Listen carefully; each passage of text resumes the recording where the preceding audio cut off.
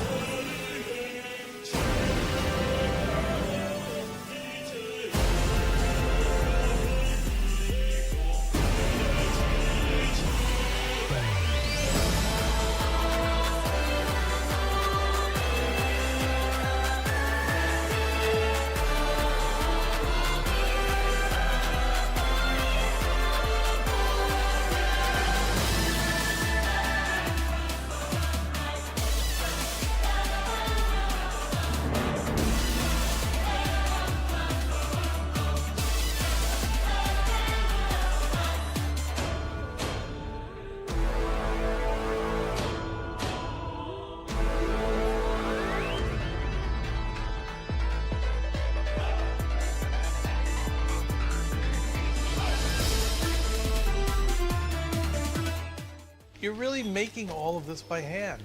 Oh yeah. The avocados are hand mashed, the chips are hand tossed, and everything is made fresh. You make it fresh every day. Yes, every day. The Chipotle way is we make it fresh every day.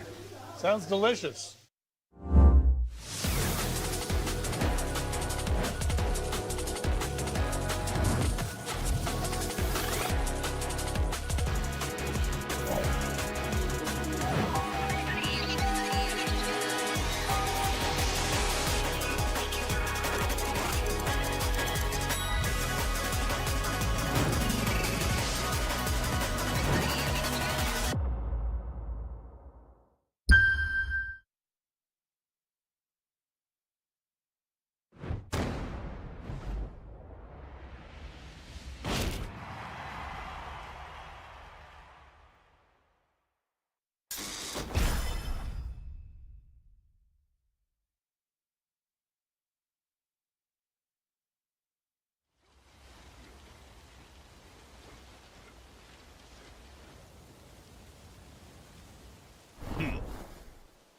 わしを倒せるとでも思っておるのか。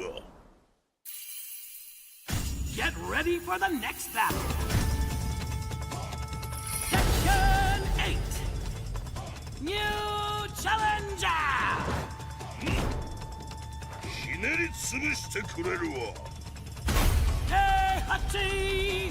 reStream! やはり生きていたか、平八。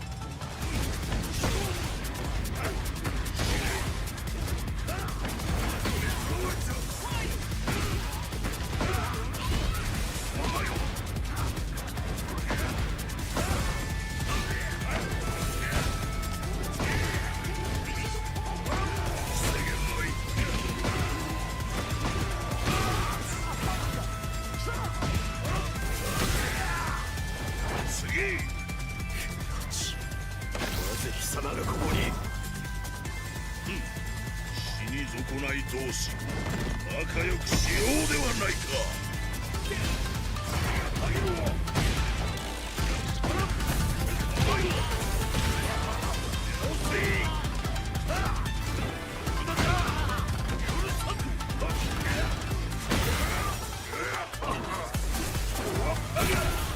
生まれ変わって出直してこい。貴様、なぜ生きている？あの程度でわしが死ぬとでも思ったか。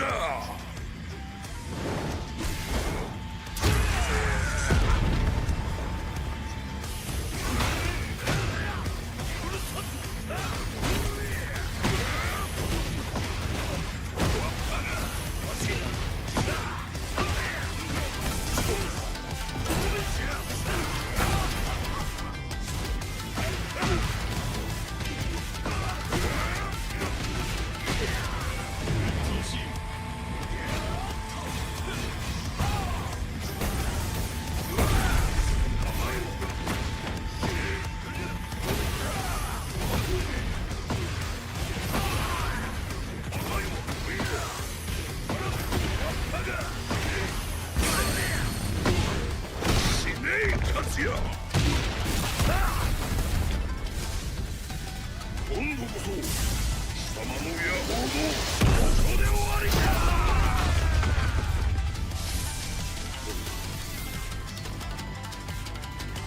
よみがえったわしは無敵じゃ。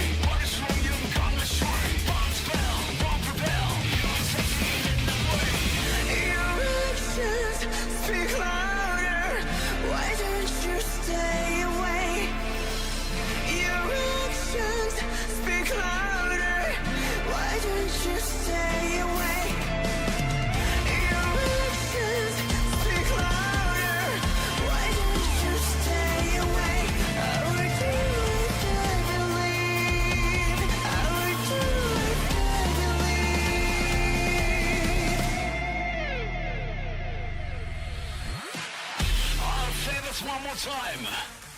Why not just give it up?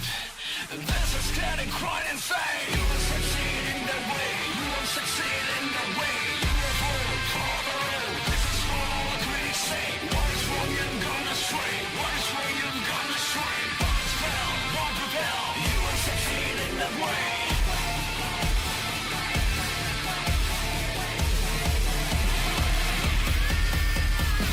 The noises from afar, so annoying. They thought and creature sights, why they're so demeaning. I'm in a different realm, mystifying.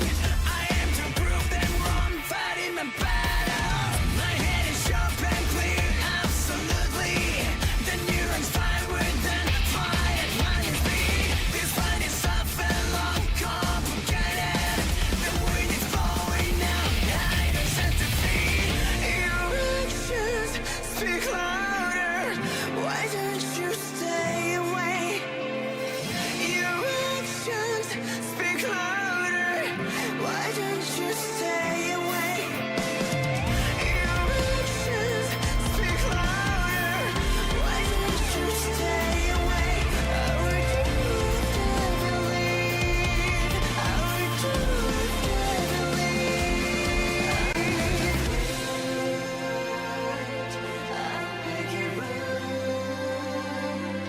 I try to find time after time.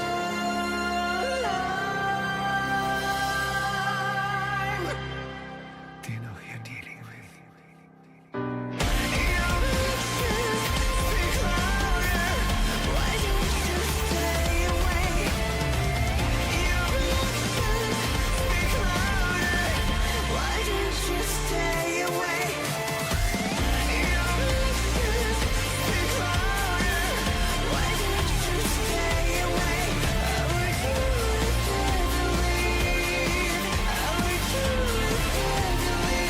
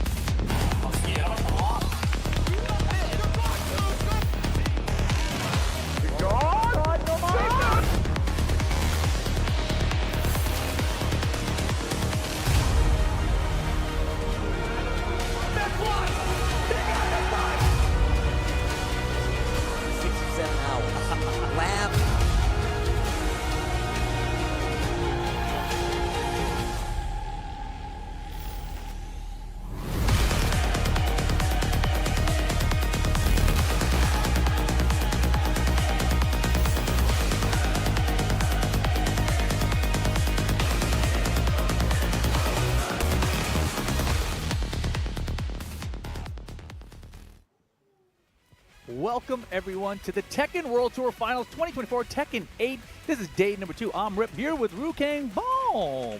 How you doing, my friend? I'm doing very good. You know, yesterday's games were incredible in the group stages. It was, you know, amazing to witness everything that was going on.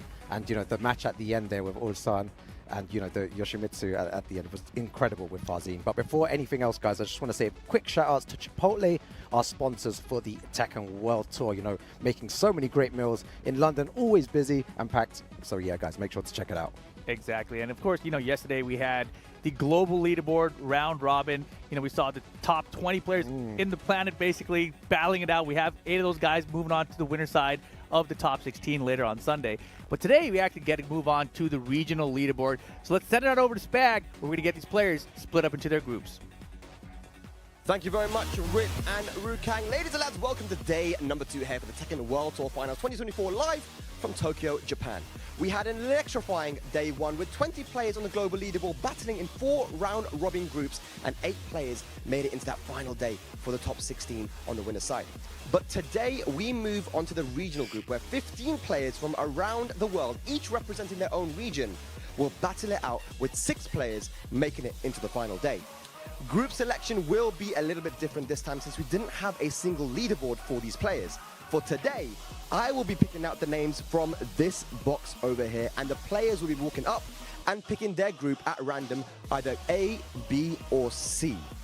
So I guess let's just get started with it, right? Let's start this. Let me put my hand in here. I'm not going to look. I know you guys can't see my eyes, but I'm not looking. And wow, first up we have Shonen from Japan. I mean, qualifying from the regional, this guy's done a lot of traveling this year as well. So let's welcome up Shonen. I think he's going to be coming up very shortly, but very, very strong player using that Jun Kazama. Here we go. I think he's coming up. Shonen. Here we go. Miyomite. Yeah, Miyomite. Yeah. Choose. Yeah. Miyomite. What's it going to be? Sure. It's Group B, okay, Group B for Shonen to start it all off. Thank you very much. And give me that so you don't put it back in. Shonen-san, Group B to start it all off here for the Tekken World Tour Finals regional group stage. All right, good stuff. Very, very good stuff. Okay, let's go on to the next one. It is going to be, wow, Yondaime. Super strong player all the way from Madagascar. That Jin player is super strong. And yeah, let's just get him up here and see where he is going to be as well. Yondaime! Look at me. No, don't look inside. Look at me. Put your hand in, go on. Yeah, look right into my sunglasses. There we go. What is it going to be? It is Group C. Okay, Group C. Please put your board over here. Yondaime. Madagascar representation. Thank you very much. I'm looking forward to that. All right, let's go again.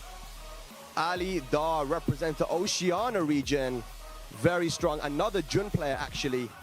We're coming up, and let's see where Ali Dar is going to make it. Ali Dar.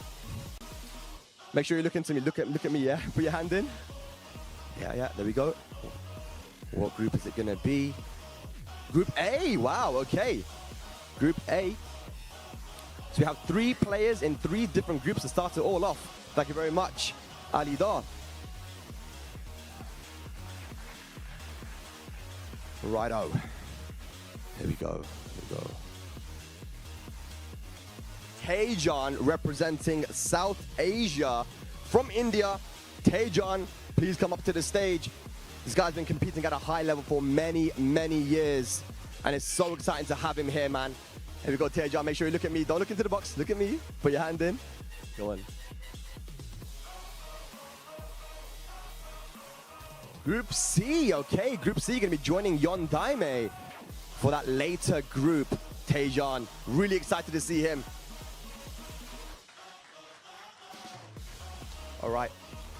Next player is going to be the Sam brother, my Habibi, all the way from Saudi Arabia, one of the best Shaheen players in the world. He's had an amazing year. Sam brother, there we go. Habibi, look at me, yeah? Don't look into the box. There you go. Pick out the name. There we go. It is gonna be. What did you get? Group B, okay, Group B for Sam brother. You kept us in a little bit of tension there, didn't want to show us. Sam brother, thank you very much. Really looking forward to that. Shonen and Sam, brother. They've already actually competed in the same tournaments before, man, so that'll be exciting. Okay, let's get another name out here. It's going to be a returning Tekken World Tour finalist, Divine Exorcist from Mexico. Divine Exorcist, super, super strong Claudio player. Here he is. Divine Exorcist. Look. Don't look at the box. Look at me. Look at me. Yeah, it's fine. Take.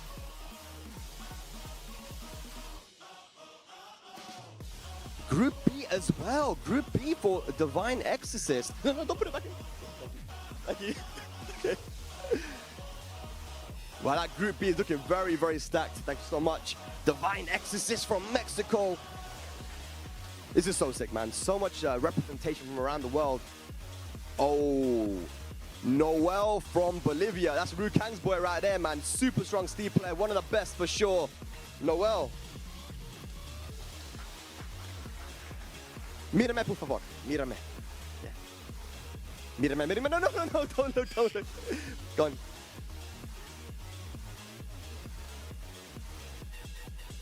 Group C for Noel. Okay. From Bolivia, the Steve player. Can you put your board there? Give it up for Noel, guys. Representing Bolivia. High hopes from him from the South America region. Next up, we have Kostakis representing East Europe, Greece. Kostakis, super strong Lars player. Here we go, Kostakis. Make sure you look at me when you put your hand in the box. Yeah, right at me, right into my sunglasses. What's gonna be the group? Group B for Kostakis. Okay, Group B. That group is looking stacked, man. We're filling that up very quickly. Okay. Shonen, Sam, brother, Divine Exorcist, and now Kostakis from Greece. Thank you so much, my friend.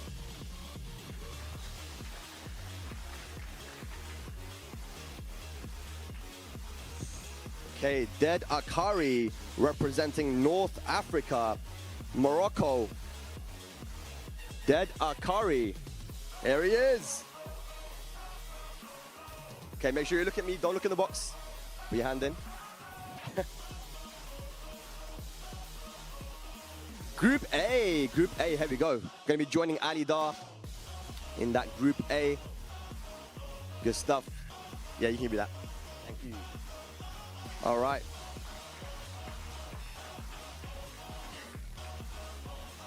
Okay, next up.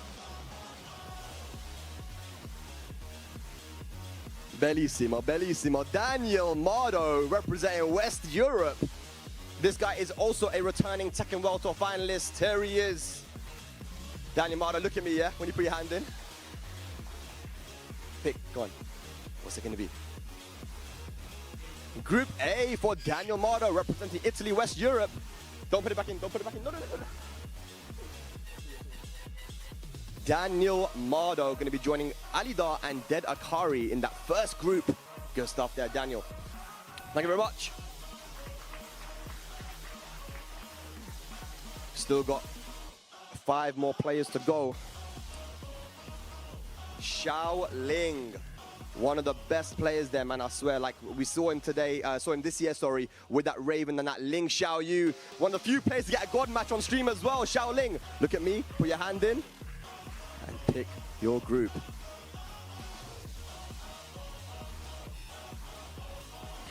Group C, joining Yon Daime, Tejan, and Noel. That's a tough group there, but Xiao Ling just made it even tougher. That's going to be an exciting one. Thank you very much, Xiao Ling.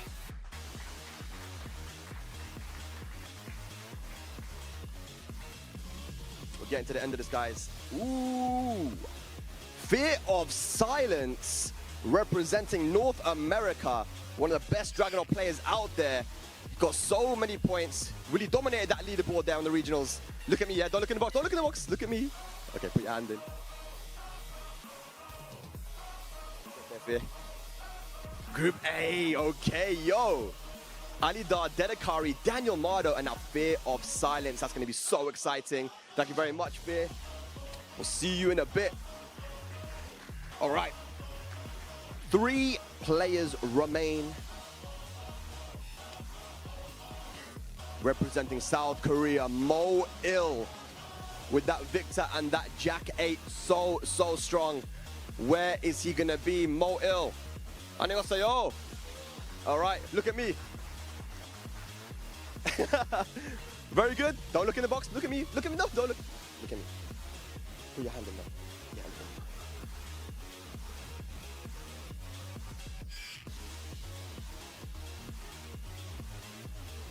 there. Where is it? Where is it? Group B. Okay. We are going to be getting a Japan versus Korea there, man. We've got Shonen, Mo Il, Sam Brother, Divine X's, and Kostakis. Put your name there on Group B, my friend. Looking forward to see you play, Mo Il. Thank you very much.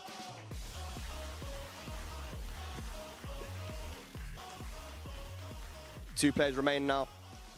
What is it going to be? Actually, you know what? I'm going to choose the other one. I'm going to choose the other one. I'm mixing it up, man. Book from Thailand coming up now, representing that Southeast Asia. A returning Tekken World Tour finalist as well. Book, look into my eyes, into my sunglasses, and put your hand in there.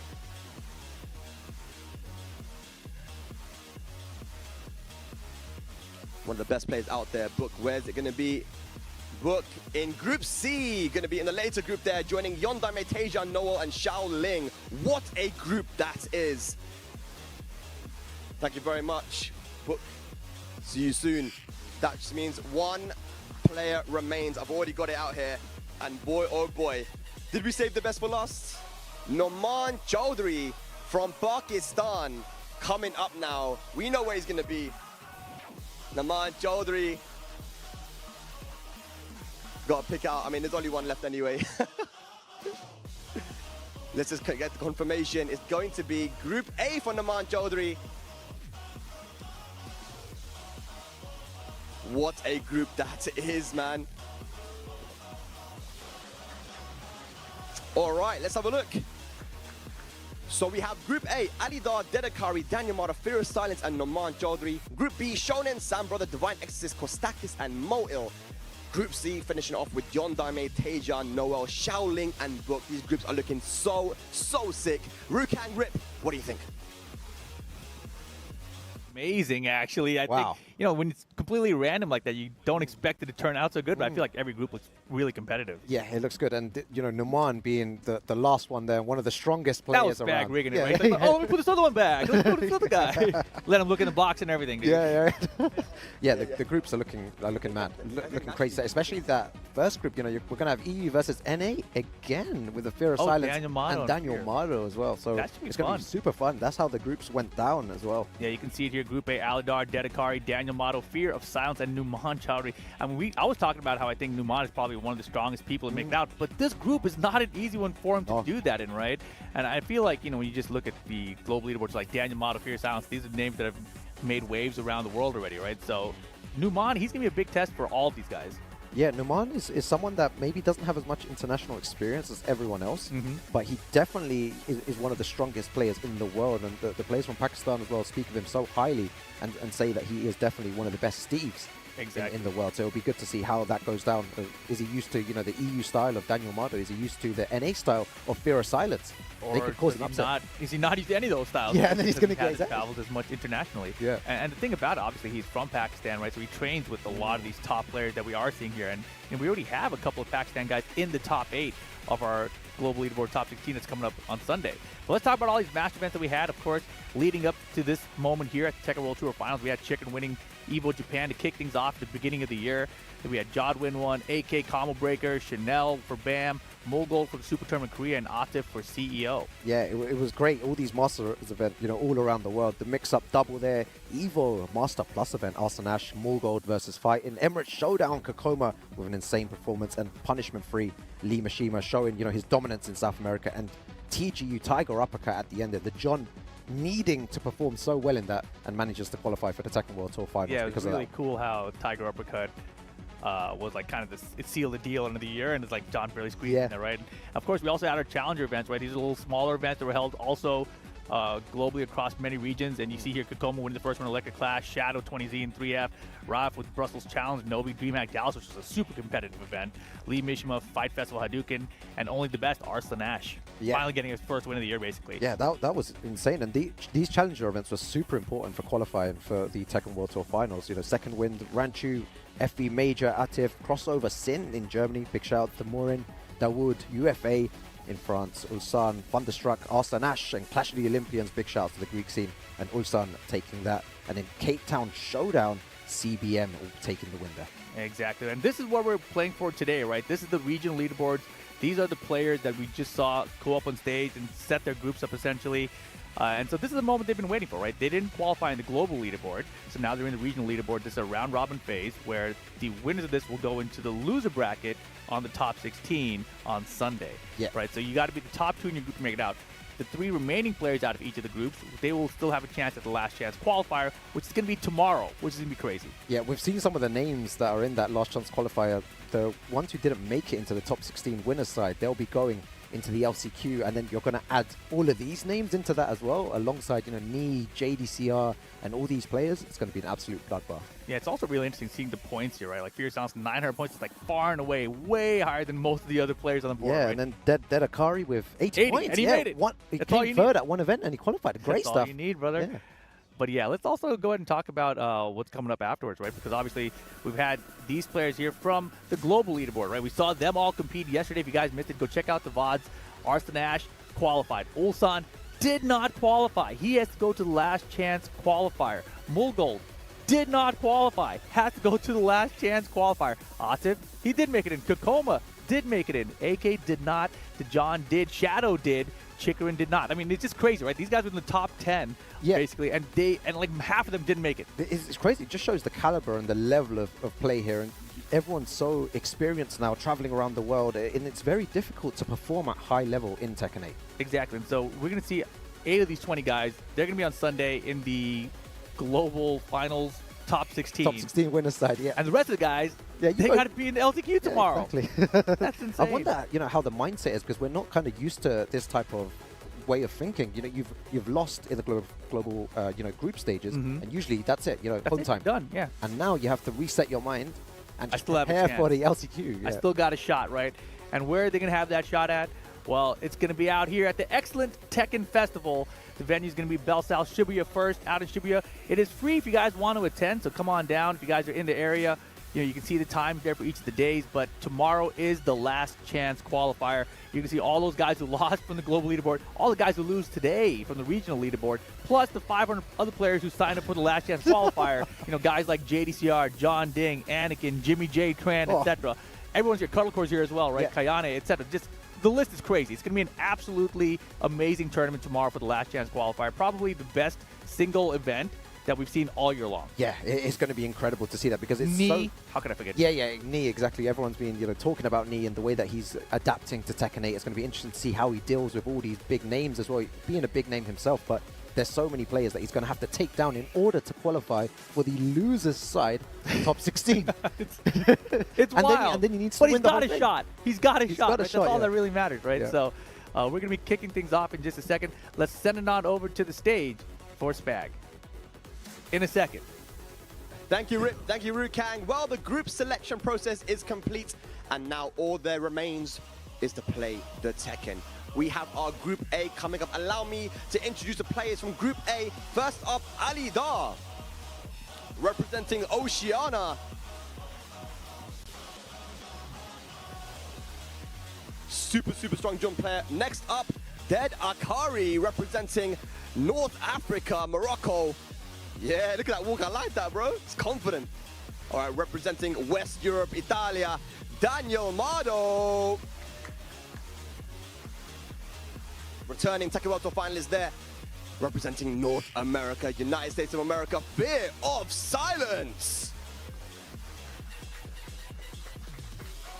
And to close it out, representing Pakistan, all the way from Lahore, we have Noman Chaudhry.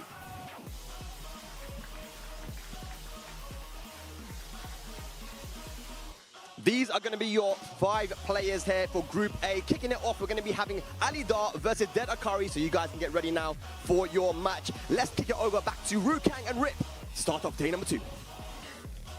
Versus Dead Akari to kick things off today. Any thoughts on this matchup?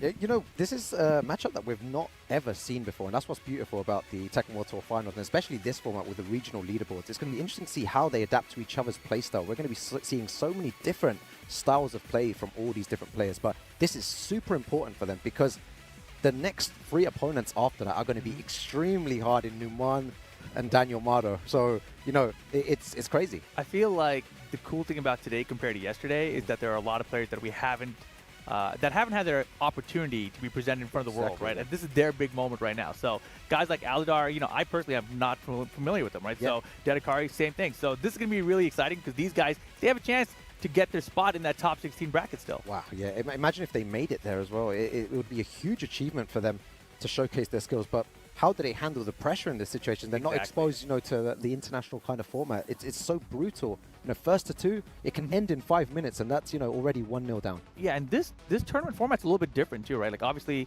you might be used to like your local tournament event, or you know, sometimes you go out and there's a crowd around you. Right now, for these first 2 days of the Tekken World Tour Finals in 2024 out here for Tekken 8, you know, we're kind of like in a studio kind of setting right now. So it's extra different for people who haven't been in these kind of environments either. Yeah, exactly. Yeah, it's going to be difficult. And here we have Alidar there, you know, Oceana first place. Pre-match routine, love reading that. Breathing. Just simple breathing. Man, sometimes you got to breathe. Yeah, exactly. Take a moment and then just breathe. And recent non-Tekken hobby badminton. Good to, nice. It's good to, you know, stay healthy, stay fit. Yeah, I was going to say, good to breathe during your match, not just pre-match. Yeah. Also, Dead Akari here, Morocco, 23 years of age. North Africa, most respected player. Arslan Ash started playing way back in Tekken 5 and also drinking water and breathing exercises. There you go. It looks like, you know, the meta has changed now. They're going into this whole, you know, kind of meditation, breathing before tournament matches and stuff. Did you know that Tekken players are the ones who mainly drink water? Like, it's not something that the rest of FGC really does? Oh, cool. Isn't that weird? I didn't know that at all. So I thought that everyone drank water. Water is the best, man. You know, I'm not disagreeing that water is good. I'm about to drink some right now. I'm just saying, just apparently in tournaments, like when they go to break, whatever, the Tekken players always start drinking water. Yeah, they do. But a lot of other games, they don't. Oh, it's kind of like instant rematch, get back into it sort of deal, you know? Yeah. So yeah, water and breathing. It's what separates Tekken players from other fighting game players. And deodorant. Yeah. It's going to be good to see these players. Like you can see there with a smile on his face for now.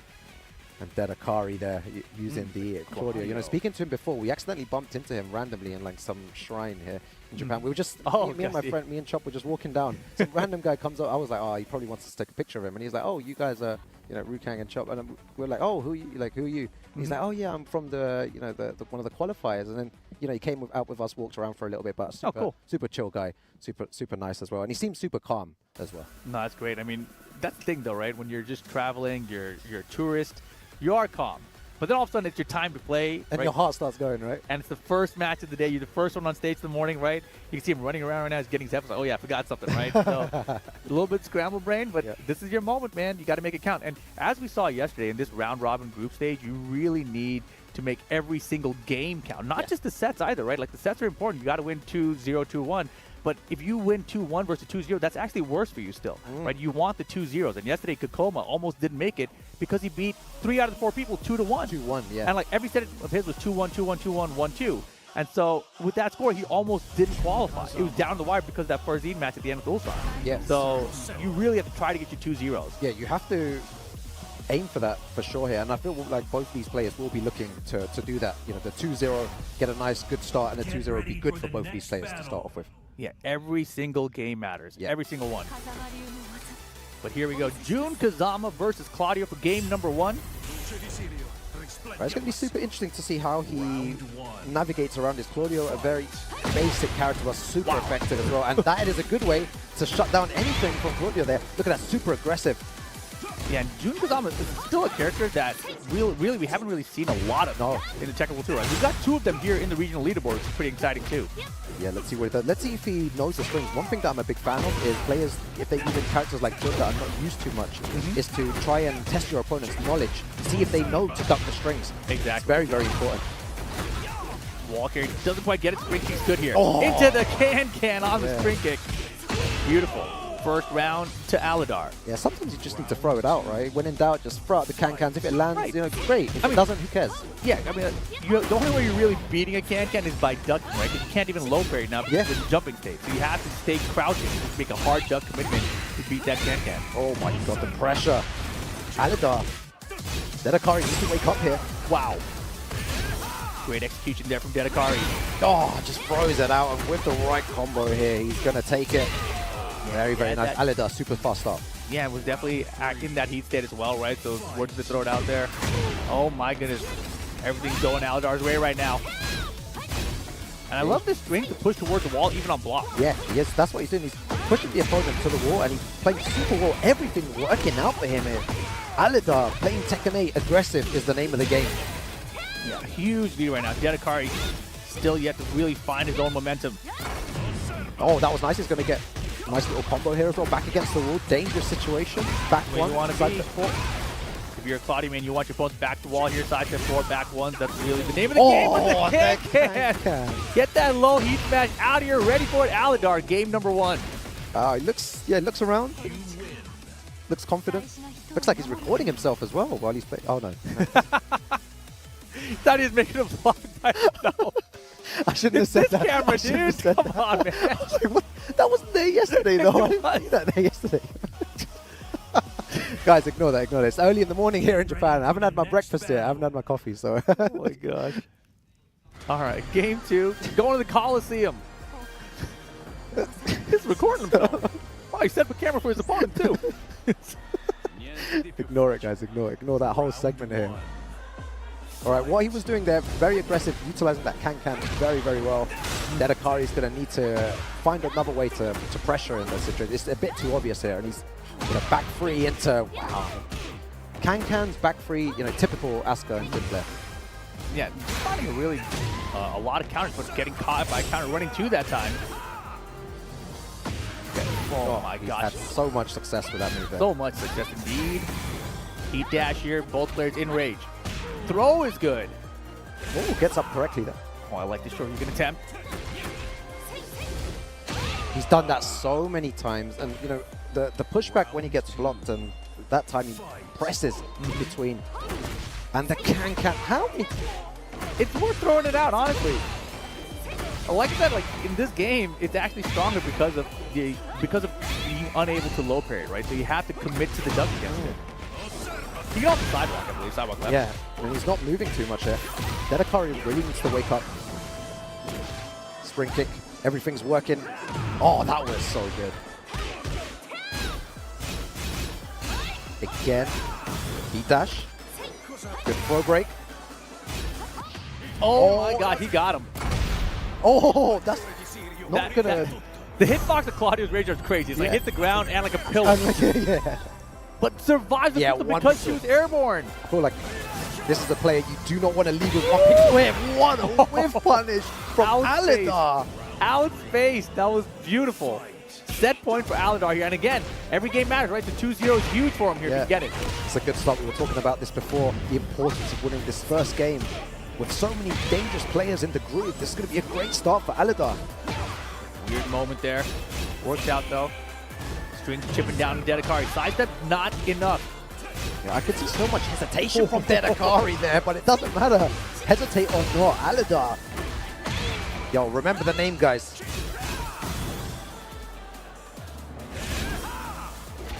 Throw is good again.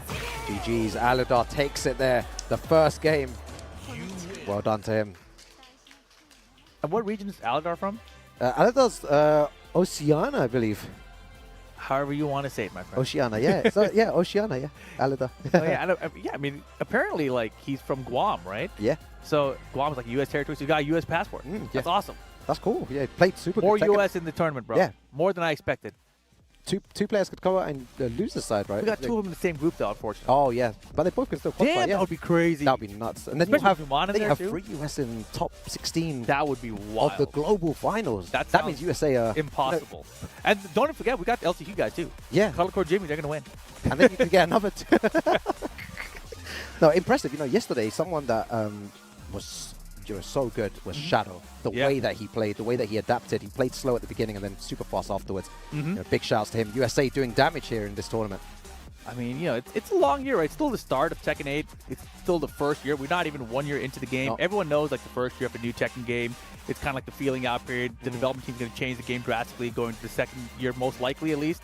That's just historically how things have been, right? Like, you look back to, like, Tekken 5.0 to Tekken 5 VR, Tekken 6.0 to Tekken 6 Bloodline Rebellion, et cetera, right? So usually there's a pretty big change, and there's a lot of system changes, new moves that come along with that sometimes. So I'm excited to see what we get moving into the second year later. But for now, USA, we're starting to figure things out. Knee starting to figure things out as well, right, as the years progress. So players starting to get there, but the game is going to change soon, too. Exactly, yeah. The mechanics have changed throughout the year slowly, and like you said, it's going to change even more soon. Alidar there, a player that I've not seen a lot of, a great start there, showing confidence, being aggressive in this game, backdashing at the right times and blocking. It was really impressive to see him play there. Let me just ask you, do you think they're going to add another mechanic to the game? Like, in Tekken 7, they added, like, wall bounce in the middle of, like, I think it was, like, Season 3 or something, right? So do you think we're going to get a new mechanic that gets added in Tekken 8? I feel like there'll be something new, for sure. There's something they're cooking up, I reckon. What do you think, Rip? What's your idea for, like, and if you had free reigns and you if could I had free reigns, like, I don't have my own mechanic. ideas, but I'm going to make a guess. Guess, yeah. Ice mechanic. Wow. You heard it here got first, the guys. heat, bring on the ice. Defensive backdash, ice dash. Wow. Ice step, ice backdash. So the ice step will be like Lily's side step, like but just buff hard, right? It just goes to your back or something, right? Like you maybe activate ice and then you can just have bigger sizes, bigger backdashes. Wow. I wonder what everyone thinks about that in the chat. Heat, right? Because the heat's aggression, then you can like defensive. I don't know. Yeah, it could be, increase the defensive properties. Wow, that would be an incredible thing to witness if it did happen. Yeah, but like I said, not what I want to do. I'm just saying, I think I'm predicting. I'm just trying to be predictive here. Yeah, the offensive people like me wouldn't be happy though, right? As in, we want to be offensive. We want to press buttons.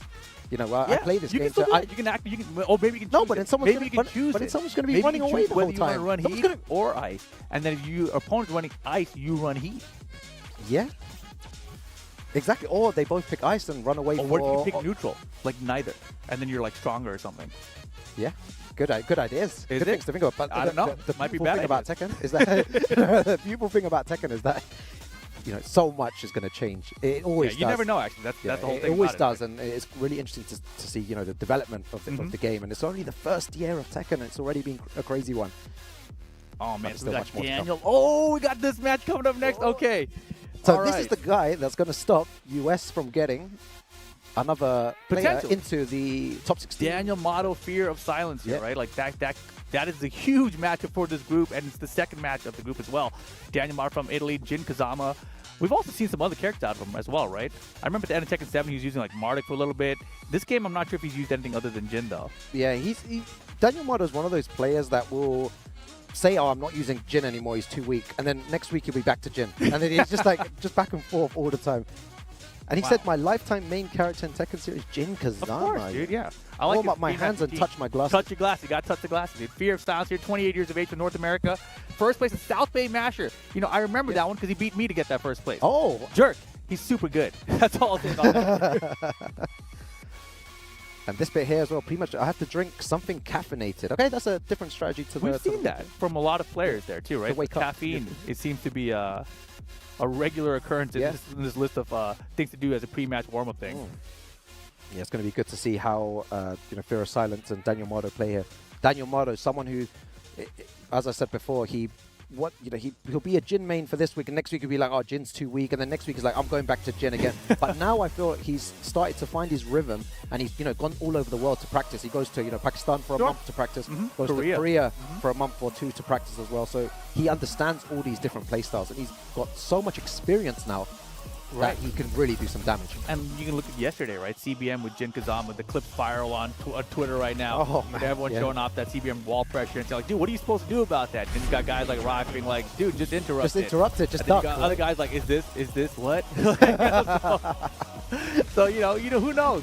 But we're going to have Daniel Motto here with the Jin Kazama, Fear of Silence with the Dragonovs. The Dragonovs have not had much success here. And you got to remember, too, the Tekken World Tour, the Master events ended October 5th, 7th or something in Tiger Uppercut, right? Yeah. So it's been 2 months since then. There was a patch in between that time where Dragunov was nerfed just a little bit, right? But it seems like it might have been enough to kind of normalize it with the rest of the top of the cast. Exactly. I believe that, that there was a line there. It just went slightly over the line, which is why this is happening now. So these guys were, many of them were debating whether to change off Dragunov and pick maybe another main character, but a lot of them seem to have sticked. Of course. But I mean, not had the success they had before. Yeah, because they have like 8 to 9 months of experience with the character in tournament, right? So it's like, all right, well, why would I switch to this point? This is the one I'm most familiar with, most comfortable with. Sidestep hop kick from Daniel Motto. That's a big deal too, right? Sidestep left against back 4-3.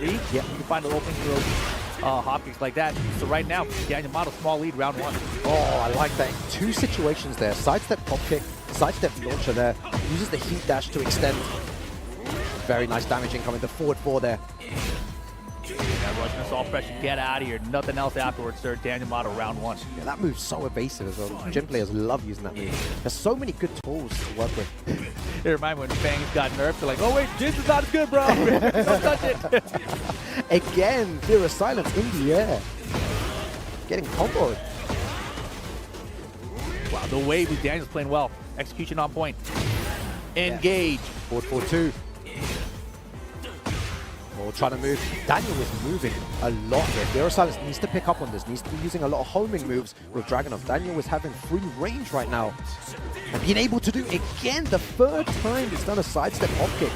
Yeah, Fear is not picking up on his sidestep right now. And when something's working in this game, there's no reason to stop. Oh, yeah. I really don't like it when people do something and they're like, oh, you know what, I'm going to change my game now. I'm going to be more defensive. Daniel, I'm thinking of things working. Yeah, it's working. Like, just play the same. Beautiful Sidestep block.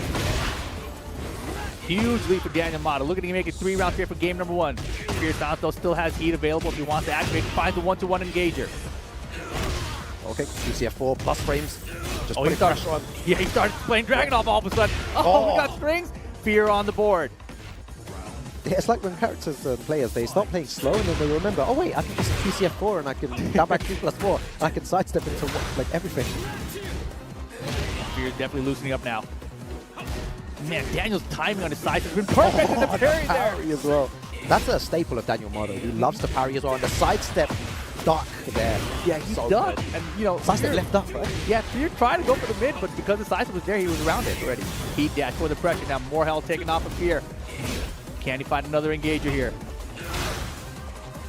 Oh, he's going to whiff punish that. Daniel Beautiful. is so on point there. And Daniel Motto with that first win. I reckon there's going to be more on Twitter now, right? About Jin. Oh, what's the counterplay to this? What's the...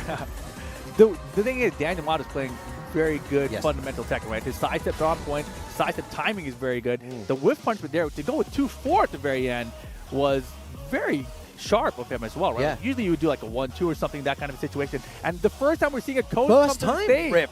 Joey Fury from the crowd comes out here to coach Fear of Silence. Yeah, he has 1 minute. You know, they're timing it there. But this is the first coach that's being used throughout the Tekken World Tour Finals here in Japan. Yeah, and I honestly just feel like Fear came in kind of cold. You know, it's his first game of the day. Daniel came in there ready to play, right? Yeah. Right from round 1. It seemed like he had a game plan, right? He knew he was sidestepping, he was launching, he was having a lot of success, and then when Fear of Silence started to kind of warm up, Daniel Motto just shut it down. Yeah, and also, everyone came in with the game plan for Dragunov, because that's what everyone expected in the tournament, right? So, the Dragunov player definitely playing a little bit of backward right now. Oh, and that move there, 2-1, 2-1-4, 2-1-4. Still sidestep, working out well for Daniel Motto right now. Yeah, Fear changing things up a little bit. Nice parry, no jump to 2-4 though. Oh, that was so unlucky. Fear of Silence needs to be really careful here. It's happened on many occasions. Daniel was stepping a lot. This is looking a lot like how Chicken was playing it, and what a hop kick. Big call out with just a small little bit of health left here. Yeah, he's going to take to the wall in this situation. What's the combo like? What's the pressure? Down 2. Double rage, heat flip over Fear, but he gets tripped up. My goodness, a 99% comeback that started with just a hop kick from Daniel Motto. It was a very good read from him. Oh, he's going in with the electrics now. Man, the step, and he's going in both directions, right? Fear's trying to stop the sidestep left, so Daniel's starting to go right now. Got him back with the heat dash. It's all the experience that Daniel's got now. He understands different type of playstyles. Like Fear of Silence fighting back here. Engage, no gray though. But still has more heat time to work with because of finding the heat engagement instead of the heat. Oh, there you go, the homing. He's trying to shut it down. More of that would definitely work in his favor. Daniel Motto will be more hesitant to sidestep. Wow, starting off the round down forward 1. Hey, engage. Man, did you see the camera? He was drunk right there. Nice. Oh, what did that do not test Daniel Mado's knowledge? That was a wild test. Man, now the single jab coming out, but he's so off axis and he still went for it. Oh, beautiful. again. But this time, Off axis? Yeah, he's still going to convert though. Good choice, good choice. He dashed, chipping down more of the mids. Back The to delays. Set point Daniel Mato now. Fear of silence. Can he bring this back? Again, every game matters. My Step God, on no, it. rip. Every time. Why? Every time. Why did Joey Fury tell him? He should have. Wait, chance. He didn't get the wall boom. Oh my gosh, dude. So unlucky. Super unlucky. But gotta be careful. Oh, Calls what out a the dunk. high. Fear of silence fighting back here. Oh USA my God, holding what on for is dear this life combo? here. Switch position. Oh, he called it out. Yep. And that was such a good call, right? Because he knew that he's been doing the side steps. He wanted the home attack. It's going to be a high from Dragunov. Smart play from Daniel Mato. Oh, down two. No one reacts. Got him! That's going to be it. Oh! It's enough. Off the heat dash. Beautifully played by Daniel Mato. Getting the 2-0 over Fear of Silence. Wow, it was a really good game there, but the sidestep ducks were really, really on point, and he won many rounds because of that. And you look back to yesterday, right? We saw Chikrin with non-stop sidestep. Like, he didn't care if he got caught by while he was sidestepping. He's like, I'm going to keep doing this because when I find that opening on that sidestep, I'm going to make you pay for it. Yeah, exactly. And a lot of players' mentalities. You know, one player, Kanan Trench, Yoshimitsu, he also has the same. He also has the same mentality. He likes to sidestep. And if he gets hit, he's like, who cares? I lose like, what, 15 damage? Right. But when I sidestep and launch you, you're going to lose half your bar into a mix-up. Yeah, you really have to either have a really good homing attack or be really cautious about the attack you're throwing out, right? Yeah. And we saw the adaptation on both sides. Fear did start tracking him to that side that he was stepping originally, so Danny's like, all right, I see you stopping this way, so now I'm going to go the opposite direction. And that's a big part of Tekken right now, so it's cool to see that play out in this kind of a set.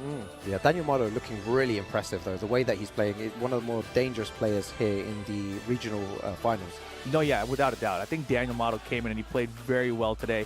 And that's just the start, right? And here's the wild thing. When you look at the groups from yesterday, these starts, you usually look at the guy like, oh, this guy got 2-0. He beat two people 2-0.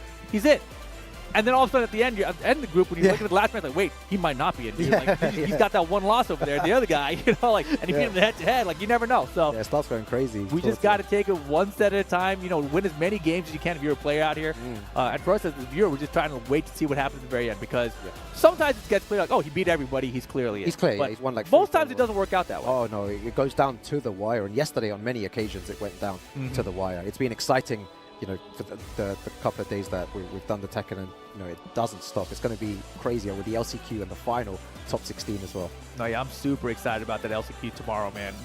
500-something players, plus we got so many of the players from today's tournament and yesterday's tournament are still going to be in that LCQ. On top of all the other big names, we just saw Joey Fury. I didn't realize he was here until I saw him. He's going to compete. He's going to be the LCQ as well, right? Another so dangerous who player. knows, man? And only two of those guys can make it in, like out of that 500-something field. It's going to be an absolute bloodbath. But when you do make it in, it's like, you know, you really worked for it. You worked super hard to go into the loser side. And then to try and win from there, it's a story if someone manages to win the LCQ. For example, like me, he wins the LCQ. Yeah. He goes into, you know, the loser side and he wins the whole Tekken World Tour.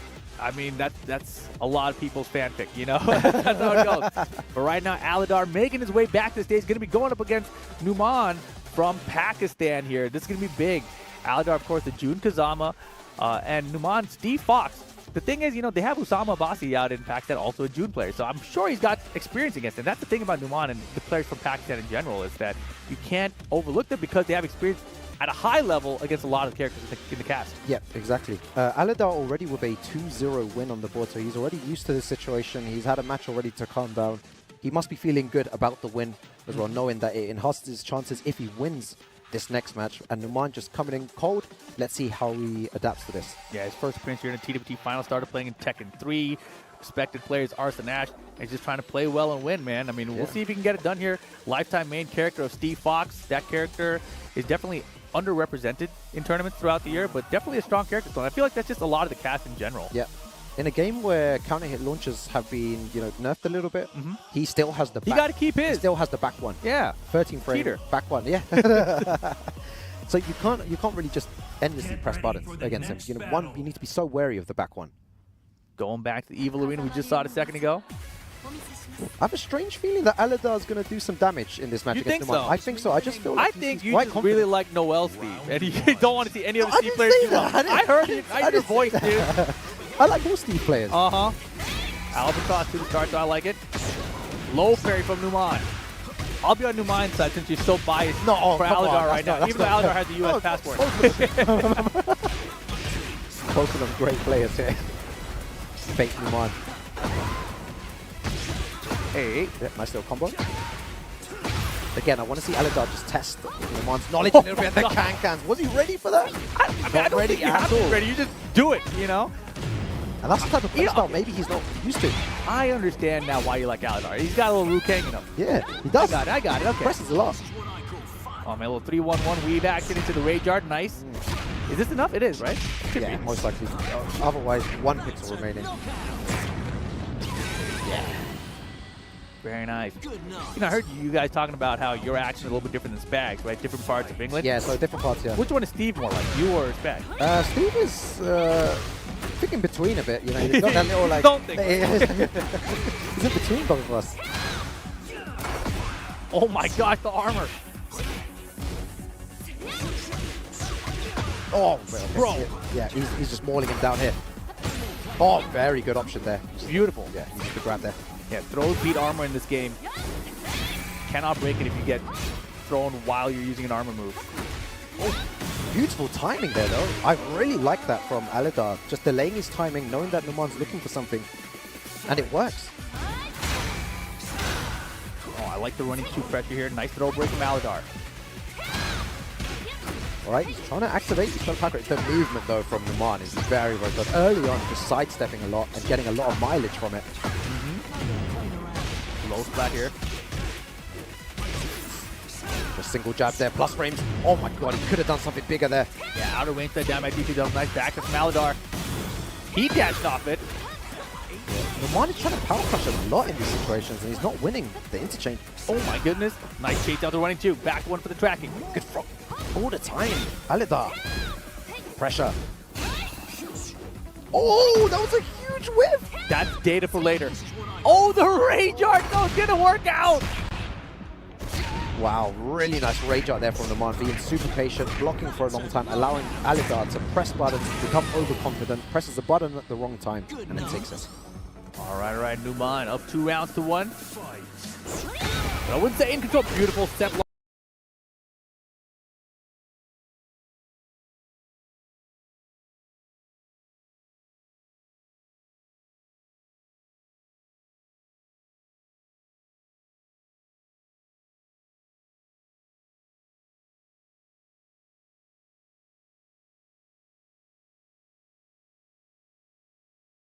He's going to activate heat for some more pressure. Yeah, you're right. A lot of armor. A lot of armor all the time. And usually I associate that, if I see it so much, I associate it with panic a bit. Like, I don't really know how to deal with this situation. I'm going to armor. Like, that's my default way to get out. Yeah, maybe he's also thinking like, you know, I mean, armor loses to lows and throws, so maybe he's thinking June doesn't really have good lows, but then Can is so scary. Yeah, it's super scary. He needs to be careful. Scary. That was close. Final round situation here. 1+2 throw broken. Breaking everything. Numan playing super patient. Oh, I like it. Went right underneath with more. Oh my goodness. Dangerous play. He's going to try and find a way to activate heat here. Numan has resources. He needs to use it. Ooh, I like the heat dash here too. The throw break's good from Numan. Anyone's game. Oh, this is so close. Oh, the Can. Go. Here comes the heat from Numan though. Can we get a heat dash? Oh, Nothing he we ducks. can do. He tested, you know, I don't agree with that. Testing his knowledge at the end there. Sometimes the place to test is at the end though, right? I mean, if you test at the beginning, then you'd know. But then if it would have worked, you wanted to close out with it, right? So it was a big risk. Way too much risk though at the It end. is a big risk, but I mean, also look at the way he played at the end, right? Can was his go-to at the end there, into the test with the high in the string. And Numan, he stayed solid, didn't get caught by the Can, ducked behind and punished it cleanly there. He had heat as well, so it was going to be a situation where he was going to force the heat dash into a just one situation mix-up, right? So it was kind of on Aladar to trying to force a way to close it out there, and maybe that is one of June's best ways, you know, testing me through with the string. Yeah, it was a really good play, and Numan, just the composure, the sidestepping, the decision-making was so much better in those clutch situations. The rage art as well.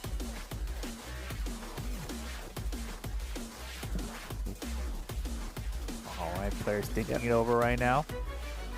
Looks like they're changing something on the screen, actually.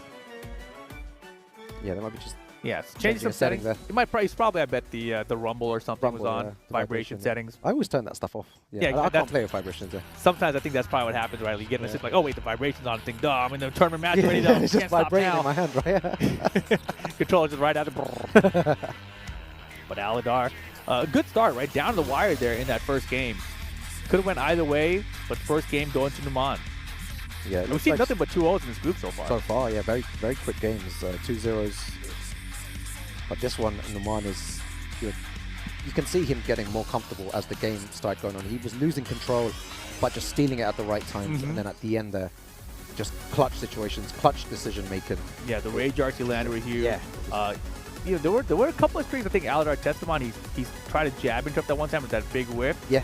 And when you have that kind of moment happen, I feel like if you're Aladar, you're like, all right, maybe he doesn't really know the character. Now I can see him in that last moment go to test him with the high in the string, right? That was his mind game. Yeah, is what he was trying to do. Yeah, he's like, maybe you aren't as familiar. And June is a character where you can kind of try to exploit that from your opponents, Yeah, right? and Because there's she is those two situations as well where he didn't whiff punish those big, interchanges. He tested with a string. He had to push back. Numan would throw 1-2, and Aladar just stood there and did nothing. So I was expecting a huge launcher there, and it could have changed the game. He expected Numan to know better, right? So he's like, oh my gosh, you didn't know about that? Yeah, So yeah. he was caught off guard. I always say this, when you really need to test players' knowledge. I hear a lot of newer players say, oh, this guy is knee, and I'm not going to test him on strings. I'm going to play like very defensively and just use pokes and stuff. But no, you need to do You need to treat him like he's a nobody. Yeah, exactly, yeah.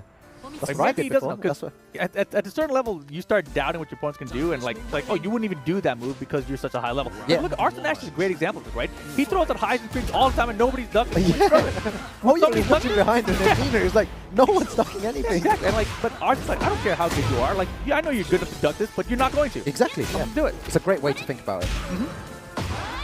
Oh my gosh, caught him tooth fairy in the back. Got up wrong. Wow, 15 seconds already gone. Nearly over. Oh my goodness, sidewall though. Oh, he's eating it. Yeah. 50-50 time. Help you fight back from this though. Yeah, Numan, oh, the back one. That was nasty. Dude, he knocked the sentence down my mouth. That was crazy. That was so good. It was going to be one of three things. Going to sidestep into launcher, going to rage out, or the back one there as well. Maybe Aladar just being too offensive at the end of round. And taking too much risk, running in there, and then losing it. He's lost it many times. Such a big lead, right? Yeah. And, historically, it is always like, if you have a huge lead on Steve Fox, it can be hard for him to make a comeback. Yeah. But in this game, with the heat mechanic, maybe it's not so hard, right? Nice low parry. Let's see what the combos like here. Activates heat. Okay, wants to push further to the wall. Good option. Got to pressure a bit more here. Oh, I love it. Got him! Little clinch. Again, Numan going for so much power crush there. But again, the round is still very close right now. Yeah. Heat That first. Aladar's like keeping up with him. Boy. Wow, that string made up so much health, like it got caught by the rocket launcher. Oh, I was gonna say, he's gotta watch for the rage dart. Now it's starting to hurt me, Rip. Okay? It's like, come on. It's like, don't press. Numan is looking for this every single The thing time. is, I felt it too, right? Because like you can sense it. He's behind. He had so much great health. He's trying to recover, so he's hitting buttons Yeah. to try to get that health recovered. But then it's against Steve Fox, who has Rage Art, and he's got back lunge, and now he's got Line Art backslay to kill you too. Yeah. All the way to the wall. Going to be a big combo damage here. Oh, fine. Goes for a different option. And Knocked the other sentence out of my mouth. Damn. oh my God, so strong. Numan, this is why he's one of the best players in the world. And he takes it there 2-0 again. Really Nicely strong done. play from him, Pakistan, in the house here. Man, yeah, so if you're Aladar, you start off like thinking like 2-0, I'm off to a great start. Then you lose 0-2, you're like, oh no. Like, where now are he's we in trouble now? again, right? Right? And so now Numan, he starts off with a 2-0, and that could be how this group plays out, where everyone's getting 2-0s and getting 2-0'd back by other people. So it is a very competitive group. Numan here from Pakistan, starting off strong though. Yeah, really impressive stuff from him. I'm sure there's many people watching at home right now, and a very dangerous player. This is why everyone speaks so highly of Numan. Yeah, and it's good and to the entire showcase his skills around the world. Yeah. Yeah, I love that interview Arslan did where he said, Oh, yeah, You yeah. know, someone from Pakistan is going to win this basically, and even if it's not me or Atif, you know, it could be the John, it could be someone else from Pakistan.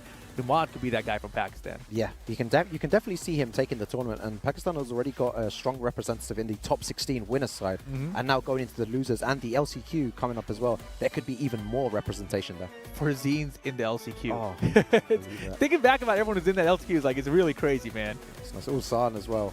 We could have a run back for sure, and that's how it's gone down so far.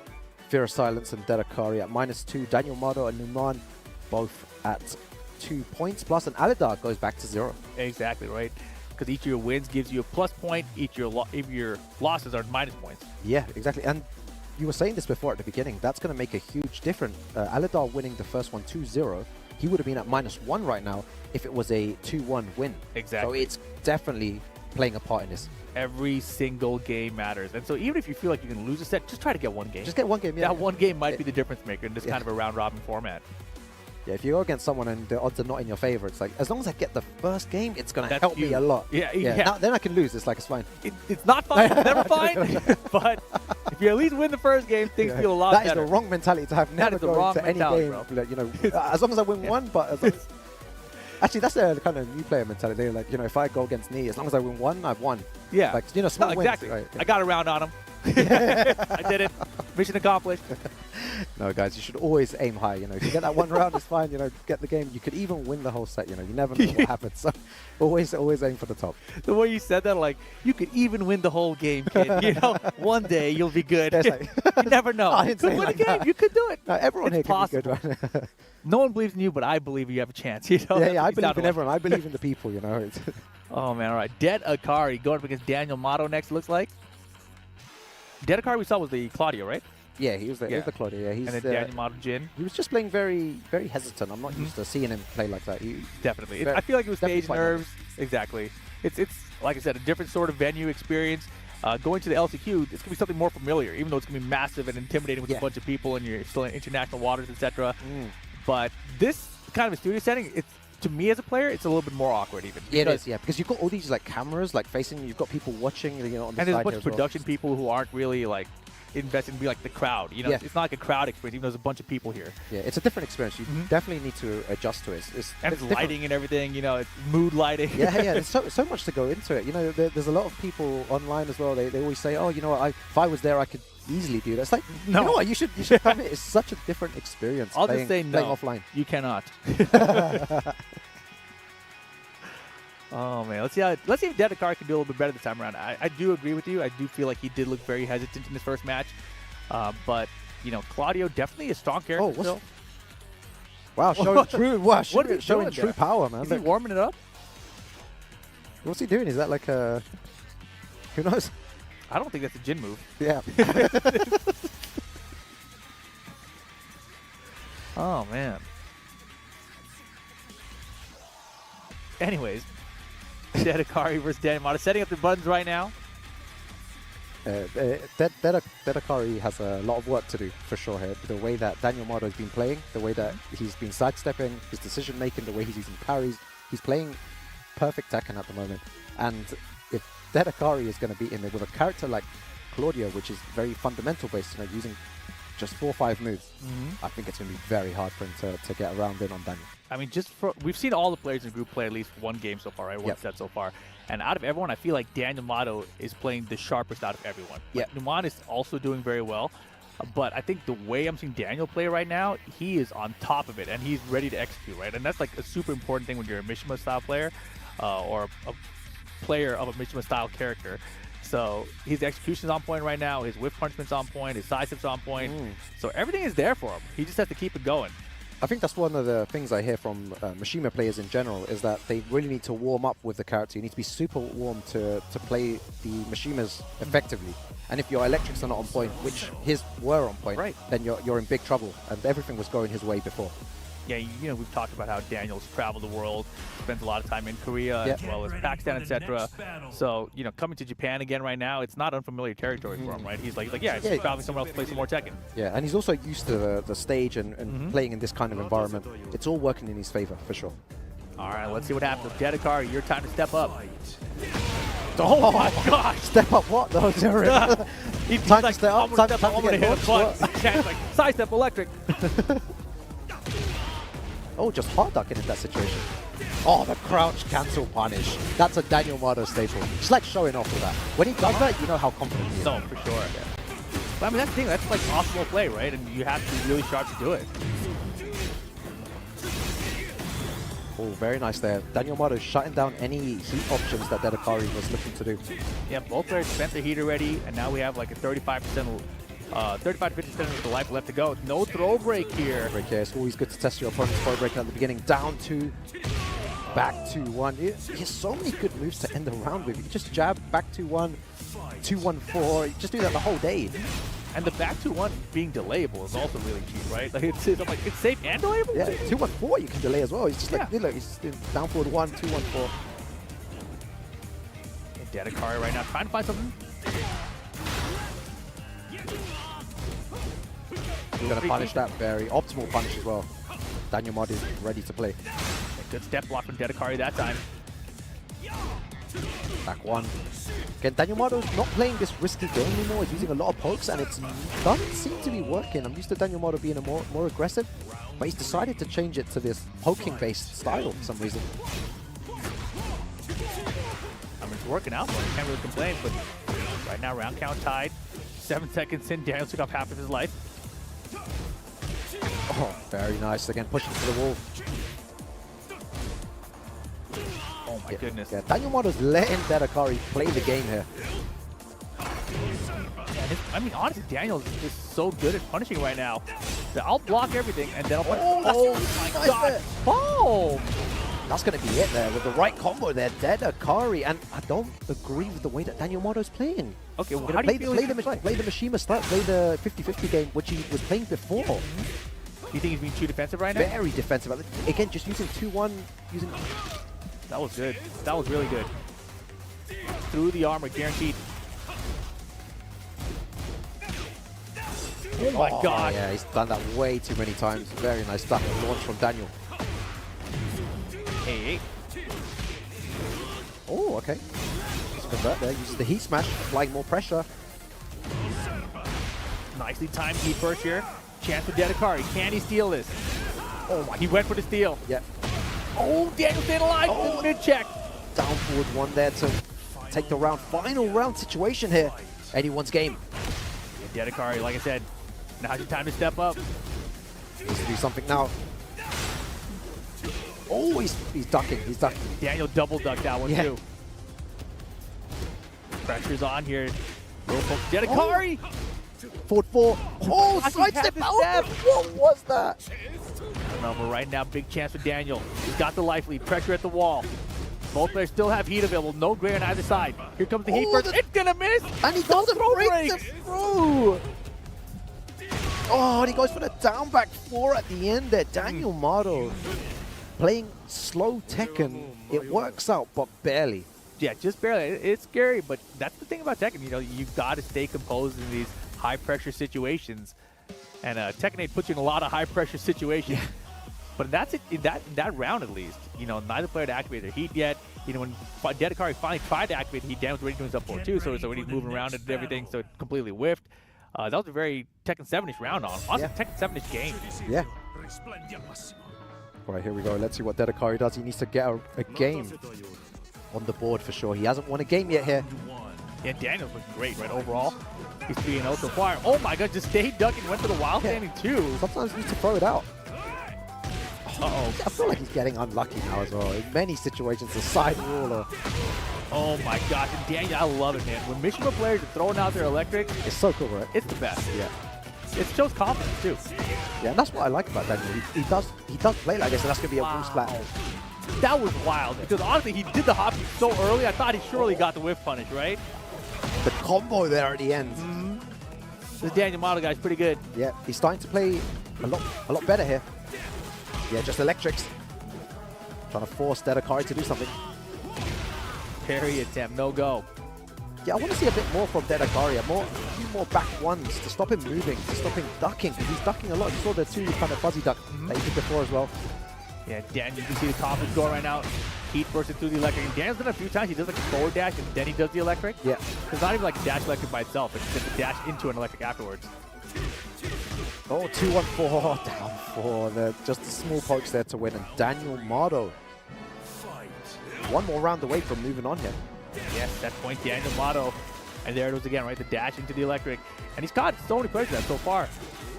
Oh, this boy. time goes for the mid-launcher there. This is what you were asking for in game 1, right? Yeah, I wanted this from the beginning, and I feel like if he played like this, it would have been a more of a quick win. But you know, Daniel Mardo's the one sitting there. He knows he has a game plan. He knows what he's doing. Oh my gosh, the back one though finds his mark, gets the wall splat. Here comes the Heat. All right, this is the start. Dedekari, he's going to go downstairs. And the balcony. Good option. Yeah. Yeah, there we go. Understatement. Yeah, Good option. the best option. Dedekari fighting back. For the balcony. Oh, every this time electric. we say it. We just get the full combo. Chance for Dedekari right now. Oh no, Dedekari, very, very bad. The decision there. Daniel Mardo really ready for that. And those kind of risks, right? Strings that have height in them. At this kind of level of the game, it's just such a big risk. But here we go, Chance. But no, sir! The hop kick, and he's not done that at all. This whole round messes up the combo, but goes for the low anyway. And the way he stands up super quick. Yeah. Like, he just gets up, he's like, yeah, GG's, I'm gone. I mean, that was wild, right? Like, he got hit by a heat engager. He's like, I'm going to hop kick. He's like, you ain't going to use your frames. Yeah. Sometimes you have to disrespect, and that's what was missing from Daniel Mardo's play a couple of years ago. He was very frame tight, like, oh, why did this guy do this? But now he's added this to his game. It makes him even stronger. The unpredictability. He will throw out hop kick at certain times. Yeah, you see so many players who play too by the book, right? By the book, too much by the number. Yeah, they're like, oh, and then they post, oh, I was plus 15. Why is this guy like? Why is this guy mashing a guard break? I mean, I was trying to do a 50 frame move after, but why would he hit a button there? Yeah. I was plus 15. Yeah, you have to like definitely disrespect frames in this game. You cannot play Tekken by the book. It just doesn't work like that. Exactly. So well played though, Daniel Mardo. Another 2-0 in the book for him, right? So now he's 4-0 so far in the group. That's huge. That's plus 4 points. That's a really good position. Like, we've seen players lose out while being ahead in these round robin groups, but that's a pretty strong start. Yeah, he's scary, and I'm looking forward to the Daniel Mardo versus Numan match as well coming up later on, because that's going to determine who goes first in the group and who goes second, which does matter as well. And the thing is, right, Fear of Silence, we saw him lose, but he's only played one set so yeah, far. only once, yeah. So he starts playing Numan as well, right? And if he can get a 2-0 Numan somehow, all of a sudden the whole group's interesting, right? So you never know what's going to happen. And here is the look at the round robin standings so far. And you can see there, Daniel Mardo with that 4 points in the lead. Numan with that 2-0. He's only had one set so far. Fear of Silence with a -2. And Dedekari -4. Now, not a great position for him. But again, if he wins the next 2-0s, all of a sudden he's at 0. And in this set, there's no one game anywhere. It's all 2-0s across the board. Yeah, that's strange, because yesterday there was a lot more 2-1s, and here it's been very dominant. Even though some of the games that were super close, it's still a 2-0 situation here between all of them. Dedekari could have won that first game against Daniel, right? So it could have been a 2-1 sort of situation, but it's not. It's 2-0s again, and that is so big and important in this round-robin format. Yeah, it's definitely working in Daniel Mardo's favor here. The 2-0s are in a, he's in a very good position to take the group here, and the way that he's playing, the confidence that he's showing. Yeah, he's just got everything, the full package. So let me ask you, right? Daniel Mardo, he's sitting pretty right now. He looks like the odds-on favorite to make it out. Yeah, and then he loses the next. But who do you think would be the second favorite right now? Like, Numan obviously has the points right now. Yeah. But is he also your second favorite to make it out? I think Daniel Mardo and Numan have a good chance, but Fear of Silence has only played one game, and we know what Fear of Silence can do. He can definitely cause some damage, but right now it is looking like Daniel, and the way that Daniel played and the way that Numan played, they're both looking like they're going to make it up. But again, Aladar and Fear of Silence, they're waiting there. Aladar is a huge wild card because he has that 2-0 as well, right? Like, yeah, he got 0-2 by Numan, but he has that 2-0 against Dedekari. So it's a situation where, if he gets another 2-0, all of a sudden he's in the running to make it out of the group as well. Yeah, and Numan is most likely going to 2-0 a lot of the other players in this group as well, potentially. Never know. So it's going to work in, Aladar's favor. So anything can happen. Anything can happen. Yeah, very, very fun so far here at the regional leaderboard round robin phase. This is just Group A. We're going to have Groups B and C coming up after this today. And that's it for today, right? Today's just the regional leaderboard phase, right? Yesterday we had the global leaderboard round robin phase. Tomorrow, of course, though, will be the last chance qualifier, right? It's the last chance qualifier where everyone who loses this group, they're not eliminated. Yeah. They're just eliminated from the group. They go into the LCQ to try to get back to the loser bracket, where the winners of this, we'll be headed. Yeah, Nailed it. yeah. It's a nut situation to be in. It's crazy, but you still have another chance, though. That's the good thing. You lose, Yeah. still have another chance. And it's wild. Is this, when you're a competitor, right? Do you think this is what they favored? This kind of an LCQ format where you have another chance after the group phase? For sure, yes, Yeah. because you've traveled all this way, you've suffered qualifying for the Tekken World Tour Global Finals, and now getting another chance is great. Yeah. Cool. But yeah, all right, guys. Well, we'll be taking a quick break here, but we'll be back for more Tekken 8 action very, very shortly. Don't miss out, guys. So much hesitation from Dedekari there, but it doesn't matter. Hesitate or not, Aladar. Yo, remember the name, guys.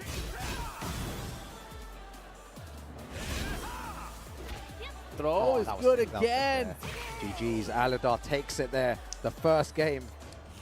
With position. Oh, he called it out. Yep. And that was such a good call out, right? Because he knew that he's been doing the side steps. He wanted to use the home attack. It's going to be a high from Dragunov. Smart play from Daniel Mato. Oh, down two. No one reacts. Got That's him! going to be it. Oh! It's enough off the heat dash. Beautifully played by Daniel Mato. Getting the 2-0. Oh, Fine. goes for a different option. I knocked the other sentence out of my mouth. Damn. Oh my god, so strong. Numan, this is why he's one of the best players in the world. And he takes it there 2-0 again. Really Nicely strong done. play from him. Chance for Dedekari right now. Oh no, Dedekari. Very, very bad decision there. Daniel Mato really ready for that. And those kind of risks, right? Strings that have highs in them. At this kind of level of the game, it's just such a big risk. But here we go. Chance. But no, sir! Goes the hop kick, and he's not done that at all this whole round. Messes up the combo, but goes for the low anyway. And the way he stands up super quick. Yeah. Like, he just gets up, he's like... Everyone wants to block. How can you say no to this? You make it fresh every day. Absolutely, we keep it fresh. You can't have AAA without guac. Beautiful. Sightseeing and eating.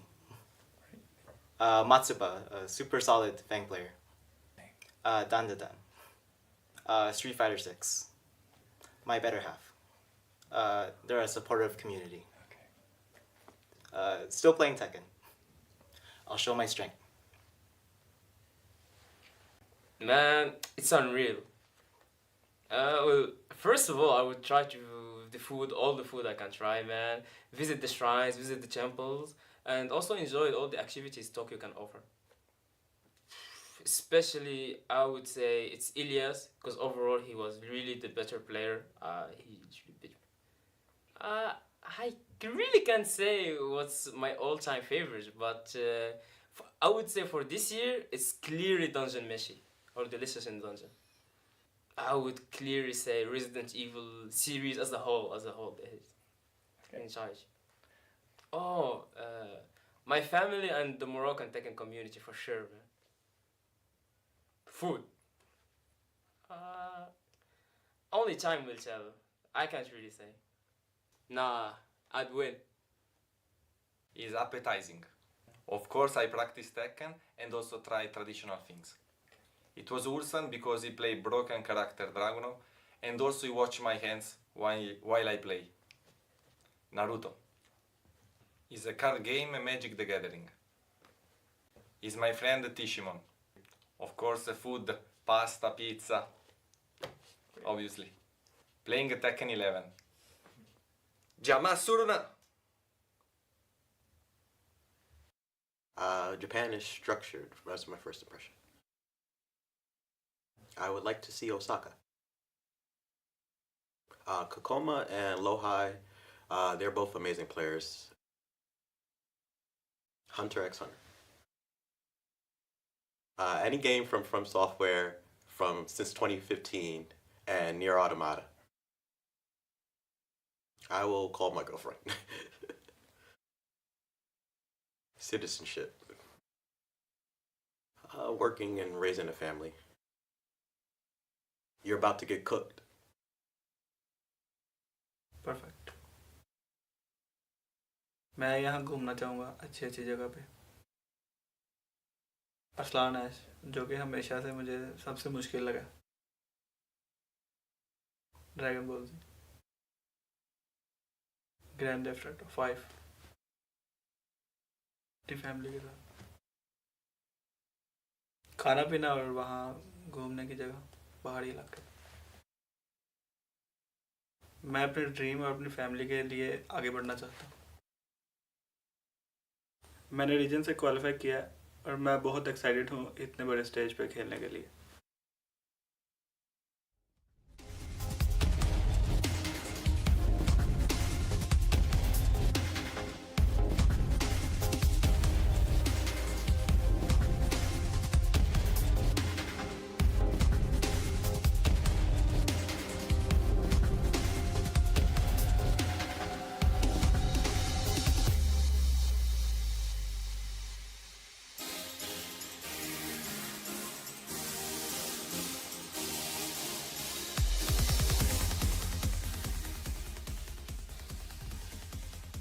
Tekken World Tour 2024 Finals. We are live here from Tokyo, Japan. My name is Maj Obama, joined by the illustrious Ru-Kang.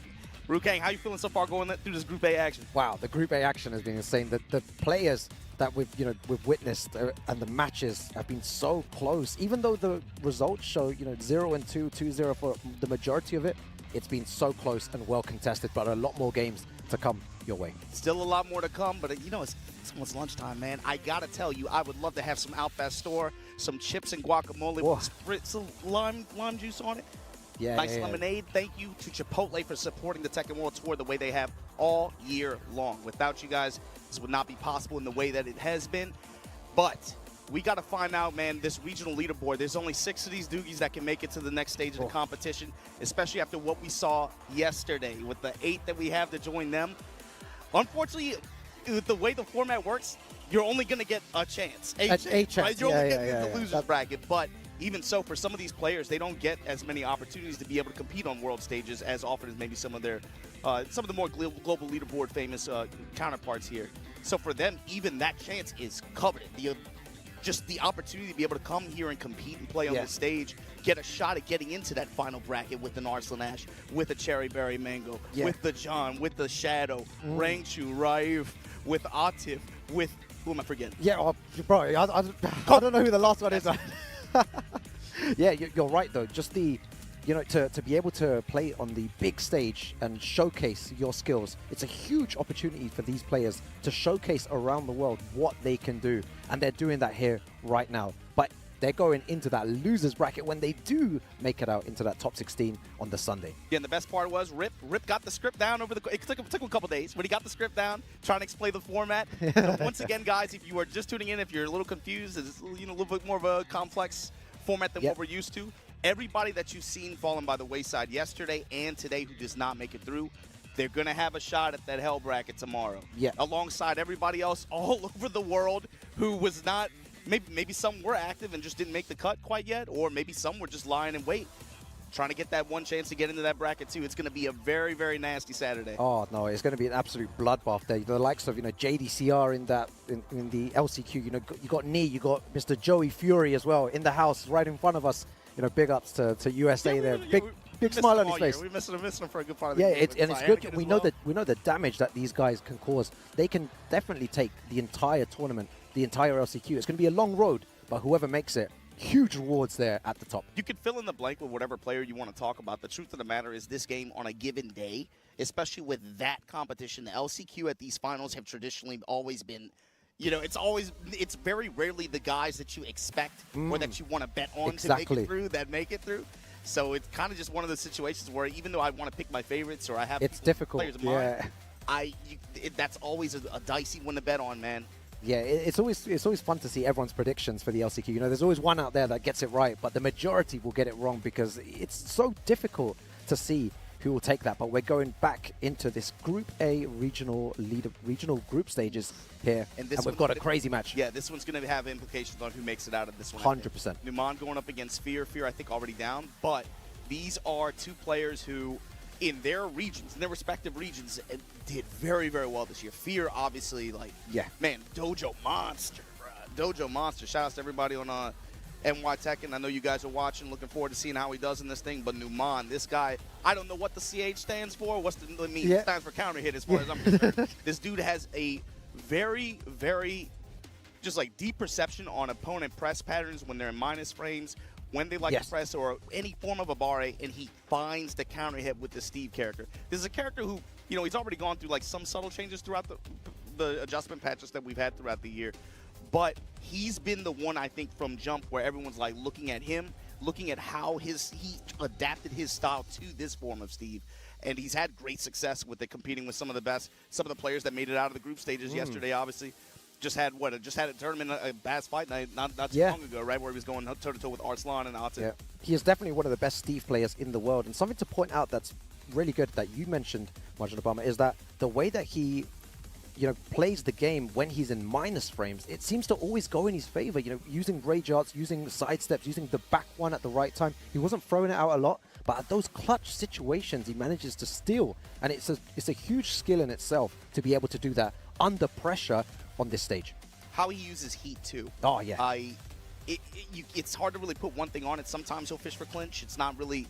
I feel like it's not that often. Yeah. But he will force the heat dash mix up if he wants to. He will. Or he'll let the smash rock and then cancel Lionheart now, you know, and then or play into the Lionheart guard break. You never know. Yeah, it could go either way here, but the USA versus Pakistan, you know, a matchup we don't often see. But, you know, at the global finals here, we're going to see it. Let's see what Mirror Silence does here on the offense here. Look like the more confident that Numan gets, the scarier it's going to be. And he's playing very confidently right now. Yeah, you have to imagine, especially after seeing the way Farzin helped punch Atif's ticket in, the way Arslan competed yesterday and made it, that has to be a big momentum push for him. And also just motivation. If they can do it, I can do it. I've been playing with them all this time anyway. Exactly. He has great training partners. And already on the offense here, not letting Fear of Silence working the dark highs now. Fishing mid, but Fear right back at you. Down 4-1. Just pressing with the mids. Yeah, I like the way that Fear's playing right now. Playing very safe. Using down forward ones, running two. Not doing anything too crazy Yeah, here. Numan gives him a little bit of space. He'll fish for the plus frames and then just either stick with my mid. We haven't seen down two as much this round. Okay. Oh, as soon as you say it, down two there. It's a good way to break the opponent's defense, so I want to see more down two. Nice there. armor through the press there. He had the duck just a little bit too slow there, but the jab pressure able to work out here. Numan. Wow, super quick game. We gotta count the counter hits, man. Somebody, y'all gotta do channel points betting or something there. Just rack them up. Yeah, it seems everything is working out. Fear of Silence needs to find a way in here. I want to see a more, you know, maybe take some risks now.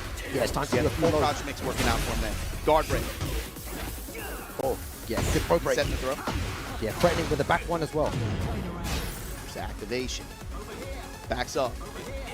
Over here. Oh, he was just saving him in. Oh, that was so nice there.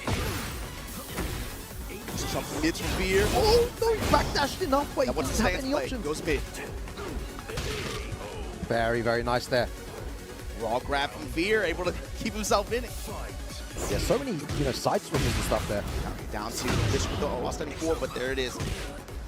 That big heat engager mid from Numan. Oh, he's baiting him in. Yeah. He wants him to come in there. He wants him to come into that range. But Fear of Silence with a beautiful whiff punish, but dropped combo there. He knows that Fear, especially down in rounds now, too. If he has a health deficit, he wants to press. Oh, good option there. Back 4-2. Oh, he's great to duck the second hit. We saw that. Oh, what a duck! That was so good by Fear of Silence. If he gets the right combo here, it's going to put him in a really bad situation. Oh, the wall, though! That's so unlucky. Oh, no. Numan turns it around. Oh, my God. A side switch situation like that at the wall. Oh, that's a heartbreaker. Absolute heartbreaker. He played so well there. Got the read, the hard read. He ducked, he launched, but the side wall stopped him from doing the final hit of that combo, and Numan takes advantage of the situation. There was a few good Yomi exchanges throughout that first game as well. Numan ultimately got the better of it, but even on Fear's side too, I like the way he changed up in, I think, second or third round, where he started to do a little bit more full crouch mix. Full crouch mix, Numan was obviously trying to pick up on the down two timing. That's really, I think, the key here is he has a very good sense of timing. He does. You know, there's a lot of players like that who are able to cash out in big ways. His thing is he knows when you want to advance. He has a very good understanding of when you want to press in these situations. Yeah, and that's due to all the practice. You know, he has great training partners as well. He's used to all these situations. But Fear of Silence, you know, he's playing well, but just whipping at the wrong time there. Numan takes advantage. Yeah. Great sense of spacing as well. That was a setup, man, for sure. Coming up with a big upper here, gonna get the wall. He's now active, gonna work these knots out your back.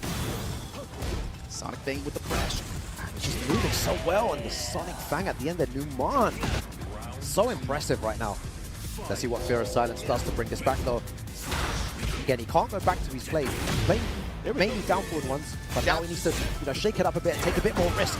You see him now going for single jab attacks. Also gets a read on when Numan's trying to while leveraging Power Crush as well with the health command.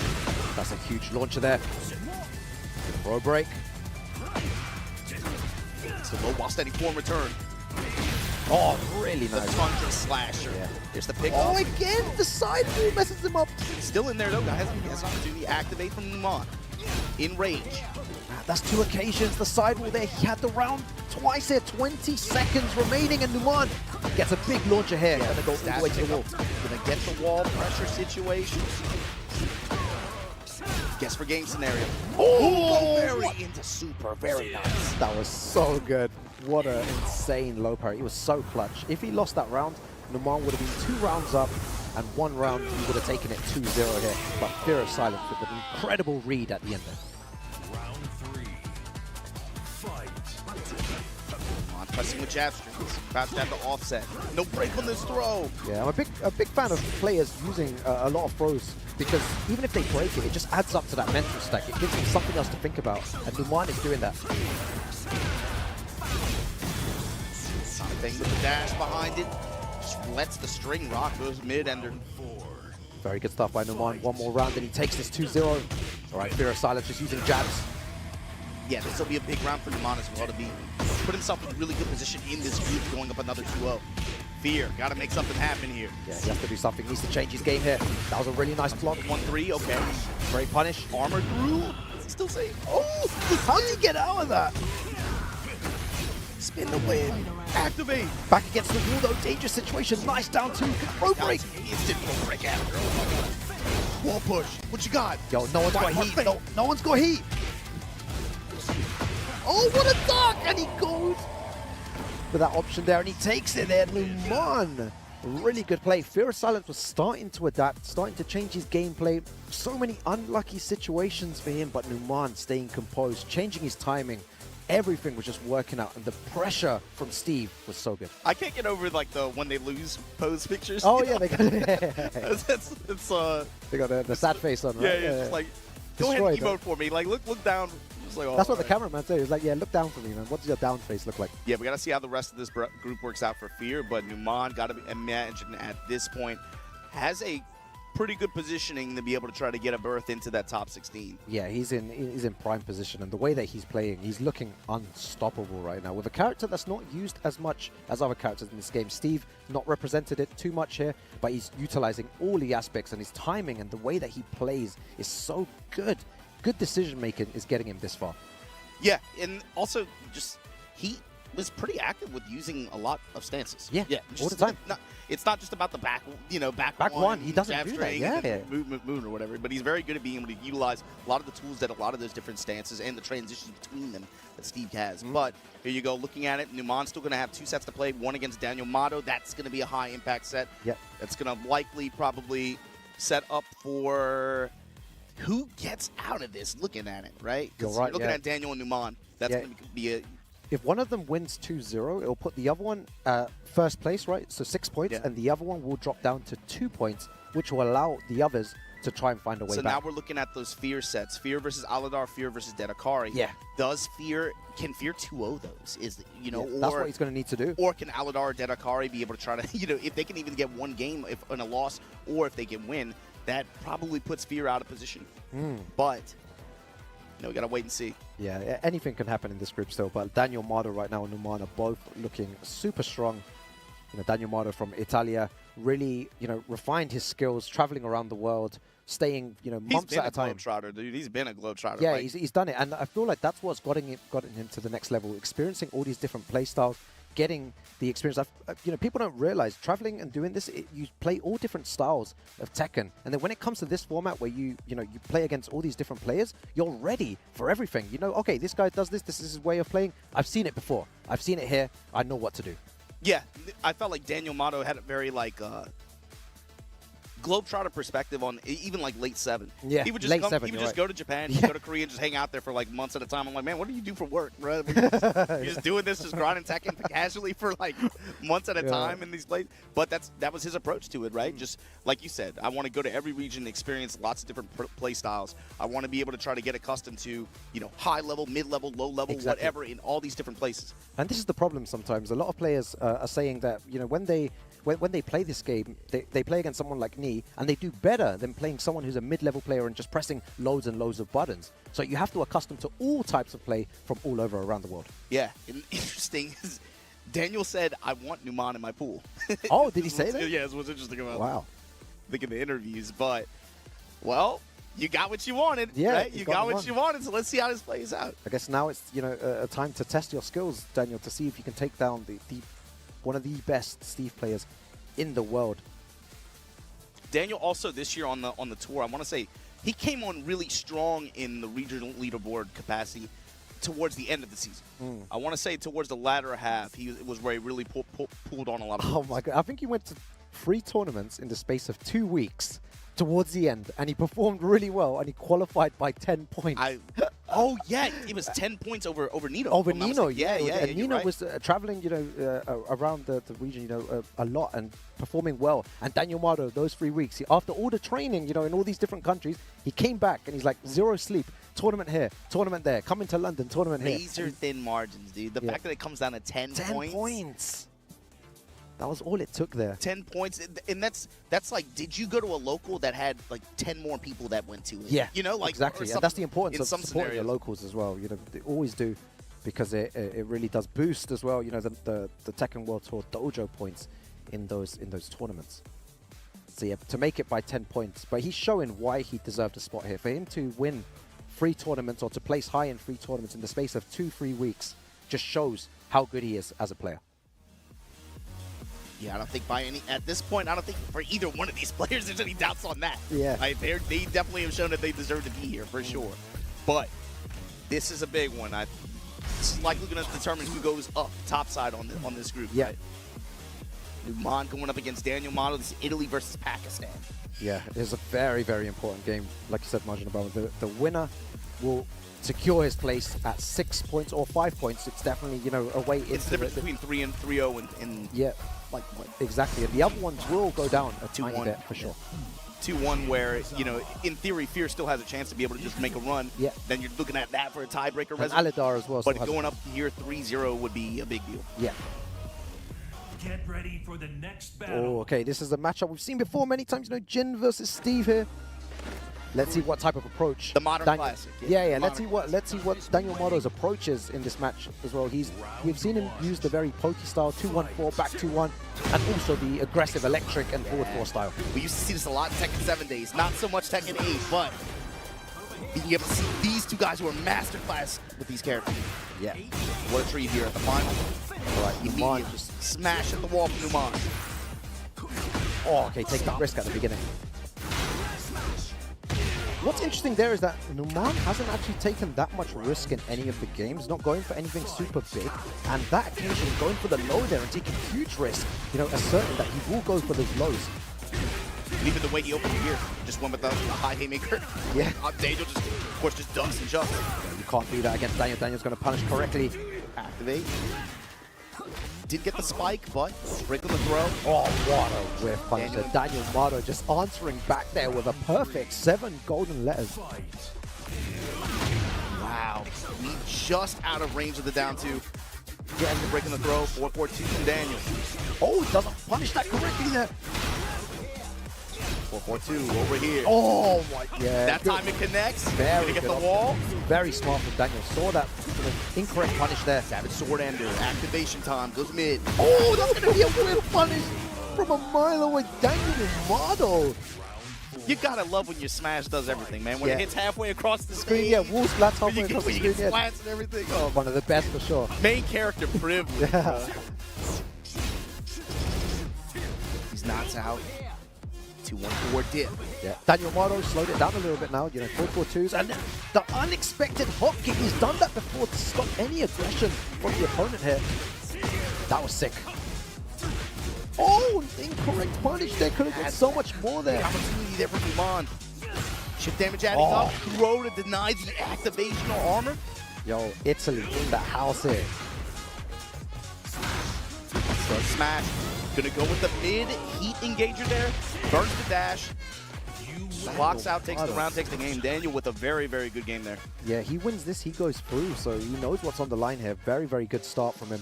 And he wasn't playing he wasn't playing at all similar to the other games here, throwing out a lot of very, very unsafe moves, looking maybe to high crush some of Steve's back ones or his high moves, which is Steve's optimal moves. He's going to be throwing out a lot of highs here, and Daniel notices that and has changed his game completely.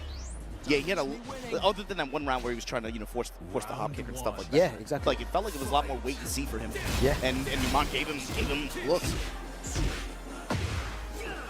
That's mid. He's going to punish that. Yeah. Numan doing a bit too many power crushes here. Down back forward, dash up to nothing. Oh, and the side step. He's pop. been doing that a lot in the games as well. Really beautiful from Daniel Martin. Good block on the down two.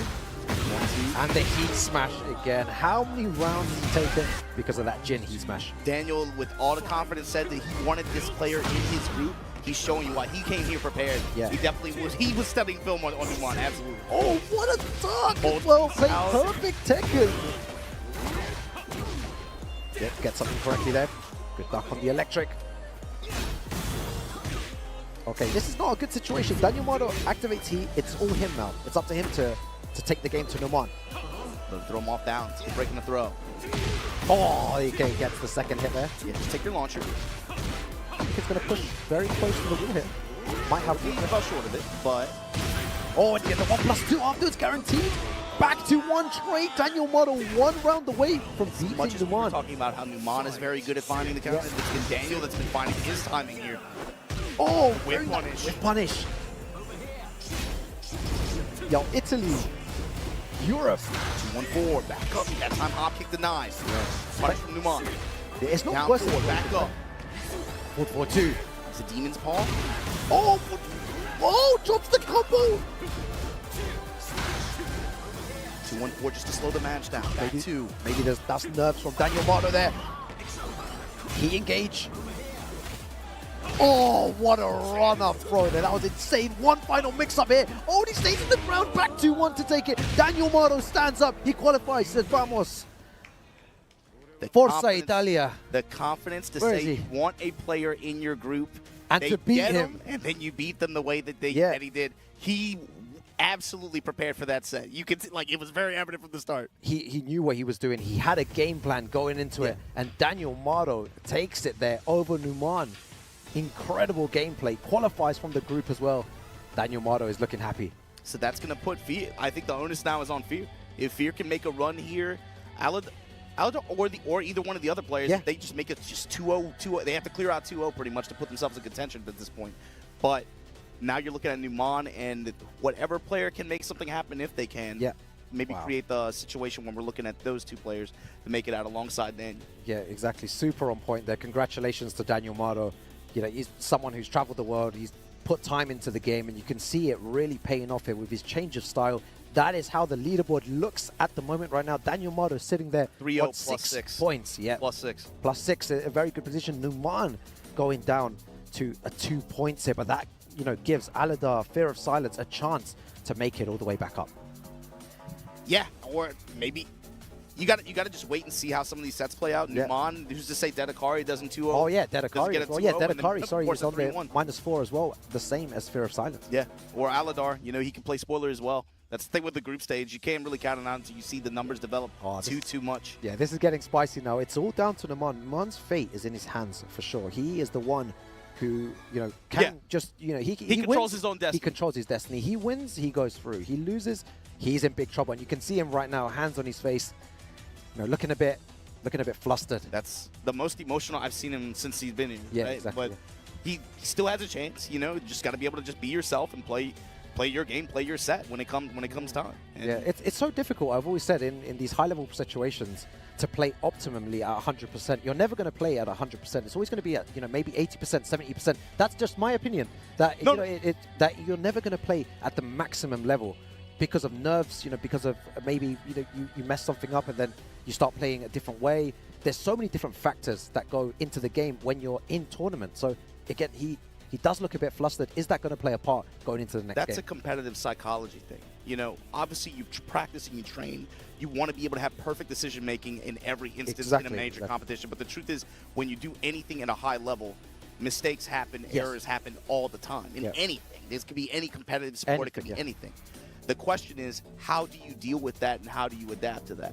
And a lot of players, I think, especially at low and mid level, they get trapped in these mental traps of like, oh, I'm not good enough to do this, or oh, I made this mistake, I don't deserve to win. When that's not how that how that works. You can watch anything at a professional level like that, and that's just not how competition works. So that's when I used to play competitively before as well. It was always that my whole game revolved around. Still play competitive? No, a little bit. I try a little bit, but before I would always used to.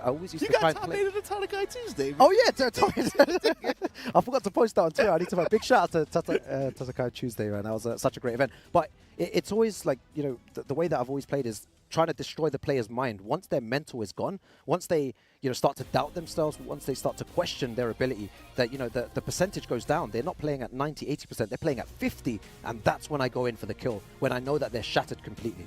So again, it's mental. The mental game plays a big part in this tournament.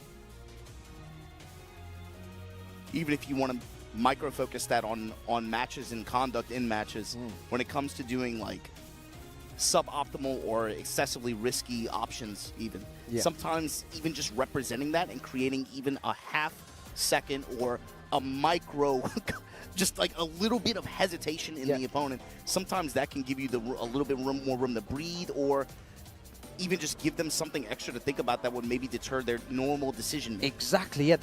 What people don't realize as well, many people, maybe new people watching as well, the Tekken 8 is so easy to get into at the beginning, but so complex towards the end. There's so many layers to the game that you have to think about, and that's what makes Tekken a beautiful game, in my opinion.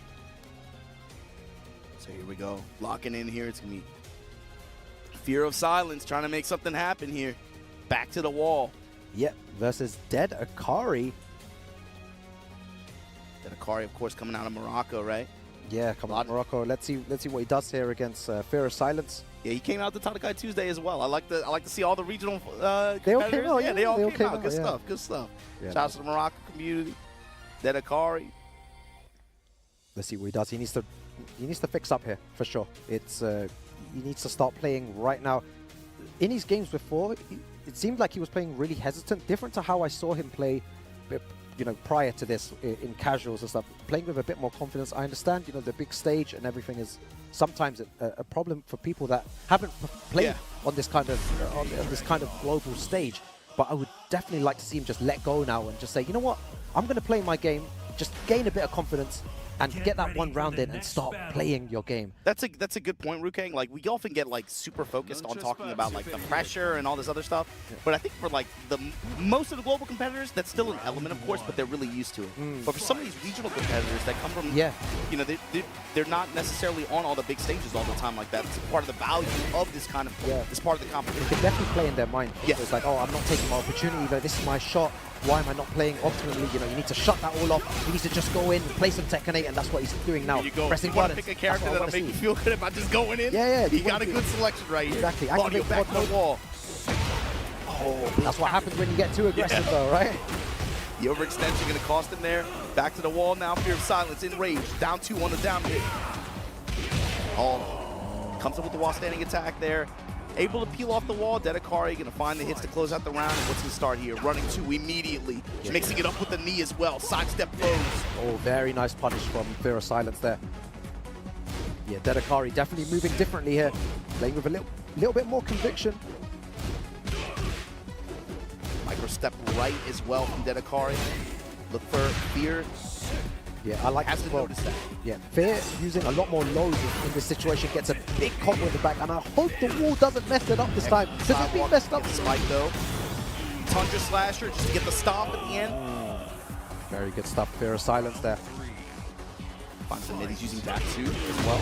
Yep, the 1-2-1 to start, knowing that they're a good Salvo string. All that just to be able to get the real estate push like that. I like that. Back against the wall. Counter the throw, side swap. Yeah, positioning so important in this game. Tekken immediately looking for that back turn as well. Here's turn, gonna armor through the back 4-3. Instant break. Yep, low break. Test each other with jabs here. Oh my god, steps right into the mid kick. Shoulder pop at the wall. Oh, goes for the string at the end. Fear of Silence not ready for that. Dedekari, one more round and he's on the board here. What a sidestep, so unlucky there. That's unfortunate when the second hit hits and then the third one whips. Yeah. Oh, he's going to get a nice low. What's the combo like? He's going to activate heat. Yeah, good option because you're going to get more pressure going forward here. Just a small touch, goes for the full crouch, makes sense, he goes off the wall. That's right. That's what I want to see. Both players letting it go a bit more here, taking more risk, using, Fear of Silence down 2, down back 4, down back 3-4, sorry. Fear's awesome movement, some very high impact walks. Spike. QCF4 yeah. QCF4. Again, do it again. Yeah, exactly. Do it again. You want to stand there, just do it. Not going to do anything about it. That's what's going to happen to you right there. USA Tekken in the house, That was man. the most Dragon Dog round. That was tight. That was sick. And I love that it's QCF4, QCF4, QCF4. Back 4. That was sick. Back 4. That was so good. And that's what I want to see from some of these players. Just being confident enough. I understand there's counterplay to that. You are taking a risk, but he had the confidence to do that and put him in that situation and use those moves one after another. His positioning too, because of the way Arena is, right? When you have that That weird position angle, that weird angle at Weird that corner angle, like super that, weird, yeah. where it might cut off a little bit of your step, right? Yeah. Round 1. Good awareness, if anything. Yeah, Fear of Silence. Start things off with some cardio. Back 1, all right. Immediately goes into heat. Fear of Silence now starting to open it up. Yeah. Letting the back 4-2s rock, letting the salvo strings rock. Heat dash at the this- wall. exactly. Crush the armor. Tekken 8 round, Fear of Silence. I love the way he's playing right now. Yeah, you love it. Confident Fear of Silence. This is the Fear of Silence we've been waiting on. This is what we're Exactly. talking about. But is it a bit too late now? Too late in the group stages. You can't play as if it is too late. You got to play the whole thing out. Dedekari trying to hold on here. Start something. Jab in the low. Yeah, Dedekari's the one trying to adapt to the way that Fear of Silence is playing. The 4-1 Position side change. swap on the throw break. Activate. Ooh, instant check. Oh, and the power crush, and with the right combo, that's going to be... I'd say going to be it there, but one pixel remaining for 2. For the confidence to go for that low at the end there. Fear of Silence, one more round, and he takes it here, 2-0. Dedekari, too, whenever he goes in the hit, you see Fear instantly kind of tense up a little bit. He knows to be looking for that Blue Moon burst. Oh, okay. Missed punishment from both players there. Maybe a bit of nudge. Fear of Silence not deterred from the throws even after the breaks. There it is. Yeah, the down back 1+2. Oh, man. With the spike, gonna get in the wall here. Big damage. Huge damage. Back 1. Warning, intercept. Oh, what it's like he's done that so many times. The movement from Fear of Silence. Awesome this set. And he's been cashing out on it too. It's been rewarded. Yeah. Oh, I love that wrist there. He engaged. Mix, break that. The assault. The brawl. Fear of Silence. Yo, USA in the house right here. That was such good play from him. Dedekari was starting to warm up to the game. You could see he was taking more risks, but out of nowhere, Fear of Silence, just with the offense, the aggression, the sidestep to the back, Momentum for the big plays. combos. Momentum plays. It's like whether it came from maybe like a good Abare or just like a single jab set or a very well-placed sidewalk or sidestep. Yeah, that he gave would him take confidence. that moment, take the confidence that comes with it, takes the advantage, and it's like then he knows like, okay, I've got it. he just turns the switch on, right? And that's all it takes sometimes. It's just one moment to give you the confidence to advance a bit more and to believe in your gameplay. And that's what happens. But it's difficult sometimes when nothing's going your way to get into that zone. And now he's in the zone, it's dangerous for everyone else. It's also the way these characters are, too, with this game, right? Especially when you have heat mechanics behind them or rage. It's very easy to look at your health, you're at minus 10% or whatever like that. And you're like, oh, man, it's over. But no, with those characters especially, with these mechanics and the way they work out, you're never out of it. You're only 3 touches, 2 touches away from sometimes. Yeah, and there you see it, guys. The standings there. Alidar still on 0. Fear of Silence going back to -2, which is definitely a good situation to be in. Fear of Silence has got 1 match remaining against Alidar. So that is going to be very, very important here. And Numan versus Dead Akari. Yeah, so see what match we queue up next. Alidar not finished yet. Dead Akari not finished yet. Yeah, Alidar has to play, is it Daniel? Has Daniel played? Oh, they've already played. Yeah, sorry, it's not. Yeah, I think that they just forgot maybe to throw one of the spaces in there, but doesn't matter. You can see Daniel Mardo sitting pretty there in first place, guaranteed out of the bracket into the loser's side of the top 16 for the global finals. Yeah, you have to imagine Sunday. Numan was watching that match as well, trying to take in what he can. But now that Dead Akari is out, sometimes what happens is that you play without pressure, without anything. You know you're out already, and you just give it your all. And that is the final match against someone where Numan, it matters. Everything matters for him, and Dead Akari has nothing to lose in that situation. You're talking about the the TWT 2022 Divine Exorcist play? Oh, where yeah, that was, I where you're remember just that. in the group there just to just ruin everybody else. Messed everything up because he had nothing to lose. All that pressure, off your shoulder. It's like, it's the Claudio players too. What is it with these guys? They get in the groups, stuff starts like, nothing's going on, and then they just say, yeah, the hell with it. Yeah, they just start do going. whatever, right? Yeah. Big shouts to everyone watching at home as well. I hope you're enjoying the Tekken action today. Regional, the regional guys competing today. There's 3 groups today. We're going through Group A here. You'll have Group B and Group C later on today with some amazing players. But it's been crazy so far. We still have the LCQ to come on the Saturday, and Sunday will be the top 16 global finals to see who is the first Tekken 8. Yeah, so we've been explaining it all week, not even weekend yet, right? Yeah, all week long. We're going to keep saying it just because of the way the format is. This is a new addition to the TWT Finals format. Regional leaderboards where players were competing all year long through dojo events in their respective home regions. The top players from each of those respective areas, I think there were 15 in total. 15 players, yeah. They all came out here, and now only 6 of them, 2 from each group, 3 groups, will make it to the top 16 bracket that we'll see played on Sunday. And so right now we're looking at Group A. We're getting down to the final stretch. You have to look at Daniel Mato. He's sitting pretty kind of in his position, but we're looking at players like Numan to be able to try to cement their second place finish in this group, be able to try to get a berth into that top 16 bracket. Can Alidar play spoiler to that? We'll find out, but that's what we're looking at right now. Yeah, it's been an insane, couple of days already, and there's still more Tekken action to come for everyone watching. It's going to get even spicier. We're inside the office right now. We're inside the little studio where we're doing the thing here. But then when the crowd is out and throughout the excellent Tekken festival as well, it's going to be sick. Tomorrow's today's like appetizer stuff, right? Yeah. That's the way I look at it. And tomorrow is where we're going to be in a venue with like I said, part of the excellent Tekken festival, right? Tekken festival, so it's going to be a lot of the attendees who are not just people who are grinding ranked every day, not just people who are going to TWT final events, but Tekken fans. People who just like the artwork, like the music, people who just like the game. There's going to be a venue full of them watching all the violence of that LCQ go down live. That's going to be great. It's going to be great to commentate these games with yourself, and the rest of the crew as well. It's going to be very exciting to see who makes it, because whoever makes it through that LCQ, they've earned it. They've had to go through so many players to get to the end, and it's a very difficult path when you look at it, how many games they have to win. But speaking to many people, they want to take it one step at a time and not really think about the end goal, which is making it into the global final. Yeah, I mean, you got to fight what's in front of you. You can't be trying to take the 12th grade test when you're in 8th grade. You got to let's take the 8th grade one first. But Fear of Silence going up against Alidar here. June versus Dragunov going to be the likely character matchup that we're going to see. Yep. Shouts to the Guam community too, by the way. Alidar right now. See, that's the beautiful part about this regional leaderboard. Being able to again see these players from regions that we don't often get to see represented like this. We value the representation like that. But now when you're on the stage, that's all cool. That's cool and all, right? Don't get me wrong.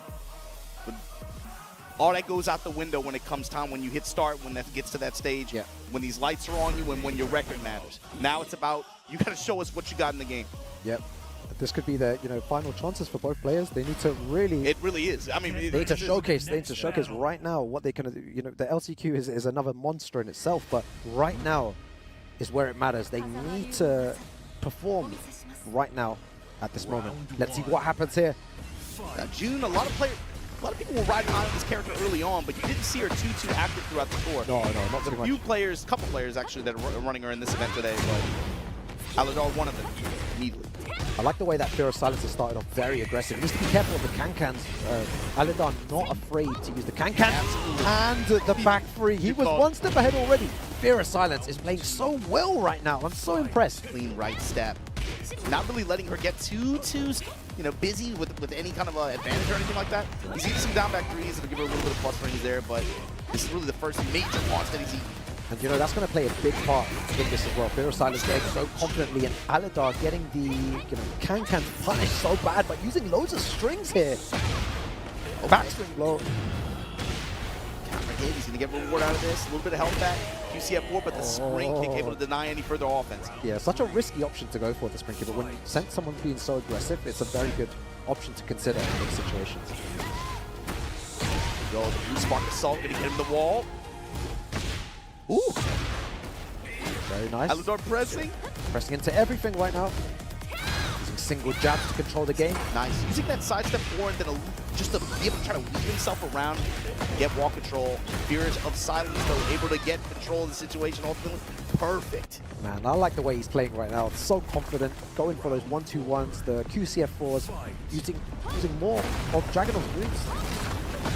And there you go, the sidestep. That's not working for Aladar here. You called it very early on. Got to beware the can-can, and Fear of Silence has had complete control of it. And he's had a very good sense of when Aladar wants to look for it as well. Yep. CF4. Salvo with the dash behind it. Yeah, 1-2-1 there. Good sidestep launch from himself. Aladar back in the game here. This is really his chance to turn this game around. It has to happen right here. Yeah, back against the wall. The damage. Oh, 2 in the throw. Yeah, no 4-2. Wow, what a comeback there from Aladar out of nowhere. I wasn't expecting that. Fear of Silence in complete control, but 3 good decisions. Characters with smashes like that are so cheap. Yeah, hell it's right. Good sidestep. Step on the sidestep. Assault. Yeah, needs to be careful with the back three. The can-cans can come out at any time. Fear of Silence doesn't need to be too aggressive. A couple times now. He's had plus rings, he'll just wait for sidestep. Oh. Patch it. UCF4 gonna put him in range here. Running 2. That's he ducks into Rager. Was that a misinput? And the grab punish there for Fear of Silence gonna be able to get him that first game in this set. And he needed that. That's big. Definitely, yeah. Good stuff by Fear of Silence. Aladar showing signs of life, but I feel like the can-cans, when he got it punished on 2 occasions, it's going to deter him from using it some more. And that was a good aspect of Aladar's gameplay, always threatening with the back three and the can-cans, but it always used to land. In this occasion, it didn't land on 2 occasions. You know what?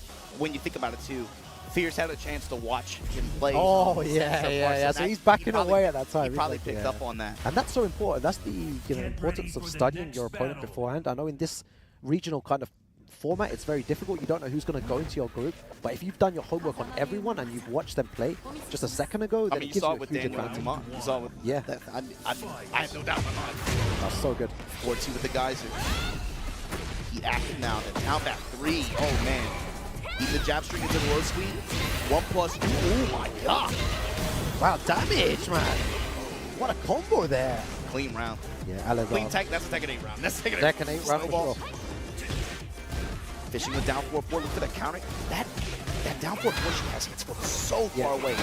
Trying to get a counter hit. All right, gets the heat engager here. Just a mix-up like. She runs the geyser. Yeah, he's starting to use a lot more strength now, Aladar. Trying to test his knowledge here. Strings and really great use of down back 3 as well.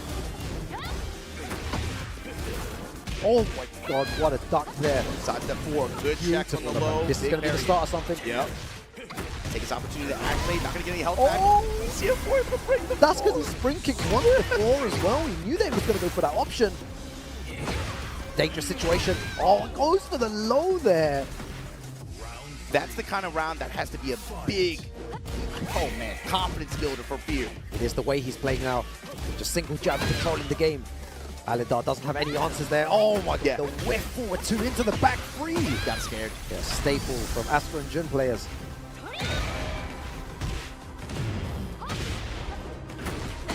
Very nice. Decent return overall from a just random Kazama victory. On whip. Oh, that. Back 4-2. Yeah, 4-2, and then he's we using got the back salvo. 4-2 like to make him second guess himself. And with the right combo here, Virusai's going to go one round away.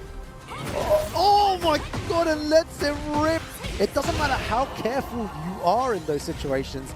Alidar is not scared, still threatening with the Kankans. The cornered mouse attacks the cat. You always got to be. Yeah. When those characters, especially when they're down and out, you always got to be anticipating like, dude, they're gonna bang on that rage or they're gonna bang on that. That was a nice upward 4. That's a good launch in here, Alidar. Push your spin. I respect that. What's the carry? Now watch the Oki here. That time goes with hot. Wow, back Kankan, back 3, Kankan.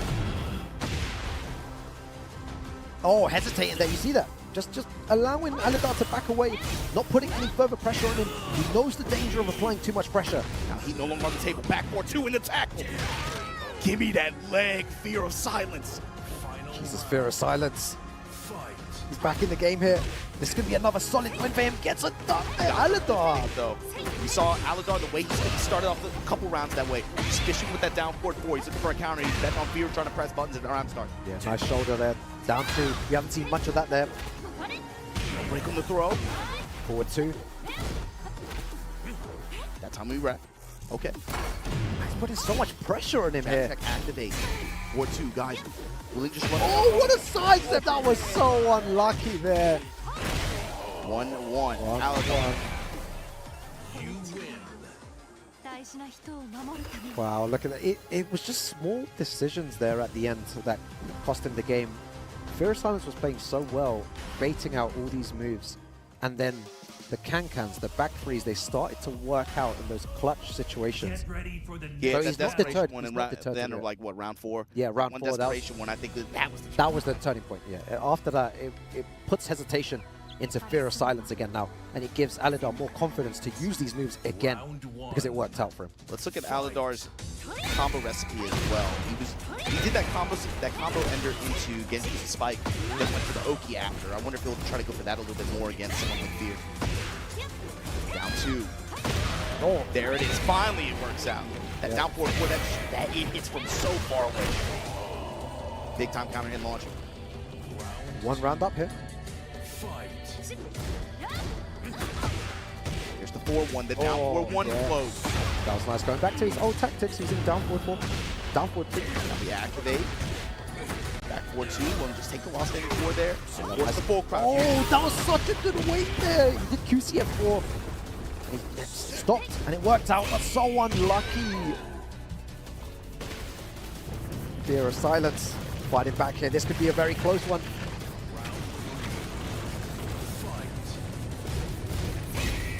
Yeah, both players are more cautious now. They don't really want to engage too much. Alidar just going a bit slightly more aggressive than Fear of Silence. That's a nice sidestep. Yeah. Activation. Oh my god, he got the backboard with the splat as well. QCF4, bad situation. Oh, that's that corner we were talking about before. You don't want to beat it, but he sent him incredible. The throw break, reposition there. He knew the situation. He went, put him in that corner there. That's so suffocating. What does he do? Nothing. Dash off the salvo. Break the leg. Oh, catches him ducking. Fear of Silence 1 round away from taking it 2-1 over Alidar. Oh, just throws it out. That was so good. He was in plus frames. In that situation, everything was in his favor. Back against the wall. Great return. Alidar, he's had a good luck breaking these throws so far, but Fear still piling on the pressure. Oh, another Tekken 8 round hit. Break. Yeah. Final life for Alidar. What do you do to get out of this? It's going to be so difficult. The pressure, though. The pressure. Oh, that was a good option, though. Oh, Fear of Silence there, though. Just shutting any type of aggression that Alidar was going to start there. He turned it on and had momentum and really, really imposed his will when it right when it mattered, and especially that corner situation where to Aladar's left, where he kind of had her locked into the corner situation. Was that worst? Before that throw escape happened, you know that situation is where that's the worst kind of positioning against a drag player. Oh, wow. Yeah, it's super dangerous, but he found his way out of it sometimes as well. It was just so back and forth towards the end, and they were both hesitating so much towards the final rounds there, but manages to take it. Fear of Silence, so impressive in those final few games, playing really well. Yeah, I mean, unfortunately, it was a 2-1. Unfortunately for Fear, it was a 2-1, but he did finish his group in, I think, 2-2, correct? Yeah. So we'll see the updated scoreboard in just a now. It's moment. going to be interesting. Yeah, but right now, I think we're still talking about Daniel Mato in the driver's seat. Yep. Question is the second place spot. Numan, I think, was in the prime position to take it earlier. Let's see what happens. All right, here we go. So Aladar still has one game. Yeah, it's up against Daniel. Daniel and Aladar have to play. Okay. So Aladar and Daniel have to play, and Numan has to play as well. Numan has to play Dedekari. Yeah, the final 2 games here. So even if Numan loses 0-2 to Dedekari, I think he still wins on the point differential because that would bring him down to 0. Yep. So I think it's likely still probably 2-0. And it's probably likely going to be, depending on the result of Daniel Mato and Aladar, you know, that could remove all doubt. But I think it's likely Daniel Mato and Numan are going to make it out this group. Yeah, if Daniel Mato, more than likely. There can be a situation where Aladar qualifies. If he wins 2-0, he goes up to 1 point. Sure. And Numan loses 2-0, he goes to 0. Then Aladar will qualify, but it's going to be difficult. It's all I wonder which match we're going to get on first, though, before that. It's just another group situation here at Tekken World Tour 2024 Finals where it goes down to the last few games of the group. Yeah, it doesn't. We're going to get the Numan versus Numan versus Aladar, correct? Yeah. Is this Aladar? This is Dedekari. Yeah. Dedekari, yeah. And this is the match we were talking about before. Dedekari has nothing to lose now. All the pressure is off. He's going into the LCQ, but Numan needs to win this to solidify his place. A Claudio player with no cuffs on. With nothing to lose, yeah. That's the craziest, you know. Took the leash off, like, just here, go have fun. And Claudio's a strong character in itself. I wonder how Dedekari now is going to use the character with no pressure, with nothing else. And Numan, we know, handles pressure very well, as we've seen already, and in tournaments back in Pakistan. Yeah, and I think for Numan, too, he knows that this is his chance to be able to try to lock it away, right? Yeah. So secure it, basically, right now, yeah.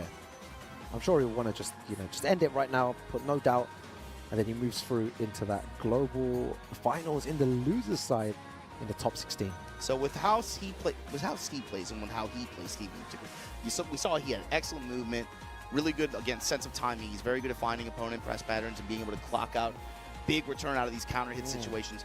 But Dedekari, I wonder how he's going to be moving about, right? Is this going to force Numan to get, especially like sidestep left? Is he going to have to use more of Steve's built-in mobility to try to be able to get some dodges on some of the ways that Dedekari is likely going to try to press offense from range 2, range 1? What are we looking here? Yeah, there's a lot of stuff to see in this matchup coming up.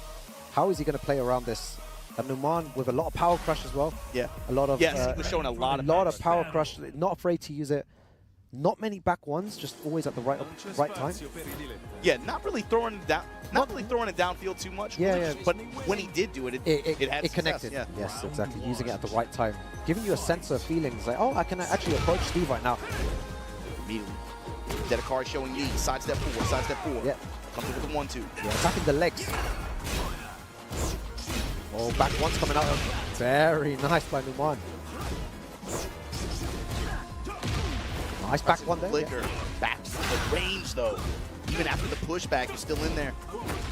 Yeah, I'd like to see more hop kick attempts as well from Dedekari, because sometimes you just need to throw it out. Running 2. If it lands is good. If it doesn't, who cares? That blue moon burst now. Wow, Dedekari taking the first round. They're showing that he can, he can compete with Numan. Still early days, but it's good to get that first round and give you some confidence. Playing with speed 2 is probably better for him as well. Yeah, not giving Numan any time to really get confident. Get a read on his timing. For 1, okay, good float here. Not the best conversion, but the sidestep from Dedekari. Yeah.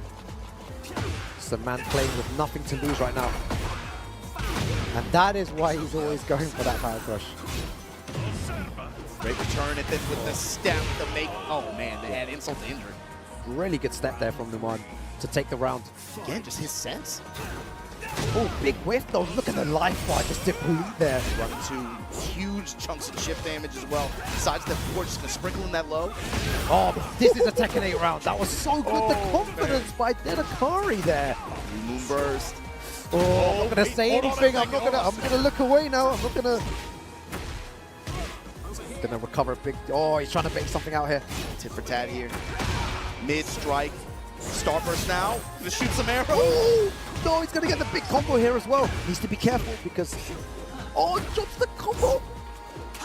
Oh, it goes for the low there. Denakari. 1 round away.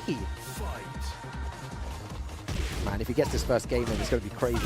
Pressure's going to be on Numan. Numan fighting back here.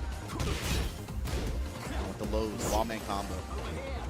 Over here, back up.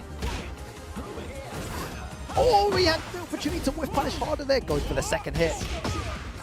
His heat's about to run out though. Oh my god, look at the life bar. Okay, eat that now. Oh my god, the down back 1+2. And then Akari could shake things up. This is the problem we were talking about before. He has the opportunity to take out Numan and put him into a really bad situation. He changed his timing as soon as that heat went active as Yeah. well. So I'm down back 1+2, pause. Whereas before, maybe he would try to dash before or try to go for one of the other options. And now? Then just lets it rip again. Incredible play. The way that things are going down here, it's never over till it's over. And that's what you have. I really think he's got to do it with speed. He's got to be able to end it here. Oh, so unlucky there. Stop for Numan. No follow-up. Oh, back one. Running two. Oh my god, just barely got him. Yeah, it seems like Numan's whiffing a lot more here. Nice little low parry there. A lot of the mids that Denakari's doing too. Oh, nice spring kick. Still has access to heat as well. Very good option there to activate. Goes for the big low. No fear, Margin Obama. No fear whatsoever there. Who cares? He just does it. When the chip damage helps you out too. And oh man, the pulse. Oh god, it's so cheap. It's so cheap. Oh my god, nice stuff there. And he goes for the hop. I respect it. It's fine. Like, he's going to lose a bit of damage there. Nice, good job staying down. Yeah, what's the positioning here? He's not falling for any of Numan's tricks here. He's trying to bait him to come in. And Denakari is spacing so well. Grab right there. Wants to back roll. That was activate. Yeah, huge whip. Doesn't really do anything with it. It's going to be very difficult to make a comeback here. Oh my god, going for the other option. Look at the combo. Big damage. Oh, he tries to go for the downfall Rager. I don't think he's going to press anything in that situation. I love the attempt from him, but just not working out in that situation. Flicker here. Knockdown, overhead punch. Spin low. Oh. Guard away. Yeah. Capturing after. Oh, doesn't punish. That's so unlucky there. Positioning though. Counter. Oh my god. Bad situation here. What a duck! That was so risky! If he got back one there, the game would have changed, but he ducks the sidestep floor.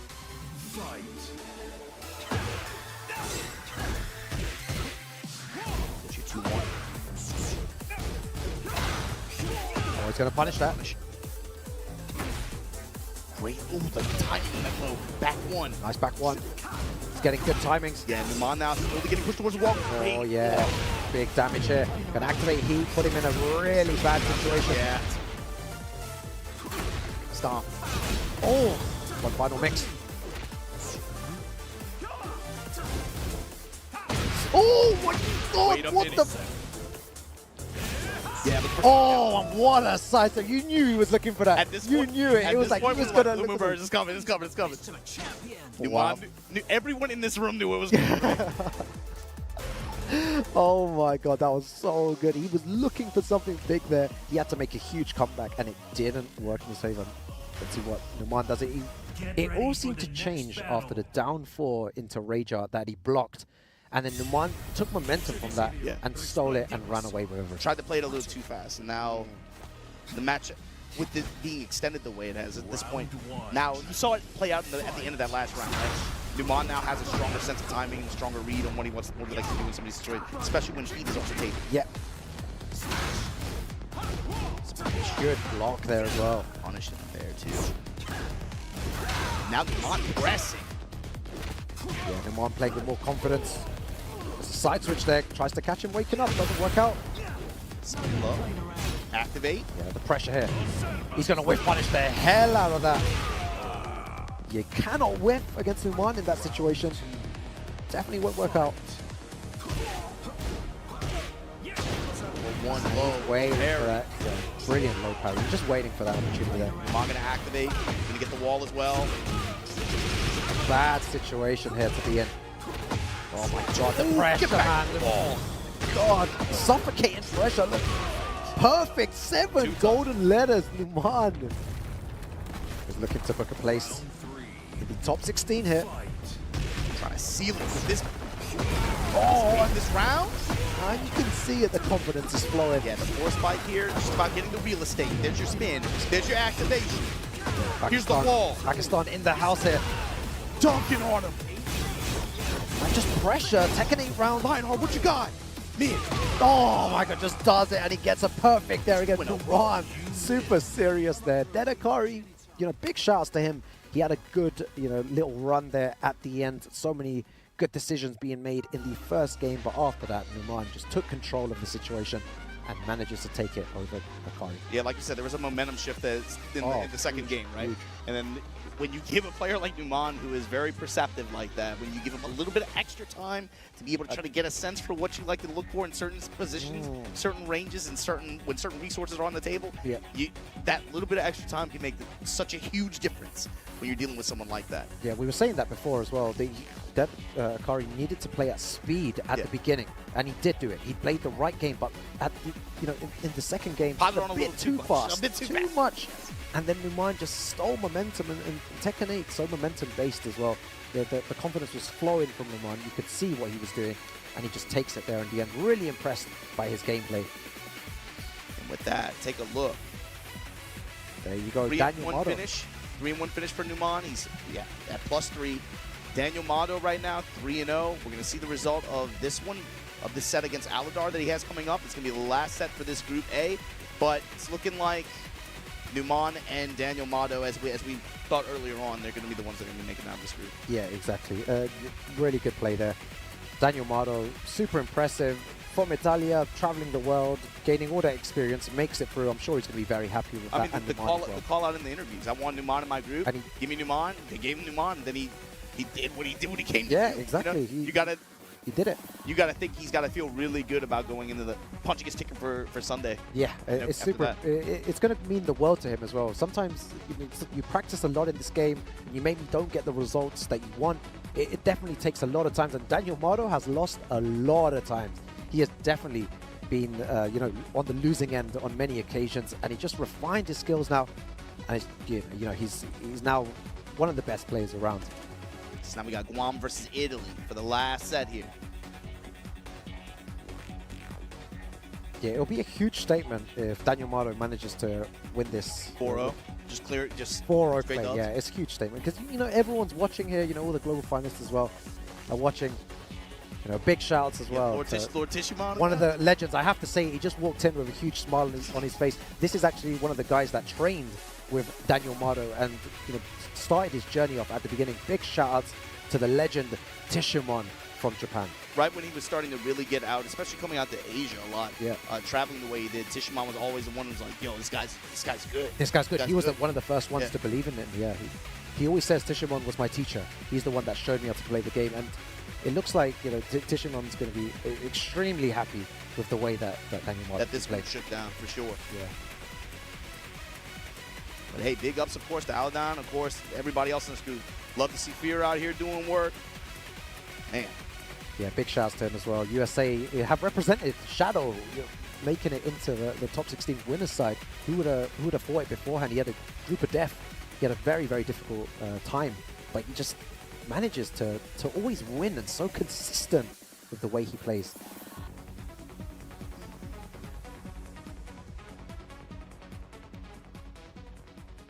So let's see how this works out. Getting in the game. Yeah, it's always fun to see Daniel play as well, and how it's going to be good to see how he kind of counteracts the playstyle of Aladar. Aladar is very, you know, always active with his moves, always pressing buttons, always looking for the can-cans, the back three, that opportunity to do some damage. But Daniel Mado, if he just puts the break for a second, you whiff in his face, he's going to give you a gut fist. Especially after seeing how Fear played against him just a little while ago, right? Yeah. At this point, it's the last set in this group. You have to imagine that Daniel was watching as well. Having that kind of sixth sense of when he's going to want to try to press with these can-cans or try to deny you fish for counter hits, or how he's going to try to use heat, what he's looking like for Oki. I think Daniel has probably kept a pretty good eye on all of that throughout the set. Yeah, for sure, for sure. Let's see if he tries maybe a different character here. Or is he going to just go for the Jin? He knows he's qualified already. He might want to try out someone different here, someone maybe that he's been playing a lot with. For example, the Feng is someone he trains with. You know, he does have a very, very strong Feng as well. Yeah, Dedekari, Fear, Aladan, of course. This is the last set here for this group. Going up against Daniel Mano. Numan waiting in the wings to see what the final results are. But here we go. Last set of Group A. TWT 2024 Finals, the regional leaderboard group stage. Let's see how this first one shakes down. Man, it's been a good day so far already. There's many groups, two more groups to come your way. But this has been an incredible group with some of the best players in the world. All right, here we go. Round one. Mother versus child. Yeah, you love to see it, man. Let's start off with That's how we electric. starting this one off. Daniel Mano. Let them know what time it is early here, but here we go, Aladar. See, he wasn't seeing many forward two whiff punishes beforehand. And now, off the bat, has the confidence. Big damage, huge. Oh, and the 4-2 right behind it. Aladar. Aladar says, oh, hold on a second, man, hold on. Yeah. A little too It's late not here that from easy. Aladar, but Aladar just letting it rip now. Perfect punishment, perfect whiff punishment as well. Going for all the strings. Daniel Mado just defending there. Aladar is playing Tekken 8. The mix. Yeah, he's playing Tekken 8 here. Sidestep 4. Can't feint. What's the combo like from Daniel? Oh, got the spike, but unfortunately not able to continue there. Good break on the throw. All right, use the heat smash here. Smash, Do anything dash, with it. block. Just backdash into that situation. Unlucky, good punish though. Damage there. Chip damage adding up. Oh, here we go, here we go. And that is the counterplay against that. For all you people at home, you know, many of you saying there's no counterplay to Jin when your back is against the wall. You have to make a decision and commit to it. And Aladar did that and takes the win. True south. Yeah. Let her rock at the whip. Man, that's every time you look, minus 50%. She hurts, man. Oh, and the back three there. Aladar. Oh my god, but just part of my heart is hurting. It's like, why did he not play like this earlier on today? The confidence by Aladar. He could have done so much damage if he played like this. You could see the offense, the belief in his moves. It's just working. He's just going. He's just going in. He's going in. This is again that situation where it's like, you know, group stage, obviously the last game like that. He's just gonna finish it out and play it, take chances. And the thing is, I know Daniel Mado quite well. He's not someone to say that, you know, I'm through, so I'm not going to try. He is definitely trying. He wants to make a statement. What a big statement it would be if he goes 4-0. He's not going to be happy even if he loses this. Yeah, he's one of those guys. He's not like, you know, playing around there, testing things out. He wants to win. You can see, look, electrics. Hop kick, still very similar strategy to before. The first few games. Sidestep, hop kick there, working out. Damage racking up. Dive kick. There it is. There's that. Cans. He was towards that sword ender into the blade kick. Daniel Mado taking a more aggressive approach here against Aladar. Starting to move forward with the electrics. Clean opening round here for Daniel. Game 2. Yeah, I don't really want to see a game change from Aladar here. Whatever you were doing was working. I want to see the same aggression as that first game. Exactly, there you go. Yeah, Just put the pressure on. You saw Daniel put his hands up to his fishing for a parry. Aladar, though, keeping him off balance, giving him lots of different looks. Daniel with a big lift here. Oh, man. And right back to the here we go. Just give me the chip, Jimmy. Give me the chip. That's what he wants. Raw activation. Oh, that was so sick. You know what? This is why, you know, Tishimon is smiling in front of us. He proves us that. That's his teacher right there. He taught him that kind of stuff. Down back 4. Nothing after. Counter hit throw. What a showman Daniel Mano is. That's insane. Insane. God. While standing punishment going to work out there. Daniel. Trying to tie it up here. Yeah, Daniel really feeling himself right now. Right. Swinging too though, man. Sidestep 4. Trying to go for the load. Daniel denies him. Jab load. Yeah, what a little combo there as well. While standing 4. Forward. Homing attack. And now Aladar got all that health back too. Down back 3. Yeah, one thing that Aladar's doing really well, he's stopping him from moving, using a lot of homing moves against Daniel. So Daniel can't move as freely as he likes to. It's been really since, like, I'd say after the first game, you saw him going to the homing attack a lot more in mid-range. He seems to be working out as well. You really can't let players of this level sidestep so freely. You need to show them early on. I'm willing to do the homing move. Don't think it's free to just step around me. And if your character suffers with that, you have to know your attacks that have passive homing with whatever side. Exactly, yes. That's something, that's a big jump between intermediate and advanced. Yes. You see it showcased here so well. Very nice there. 1 pixel remaining. Goes for the string at the end. Daniel Mado waking up. As I said before, he's not someone that's going to lose this, even if he knows he's qualified. I was thinking about what you said too, and thinking about the way this group is shaken down, right? You have to imagine from Daniel's perspective, he's like, I should be the one making it out of this group. No doubt he has that confidence, right? Especially when he gets in here and he says, like, I want Numan in my group and I'm going to make it out. He's so thinking about it, if he gets a mark, like a loss against like someone else like this at this stage, even though he's out, I would imagine that he'd probably be like, oh man, that wasn't right. You know, I should have won out. Exactly, yeah. And what statement does it make? Supposed to win. Yeah, and what statement does that make? It means, you know what, if we play maybe this type of style, it's information for anyone that has to play Daniel in the future. If we play like this could be quite effective against Daniel, because Daniel hasn't had many weaknesses going forward in this group. He's found a way to adapt to everything. But Aladar right here is exploiting a few weaknesses in Daniel Mado's play. Yeah, and I want to see how Aladar changes his timing too. He's had pretty good success with a lot of different looks off of these jab strings, implementing the down back 3, getting some nice chunks off these lows. Just the pressure after. Yeah. Daniel hasn't had too many success. Has he had a successful parry yet? I've seen him throw his hands up quite a few times. Yeah, I think one successful parry only. Gets the guaranteed heat engager there. Heat engager. Going mid. 4-3. Yeah, time to press with the heat dash. Can. Good beat on it. Can into back 3. Down 2. He gets a chunk of life back as well. Goes to the mix-up, good throw break. Back. Oh, and he whiffs the second hit there. Beautiful duck, yeah. Yeah, Daniel Mado's knowledge is on point. Aladar shouldn't be testing him there.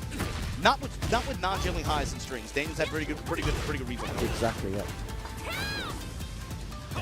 Dangerous with the sidestep 4. Down back 3, taking the plus rings there. On hit. Daniel, big swing here. Activate. Gets the spike. We're trying to get this wall just short of it. Yeah, this means there's going to be a lot of gym players in that top 16. You've got CBM there already. What do you mean? Yeah, you've got loads of gym players. Maybe this is a top 1 character potentially. Yamato cooking here. Oh, back. Yeah, but that's close. Yeah, just has everything. The complete character in the hands of Daniel Mado. Plays like CBM as well. Plays like Riot. It's so dangerous.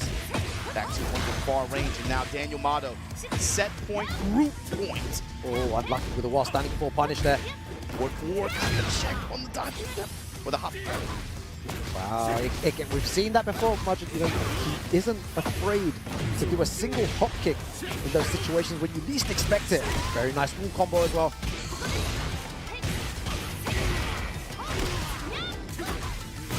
Oh, Black gets the wall, yeah. What's the mix-up like here?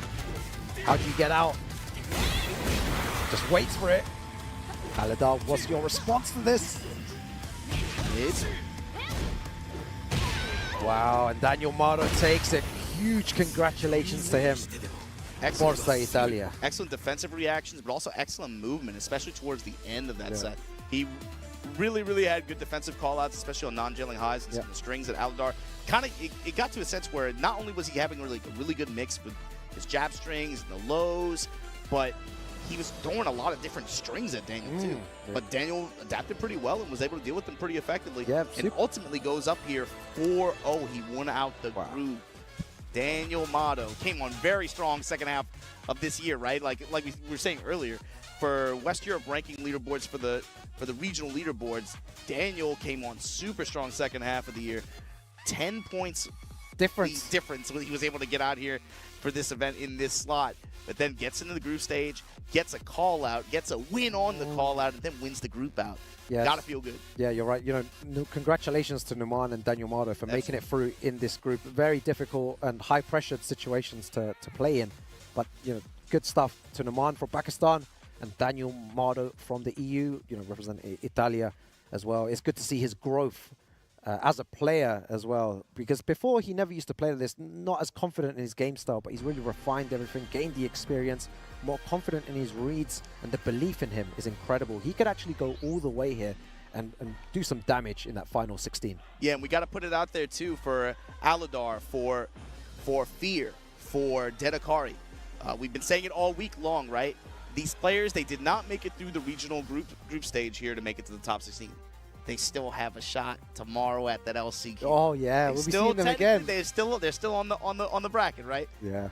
It's like a quadruple elim tournament in a way. Oh yeah, like you have so many lives in this tournament, but it's great to see as well. You don't just, you know, you're not just eliminated. You have another chance.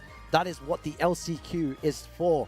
Another chance to make it into that final top 16 bracket. So there you see it. Daniel Motto and Numan going to be joining. Again, CBM, Arslan Ash, Shadow 20Z, The John, Rangchu, Ryef, Kokoma, Atif. We'll see him on Sunday. Gonna be on loser side, but still, you know, they got here, got the job done in group stage. That's what's important. So with that said, we're gonna throw it to Spag on the stage so he can hand out these medals.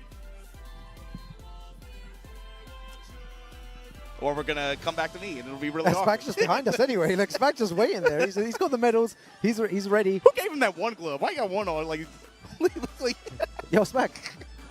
Yo, moonwalk for me. Moonwalk.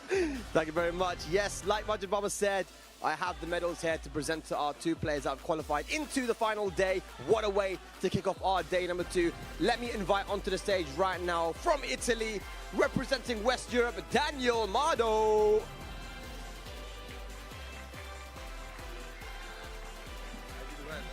Very good, bro. Very good. And joining him in that final day from Pakistan, Noman.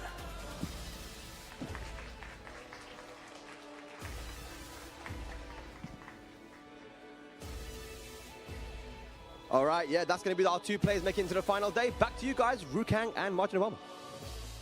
Yo, Noman with that fist bump, he looks smug as hell. When I mean, you know what? He deserves to be happy there. He's made it into the top 16 finals on the Sunday. This point, he was like kind of confident, kind of cool, and then you saw like the most smug grin on his face. Let it out, bro. He just let it out. That's he's super happy to be I mean, there. like you said, dude, like this is pressure, right? This is pressure. You're at the finals for this event. You've been competing for this game all year long, and again, the sense of urgency for some of these players is a little bit different than others, right? So for him to be able to travel out here with the players that he traveled out here with, and seeing them make it through, right? Farzine saved Atif yesterday in dramatic fashion with the Spinaroonie at the very end. Oh my God, that was incredible. But you got to see most of the players that he traveled here with be able to make it through. But for him, someone who's been playing with them from the start, why not me? Why not him? Especially with the Steve representation. I think most people in the world have been looking at him. He's been the main one representing it at this level. Yeah, he has. It's been an incredible showcase today of the Tekken skills around the world, but the action does not stop, guys.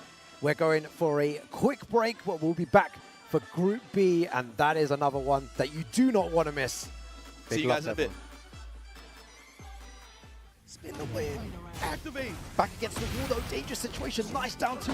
Pro break. Instant pro break after. Wall push. What you got? Yo, no one's got heat. No one's got heat. Oh, what a duck! And he goes for that option there, and he takes it there. Numan. 2-1-4 just to slow the match down. Maybe that's nerves from Daniel Mado there. He engage. Oh, what a run-up throw there. That was insane. One final mix-up here. Oh, he stays in the ground. Back 2-1 to take it. Daniel Mado stands up. He qualifies. Says, vamos. Forza Italia. The confidence to Where say you want it. Oh, what is that? He's done that so many times. The movement from Fear of Silence. Awesome this set. And he's been cashing out on two. It's been rewarded. Yeah. Oh, I love that wrist there. He engaged. Break that.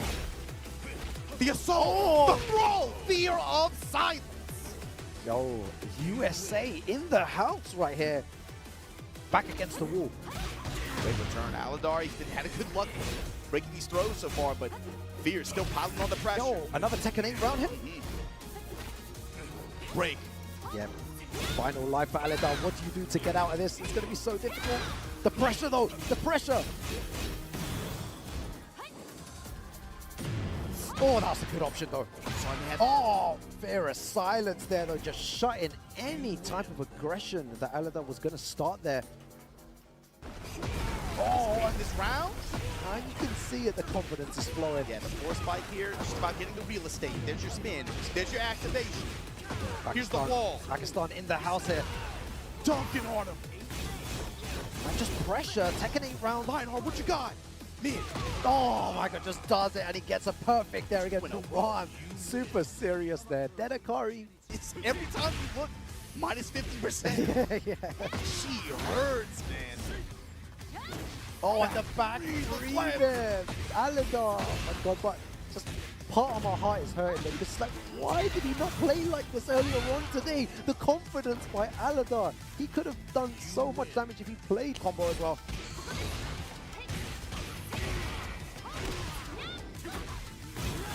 Back against the wall, yeah. What's the mix-up like here? How do you get out? Just waits for it. Aladar, what's your response to this? Mid. Wow, and Daniel Mardo takes it. Huge congratulations to him. Everyone wants to block. How can you say no to this? You make it fresh every day. Absolutely, we keep it fresh. You can't have AAA without block.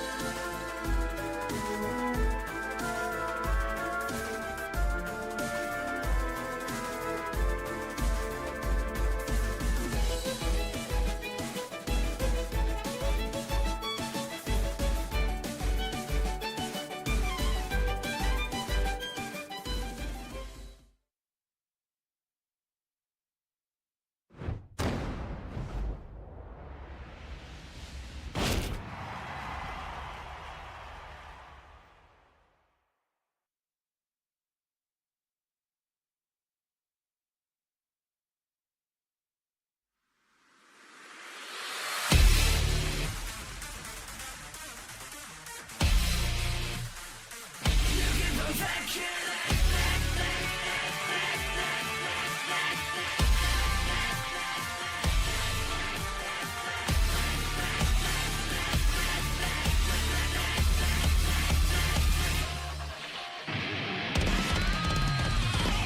head is sharp and clear, absolutely. The neurons fire within, fly at lightning speed. This fight is tough and long, complicated. The wind is blowing now, I don't sense defeat. You will succeed in the way, you will succeed in the way. You will fall the road. This is where all critics say, what is wrong, you're gonna stray. What is wrong, you're gonna stray. One spell, one propel. You will succeed in the way. Your actions speak louder. Why don't you stay away? Your actions speak louder. Why don't you stay away? Your actions speak louder. Why don't you stay away? I would do it steadily. I would do it steadily.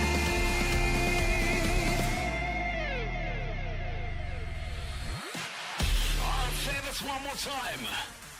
Why not just give it up? This is getting quite insane. You will succeed in the way. You will succeed in the way. You will fall the road. This is what all the critics say. What is wrong, you're gonna stray. What is wrong, you're gonna stray. One spell, one propel. You will succeed in the way.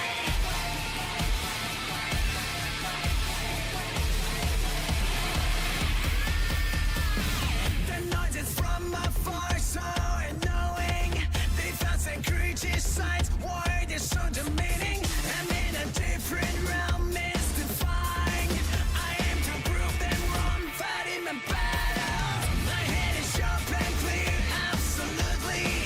The neurons fire within, fly at lightning speed. This fight is tough and long, complicated. The wind is blowing now, I don't sense defeat. Your actions speak louder. Why don't you stay away? Your actions speak louder. Why don't you stay away? Your actions speak louder. Why don't you stay away? I would do it steadily. I would do it steadily.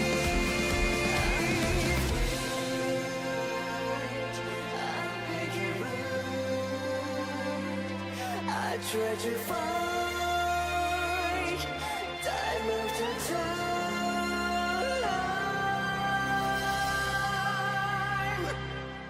Do you know who you're dealing with? Your actions speak louder. Why don't you stay away? Your actions speak louder. Why don't you stay away? Your actions speak louder. Why don't you stay away? I would do it steadily. I would do it steadily.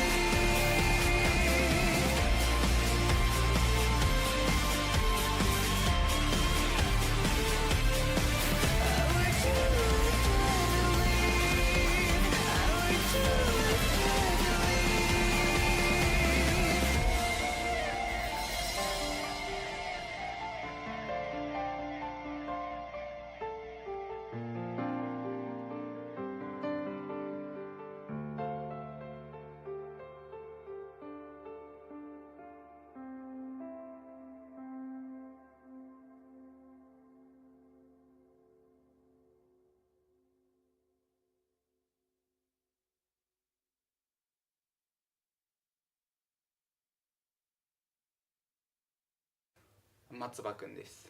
こちら葛飾亀有公園初出場です。ドラゴンボール Z3 です。家族です。ご飯がうまいです。プロゲーマーとして第一線で活躍していたいです。応援してくれてる方に恩返しできるように頑張りたいです。It's great. Yeah. I would like to visit a historical building. He was Federer 2009. One Piece. Call of Duty. With my family, yeah. Peace. Still playing Tekken. I will do it for Bob. It's perfect. Participating and competing is my dream, but I always wanted to visit and walk the streets of Tokyo and experience and the culture is perfect. Moi Kusanagi was always a tough opponent because of his varied fighting style and is a good player. I love Jujutsu Kaisen. Resident Evil is a great game with my family. Mexico has a lot of diversity and variety in meals. I will see myself as an outstanding professional player with a good and important career. I'll show you what his determination is. Traditional. Arcades, visiting the arcades. Must be GG Corporation. Very talented Fang player from Greece. Always adapts, always on the research. The kind of guy who never lets you win. Jojo no Kimi no Naboken. Could be Metal Gear Rising, Revengeance. My father, definitely. Must be Burata. Must be. The real life personification of Lars. Everybody will suck on that down back four. 스시 사랑합니다. 시원한 날씨가 추울 때 온천 한번 가보고 싶습니다. 광동 프릭스 팀 선수들이 아무래도 올라갈 때마다 볼 수밖에 없는 선수들이기 때문에 그 선수들을 마주칠 때가 제일 이제 어렵습니다. 한국어로 미스터 초바방, 니혼고의 쇼타노 스시, 류가 고토쿠, 라이크 드래곤, 뉴 게임과 솔로 레벨링 어라이즈. 저의 아내에게 아마 아내가 없었으면 이 자리까지 오기가 불가능했을 겁니다. 토프 플레이어, 베이카. 테켄 9, 아니면 이제 우리 기억 속에서 이 자리까지 오기가 매우 어려웠지만 영광스럽고 최선을 다해서 이길 수 있는 모습 보여드리겠습니다.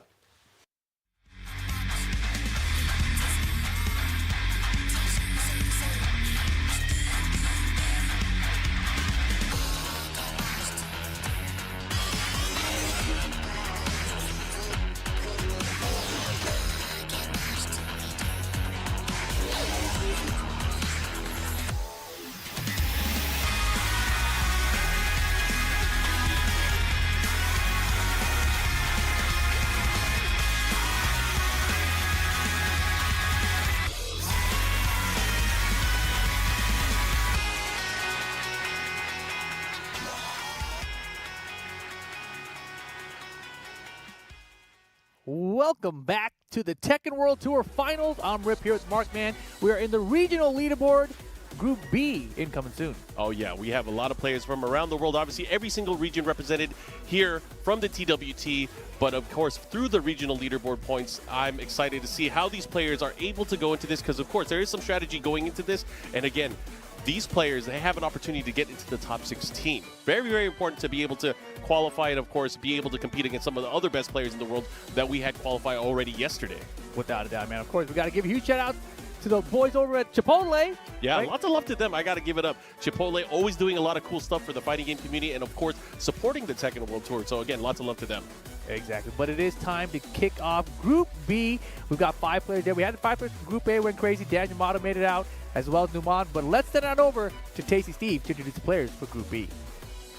Shoutouts to Markman and Rip holding it down. This is the regional group play. We're about to figure out who's going to make it from Group B here to go on to the Tekken World Tour Finals. Thank you guys for tuning in. And more than anything, like we said before, make sure you guys stay tuned. We got some crazy Tekken lined up, but we're going to get into it. Our first player from Group B, make some noise for Shonen.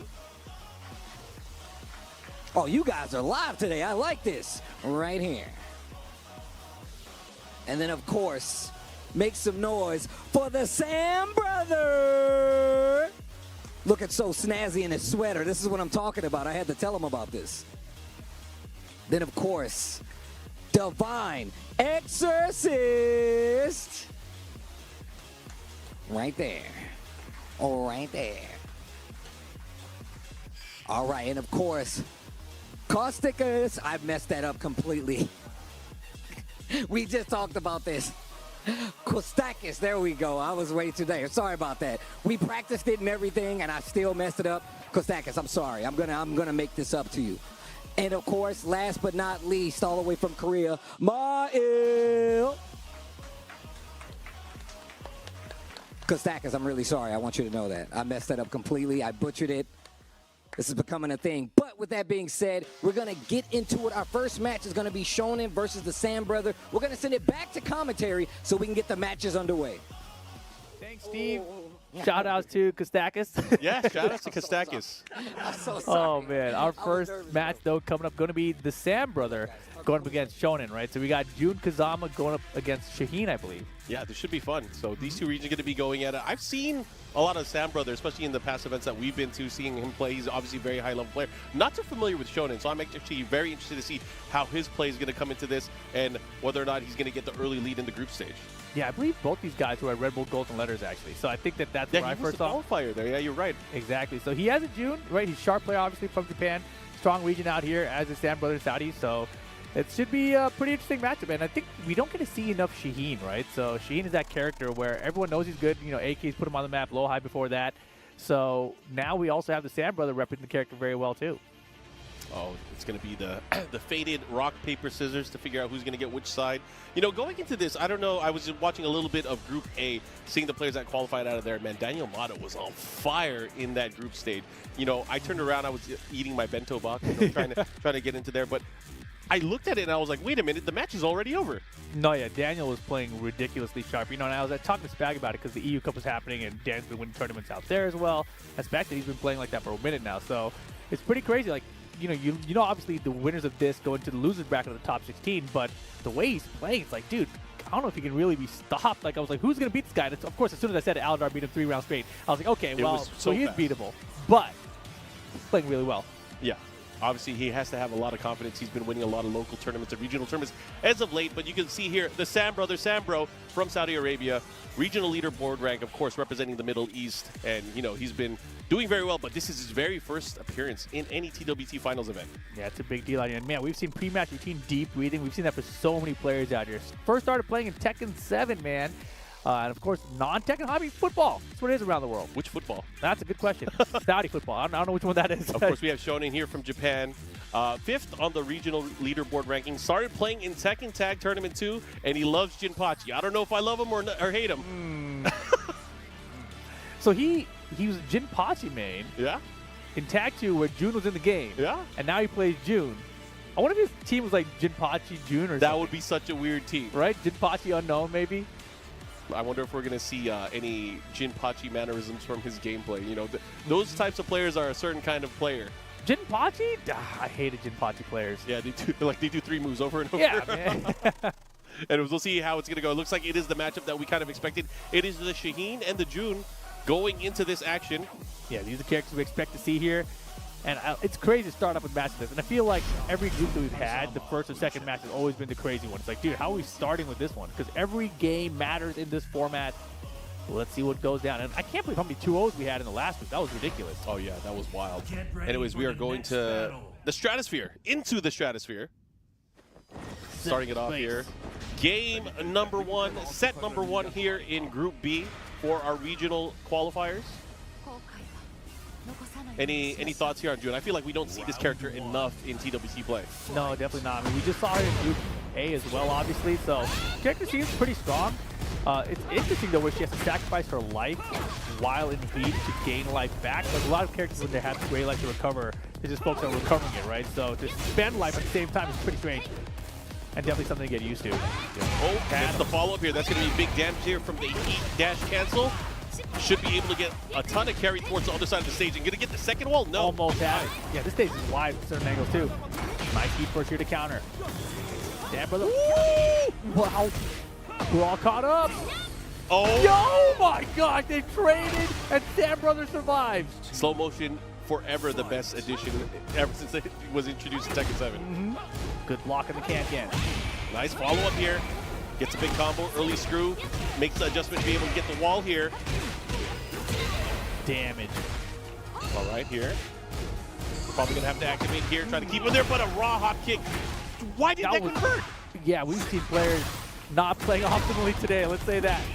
That was interesting. I thought it would have caught and pushed to the other side, but no, to no avail. That's unfortunate here. Here we go. 2 rounds for Sambro.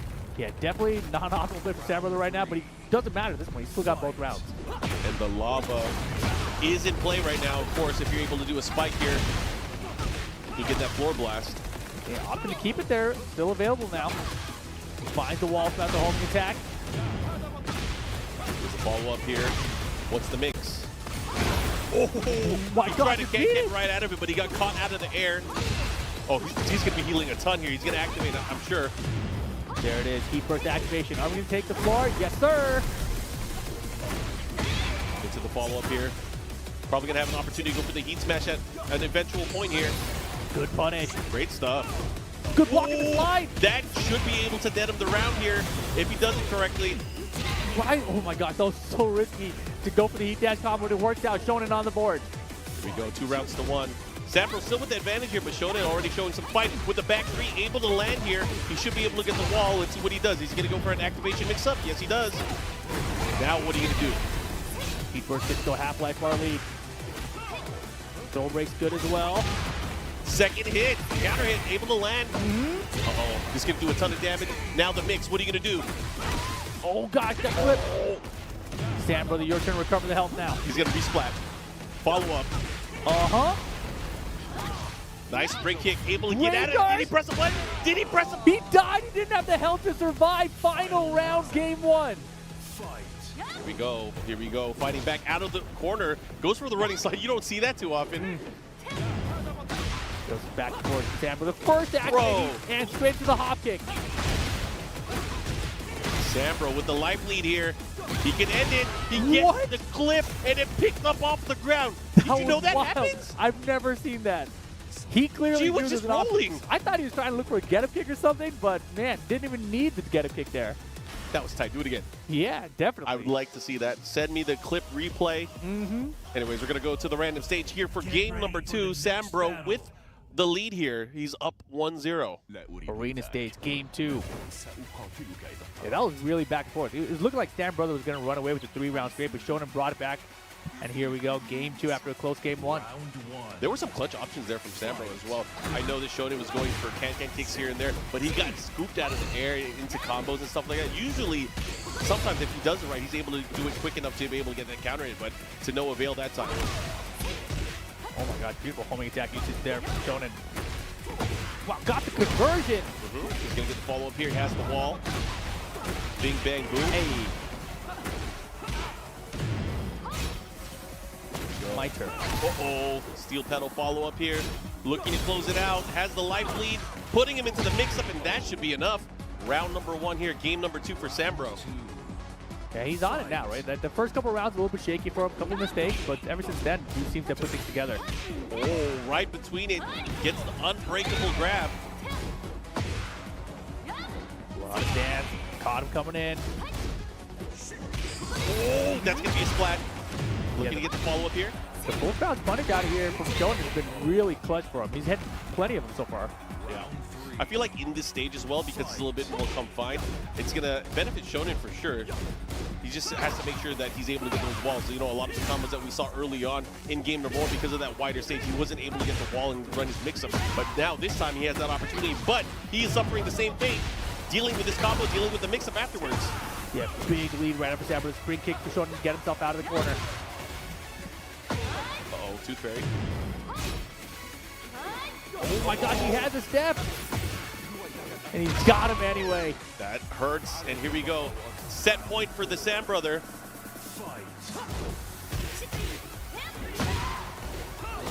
Oh my god. And Shonen real loose these free kicks right now. Nice punishes though. Goes for the approach with the running attack. Gets the scoop off the block slide. Oh, misses no. the follow-up. Oh, this could be unfortunate. It's okay, he's still in it right now. Both ready. You have to activate their hate. Out of the sky, he went for the can-can kick once again, and that might have cost him the match here. He's gonna have to deal with this mix-up.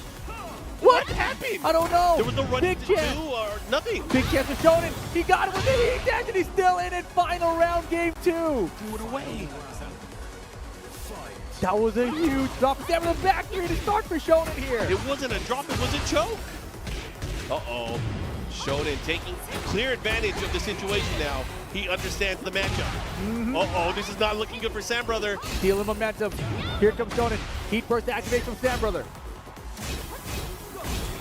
Okay, pressure. What's the mix-up? Goes for the low. Into the slide. This is good because now he's out of the corner. He gets the punish. The wall slide. He's got range. Can he finish it, though? It should I don't work. know, bro. It should be. It should be what? Rip? It should be close. It definitely should be close. I like that quick reactions, He's but it's alive. not enough. What's the mix? What are you going to do? She's in red, too. Back So to scary. Oh, my gosh. Sam Brother with the bravery runs up, goes low, closes it out. Well played. Well played indeed. Man, that is so scary. What a situation. I mean, that could have gone either way, back and forth. A lot of scrambles here and there, but Sam Brother able to come out on top, taking the first victory here in Group Stage B. Yeah, I talked about how, usually these first matches are pretty crazy, and that was a wild one. That was up to expectation. You can see Sam Brother rubbing his face there. Oh, man. That was not the way you want to start, but he got it done, right? I mean, he definitely looked shaky at the beginning, but he really pulled it together. Yeah, we'll see both of these players a little bit later on. Of course, they're going to be playing through the group stages as we tally it up. If you guys aren't familiar with the format, of course, it is round robin. Every player is going to have a chance to play against one another, and whoever has the most points, the 2 players that have the most points throughout the matchups, will be able to advance to our top 16 on the loser side. Exactly. But, every win you get is a plus. Every loss you take is a minus, right? So sometimes you go 2-1, that's only +1 for you. But if you 2-0 someone, that's +2 for you. So that's way better. So every single game matters. Yeah, in other words, let them do the math and we'll update you guys later. Yeah. But I mean, if you want to follow along at home, that's fine too. That's why it's whenever a I see learning that exercise. graphic come up, I'm like, I don't know what's happening. There's a lot of 2s and a lot of 0s and a lot of 1s. Somebody make it make sense to me. But one day we'll figure it out. Yeah. Anyways, what do you think we have up next? I'm excited to see who's coming up. I know the players are getting ready. They're blocking the board. I tried to take a peek. I wanted to look, but either way, we have so we can see at least the matchup chart that we have here. Any particular player that you're looking forward to seeing? I think I want to see Divine Exorcist versus Kostakis. Divine Exorcist is not his first trip to TWT finals. He was it last year or 2 years ago in Amsterdam? 2 years ago. 2 years ago in Amsterdam, that was the last time that we saw him in a TWT final. Obviously represented very well using that Claudio. I heard he uses a number of more characters now. Really? In I did not competition. know So that. I wonder if he's going to bring out any other one into the tournament play. So we have Divine Exorcist and Kostakis here. All right.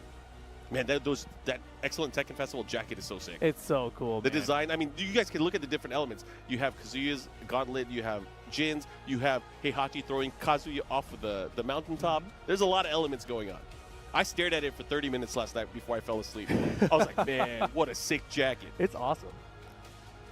But here we go. Looks like the players are getting settled in. I am curious to see if Divine Exorcist is going to bring out a different character here. And as you brought up, the previous Tekken World Tour that he was at, he was the wrench in that group, right? Yeah. It was the group with Ao, Ni, and Arslan. Dude, you have a good memory. Yeah, now I'm remembering. And he's like, hold on a second, I can mess this all up. Watch this. We'll see. Again, he's not a newbie when it comes to TWT events, but again, there has to be some nerves coming into play. I mean, you are going against, again, some of the best players from each region around the world. You have to have some thoughts of, like, how are you going to approach these matchups? What kind of studying did you do? Did you have enough preparation time over the last 2 months from knowing who else were the other qualifiers? There's a lot that comes into play here. Yeah, if I remember correctly, I think Divine Exorcist, when he went to the Amsterdam, that was his first time traveling internationally, too. So is he a vet now? Now he's a vet, dude. And here you see a veteran, 22 years of age from Central America. You see all his first place placements there. And in 2022, he got 21st place to match his age probably back then. Yeah, his most respected player, Ni, like many of us, using that Claudio Serafino. And he started in Tekken 2. Wow, and he says he really liked Tekken Tag 2 for the music. And here we have Kostakis, 19 years of age. He's a baby! A super baby. Look at this, man. Bunch of first place dojo finishes as well. This is his, of course, first appearance in the Tekken World Tour Finals. He started in Tekken 6 BR. Most respected player, Spiro Jin. And his lifetime main character, Lars Alexanderson. That's tight. Shout out to Spiro Jin, of course, the legend. Was he just winking at the camera? Damn, that 19-year-old wink is like freaking out. Yeah, he knows what he's doing. I think he's got an eye problem. He was winking at you. Not at the camera, he was winking at you, Rip. All right. Fantastic. Divine Exodus, though, you know, this kid is scary. Like, his Claudio has always been really strong. He's entered a lot of those PlayStation tournaments online as well. Yeah. Plays very well in those, so good to see, or interested to see how he does here at this event. Kasakis is the youngest player in from the qualifiers, right? He has to be. I haven't seen anyone younger on these stat sheets we've seen, right? 19 years of age. Man, what a great experience then. He's going to get a lot of experience out of this trip. I know the players over in the practice room over there, they're getting some matches in as well. I'm sure this is going to be a wonderful experience for him. Let's see if he's able to take some of the group stage matches here and maybe even qualify for our top 16. And he's the lone Lars player out here, too. That's, you know what? You know what's funny? Because when someone mentioned earlier that he's the only Lars player, I thought about yesterday, like, you know, there was no Yoshimitsu players, and then Farzine ended up using them, right? I wonder if anyone's ever going to have a surprise Lars. No. No? Hell You don't no. think so? You don't believe in the hair? Surprise Lars? I mean, if you're going to surprise someone with anything, it's not Lars, you know? Not much of a surprise, huh? No, it's a bad surprise. He was good for like a decade. Yeah, he was. Tekken 6. I remember. Yeah, and Tag 2, he was good too. Yeah, you're right. He was. He was good for he like was good for a whole ass decade. That's enough. That's more than enough. Make Lars great again. You know, there's people out there that want to say buff Lars. Didn't they already do that? They did. Yeah. It's already been done. They'll do it again. There's a Lars in the TWT finals. What more do you want? You know? All right. Yeah, you're right. First, what was the last time Lars was in the TWT finals? I don't know. Was there one last year? This might be his first appearance. Ever? Yeah. At a TWT finals? Yeah, I don't that think can't it was be for right. Tekken 7. Oh my gosh, you might be right. Wait a second. I'm pretty sure. This is tight. I'm trying to think of who even So, are if you Lars guys aren't players. familiar, Lars is not a new character. He is just a character that is underutilized. Underliked. Underutilized? That's the word I meant. No, I like him. He's cool. He's cool. I played story mode. He's hella cool. Wow. You like it from the story mode? Oh, why else would you not? Come on, bro. Come on. I'm trying to give him some credit, man. Yeah. Come on. He likes hair products.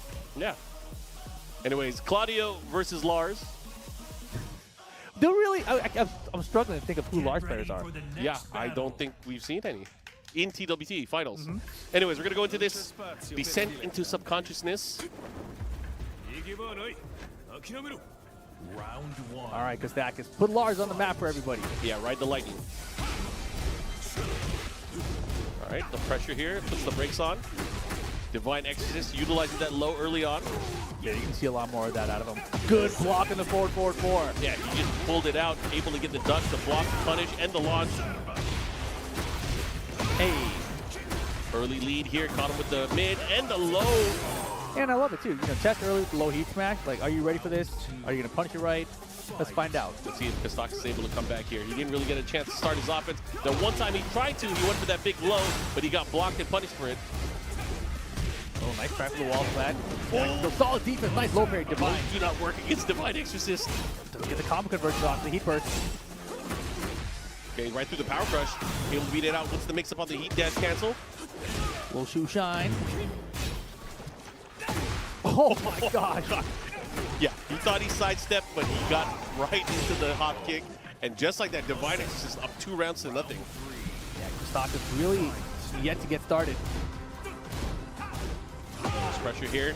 Goes for the forward 1+2 stop into mix-up. Struggling, nice duck and call and a Superman punch. Okay, here we go. That was sick. What a punish there.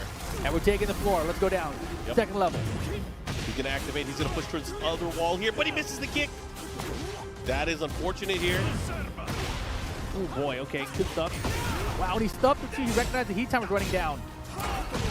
Armor. Great stuff here from Divine Exorcist. Really controlling the matchup. Missed the Punish. punish. That was a huge punish back from Kostakis. He has rage as well. He's going to going go to right for the rage art. There you go. Kostakis able to get around here. Staying alive here in game number 1. Bro, that is honestly one of the coolest ratings. Yeah, he's stylish. You hater. I can tell you. I said you a hater. stylish. What are No. But you said it's how is stylish, that but it's negative? like you dismissed it. Yeah, it's stylish. All right, Chad, you know what I'm talking about. Yeah, his hair is stylish. Rip is a hater. There's nothing to hate about Lars. Oh, you're just gonna laugh at that? And I'm the hater. I saw your face when you said it. Downstairs, baby. Here we go. Kostakis looking to tie things up here. He should be able to get it. There you go. Final round, game number 1. Bringing it back. I like it. Luis in the building. Make some noise for the boy, too. Nice. Arc Blast. No go. Man, Arc Blast, you don't see that anymore. You don't see Lars anymore. Okay, stop, mix up, goes for the entry. Good. He pushes back down. He pushes back. Oh my goodness. Yeah. He had the side step. He's already off axis. Dude, that down back 1+2 is crazy. That is such a cool move. Okay, mid. Oh my gosh, he found it again. He should be able to close it out here. We've seen drops today, though. Wait a minute. Man, and look at him. I was stressed out. He doesn't look stressed one bit. Nah, man. It's because he has that cool jacket on. Bro, stay cool. All right, Kostakis, breathe. Damn, he listened to you. I mean, everyone's going to breathe, but yeah. Yeah. Yep. He took a deep breath, though. Anyways, we're going to go back to the random stage. That was close. It went down to the final round here. Could have gone either way. But, of course, I feel like Divine Exorcist was in more control throughout the set. Yeah, I mean, it was close. It was definitely close. And there were some good calls to Superman. Bro, we were laughing about Lars, and then all of a sudden that round was over. It was real quick, for sure. It was quick. Ortiz farm here for game number 2. Going farming. A good duck in the high there, too, but not much punch behind it. Oh my I God. like that. Yeah, he's a real Claudio player, bro. Yeah. He reacts to lows, but instead of blocking them, he'll hop you. I mean, honestly, if I'm just Kostakis, I might go for the up 4-3s, you know? Hey, they get punished the first time. Exactly. Yo, you got to test sometimes, right? You got to test. You know, we haven't seen down back before. We haven't seen a lot of stuff, Yeah, right? I said people are going to suck him down back 4. All right, here we go. First round, Divine Exorcist. Continuing that lead here. Okay, he scoops out of there. He's going to get a combo here. Not going to do too much damage because he started the combo while he was floating in the air. Goes for the mix-up. Oh, my gosh. Good. Well timed, actually. Okay, nice punish. Yeah, could have been better. Uh-oh. Kostakis taking his turn back. Goes for the side step. Keeps the pressure by the wall. Into the heat. Follow-up. Uh-oh. Gets blocked. Now he's in a bad position. He has to be careful. Jeek left it out there. Very nice. Kostakis on the board. Tying it up. One apiece. Superman. He's got a shoe shine, too. Yeah, he's shining him. Yeah, Claudio is basically new age Lars. I feel like that's the vibe I got when Yeah. I first saw him. Like, well, I cool agree. guy. Cool guy with sparkles. Nothing to hate about him either. Yeah, stylish. Stylish. Looking to close it out. He might be able to get it here. There's the follow-up. Doesn't quite get the wall, but doesn't matter. Divine Exorcist 2 rounds to 1 here on set point. Very nice. And yeah, Claudio is so good with the punch back to the wall. He's checking him. And it's being Half-Life will lead in the first 8 seconds here. Potential final round. Looking to close it out now. Activating here. Kostakis maybe his last stand here in this set. What's he going to do? How's he going to deal with this? Oh my gosh, he's out of the sky. Okay, come on, Kostakis. Make it interesting. Every game matters here. Add him up. You don't want to go down 2-0. Uh-oh, he's in rage. Pressure at the wall. No duck in the high. Oh, the second hit. Got to be careful. My goodness. The block on the down back 4. And Divine Exorcist gets it 2-0. Divine Exorcist, great job. He has those reflexes, man. He has gone through the regimen of intense low block training. He blocked and block parried or hop kicked almost every single low attempt there from Kostakis. I think it was the very first round, right? He blocked the forward 4 immediately. He's like, got the block of the launcher, down back 4 at the end of the set. So all the right defense on the side of Divine Exorcist and beautiful punishes behind it as well. Yeah, so good stuff to him. We will see him, of course, improving as the chart gets filled out for everybody, and they're doing the math in the background. But good stuff, man. Kostakis, I feel like he had a good performance. He just never got a chance to get his engine revving, you know? Yeah, no, for sure. And we've seen that from a lot of players yet. As soon as this group stages start, the players aren't warmed up yet. They sit down for their first matchup. They're not ready to go. We saw Fear of Silence when we were walking by him. He was like, hey, man, it was my first match. I was match of the cold, day. right? Yeah. I was cold. All right. But then you have other players like Daniel Mata. As soon as he came out of the gate, he was ready to play. He's Bro, like, he ran here. I'm ready. Yeah, I feel like his engine was revved since last night. Exactly. He was training. And I don't know how players do it, but I'm sure players approach that differently. Yeah. But for Daniel, it definitely worked out. Every player should try to emulate what Daniel did, for sure. Oh, yeah. You have to be on fire out the gates, perform your best, especially because you are not guaranteed out. You have to be able to play your best no matter what, every single step of the way in every part of the tournament. Yeah, you think about it like a normal tournament. You go through the pool stage. Yes. It's usually a little bit easier, and then you move your way up to top 64, top 32 gets more difficult, right? You have time to build up the momentum. You come to something like the Tekken World Tour Finals, straight out the gate, you're fighting killers. So it's much different. Much different, yeah. You don't have to go through the lower level players that you may be used to. But anyways, we look at the group stages so far, and we can see the early leads. Obviously, the two winners so far, we had Sam Brother, Divine Exorcist. They are in the points lead, but we are going to be filling this out as we get the other players coming up on stage. I believe the next match we are going to be featuring Ma'il. He's going to be coming up. I can see him in the background. I was peeking over there. Mm-hmm. Usually they go against the first player from the group that was announced. Yeah. So we'll see. We'll see if that is true or if that holds true. Mm-hmm. Could be Sam Bro. We'll see. It looks like it's going to be Shonen. Yeah. Shonen and Moil. Korea versus Japan. I wonder who Moil's going to be using. Is he still rocking the Jack? Is he going to go back to Victor? Who's he going to be using? In this matchup, what would you use against June? Would you rather run a Victor against June, or would you rather run a Jack? The thing is, I don't expect anyone to use Jack, but Moil still uses Jack sometimes. So like for me, it's like he'll use whatever he feels like, right? It's pretty cool actually that he uses Jack so much, because I feel like the character isn't really represented well, and I feel like people don't really give the character credit in tournament in this game. Bro, he got the Jin sneakers on. Sorry, I was looking at his feet. Yes, chat, I was. Oh man, that's tight. Sorry, I didn't pay attention to what you said. I lost track. You understand me, right? You understand me, right? Yeah. I was like, damn, I didn't get my 11.5 yet. Oh man, but Shonen already had his first game of the day. Didn't go so hot for him either, right? He's looking for some redemption here. I feel like he could have done well, but again, it just didn't pop. What's he doing? What's he doing? He did some weird hand gesture stuff right up, there. man. I don't know. All right, of course, regional leaderboard rank in Korea. He is third. First started playing in Tekken 6 Bloodline Rebellion. Interesting, yeah. His main character favorites are Geese Howard and True Ogre. Man, this guy, Holy this moly. guy is he's a problem. He's a no, not a scumbag. True Ogre players are not scumbags, but maybe Geese Howard players are. And then, of course, Shonen we saw a second ago. His first appearance here in the Tekken World Tour Finals as well. We talked about his love for Jinpachi in Tag 2. Man, come on. Jinpachi, we've got True Ogre and Geese Howard represented between these two. Yeah, these are the boss character guys. You know, there's it's like a type. Like, you like boss character. You like the strong, silent type. Strong, silent. Yeah, I guess so. Okay, I can see that. So Moil here versus Shonen, and will he pick the Jack? That's the big question. I think he will. That's my thought. I feel like I'm feeling like it's Jack too. Jack. We're gonna both be wrong now that we could be. Agreed. Blindly. Yeah, we were dumb. We should have split up on that. Nah. My bad. Nah. I didn't want to make you look bad again. Again? Again, yeah? How'd you make me look bad before? I don't know, man. we will check the tapes. There's got to be something in the past. Listen, we could always blame Steve. It's usually his fault. I mean, did you hear the way he pronounced Kostakis' name earlier? Yeah, and he wouldn't get off of it? Nope. Yeah, all right. He'll learn. He'll learn. I hope Kostakis makes it out so he has a chance to redeem himself.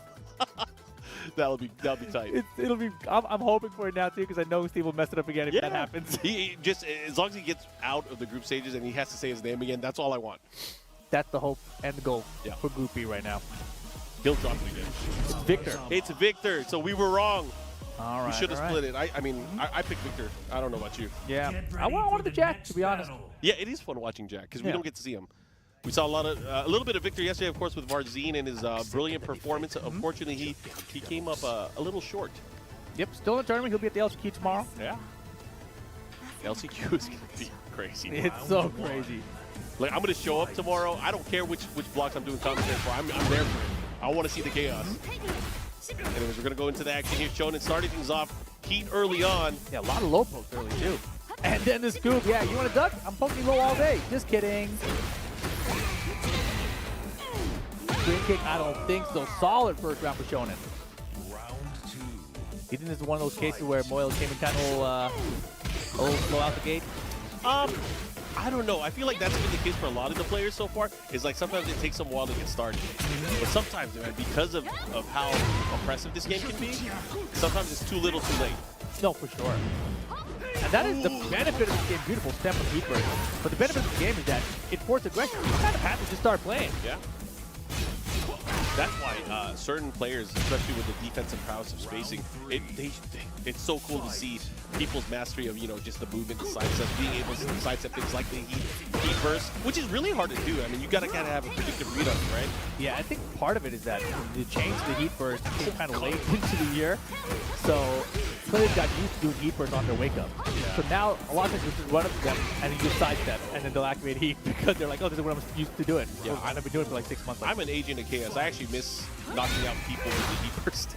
That was fun. I had so much fun doing it. I like killing people. I'll just sit there and wait for it. And now. You're dead. And then they throw me. Yep. And it's a launch throw. Fantastic. Can. Here we go, man. Shonen putting work here. Making things look easy. Here's the follow-up. What's the mix? One more hit. Oh, that covers it. I mean, that obviously hits pretty low to the ground here. That tooth fairy, the 4-2, able to beat out the spring kick. And you know what? Jun Kazama, I know there's been a lot of discussion early on when the game came out. People were saying that she was strong, right? And then, of course, there were some adjustments. And then a lot of people are now saying that she's not even a threat, right? You could never doubt a mother. She is strong. Moyle is on the character select screen. He hovered Reyna for a second. What? Yeah. Now he's locking him. Now you get what you want. I think this is what a lot of people want. I feel like this is the character he's been running more of in tournaments. So well, especially on streams. Yeah. Especially on streams in tournaments. I mean, I know he had like the more early success with Victor, and I thought, okay, this is his tournament character. Why is he messing around with Jack? And they did well with Jack when he picked it, and I've seen more of Jack recently. So kind of a surprise they went back to Victor here at the finals, but now the Jack comes out for game 2. Mud will up here to play. I feel like Shonen does use Jack as well too, so this might, it'll be interesting to see how this is going to play out. Okay, here's the pressure, pushing towards it. Oh my goodness! Able to beat it out. That was wild. That was brilliant. Uh-oh, fighting back. Here comes the wall splat. Oh no. Gage. Here comes the robot. Yo, this is going to do a ton of damage. Spring kick good from Shonen. Man, he loves that spring kick. 2 throw broken. Get out of here. Outface. That was enough to close it out there. Good stuff from Ma'il, able to take round number 1, game number 2. Again, you got to be able to do your best. Try not to go 0-2, but at the same time, you have to go 2-0 against your opponent.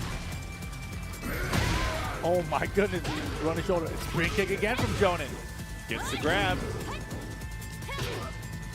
I missed it. Said nobody.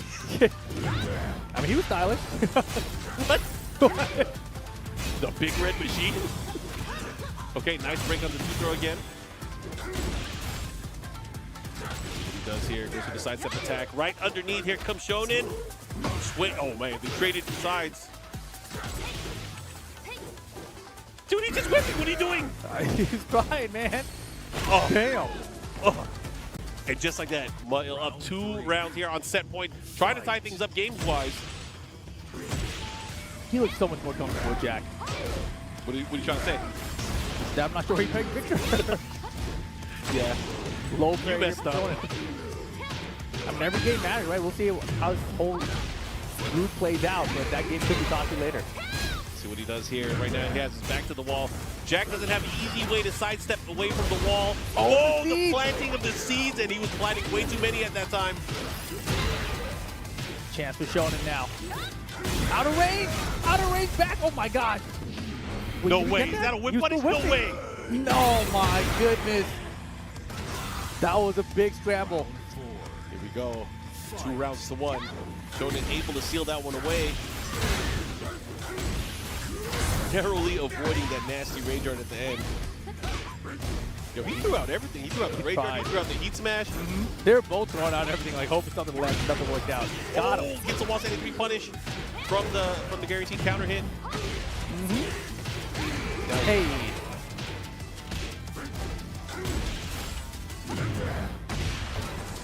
Pressure down, Boyle.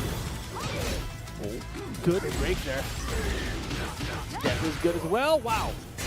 Oh, he could have had a guaranteed follow-up after that. What's he going to do? He has rage. He has to be careful. Neither player has heat. Well, needs to close this one out quickly here. Time becoming a factor too. Jackhammer closing down both players in rage. Goes for the big press. Not able to get it here. Nice duck. Looking one more hit, and that low was able to do it. Ma'il tying things up 1 game apiece now. Shonen is feeling something right now. He couldn't believe it, man. It's probably one of those moments when you're like, dude, I was thinking about Can. I didn't think he'd go low again. I was like, I had it. That was the moment I was waiting for my whole life. Get ready for the to the Coliseum we go. Jack and June, two of the least represented characters on the roster here, but they're making it happen here at TWT. I did like playing with Gigas, by the way. Yeah, I remember. It was fun. You had a lot of fun with him. He fits your type. What does that mean? I'll tell you when you're older. Oh, it's because he got all the hoes? Like all over the place? I don't know what you're talking about. You tube things? All right, anyways, back into the matchup. All right, big boot, pushing towards the other side of the stage. Of course, second biggest stage. I'm pretty sure this stage is bigger than the bottom of Descent into Subconsciousness, right? I'm pretty sure it is. Is it? I think so. Okay. This is definitely the second biggest stage. Shown in beautiful punish. Okay, B-dash cancel. Mixon goes for the back two. Again, trying to get that pressure. Goes for the throw. Both sides. Tries to thread in that forward two, but look at the pressure here. He does have rage. Muil gets the launching throw, Volcano Buster. Not dead. Yo, need him right in the gut. Here we go. Round advantage to Muil now.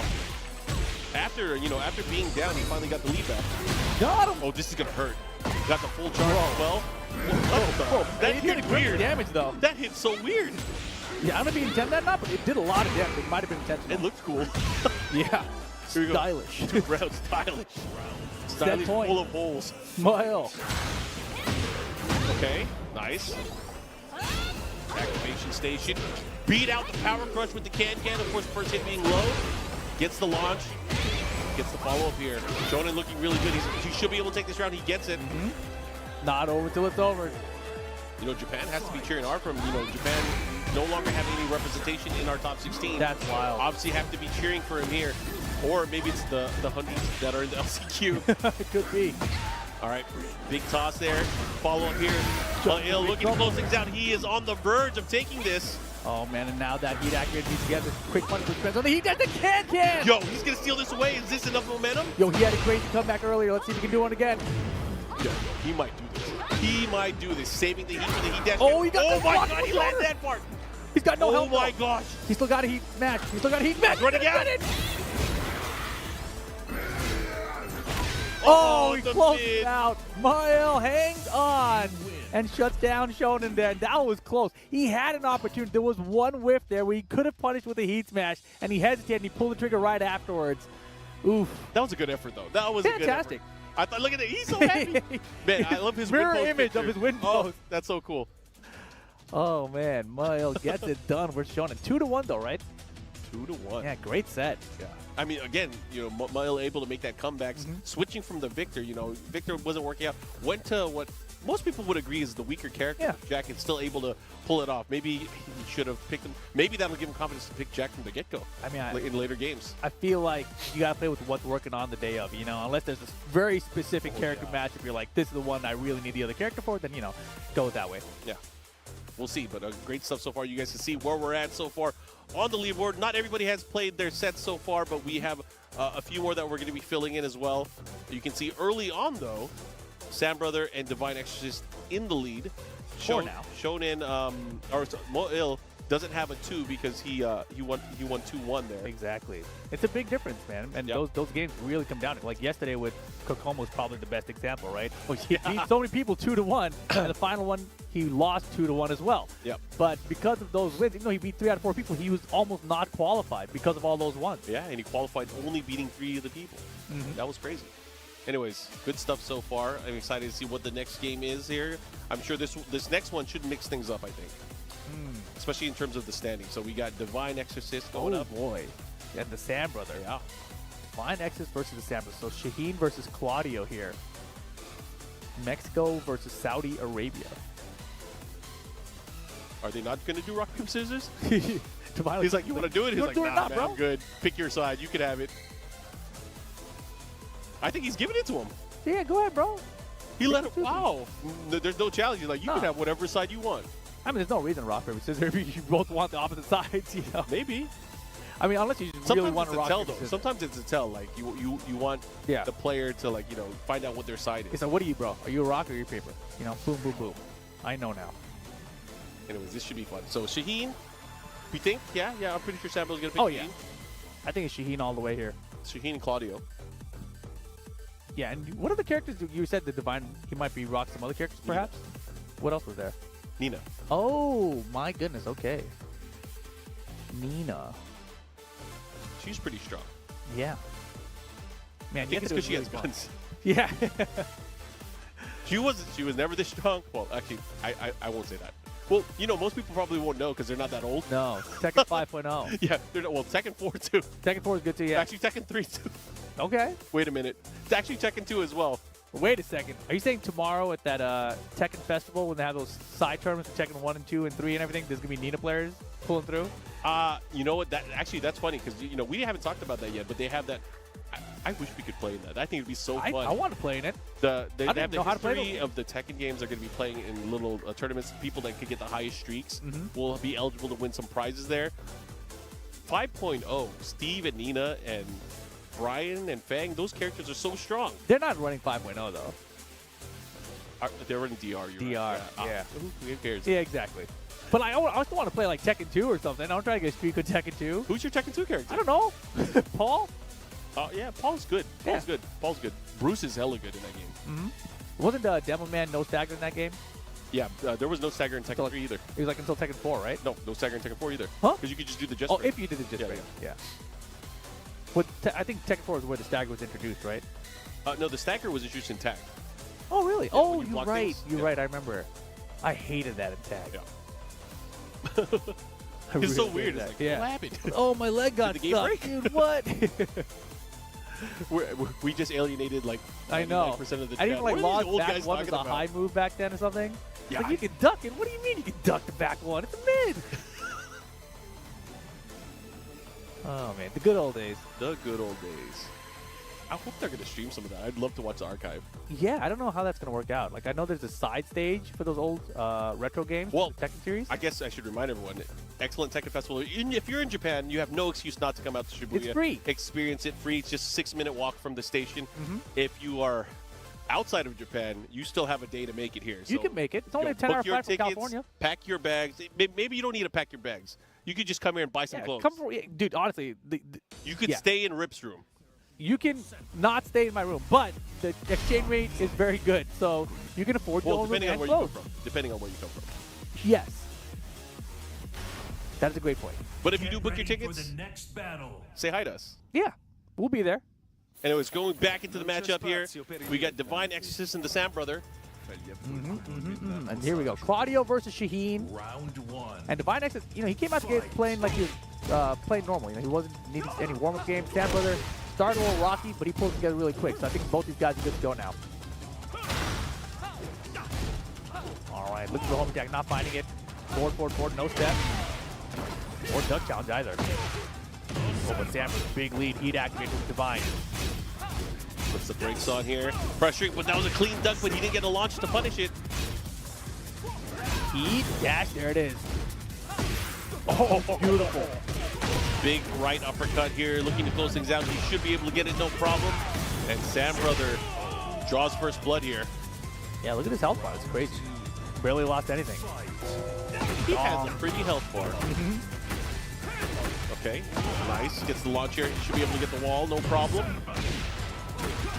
Hey, the big damage cashed in here. Has a little bit more heat left as he's able to utilize it. I don't think so. Sam Brother's going to maybe prevent him from utilizing it in the mix-up. Nice confirming, beautiful step heat smash. Slides good. Sam Brother, another big lead here. Nice side step low. What's he going to do? How's he going to approach here? Gets the close out with the down 3. Man, 2 very strong rounds with the Sam Brother. Yeah, it's funny too, because like, you know, Divine Exorcist is running shop. He's doing all the good stuff, all the right stuff, and Sam Brother just turns it around very quickly. And really, it's Sam Brother's lateral move. Like the sides are working out really well for him. Yeah.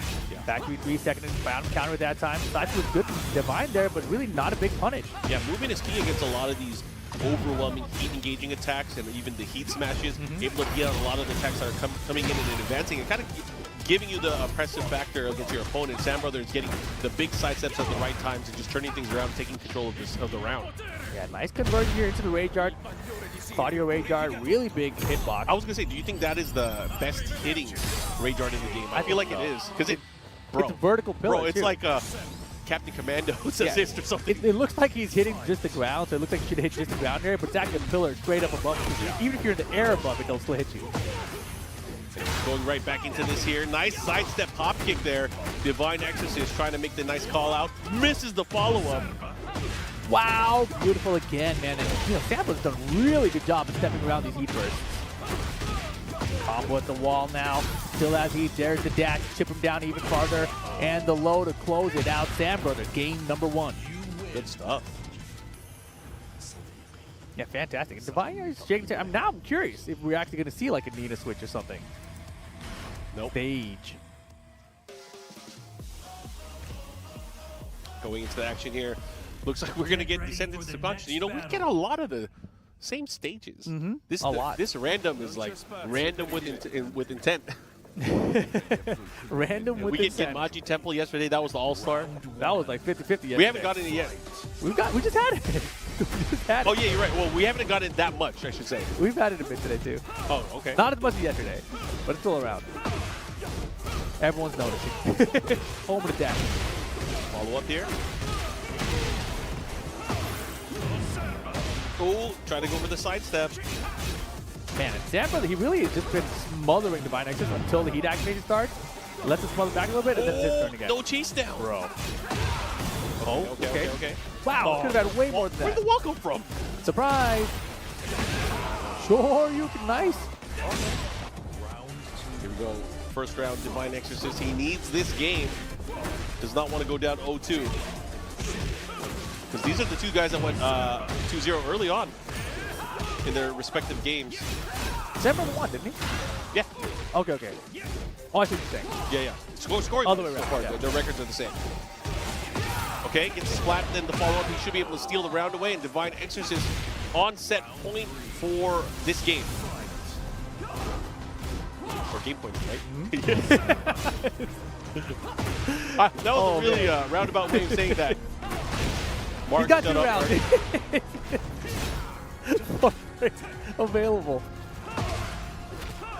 Side step low again. This one's going to break the floor. It does. Downstairs, back turn. Of course, he has that option. Wow. Into the follow-up, looking to close it out. Sam Brother trying to get on the scoreboard here. Oh my gosh, I thought he was going to hop kick there too. And there it is, Sam Brother on the board. Not done just yet. Still got one more floor break available for the players. Trying to catch him there. Look at the time, mixing up the timing now. Now dashing in, waiting for the opponent to react. Uh-oh, big slide do. Yeah, just simple low poke, mid poke game. Makes it with the crouch dash. So Sam Brother's being very effective right now with his side steps. I thought he was going to step in that particular direction, not able to do it here. But the pressure, oh, wow, caught him, but he was stuck in the air. Good lead right now, though, for Divine X. Is trying to close out game 2 right now. Good block. Not able to react. The hop kick, there it is. Should be enough, and there we have it. Divine X ties it up 1 game each. And divinely exercising that game away. I like it. He is able to tie things up here. Going back to the stage select here. Arena. You think so? Arena. Temple. Let's see what we get. Other temple. It's kind of a temple, right? Kind of a temple. Training ground is a temple. Yeah. Nailed it. I love this stage, actually. Yeah, this one's great. Music's great. I like how they're like, you know, the just wood give you- floor is great. I just love how they gave you so many walls to play with, even though it doesn't. You know, the Gi stage before you could balcony break at the end of it. This is like not just hella walls. Yeah, we're going the other way. Yeah, to the other wall. And Akuma's watching. Is that Akuma? So just like It's definitely not. I think it's Akuma. You want it to be. I want it to be, actually. Damn, the uppercut's working out. Boom. Uh-oh, chance All though. things up here. He tried to check him with the down forward 1, not able to do it. This Zambro, what are you going to do? Oh. And Divine Exorcist now in the lead. Yeah, I was going to say, this game is so scary. If you have a lot of gray health on the side, like a pixel doesn't matter. You can recover that health and survive more pokes. Yeah. It's crazy to see, especially after an activation and then some block chip damage, and then all of a sudden, wait a minute, where did he get all his life from? Yeah, you can see Divine right now, a lot of gray on his side. And Sam Brother working on it perfect. Good block. Oh, he whipped right in front of him. My turn. Side step 4 approach. Here comes Divine Exorcist. Power crush. That was smart. Sambro has a good position, but he gets blocked. This is bad. Yeah, that was a big bet of the slide. I don't think he needs to yet, but he can take the gray with it, so it's a good call. Yeah. Definitely a good call. He doesn't want to have to extend and do any more mix-ups than he already has to. Yeah, So this is the mix-up that matters right here. What's he going to do? He can kill with the right hit, but it might be... Oh, my God. Oh, my goodness. He finished the jab string. He's like, you know what? I feel like you just jab again. Counter it confirmed. Sam, brother. We're not getting the hop kick. Side step low, right into the upward four. Gets the follow-up. Now has the wall here. Starting to run away with it. Goes to the mid-option. Yeah, Again. The pressure going right now. Uh-oh. Not looking good for Divine Exorcist. Surf on heat activation soon. There it is. Can we close out the round with one combo? Heat dash? No. Decides to keep it. Goes for the mix instead. Big block. Oh no way. God. There's no way he's going to come. There's no way. In Tekken 8, there's a way. Yes, heat and rage. I don't care. That went out of style 2 weeks ago. Dude, he might make a comeback. He still has rage. Still has a chance right now. Just needs the right call. The hop kick doesn't get down forward one. Sam brother on set point now. Here we go. Comes down to this. Low parry from Divine. Yeah, he's going to push towards the other side of the stage here. Not sure if he still has walls there. He does. Oh my God, he reached it. Oh, he tried to sidestep to get the access to get the next wall. Yeah, he went for the cheeky double wall combo. Not able to get it. Here comes Sambro. Sliding in. Oh my God, he got him the step smash. Sam brother trying to close it out, and he gets it with a down forward 1, 2-1. The Sam brother gets it done over Divine Exorcist. Good stuff, man. That could have gone either way. I mean, both of those players obviously playing very well. Divine Exorcist suffering his first loss now in the group stage. But he got a game. He got a game, which is important, super important, because that could keep it close, depending on the other particular player matchups that they're going to go through later on.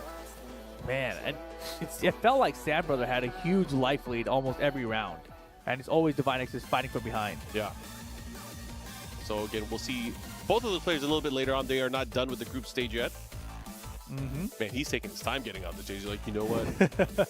I earned this. Let me sit a little bit. I mean, he's sitting pretty right now, right? He hasn't lost to anybody just yet in the round-robin format, so right now, pretty decent position to be in, even though he has some 2-1. He should have 3 points. He should have 3 points. So he went 2-1, and then he had 2-0 early on.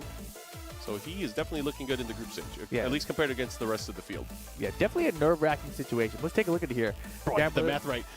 You got I was so scared. Sam for the 2 over Shonen, 2-1 against Divine Exorcist. That means he's halfway done playing his games. He's got 3 points total with that. So he is in the lead of the group thus far. I believe it's our halfway point, essentially. And then tied for second currently would be Divine Exorcist with 1 point and Moyle with 1 point as well. So Shonen, Kostakis, not out just yet, right? You see Kostakis only played 1 game so far, all against 1 opponent. So he can totally change things around. Good stuff, of course. Group stage not done yet. We still have to figure out who will be getting out. Only 2 of these players that you see on the screen will be able to make it out in advance into our top 16. But we're going to be finding out very shortly. It's going to be fun. Exactly, man. It's wild out here. And, of course, everyone who doesn't qualify, they can still enter the last chance qualifier tomorrow. I mean, they're going to enter into the last chance qualifier tomorrow. They're going to be there, yes. Everyone still plays again tomorrow, basically. But, yeah, guys, we are going to take a short break. Don't go anywhere. Tekken World Tour action will continue after this. Goes back and forth. Sam for the first action and straight to the hop kick. Sambro with the life lead here. He can end it. He gets the cliff and it picks up off the ground. Did you know that happens? I've never... Okay, pressure. What's the mix-up? Goes for the low. Into the slide. This is good because now he's out of the corner. He gets the punish. The wall slide. He's got rage. Can he finish it, though? It should I don't work. know, bro. It should be. It should be what? Rip? It should be close. It definitely should be close. I like that quick reactions, He's but it's alive. not enough. What's the mix? What are you going to do? She's in red, too. Back so to scary. Oh, my gosh. Sam brother with the bravery runs up, goes low, closes it out. Well played. Interesting. Every game matters here. Add him up. You don't want to go down 2-0. Uh-oh, he's in rage. Pressure at the wall. No duck in the high. Oh, he's got to be careful. Oh my goodness. The block on the down back 4, and Divine Exorcist gets it 2-0. Divine Exorcist, great job. He has those reflexes, man. He follow up here. Looking to close things out. He is on the verge of taking this. Oh, man, and now that heat activated piece together. Quick punch for Spence. He does the can-can! Yo, he's going to steal this away. Is this enough momentum? Yo, he had a crazy comeback earlier. Let's see if he can do one again. Yo, he might do this. He might do this. Saving the heat for the heat dash. Oh, he got oh the my block. God, he landed that part. He's got no help. Oh my gosh. He's still got a heat smash. He's still got a heat smash. Run again. Oh, he the closed mid. it out. Mael hangs on and shuts down Shonen there. That was close. He had an opportunity. There was one whiff there where he could have punished with a heat smash, and he hesitated and he pulled. Step in that particular direction, not able to do it here. But the pressure, oh, wow, caught him, but he was stuck in the air. Good lead right now, though, for Divine X. Is trying to close out game 2 right now. Good block. Not able to react. The hop kick, there it is. Should be enough, and there we have it. Divine X ties it up 1 game each. He tried to sidestep to get the access to get the next wall. Yeah, he went for the cheeky double wall combo. Not able to get it. Here comes Sambro sliding in. Oh my god, he got him the step smash. Sam Brother trying to close it out, and he gets it with a down forward 1, 2-1. The Sam Brother gets it done over Divine Exorcist. Good stuff, man. That could have gone either way. I mean, both of those players. Everyone wants to block. How can you say no to this? You make it fresh every day. Absolutely. We keep it fresh. You can't have AAA without guac.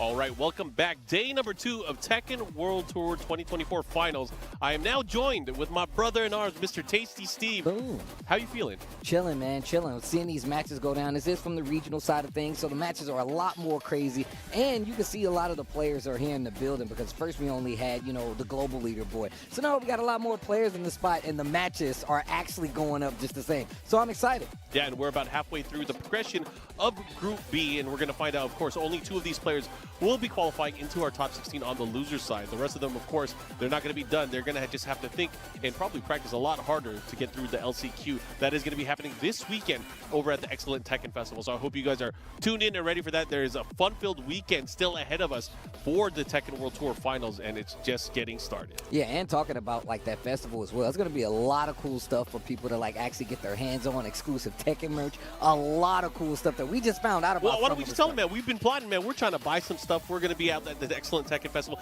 in Shibuya. That's going to be happening tomorrow at 10 a.m. It's going to be opening up. So if you guys have a chance, if you're in Japan, no excuse, make it out there. We'll be there. So you might even see us out there within the merch stalls trying to buy some cool Tekken merchandise, Tekken booth, the Tekken experience. We get to play all the old Tekken games as well. That'll be a lot of fun. I'm looking forward to it. And then, of course, man, Chipotle, man. Shout outs to Chipotle for actually supporting not only Tekken, but the fighting game community. I mean, I believe they took that extra step because they got items in the game now. Like, there's so many cool things you can do. So I want to say personally, shout outs to Chipotle, one of my favorite lunches. And on top of that, just supporting the community that I love. And Tekken, a game that I love. So you know shout what? outs to Chipotle. Because they took the extra step, you get the extra guac. Make sure you do that when you get there. Oh, wow. Get my extra guac, too. You can have mine, too. So it's cool. But, yeah, man, we're about to get into it, man. Group B here from the regional group play. This is about to be crazy. I mean, we've already seen a couple of players on this side trying to make it in, but it has not been the easiest thing to do, especially because all these guys are top contenders. These are still the best players in the world. The second half is always the crazy part because this is the part where people start to shine, and we see people either get super pumped up, super happy, or they get the heartbreaks. So we have Ma'il and Kostakis coming up on the stage here. They're going to be going at it. Ma'il early on used that Victor as he started things off, but then switched over to the Jack, and Jack ended up cleaning things up and getting him the big victory in that 2-1. So I was talking to him. Who? I was talking to Ma'il. Okay. Right? He was like, "Yeah, man, I don't think Victor's got it, man." And I think he was joking. I'm pretty sure he was joking. But the I don't Jack. know. The Jack has been doing work. I want to see what happens here. But I was actually telling Kostakis, I was like, bro, we need a Lars in here. I want to see it. I want to see the Lars work out for us. I was talking to Rip earlier, and we were talking about, I mean, I miss Lars. And, you know, he's so underrepresented nowadays. And, you know, Rip, all he said was stylish. I was like thinking in my head, man, what you know about that? Exactly, bro. I had to go shopping for this dude, Rip. What do you know about style? I actually had to tell a couple of my friends, not everybody is cool enough to play Lars. You can't. This guy is hella cool. I love this guy. No, look, I actually inspired. I got the Gentle Monster glasses. Yeah. He encouraged me to be happy with Your these photos glasses. were sick. Dude, I was thinking about Ma'il the entire time. So you're at a photo shoot, you're the model, and you're thinking about Ma'il, and that's how you look cool. I'm gonna tell you Secret, right now. everybody. I'm telling you right now. If you model glasses, go follow Ma'il right now and look at how he poses in glasses. I still got photos in my phone of him in glasses. That was inspiration. If he wins here, you're gonna see his player profile picture, the victory post. He has the best one. Yes. He has the best one I've seen. I'm gonna tell you right now, Ma'il's got a great smile, man. I love the personality. Been seeing him around quite some time. Yep. So it's actually really cool to see him here. Hopefully he does well here in this group to make it out as one of the two that could potentially make it out. I gotta bring this up, you know, and this happened yesterday too.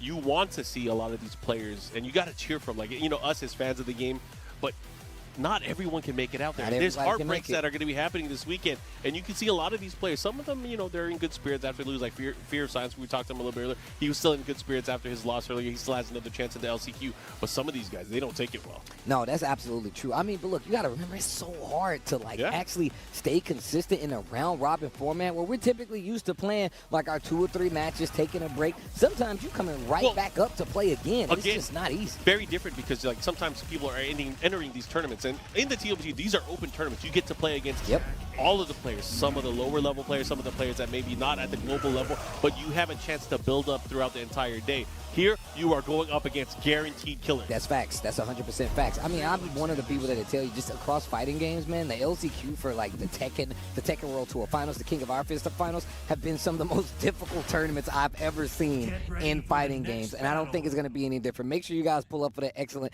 Tekken Festival, but we're going to get into it.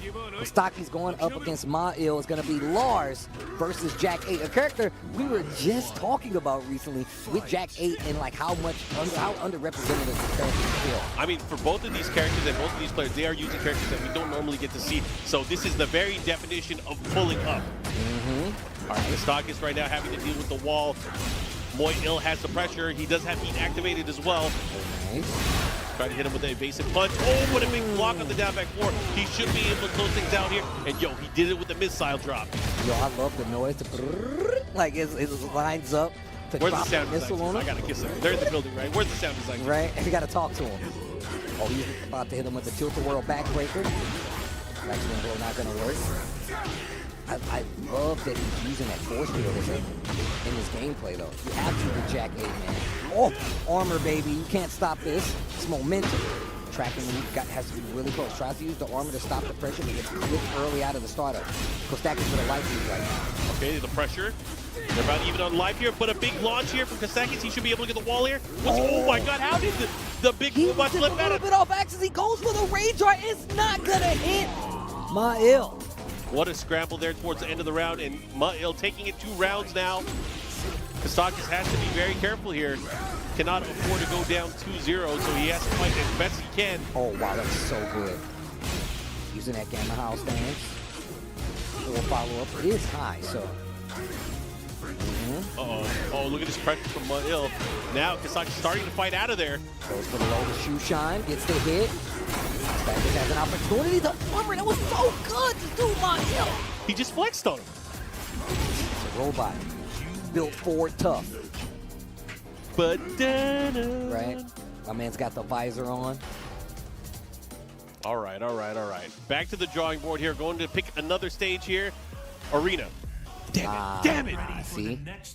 Going to the beach. My radar for stage picking has been broken since Tekken 7. No, same. It's Like, been I broken. have not been able to call any matches on like the random lineup, no matter what. I've never been right so far. All right, but here we go. Game 2. Just like the players, we're getting used to this new game. Right? Kostakis actually on the ropes right now, down a game. Going for the tracking option right there. Hasn't been doing too much side step. As I say that, and he goes right to a side step. Yeah, nice side step dunk while setting one. Gets the wall here. Doesn't get an optimal combo. He was in a bit of a tricky position with Jack facing towards the wall. Ooh, burst. I have one of my own. Blocks it though. Stomp City. Slow. Just raw. Yeah, that's a fast-ass heat smash. What else, bar? Oh, down 4. Okay, slowing it down a little bit. Kostakis on the board. Slow motion for me. Okay, he's gonna push through the wall here. Let's see what Kostakis has. Boop, boop. Oh, wow. He went for the mix, but he just put himself into a bad spot. Oh, no. I love that option right there. He's not going to get away from the wall. A little too early for the punish, so he's not going to get a full launch. Or just a full punish. He's actually got scaled. He was off axis, misses the orbital. Oh, he dashed, not dead though. Oh my goodness. Mix him Drilled up. on him. Put my man in a blender. It was like, what's up, Lars? I'm digging you. Okay. Fighting back here. Ooh, got the G cleffing. I love how he uses that to make sure he gets the way in. Actually gets to start his turn. Look at this pressure. Kostakis with the perfect on top of that. Yo, he took control. Maybe that's what he needed. Maybe this is the shift. Oh my God. He is shifting with the lightning screw. Yo, he's feeling himself now. Out of the range of the wall. He has to be careful here. Ma'il has to get away. Shoe Shine, look at this pressure. Big life so far. He charged it up. I love the way that he's using it. Rage Dart not gonna work. Kostakis arc blast. Back-to-back perfect. Another perfect. Business mode right now. And he's got support in the crowd right now too. Oh yeah. Of course you got the cheers going on. Okay, Ma'il, back to the drawing board. What you gonna do? You know what people never talk about? What? How when you come to tournaments, there's people that are cheering for both players all the time. Yeah. And we have 2 people right in front of us that are cheering for the opposite players. It's so funny. Get ready Oh, for the man. next battle. But also, you can see that they're just as invested as the players are. 'Cause Yeah. they're like biting fingernails, cheering, clapping. Throwing shoes. All right, going back into this mix. Let's see what happens. Jackhammer tries to go in the stance a little bit. I like him taking an opportunity to kind of just check Jack right there. Kicked him in the gut. Engage. Sidestep. What a duck! Yo, he knew. He was ready. Into the mix. This time, go for the mid. He didn't engage your option. Yo, this might be good for him. Kostakis continue with the pressure. Rage aren't gonna hit this time though. Yeah, this is gonna do counter hit damage. He's gonna do a good amount, a good chunk. He's gonna also eliminate any potential health that he can heal. Yep. It's gonna be pure damage. And on top of that, it's getting a little closer to Rage. So Lars not completely out of it yet. No resource on the side of Ma'il. Goes for the low. He reads it the second time. Low parry. Oh, but he dropped the How did combo that while he happen? used the armor, and it did not work. I'm not sure what happened there. Kostakis has the lead. Into the sidestep arc blast. Able to get the wall. Oh my gosh, he bobbled it. And then the low parry quickly after the follow-up. Kostakis, hold on. That was a setup. Cool ass stomp. Hot dogs, let me get one. Oh, open chest. Big damage coming up. Into the mix. Oh, got him with the second hit. Finishes the string. He got so lucky he didn't get splatted there. Oh my gosh, the screw again. The second time the lightning screw worked out here. Takes the opportunity, full combo, heat burst, gets the spike. With the side switch. Drop it on him. God, the range option, the heat dash cancel. I like that. Go for the throw. Switch the sides. 17 seconds. Oh, he's trying to kill him. Seconds. Any hit for Ma'il will close it out, but he's not going to get it in set point for Kostakis right now. He had him with the down pursuit while he was rolling that did just enough damage. Kostakis is doing it. Can he pull it off 3 rounds straight here? Into the low this time. He has been mixing him up. And it has been working. Oh, Yo, buff wow. Lars. Oh, and that is that another perfect? No. Bro, it's another one. Oh my God. Was that 3 perfect? That wasn't 3 perfect, was it? Am I crazy? 7 golden letters. They dap it up. Man. And, that was crazy. And if you talk about like what happened differently in that set was just the fact that Kostakis look at him, actually turned on the offense. Yo, that actually is a sick part. I got to look at this real. Hold on.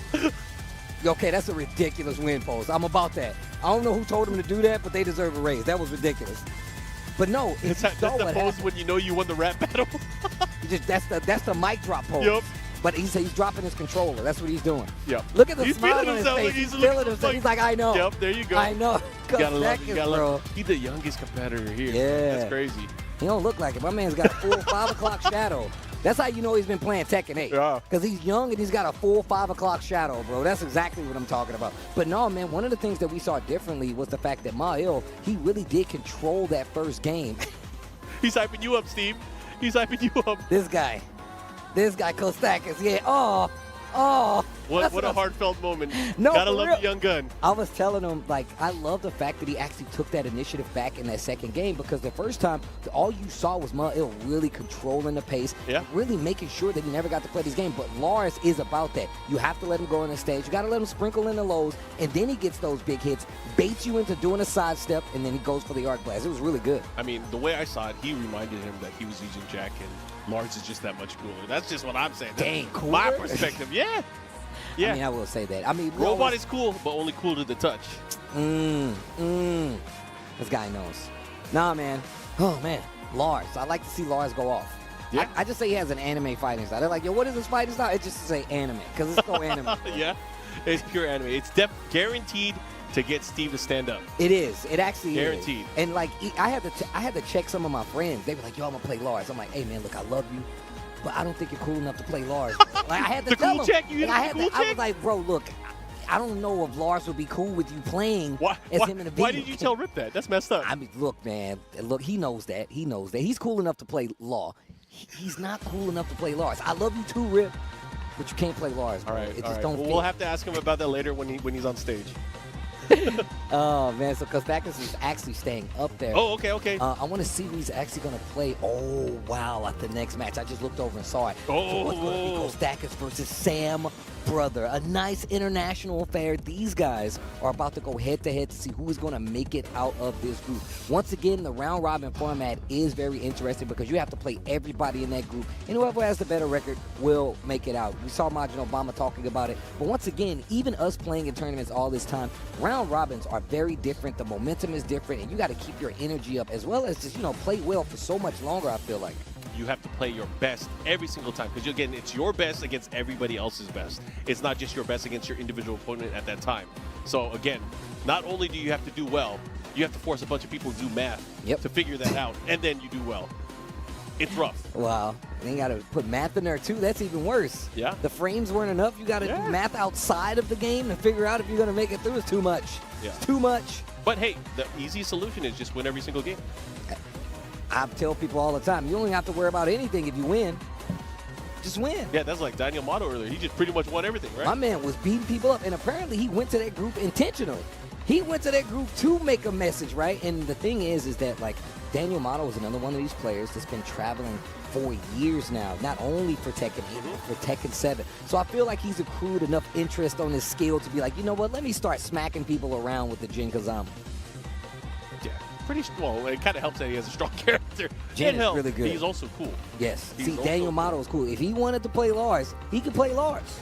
That's why I call him the Italian Stallion, bro. He can play Lars if he wanted to. If you guys in the chat are cool enough, you got to make sure you run it by Steve first. Actually, yes. And don't let your friends who are not cool enough play Lars, okay? At least not in tournament, because everybody can't do that. But thank you guys for tuning in, man. The Tekken World Tour Finals 2024, the first Tekken 8 Tekken World Tour, and on top of that, the first time we've actually been in Japan for it. So I know it's been passed around a lot, but it's the first time we've been here. I'm so happy to be here with not just you, but all of the Tekken community. It's always nice to gather. You know, we were in New Orleans. Yes. It was me and you were over there. We were in Amsterdam the year before. But something just about Japan. As fans of the game, as fans of the culture, it's really nice to be out here. Yeah, I mean, shout out to everybody here in Japan for helping making this possible. All right, here we go. These guys. I was watching earlier how they just let him get the side that he wanted. Like, look, man, we don't have to RPS. I don't want you to see what I'm thinking at all. Because I feel like when you play RPS for sides, you could get dejected. Yes. You could. You definitely could get called out on that. They will definitely understand, like, oh, okay, I know this guy's going to rock, huh? Okay. You tie that into the game plan. My man says, I'm going to eliminate it altogether. Just take the side you want. You know, if it was me up there and I didn't care about it, I'd let them throw out their pick, and I'd just stare at it and be like, you won. You won. Take your side. That's you gonna hit him with the cool guy? Yeah, make him exert his energy into trying to outsmart you, but you're like, yeah. Actually, you know what? Go ahead, bro. You need this more than I do. Yeah, look at his pose, man. No, bro. Kostakis, bro. He is definitely cool enough to play this game. He is cool enough. He is cool enough to play this character. Rip ain't posing like that. Rip don't even know what to do with his hands, bro. Hey, man, I'm not. All right, I'm gonna stop there. We can't keep capping on Rip. We can't. I'm not. This is everybody. There's a lot of people that can't play Lars. All right, we can cap on him. I'm using Rip as the example. Oh man, but here we go. These guys setting their buttons, getting locked in here, and we still have what 2 more groups to go through today. No. We have one more. Oh, it's only one more. You scared me, bro. Like, wait a minute. My bad. I was thinking of yesterday. Yeah, after B, we have A, B, and C. Mm-hmm. Man, I'm like, where'd that like how you come looked from? back. He was like, wait, what?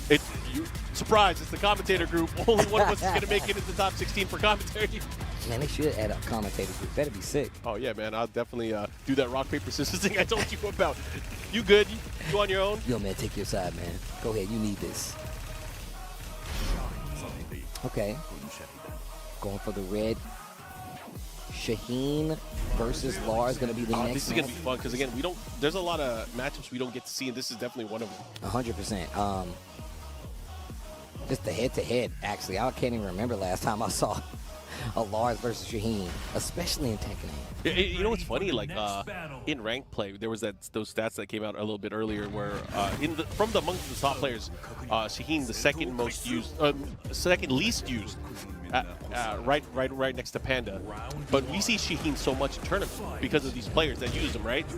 And on top of that, I mean, look, when we talk about like Panda, like a lot of players will tell you like they probably won't play Panda because Panda's not as good as Kuma. Yes. But Shaheen is really strong, so it's really interesting that he's one of the least played characters. Yeah. I mean, sometimes it takes some inspiration. Like, if people are able to see, like, okay, Shaheen's winning all these big tournaments, maybe they'll play him, right? Mm-hmm. It's a flavor of the week thing, right? Sam Brother off to the early lead there, taking that round. You know, both of these characters have ridiculous moves. The way they're swagging out and they're moving, they're flipping around. Both really cool characters. Yeah. I know a lot of people was talking about how, I mean, obviously, Shaheen is definitely one of the stronger characters, but I think he's really cool, man. I really like how he plays. Key first. Trying to go for a hop kick. Really trying to call him out.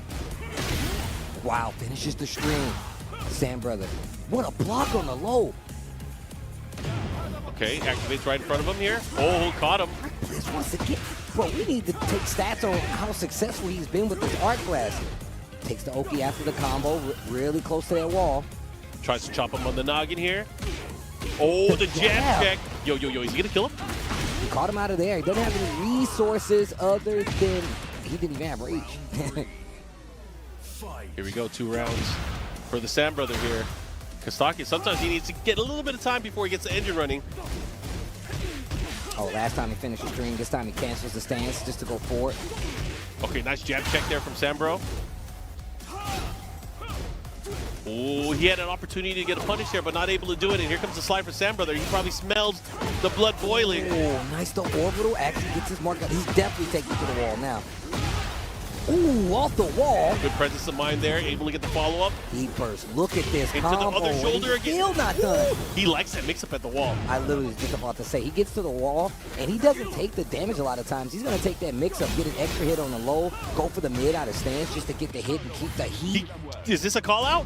It was a bad one. It's a call-out on the wrong decision. Good stuff there. Kostakis with the patience now, getting around on the scoreboard here in game number 1 of their set. Okay. Oh, he uses this so well. One more on it. Doesn't take any damage, but it will stop the offensive if you're trying to steal your turn back from Lars in that situation. So just the placement on it should let you know just how far ahead he's thought and how many times he's been in the situation before. Sambrother fighting back on the wall.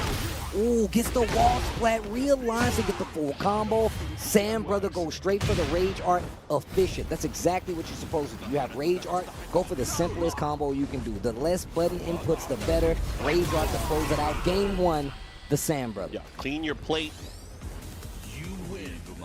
Able to take that game there. Kostakis has to think about things here. What's going to do goes to stage select. Of course, after every single game, we have to go back to a random stage. Call it. Oh crap! I was wrong anyway. I'm telling you, I was too. And it was going to go into Sanctum stage. I was definitely about to say Yakushima. I was like, yeah, that's where we're going. We haven't been there for a minute. I really like that stage. It just looks cool. Going to the action here. Sambro up 1-0. Stop. Trying to change the fate right now. He's not doing bad at all. Trying to chase him down there with the running 2, but they traded blows. He could have had the conversion there. Maybe, right? Because he got full knockdown right there, so I was interested to see what he could have done. Heat burst. He goes straight for the slide to Sambrother, not letting Lars get anything started. He burst sidewalk a little late for the down 4-2 though. Okay, pressure. Here comes Kostakis having to deal with the heat smash mix-up. Not phased at all. Running 2, good block. Okay, trying to get something started. Goes for the low, the shoe shine. Oh, what is he doing? He's hot. Okay, wait a minute. Gets the first round of this game too. Kostakis. Again, shoe shine. The interrupt, Sambrother just challenging. He challenged the power crush there. Again, he's been doing that a lot. He has to be careful. Sambro's obviously going to make an adjustment here. Goes to the big low parry. He's going to activate. There it is. Finishes the stream. Spins the heat. My man is spending all resources to get the lead and get the round. Yo, the Sambrother. Here we go. Moving ever closer. Again, Kostakis needs this. Does not want to go down 0-2. Sambrother, of course, fighting, wants to get those point supremacy. Look at that, dealing with the pokes here. Oof, let's go for the orbital. Not going to happen. The hop kick. Yeah, big counter and hop kick. Pushing towards the other side of the stage. He's going to get the wall here. Big bang, boom. Big damage right here. Stays on the ground. I like that. Oh, man, it goes straight for the raw Rage Art. He still has heat, and he has Rage. Heat burst, and he instantly challenges with the Wild Standing 4. And this is very, very important here. Such a big round, pivotal round here for both of these players. Will Sambro be able to take it 2-0? What's going to happen? Oh, Arc Blast. I knew it was coming. Yo, and he got the wall. One of the Arc Knights making it happen. I like that Arc Knight. Okay.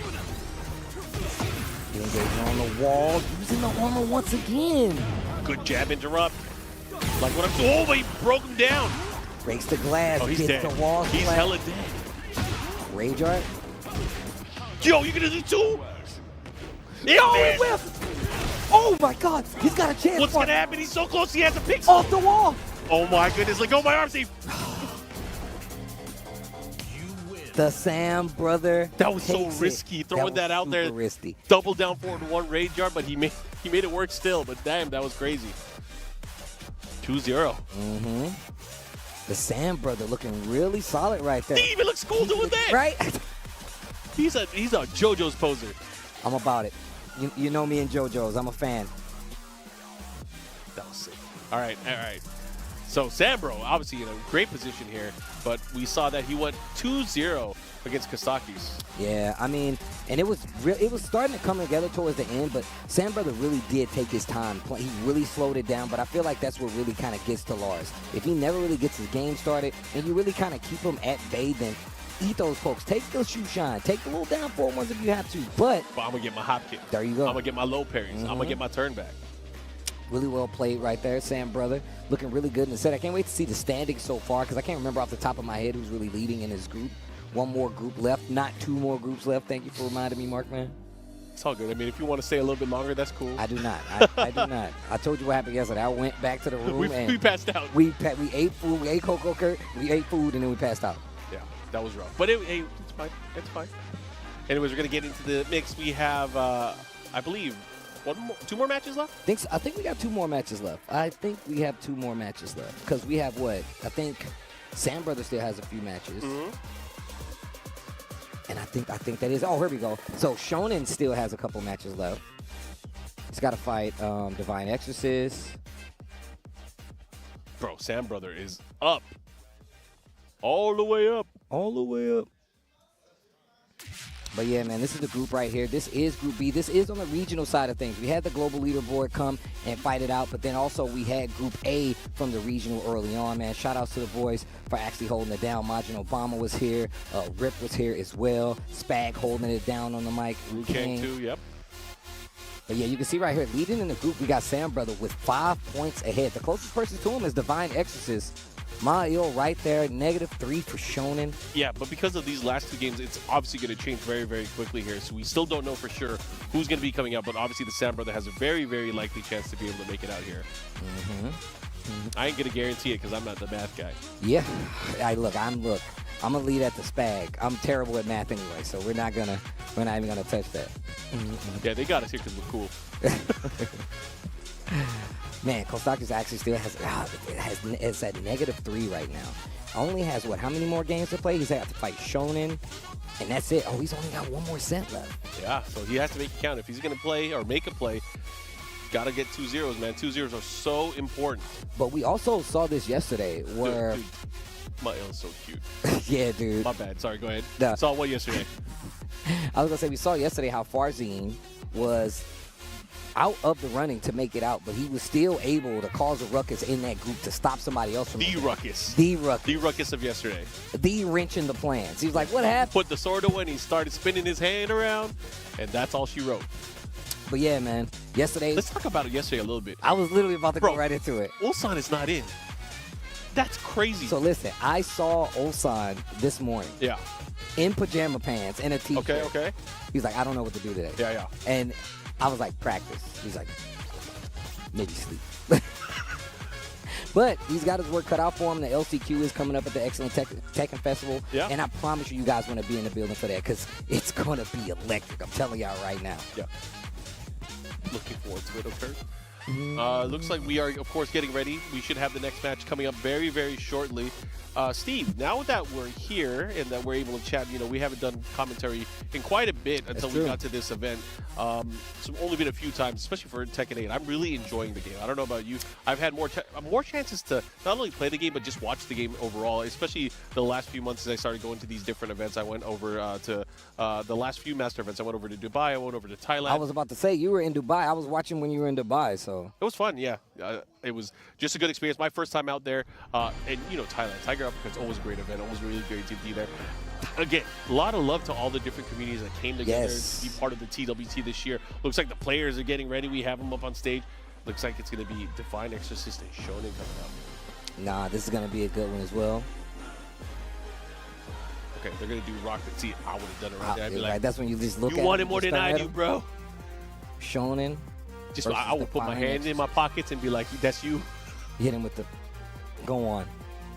No, but yesterday was crazy exciting, man. The fact that, I mean, even Arslan Ash almost did make it out of his group. It was a lot happening yesterday. I implore you, go look at the VOD from yesterday because it was ridiculous. So many crazy matches. And I feel like every year it gets even more and more tense. And even if you if you forget about the group play yesterday and today, you still got the LCQ, which is nothing but sharks.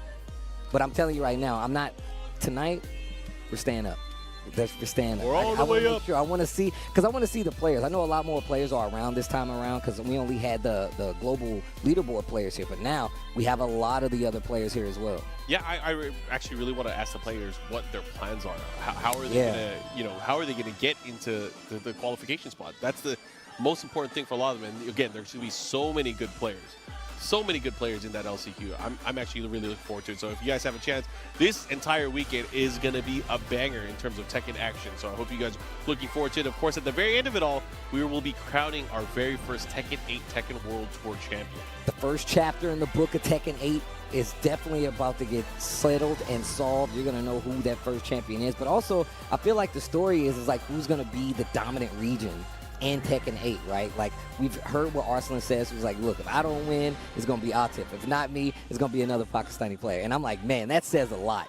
To say, like, yo, look, we are the top of the food chain when it comes to Tekken 8. But still, there's a lot of growing to do. We still got characters that's not been released yet. We still got plenty of tournaments to go through. This is just the first TWT for Tekken 8, but we got years of this. We do have some region representation. So currently in the top 16, we have Pakistan, we have Korea, we have the United States. Got US. And I think that's it so far, right? Is that it? I think that is it.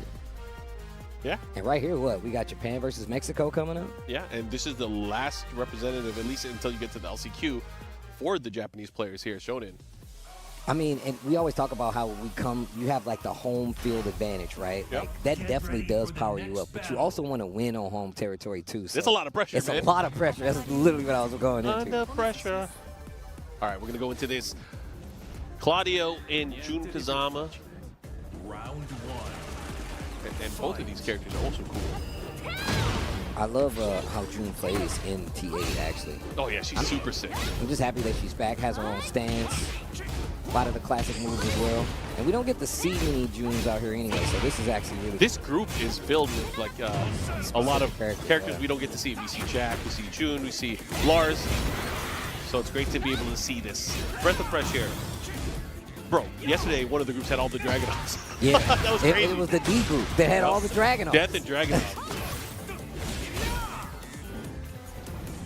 Okay, pushing towards the wall here, goes to the low option. Here, nice punish there. Here comes Shonen. I like the little tracking move right there. He could have had it there. He had the mid kick check. The delay on the string needs to be careful. What a call out, Shonen.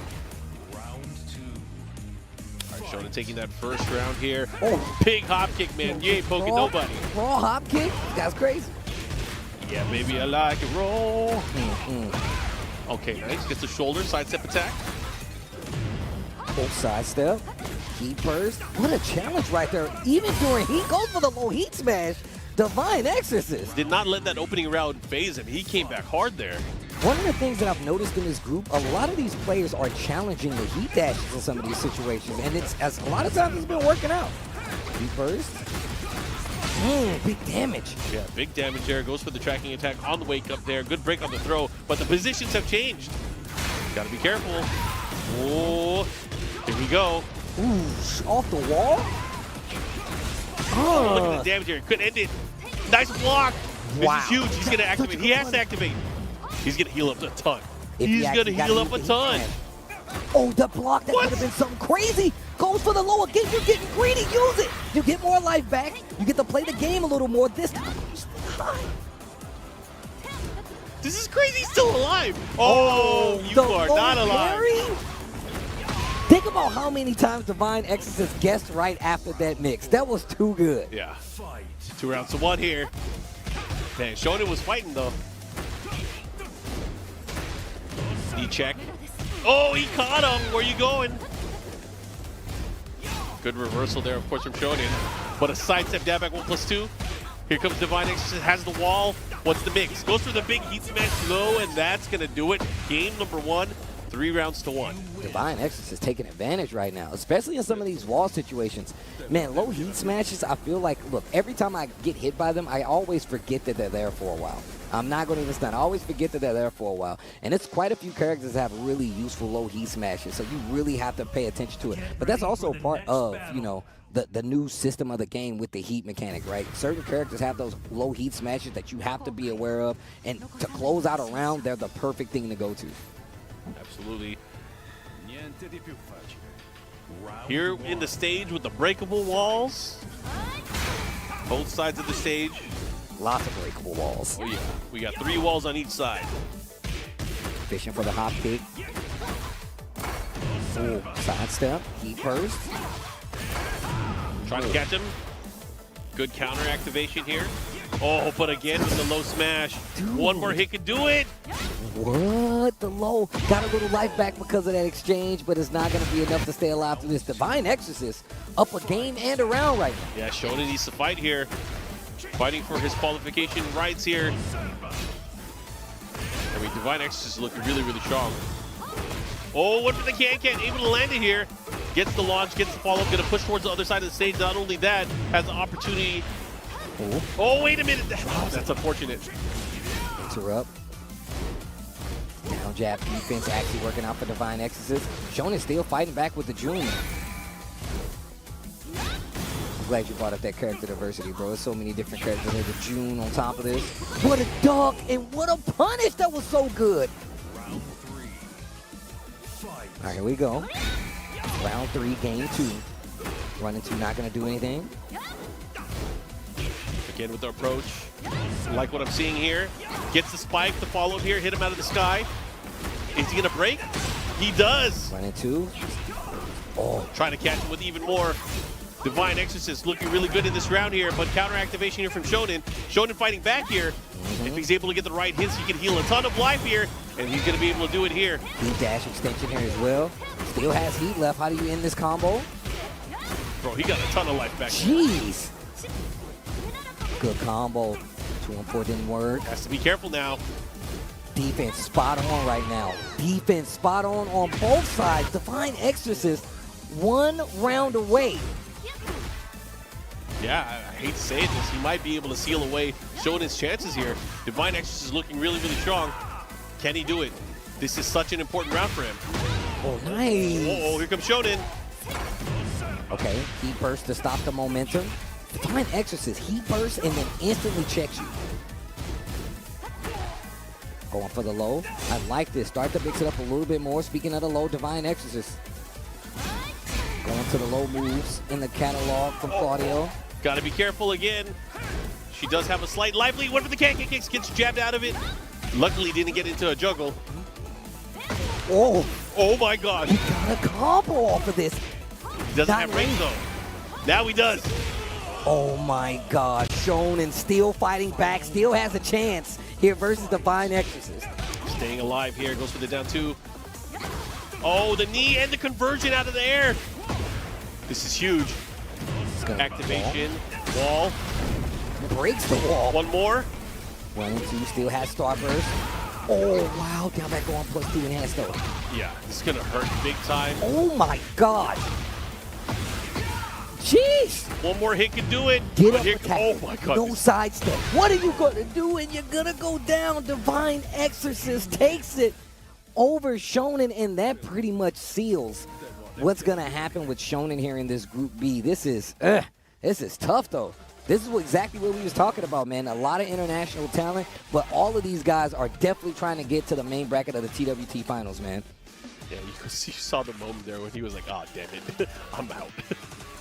That's unfortunate, but man, Divine X playing out of his mind there, really repping with that Claudio. I can't remember if he has any more games left to play, but if not, I mean, he was already at what, -3, if I'm not mistaken.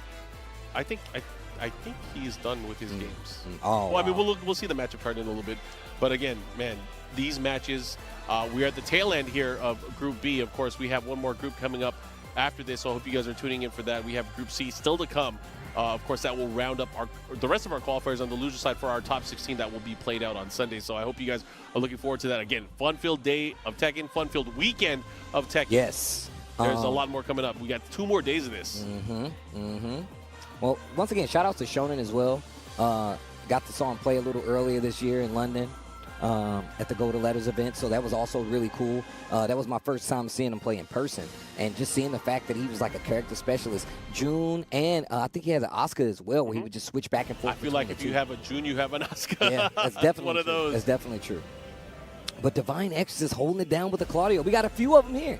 You just talked about Shadow making it into the main tournament. I mean, but we ain't see too much of the Claudio. It was more Zafina than anything. Yeah. But we got quite a few here. Yeah, definitely just a testament to how strong that character is. The character has a complete tool set, has a way to get in, has a way to control matches. And again, sometimes the name of the game here when it comes to the competition is just not letting your opponent have a chance to play. Just beat him up. Okay, beat him up, guys. So yeah, Shonen definitely, he has one more match to play. But yeah, he's at -5 at this point, so there's no way he makes it out. But once again, does not mean he can't stop somebody else from having a good time. Sam Brother leading the pack with 5, the complete opposite. Divine Exorcist still there with 3. Let me see how many more does he have. Starkeys has what, 1 more match? Yeah, Moyle has to play still too. Yep, he's got to. Wow, Moyle's got to fight the Sam Brother and Divine Exorcist still. Yep. So he's got a couple of matches left, and that means that can be a big change for him right there. But I mean, if he, imagine if he 2-0s each one of them, we might have a different. We need more math people. Anyways, here we go. They're gonna shoot him. Saishogu, Janken. What you got? Oh, you playing too? You playing along at home? Man, they're going at it. They're going at it. You lost twice? I lost the first one. I won the second. You know why? Your beads are too strong. Your beads are too It's the strong. call out that fakes people out. They hear the noise. Yeah. Like, that's got to be rock, right? He's saying it's rock all the time. That's what you think. All right, we're going to go into this very, very important game for Ma'il especially. He needs every victory and every decisive victory that he can get.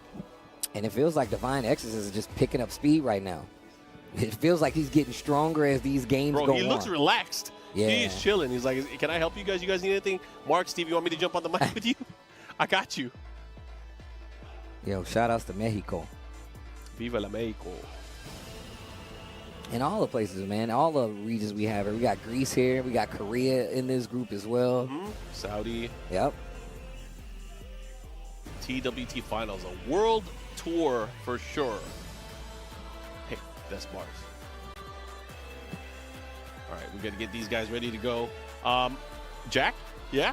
You think it's Jack? I think it's Jack. I like how they're playing on the select screen right now. Bro, this, what he's this doing. Is all jokes. Don't right mess now. with This is all jokes. All right, looks like he's ready to go. He has his buttons locked in. Let's see who he's going to pick as he goes into this set in this game. We know Divine Exorcist is going to pick the Divine Exorcist himself, Claudio, and he's going up against Ma'il's Jack. Jack has been the performing character for him. He started off with Victor early on, did not work out. Now switching to the Jack. Let's see if he's able to make it work here. And we're going to the Ortiz farm in the heart of Peru. Okay. Happy to see the Jack, though. Definitely happy to see the Jack out here in the group play. Yeah, flex on him. Bro. That's so menacing, too, just dashing forward. Starting to mix in the lows quite a bit. Looking for a reaction there. That's why you saw him put that preemptive forward 2 out there. The low parry from Divine Exorcist. He's been doing a really good job of catching multiple players with that. He's been hitting people with those low parry straights, man. He's been hitting them. Okay. Right now has it, goes for the low, able to get a big damage here. Moyle has to activate at some point, but unable to do it here in this opening round. Divine Exorcist drawing first blood. The success rate for Divine Exorcist in these low heat smashes, too good. Guaranteed. Okay, nice activation there. I like it. And look how he's controlling momentum of this round right here. Big Gonna do it damage. again? Nice block, gets the punish, trying to take his turn back, and a clean duck after the stance, knows about the follow-up, and that's the hard part about getting Jack's game started. He does have that stance now, but a lot of times, if you know what the tendency of the player is, calling out is not that hard, especially if he goes for that 4 extension there. That's hot. Oh, that's great. See what he does here. Oh, but the sidestep down back 1+2. Able to get the big hit and the big damage follow here. This could be crucial here. He does still have a little bit of heat. Could go for a heat dash cancel, and there he does. Moyle has to be careful here. He needs every single game he can get here. That was so risky there. That was really risky. He uses it right away. Wow. Has a chance. He has rage. Oh my God, he's walking forward. He's walking him down. Oh, he gets the counter throw. No wall. He just did while standing forward on wake up like that. That's crazy. Unexpected, and he gets the follow-up. He took his turn back, and Divine Exorcist was able to take it, taking the game. That is crazy. Oh man, Divine Exorcist is picking up speed, man. He's playing really well these last two games. That was pretty convincing there with the Claudio. He felt so comfortable against the Jack. He's going to character select here. Is it time for Is it Victor or is it another character? Because, I mean, oh no, what is he going to do? He's thinking. He is thinking, man. What do you do here? This could be your last stand. So the Victor. There we go. I think he locked in on the Victor. And the thing is, if he wants to get the points that he needs to get out of this, which it could only be one, he has to do it now with Victor. Yeah. He needs to win these 2 games. Let's see if he's able to pull it off here.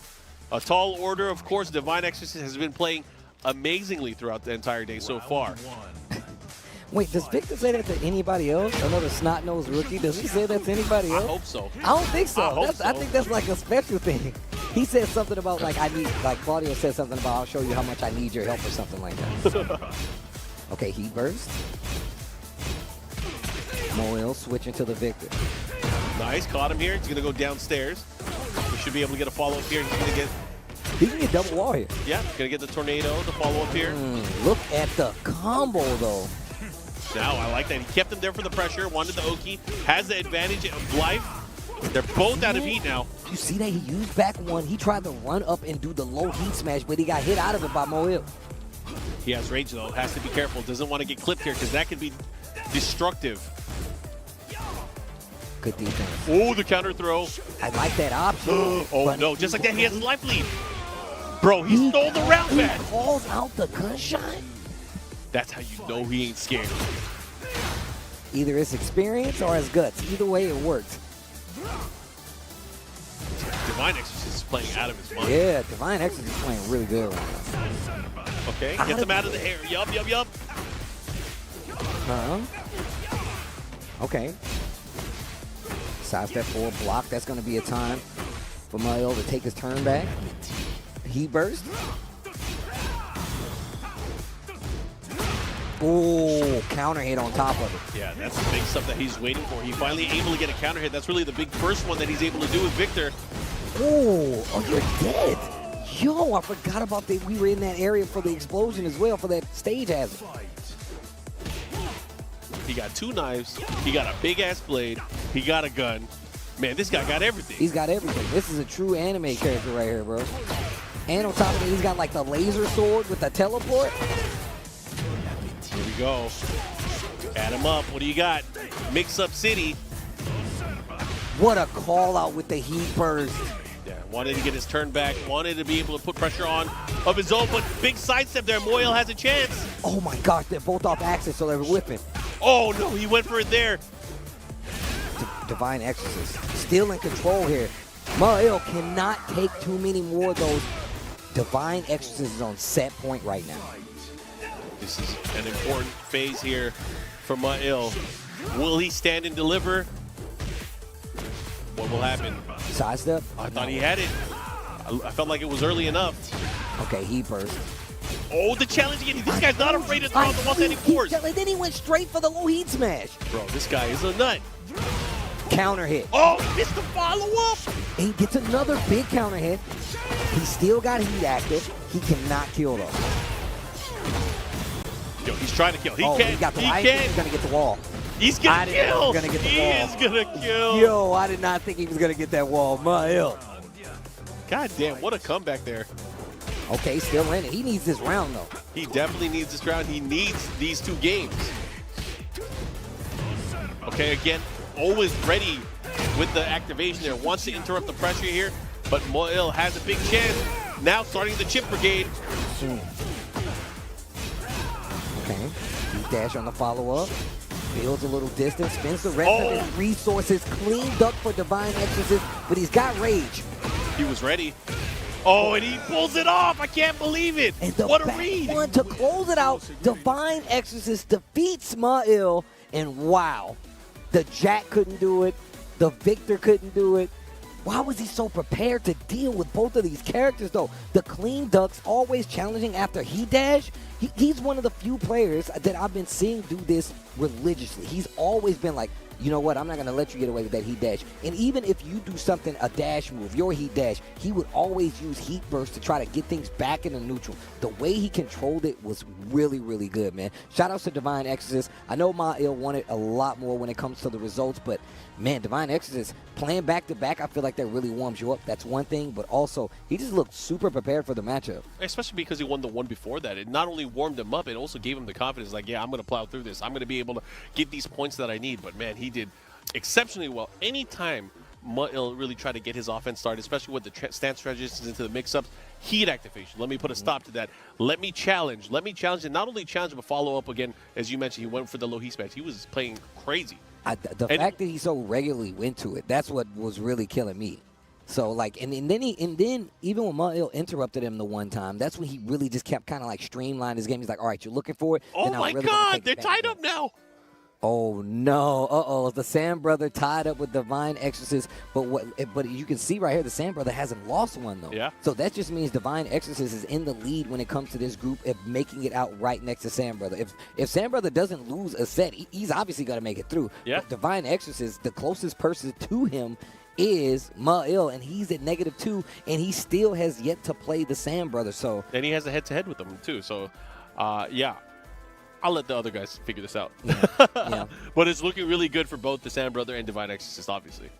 Yeah, I'm glad you pointed out the head-to-head between those two. That's part of the round-robin game. You actually have to play every person in that group. And whoever has the better record between all of you, that's who will actually make it out. But you can see right now, Shonen not faring too well. -5 has not got a set win just yet. He did get a game versus Mail, but that was the only win. The Sand Brother has been undefeated outside of one match from Divine Exorcist, who is second to him, right? And Divine Exorcist, he's only lost.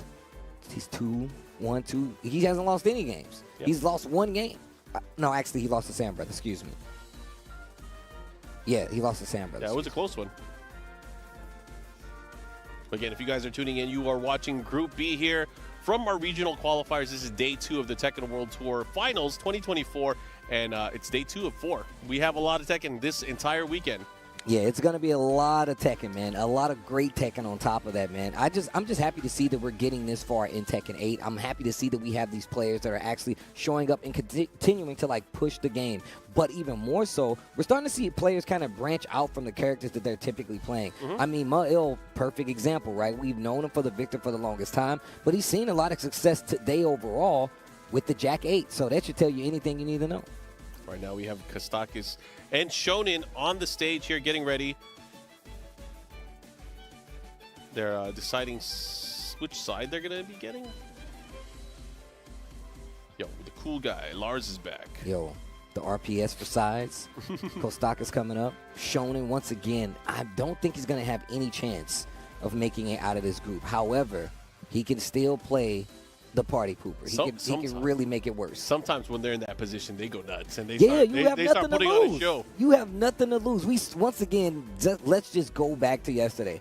Farzine pulling out the Yoshimitsu. Come on, man. That's crazy. And you know, what he did was remarkable because not only did he pull out Yoshimitsu, he stopped one of the strongest Tekken players in the world from making it out of group play. A lot of people tell you they thought Osan was the best Tekken player in the world at this point, especially with his last few months of victories that he's really been calling out. And on top of that, just how well he did in that group. He still beat some of the best players out there and still was not able to make it out of that group alive. He's still going to have to fight his way through the LCQ. That's how messed up Group D was yesterday. If you guys have a chance to rewatch any of that or any of the archive stuff, make sure you guys hit up BNE Esports on both YouTube and, of course, on social media. But, man, it was definitely fun yesterday. Yesterday was crazy. Well, we got more. We got more good-ass Tekken for you guys, Group B, but this next group is going to be a good one, too. You're going to be serving it to them all weekend. Yo, Daime, Taejon, Noel, Xiaoling, Book, rounding out that last group, and we'll get to that next. That's a fun one, too, because Xiaoling, Book especially, Book has been, a veteran in TWT. He's been a finals veteran, yeah. a TWT finals veteran. My man's been around when it comes to these TWT finals, bro. All right, we're getting ready here. Rare matchup. Jun Kazama, Lars Alexanderson. Look, I could have possibly never seen this match before. It's new to me, damn it. And once again, if you are eliminated from this portion, from the group play, you are open to enter the LCQ. So you get another chance to get back in. But you got to remember, there's a lot of great players from around the world that traveled here to play in that LCQ as their last chance. But let's get into it. Group B, Kostakis versus Shonen coming up. Here we go, the follow-up. That LCQ is going to be nuts because you have the other top 20 players that did not make it into the top 16. They're going to be in there. You have legends like Nee and Kudan's also in the mix. Bro, that LCQ is going to be madness. And everybody who did not make it out of that, that global leaderboard group play, they'll be there too, I'm sure. And you're going to have me and Steve in the background talking smack to you while you're playing. It's over. Both of them in rage right now. No heat on either side. Pretty evenly matched when it comes to the life bar. Shushan gets low. 20 seconds left. He calls out the approach with can-can kicks.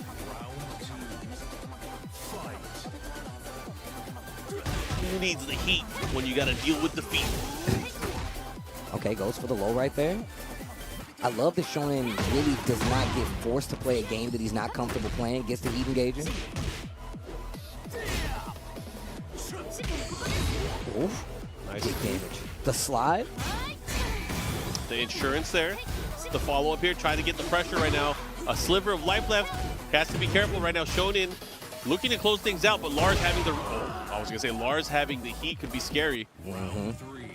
And just seeing how the way he uses Lars is like armor to like keep his turn intact, right? Gets him in the stance, gets the knockdown, throws you in the mix. And even if he's not getting these big combos, like he always does a good job of like resetting, getting the hit, staying in heat, arc blast. Oh, he missed the forward 4 follow-up, not able to get the extended combo. That's unfortunate. The backswing gets punished. And Shonen again looking really strong here. 3 rounds straight over Kostakis. Yo, Shonen. Okay, wait a minute. Shonen on the board right now. Once again, just because you're out of this round-robin group play, it does not mean you can't mess up someone else's good time. Good times? Not on my watch. Not on my time. You having fun over there? How dare you? Let's see what happens here. Gemaji Temple. Bro, this stage is sick. It's so good. Round 1. See, you see those big fist sculptures in the background? I need one of those in my backyard. Who do I talk to? I feel like it's going to take him years to build that. That's what... Okay, engage. Counter hit on the low right here. Ooh. Wait a minute. Shonen looking a lot more confident in this matchup now. Okay. Committing, goes for 1-1. Dash after the follow-up. Catches you trying to do something. Shonen taking this first round of game 2, continuing the momentum. Kostakis has to do something right now. Great break. Okay, taking the opportunity to go in the stands. Uh-oh, the running attack. The follow-up here. He has to be careful. He has his back to the wall. And right now, Shonen, he's been on fire in this particular matchup. He has not lost a round yet. He burst. Sidestep. That was so good. Uses the stance to sidestep. Completely gets out of danger. Oh, wow. 2 rounds, and this is not looking good. Kostakis has to do something right now. He's down 2 rounds and a game. See what he does here. Tries to chase him down. Again, still not having lost a round yet. Shonen looking really, really strong here. Playing with a different level of confidence. Maybe this is a particular matchup that he's just used to. Or he's just not scared, or maybe he's now playing with nothing to lose, right? And that's what I was literally, you said this before we got into it, and it feels like that's what's happening. But now, Oh my God. He gosh. just cracked his neck in half. Okay, gonna try to take a lot of life here, but There's still no way. has the opportunity to get back all the recoverable life, but not even that much on top of it. There's no way he's going to come back. Right? Oh, Shushan, Right? wait a minute. Right? Oh, he still got the heat dash. Rage Art is there. That's Bro, gonna he close got out. him. Get it? Oh my gosh, Shonen taking the set, his first set of the day, and not in the running to make it out of the group, but still. He got the 2-0. He got the 2-0. And still able to stop the advancement. Man, that is not fair. Look at the windfall. I'm glad we got to see it once. Right? Oh, even in defeat. Even in defeat, I'm cool. Good stuff. Yo, Shonen. Man. Yo, Shonen. Throwing his own little flag on the play. He's like, you know what? You guys are having too much fun. People are too comfortable. Let me stop this right now. Yeah. Good stuff, though. Very good. That was really good. That's why I feel like no matter what you fight to the end, because you want to have that first off over your opponent the next time you guys run into a tournament. But also, you never know how it's going to go down. You could possibly take somebody else with you that was secured. I can't say based on the numbers right now because, once again, like Mark said, we're not mathematicians. But that's why I would fight. That's why I would fight. I'm like, look, you never know what could happen. And two, I'm trying to take somebody else with me. You're having fun? Not on my watch, bro. Yeah, man. Make sure when you are here, you fight for your life, man. Yeah. You ain't Make them more catch chances. hands. Yep.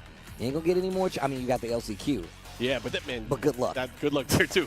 Good luck. Let's look at where we're at. We got one more game to go. Yeah. So, Mael has an Sambro. opportunity. Yep. Got to fight Sambro, and then we have. Oh yeah, that's the last match. That's our last match. It is our final one. Yeah, and it's looking really good. Divine Exorcist at 3-5. Also, Sam Brother at 3-5. The only difference is one loss on the side of Divine Exorcist. And the head-to-head, like you said, is going to the Sam Brother. So, and I don't think anybody's going to be able to catch up with Divine Exorcist, and definitely not the Sam Brother at this point of the Group B. So. Yeah, because again, remember, it's a deficit of 2 that they'll be able to get.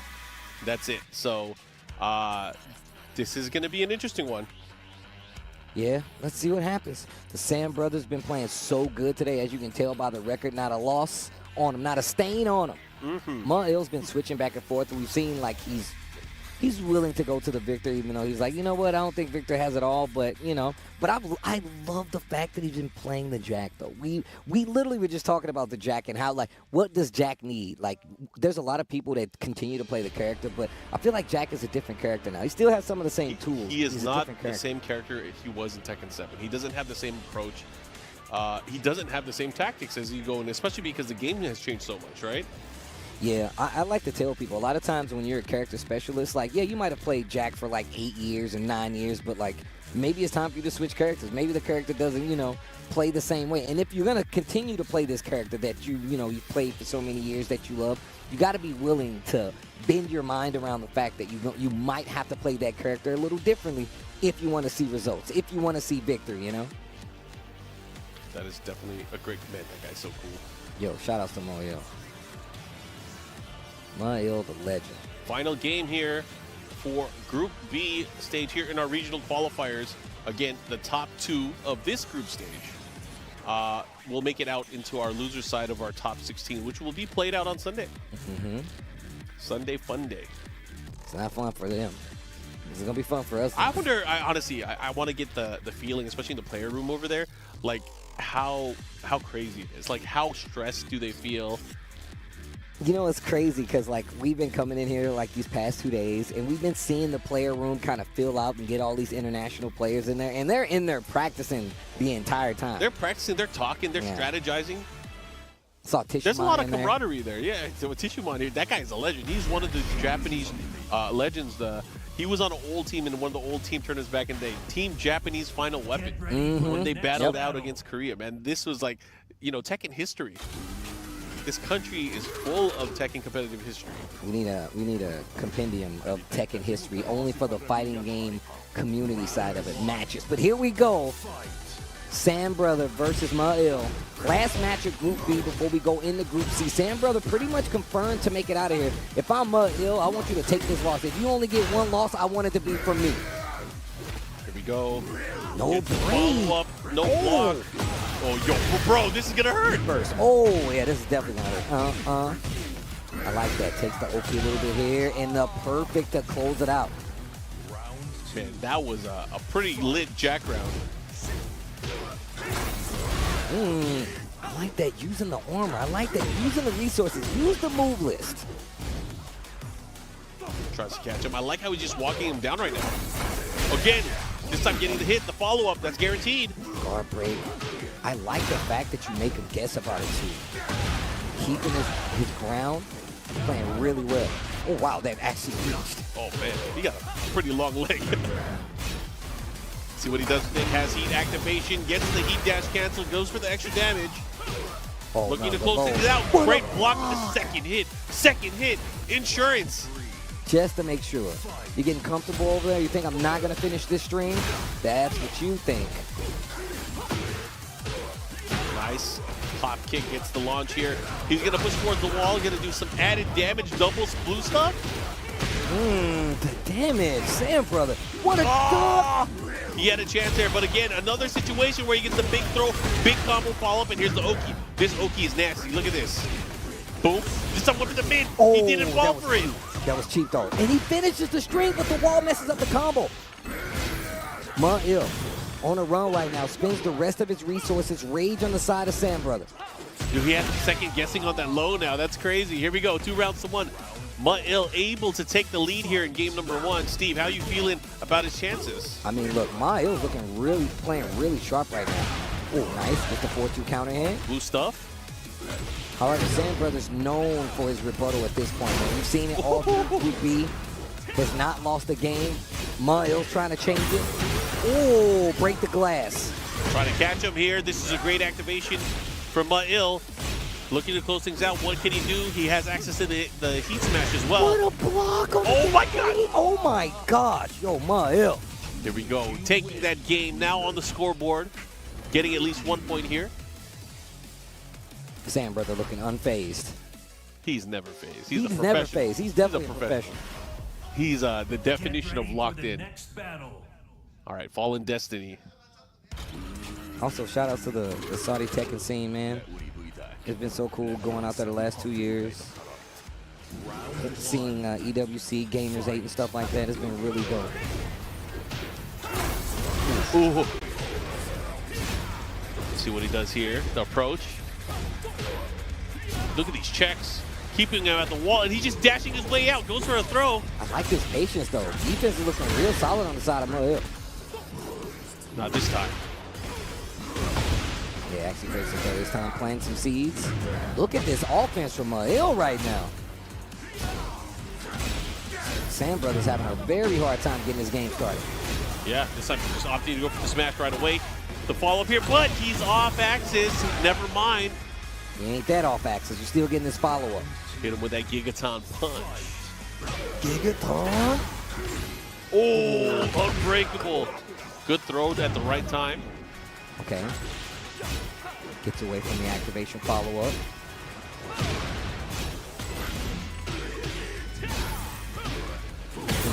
Tries to go for the low, gets interrupted. Wow. Speaking of low heat smashes. Don't forget, I got one too. Ooh, that big fist. Yeah, runs into it too. Tries to go for the throw. Perfect timing for the slide right there from Sam Brother. Yo, you're right about him just dashing up. He's really trying to force a reaction out of Sam Brother, but he's not giving it to him. Running two. He's trying to make him run his game. He wants him to press. That way he can start getting in. Okay. Has the wall. Again. Oh, planting. With the charge. No way. Nope. Drop it on him. Ma'il 1 round away for giving Sam Brother his first loss here in Group B. Nice. Again, not afraid to slide in. Oh, wow. Perfect in time. Oh, what? He didn't engage it to get through it. Wait a minute. Both in heat now. Go for the tracking option. They trade, and it is definitely going to be in Sam Brothers' favor. Not gonna. Oh, I was about to say he's not gonna get the wall. He's definitely getting. Oh my God! What a conversion! Here we go. Final round, game number 2. Obviously, Ma'il has the advantage. One more round can take the set, but Sam Brother fighting. He wants this. Oh my God! Tilt-a-whirl backbreaker. Oh wow, he was out of range. Heat burst. Momentum. Still in Ma'il's favor. That was so sick. Bro, he's gonna hit the wall. He's hella gonna hit the wall. What a combo! Ma'il takes it 2-0 over Sam Brother. Does not change the fate of Ma'il, unfortunately, but Sam Brother's definitely gonna go through at the top of the bracket. That was his first loss. Yeah. Able to get some points, of course, but again, Thinking about it. he's thinking about it. I like how his pose is the same. This second one, he's just looking down, thinking about it, though. Sam Brother gonna make it out of that group, and if I'm not mistaken, Divine Exodus is gonna be right behind him because of his record coming out of Group B, and that's gonna do it for Group B. I think the only thing we have left is to give out those medals, but Group B had a lot of different characters in it, a lot of back and forth with these characters. I mean, we saw the June, we saw a Victor, we saw a Jack, of course we saw the Shaheen. And the Lars and the body. Lars. We've really seen some cool characters here. Yeah, we got lucky. We got good ones. We definitely got lucky. But this still sets up what's going to happen in this next group to see who's going to make it out of the regional leaderboard. So we still got a lot of games left here. We still got 2 more players outside of these 2 before we go to and see who's going to make it out of this next group as well. Yeah, so just, I guess, kind of summarizing from yesterday, we had 2 players from each of our group stages. There were 4 different groups that qualified into the winner's side of the top 16. Today, the 2 players from each of the regional groups will be qualifying into the loser side. You guys can see how it played out here. So we know the 2 players that have made it out. It's Divine Exorcist and the Sam Brother. Yeah, you can see right here. And that's from Group B. So we still have 1 more to go. In the earlier group, we had 2 of our players qualify as well. But that leads us to the LCQ, where the top 2 of that will be the ones that make it out as well. And look, I'm telling y'all, if y'all watch anything this weekend, you should be watching everything. But if you watch anything, you better make sure you're here for the LCQ. The heaviest hitters in the business. Bro, we're taking attendance. We're gonna be in the chat. Steve and I, we got our clipboards. We're gonna be taking attendance. If you're not there, we're gonna call you out. I'm definitely gonna call you out. And you can see right here, out of this Group B from the regional group stage, it will be the Sam Brother and Divine Exorcist. Shout outs to Shonen. Yo, shout outs to Ma'il. Kostakis as well, but they will be, I'm sure they're going to be here, going to go for the LCQ to try to get another spot and another chance to come back into the final bracket. I'm definitely going to give them our energy and give them our good luck as they go into the battle tomorrow with all of the players. Again, that's going to be a killer LCQ, and again, only 2 players will qualify out into the top 16 as well, so that should be fun. Well, it has been an interesting one. I can't wait to see what's going to happen in this next group. Like you said, we got some veterans in there when it comes to, you know, being in the TWT book, being one of them. Of course, Daime is another player that I'm familiar with. Tejan, Noel. I want to see what Noel's going to do in this group. I really want to see what Noel's going to do here. But with that being said, we're going to send it to the stage for the award ceremony. Who's going to get those medals? It's going to be Rip giving them away. Take it away. Alrighty, of course, the winners now for Group E. First up, give it up for Divine Exorcist, our first qualifier into the top 16, all the way from Mexico.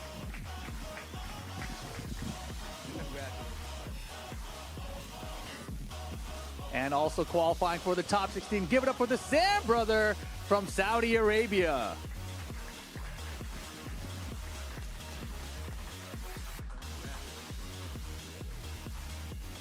All right, we're going to see these guys on Sunday. They're already qualified for the top 16. You guys don't got to be in the LCQ. Congratulations. You skip all that fun stuff. Back to you guys at the desk. They skipping all the fun stuff? Wow, that's crazy. No. But also, as you can see at the final results, was that Sam Brother made it out second and Divine Exorcist making it out first in that group. So that tells you exactly how things can change up towards the tail end. Sam Brother had an immaculate record all the way up to the time he fought Ma'il, and that's what gave him the loss that made him leave out of that group in second place. Divine Exorcist leaving out in first. Yeah, I like it. He was able to pull it off. Of course, this concludes the action from Group B here for the TWT group stage. However, again, as we mentioned, we still have another group with a bunch of killer players, so it's definitely going to be fun. Steve, is there anything you want to tell the boys at home before we let them go? Don't go anywhere. We still have Group C, and then, of course, we got the LCQ and the Excellent Tekken Festival. But that's all going to happen out this weekend. Make sure you stay tuned, and make sure you stay tuned after this break, because when we come back, we're going to get into Group C from the regional side of things, and we're going to see who's going to make it out of that group. See you there. Follow-up is high, so... Uh-oh. Oh, look at this pressure from Ill. Now Kasaki's starting to fight out of there. Goes for the low to Shoe Shine, gets the hit. Stackers has an opportunity to armor. That was so good to do, my Ill. He just flexed on him. It's a robot. Built for tough. While he was rolling that did just enough damage. Kasaki is doing it. Can he pull it off 3 rounds straight here? Into the low this time. He has been mixing them up. And it has been working. Oh, yo, buff wow. arms. Oh, and that is that another perfect? No. Bro, it's another one. Oh my God. Was that 3 perfect? That wasn't 3 perfect, was it? Am I crazy? 7 golden letters. Engaging on the wall, using the armor once again. Good jab interrupt. Like what I'm doing. Oh, but he broke him down. Breaks the glass. Oh, he's gets dead. the wall. He's hella dead. Rage art. Yo, you gonna do 2? Oh, he whiffed. Oh my God, he's got a chance. What's gonna happen? He's so close, he has a pick. Off the wall. Oh my goodness, let go of my arm, Steve. The Sam brother. That was so takes risky. it. Exorcist. Staying alive here, goes for the down 2. Oh, the knee and the conversion out of the air. This is huge. Activation, wall. Breaks the wall. One more. 1 and 2 still has Starburst. Oh, wow, down back on +2 enhanced though. Yeah, this is gonna hurt big time. Oh my God.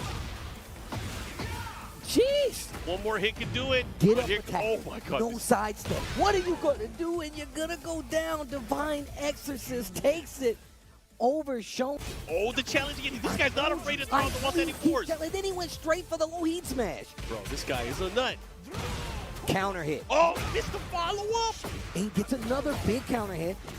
He still got heat active. He cannot kill though. Yo, he's trying to kill. He oh, can. He got the he right. can. He's gonna get the wall. He's gonna kill. He's gonna get the he wall. is gonna the chip brigade. Okay. Heat dash on the follow-up. Builds a little distance. Spends the rest of his resources. Cleaned up for Divine Exorcist, but he's got rage. He was ready. Oh, and he pulls it off. I can't believe it. And the what a back read. one to close it out. Divine Exorcist defeats Ma'il. And wow, the Jack couldn't do recoverable life, but not even that much on top of it. There's no way he's going to come back. Right? Oh, Shushan, right? wait a minute. Right? Oh, he still got the heat dash. Rage art is there. That's going to close he out. got He him. did it. Oh my gosh, Shonen taking the set, his first set of the day, and not in the running to make it out of the group, but still. He got the 2-0. He got the 2-0. And still, ace point. We've seen it all through Group B. Has not lost a game. Ma'il's trying to change it. Oh, break the glass. Trying to catch him here. This is a great activation from Ma'il. Looking to close things out. What can he do? He has access to the heat smash as well. What a block on Oh my God. Oh my gosh. Yo, Ma'il. Here we go. Taking that game now on the scoreboard. Range, heat burst, momentum. Still in Ma'il's He's gonna crush favor. him. That was so sick. Bro, he's going to hit the wall. He's hella going to hit the wall. What a combo. Ma'il takes it 2-0 over Sam Brother. Does not change the fate of... Brisket is back at Chipotle. Seasoned, smoked, seared, spiced, sauced, bold, and guacced. It's a whole new kind of brisket done the Chipotle way.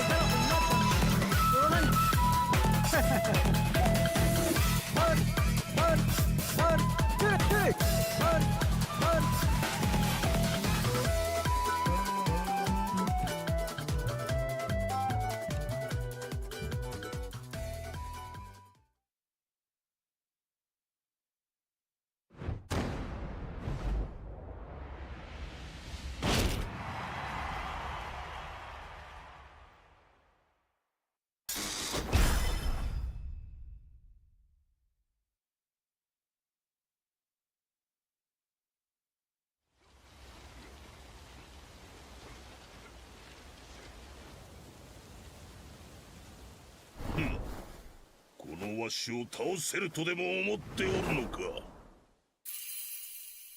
Get ready for the next battle.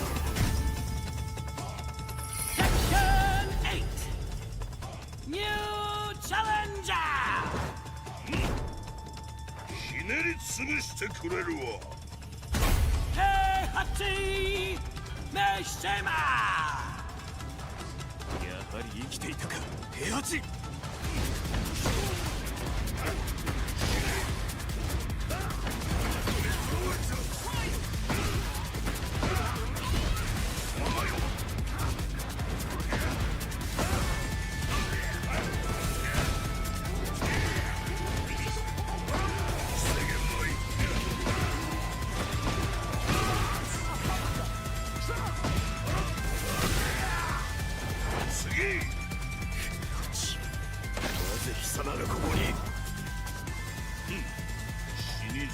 同士仲良くしようではないか。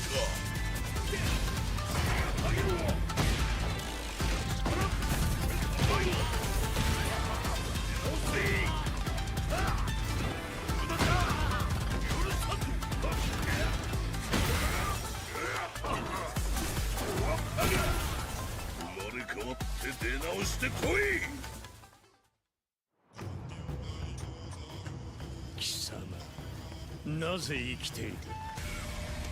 あの程度でわしが死ぬとでも思ったか。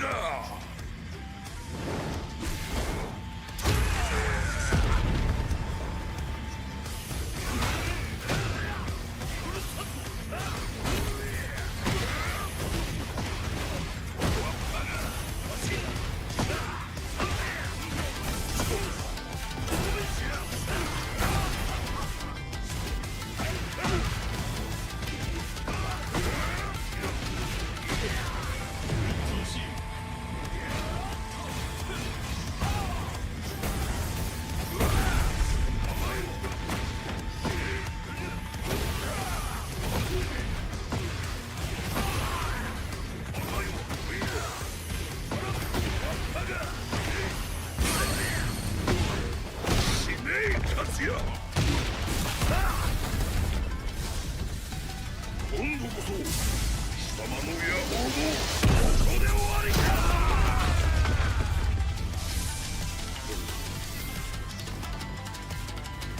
よみがえったわしは無敵じゃ。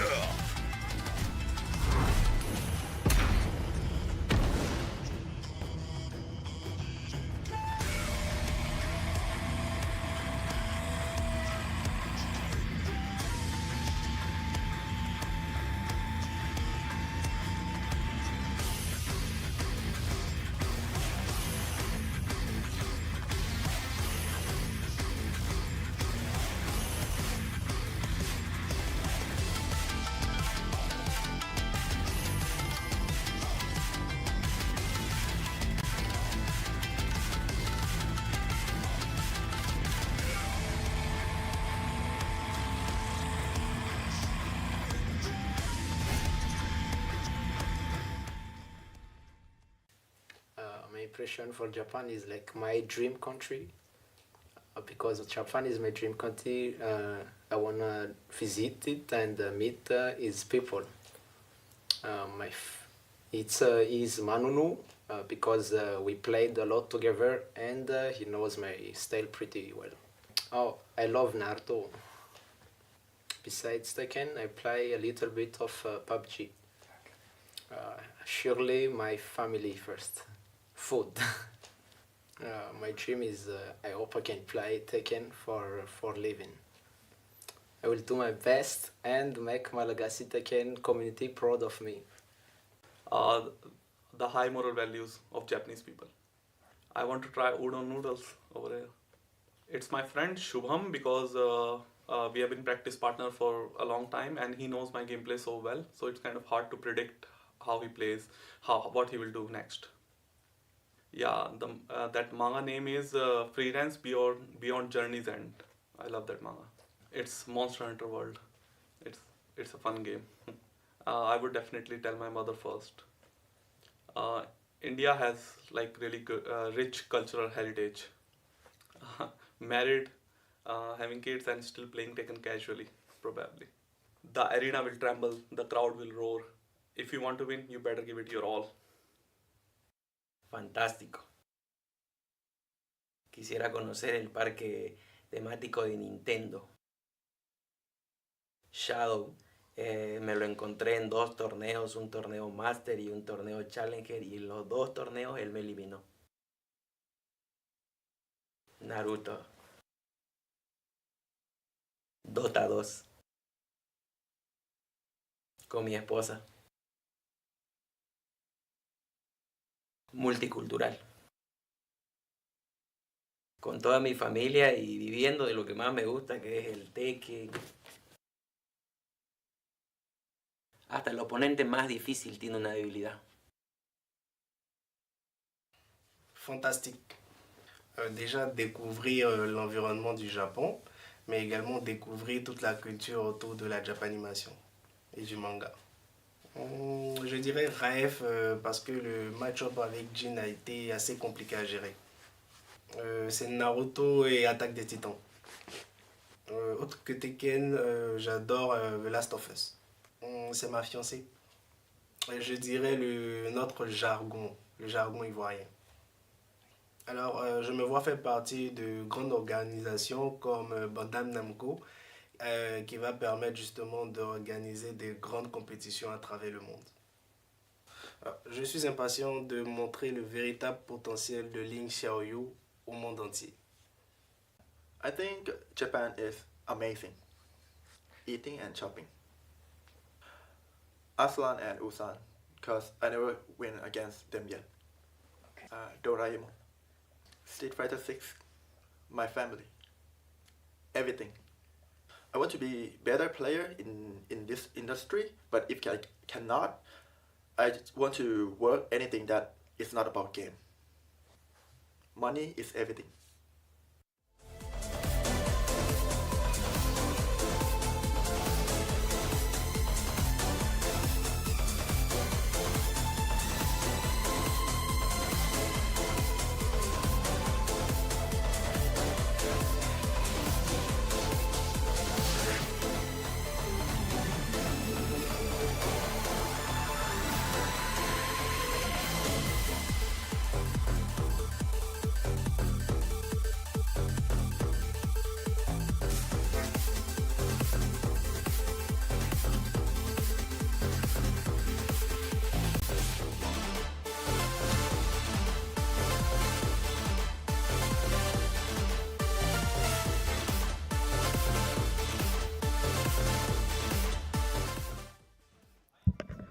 Tekken World Tour 2024, welcome to Tokyo, Japan. We're coming at you live. Maj Obama joined by the illustrious Spag on the desk. How you feeling, man? I'm feeling good, man. I think this is the first time I've done commentary today. So, I mean, I've been sitting back and watching a lot of the games. You had your glove on. You had my glove on. Decorating champions and stuff. Saw you moonwalking out there. It's been good, man. It's been really sick, and we're getting into our final group now. But before we get to that, a big shout-out, of course, to Chipotle for all the support they've given for the Tekken World Tour this year. Without them, of course, we would not be able to have a Tekken World Tour at the scale that we do. So big shout-outs to them, man, for everything they do. Thanks for keeping the brisket warm, the carnitas on deck. We appreciate it, as always. Absolutely. But look, we got to talk about this Group C. This is the last regional showdown that we're going to have here in this group stage. 2 of these dudes are going to make it to Sunday on loser side of that top 16.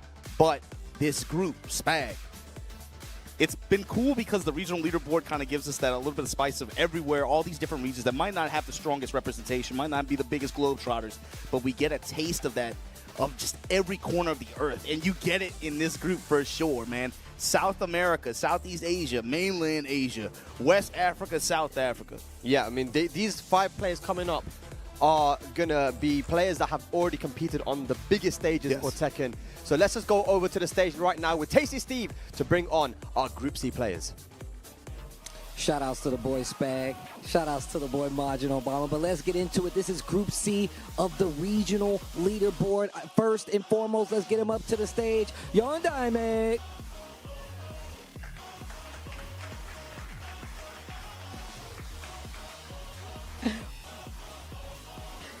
Next up, make some noise for Taejan.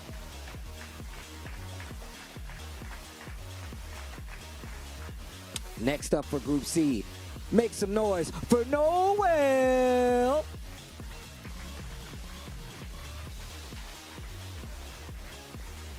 I've been waiting to see this guy again. Make some noise for Xiaoling. Let's go. And look, just like Spag said, all these guys have been on the stage a lot, but this guy, Book, is the next person to the stage. He's a pro. Come to the stage. Make some noise for Book. This will be your Group C of the regional leaderboard group. These guys are going to go head-to-head in a round-robin. First match going to be you two. Gentlemen, get ready. Good luck. And I'm going to send it back to the commentators. Steve, yes, we were just saying before we went to Steve there, and Steve also said on stage as well that these 5 players are very, very experienced. Marjamal, talk to me, man. We got Book, Yondame, Noah, Xiaoling, and Taejon. They are used to being representatives of their scenes on these international stages through various other competitions, Tekken World Tour and non-Tekken World Tour. They should be no strangers to the spotlight, but coming up first, we're going to have what? It looks like Yondame going up against Taehan. Yeah, man. Taejon, and we got Yondame. Taejon, actually, the first time I saw him was 2018 when he went to one of the tournaments, I believe, in Southeast Asia, and he was able to defeat multiple Koreans. Everybody was like, "What? Who is this guy? What kind of other players do we have in India? Because this guy is just defeating all these top guys." I think he ended up with the 3rd place there amongst a very stacked tournament of pro players. And he used to run the Asuka back then in Tekken 7. Now I believe he's changed characters, gone to he's playing a bit of Nina, a bit of Elisa here and there. But Yondame, on the other hand, Margin of Arman, this is the guy from Madagascar that really is undisputed for years, #1. For years now, every global Globetrotter competitor's worst nightmare. Yondame racking up the dojo points year after year. He has been very, very active, especially, I mean, it's like the next level play series in Madagascar. It feels like every year with the tournament format that we have in the finals, he's guaranteed 600 points. And we've looked at him and seen it on the schedule like year after year, like, man, it makes you wonder, you know, what is this guy bringing to the table? We saw him in a couple events here and there that were challenger events to be able to try to retain or maintain his spot on the leaderboard in that case, but this time making it out for the regional spot. Yeah. And yeah, I mean, this is his chance, you know? Not just that, though. I mean, we've seen Yondame even go to other international tournaments outside the World Tour, like ISF, and do really, really well there as well, like beating some of the top players in the world.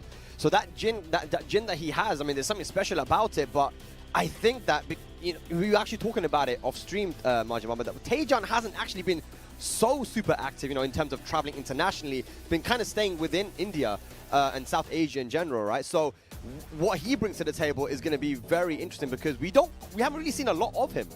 Yeah, in Tekken 8, he's definitely been a little bit more reserved compared to what he was in Tekken 7 for sure. Yeah. But that's the thing, and you know, Tekken, you know, it's like riding a bicycle, right? He's getting back into it. This game does introduce some new elements to it. I'm curious to see what he brings to the table, but he was active on some dojo events.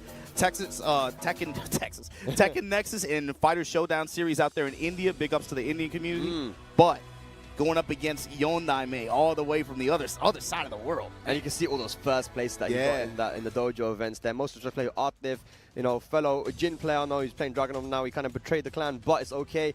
You know, just a very talented young player. And we could see in his interview as well, just before we went live, that he was saying that he wants to make this a profession of his. You know, he's really passionate about the game, and you can see it in his gameplay. And it should be a Jin versus Nina matchup coming up. Taejon has been rocking the Nina a lot, but we know he's able to play multiple characters. He played multiple characters in Tekken 7 as well. So I'm interested for this one, man. I'm excited. India versus Madagascar coming up. That's a staple, I think, of that scene, too. Some of those players, especially when they show up on stages, they have like 2 or 3 pocket picks that they can whip out at any time. But look what we saw yesterday with Frazine, you know, bringing out the Yoshimitsu, and it worked really well. Still spinning. Yeah, Still spinning. That finger, bro, the finger of doom. But it's really important, I believe, personally, to have multiple characters at your disposal just in case, you know, there's a rainy day. But right now, both guys go for their main characters. Nina versus Jin will be the first game, the first match for Group C. So I'm curious to see how Yondame approaches this match, especially if he's going to back off at first, kind of invite Taejon in, see him rotate around the clockwise side, or is he going to start to press? Is it going to be Tejan that's going to get in close quarters, land a sidestep one, and then apply pressure first early on? We'll see. It's a really good question you asked, because both these characters have so many different ways you can play, right? But instantly going for the highest Shida step, which has that auto low block, getting the punish. I like the start too. They dash in, give each other the look, but then they backed out immediately. Then re-engage. Oh, they're feeling each other out right now. But right now, Tejan just doing what Nina does best, which is in close pressure with the poke. Using the... Oh, man. This... Whoa! The duck on forward 3 straight away. That is really difficult to duck, but Yondaime looking very ready. Especially once you're Nina, you get a little bit overzealous. You get those plus on hit lows. You start to get a little bit loose with your pressure, and then the Yondaime just comes up with the launch like that. But Tejan able to take control again and be able to secure the round. Yep, one counter hit into the Oki setup. Tejan. You have that chip damage just from the pressure earlier on in the round. Just sets up a situation where all you need is a big hit to be able to convert with that. Crushing the armor there with the throw. Yeah, beautiful stuff there. Tejan once again just starting off very with electric right to the side of the dome. That hook to the temple, man. Activate, spike. Put her on the wall, just short of it. Trying to go for the down 2, but got hit out of it. Tejan now has rage, and he has heat available, wants to pop it, but doesn't even need it as he goes for the down back 3 low to finish the round. He has been working the stiletto. It was a weird axis combo there. Gonna take away all that recoverable health as well. Yondaime will recover a little bit. What was she aiming at, bro? She's just shooting off into the beach. Whipping shots, man. Oh. 2-1 activate. Low touch there, and then, oh man, the mids there, able to stuff out. Tejan looking good. Oh, so calm as well, man. I mean, that was really, really solid Nina play. Nina just has so many tools at her disposal, and Tejan using them all brilliantly. At the mid-range, she has stuff, to get in really easily, but also in that close range, man, the down forward one, the sidestep ones, all those things being used beautifully by Tejan 3 rounds straight. It's like those tools enable the pressure, too, a lot of the times. It's not even just about, like, the big cash-out counter hit launcher or something like that. It's just like, man, you eat so much chip damage passively blocking against her if you're not trying to actively call out a specific option. And it sets up that situation where if you're wrong one time after that, that could very well be the round. Yeah, definitely. I want to see a little bit more parry usage out from Yondaime if possible. Certain strings that Nina has, Jin does have the parry in order to punish it really badly. That's one thing that is unique to Jin. So let's see if he brings that here. Also, you've seen Yondaime using a little bit more forward force so far this game. Oh my god, the high snap, that's so fast. Low, missing one punish there. Low, not able to intercept, unfortunately. Then he goes for the medium line destruction option there. Yeah, honestly, didn't get a lot from that heat usage though, Yondaime. That's a mini win there for Tejan. Now has a lot of resources available to his disposal. Here we go, Pop C. Playing so patient right now, Tejan. Oh, good sidestep. What are we going to go for? While setting forward, and then press here. Heat dash mix. Finally, you got it. Yep, went for the parry, but it might not be enough. 10 seconds left on the clock. Good duck from Tejan. That's 4 rounds straight now, Obama. You said the P word, man. Patience. Tejan is not trying to overextend. He's not trying to force his hand too hard. And Yondaime is giving him some looks. He had really good defensive parry option there, but man, Tejan so far is definitely making him feel uncomfortable. Oh man, the defense is insane right now. Tejan, the sidewalk in the blow blocks as well. Usage of the highest Shida step. Yondaime can't really crack the code. That could have been parried. It's locked in the corner now. Fighting with the back to the wall. Shut up, man. Oh god. The lows, the stiletto heals. Gosh, man, 3 lows in a row. Tejan can do no wrong. So much confidence. 5 rounds straight here. Looking for a 2-zip. Nice low parry. Yondaime needs to stop the bleeding. The activation, likely the spike on the floor, gets this break. How far can you push after, though? Hook fist. I don't know if I agree down breaking the floor there, though, man. You could have gone for the health sweep from standing. Ooh, chop around the back. This is what the combo is. Dash up into. Yes. Still trying to push.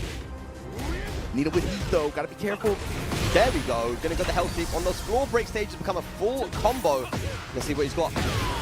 There's your spin. Spike with the axe kick. Whoa. Down back 4. She just flipped out of there. Finally getting around on the board. Yondaime, is that what he needs to make this comeback?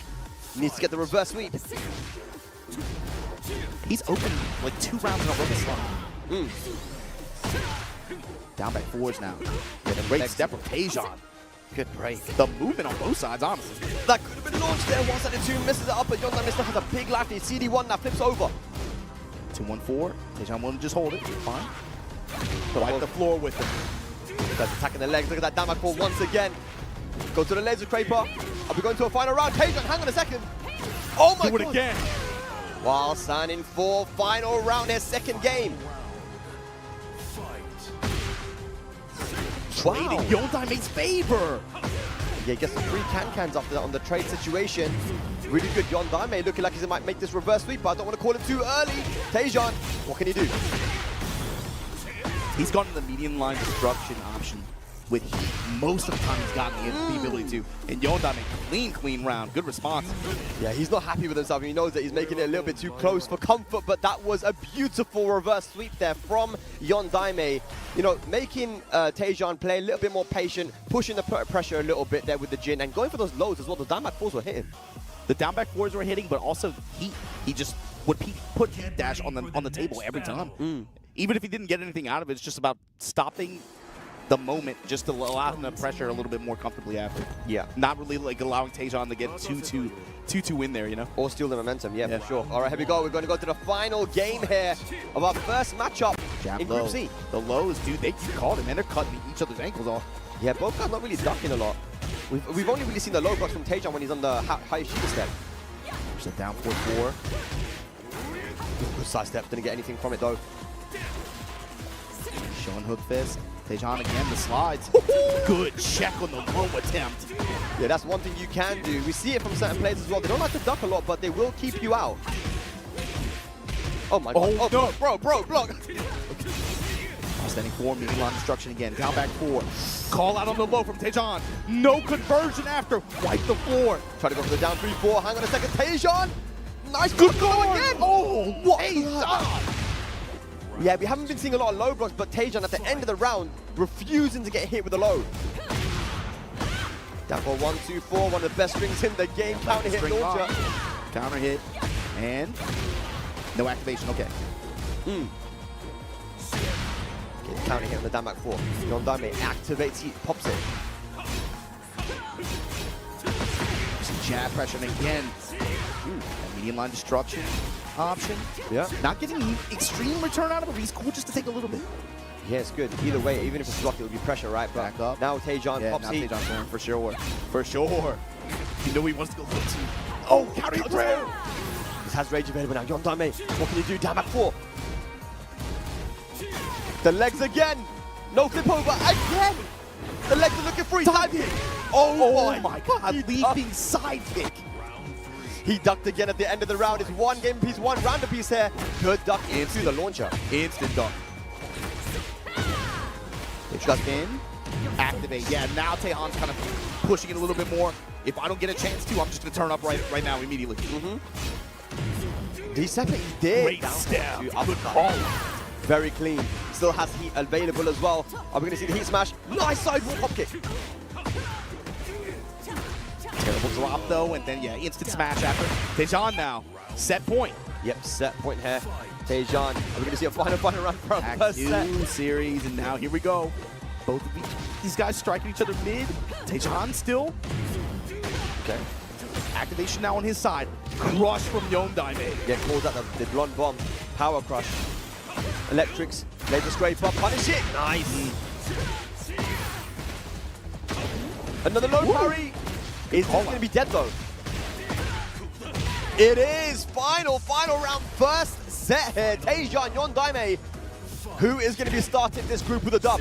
First Madagascar, here we go. Spag, how's Tejan going to get this started? I know, man. Both guys are being a little bit patient here at the start. Now Yondaime getting it started there with the electrics. Yeah, good mix after the blade kick too. That 4-4, wipe the floor with them. Hold on. Flips him over. Tejan now trying to get started. Oh, this is scary. Yondaime's side. Down. This is scary. Blonde bomb. Both guys in heat now. Jab strings. Okay. Down for 1-4, good confirm. Oh, beautiful block on the health swing. Is that going to be dead though? Tejan, what's the combo?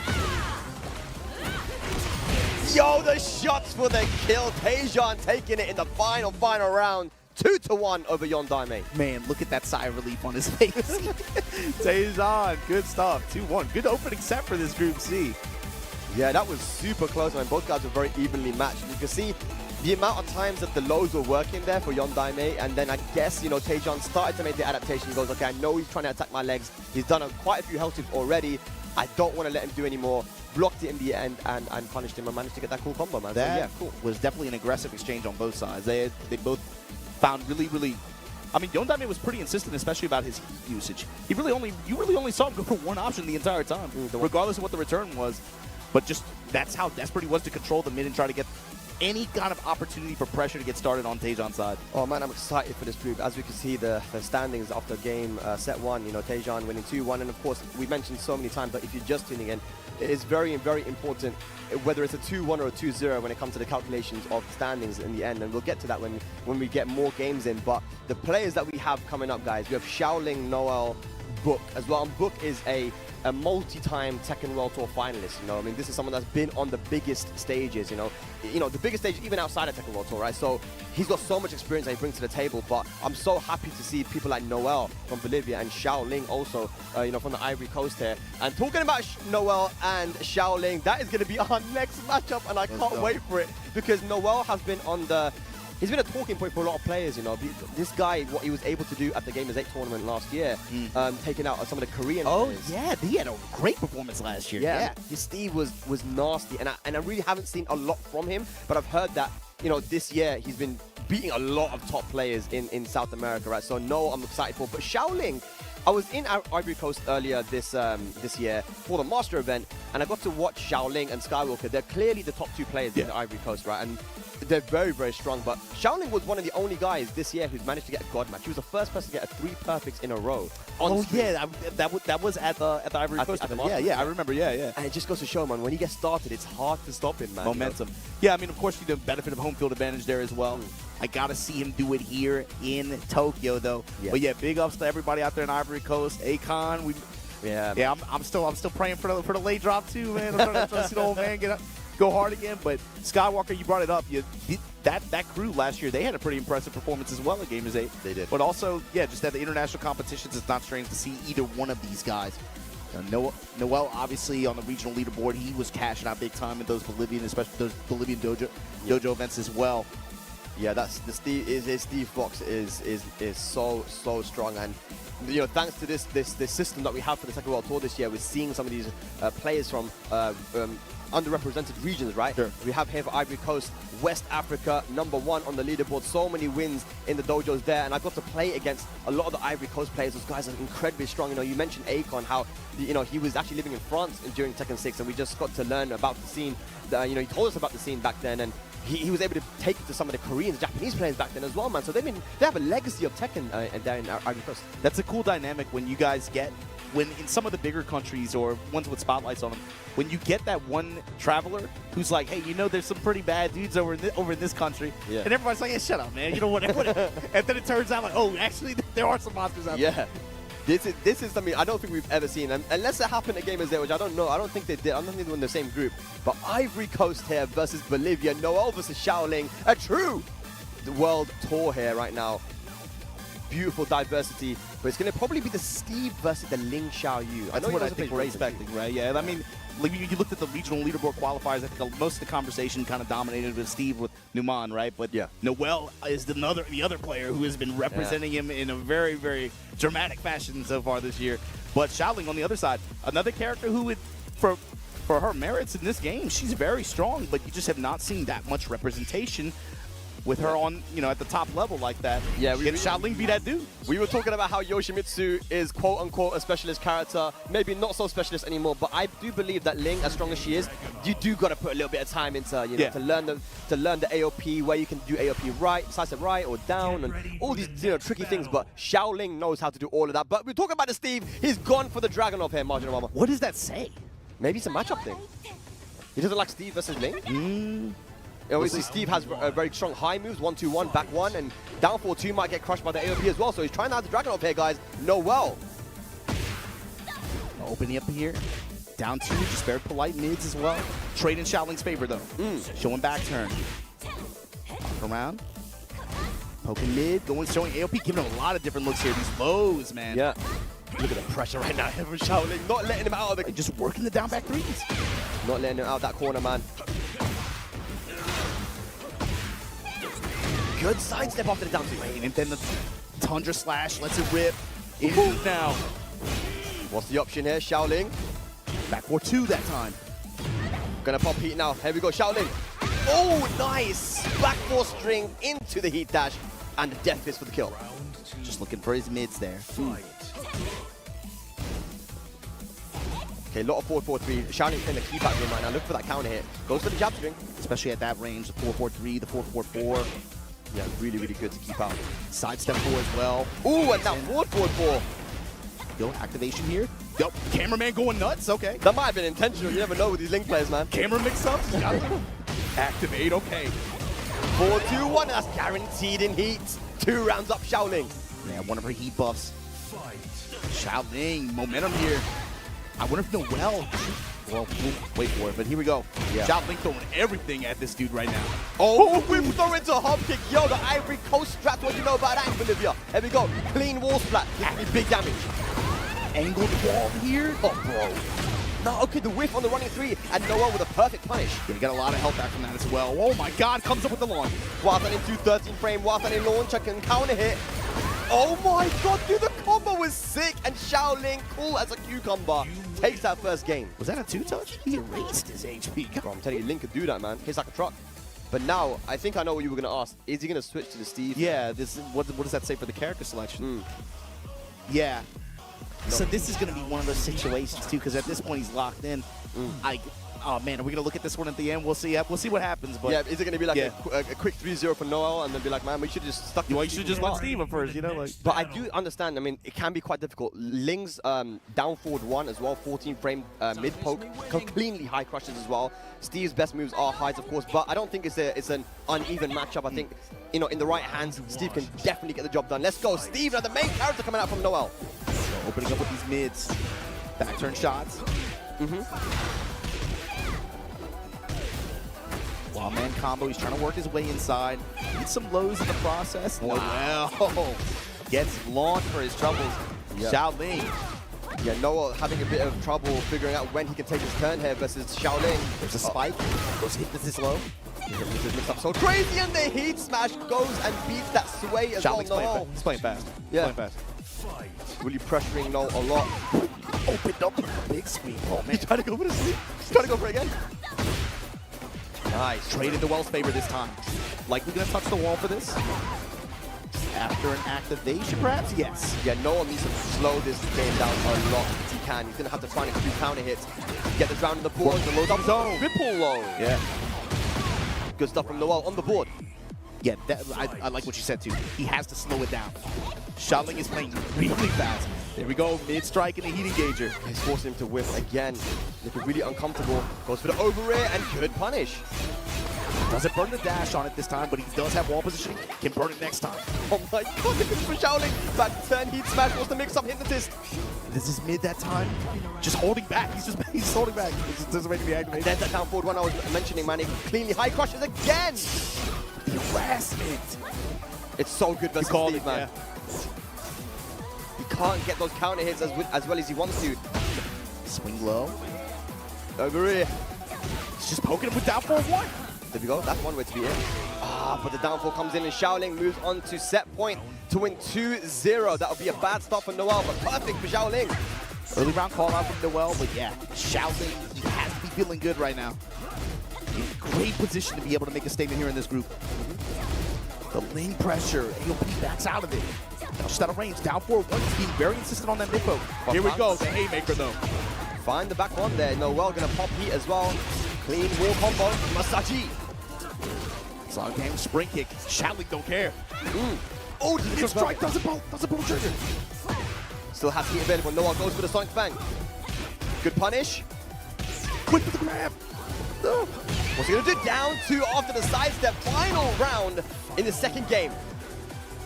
This is so important for the standings. Noel doesn't want to lose 0-2. That's a counter hit back at 1. No pick up. Oh my god. Lucky for Noel. Yeah, I think slash kick there. Backs off. Hit low. What is going on, man? Back to you 2. Good backdash, but no punish from Noel. The over it. Step low. Activate through the string. Here we go. What do you got for us, Noel? Back 1. Oh, the heat smash. Okay. Still alive here, but Xiaoling has Rage and Heat available. The sidestep! Didn't get it though.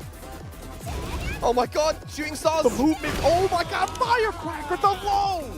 The AOP low there from Xiaoling, taking it 2-0 over Noel. The Steve matchup was definitely better for Noel there. You know, it was just a character he's way more comfortable with, but Xiaoling just too strong. You called it. Knew what he needed to banging on down 4-1. Like that game 2 was crazy. Second round, what is it? Felt like we watched like at least 8 of them in a row for a minute there. And the best part is sets him up for him to get that last chip low at the end, just after harassing him like that. Yeah, I mean, look, there's so many ways, and that Link can go under high moves, sidestep 4, down back 2, down forward 1.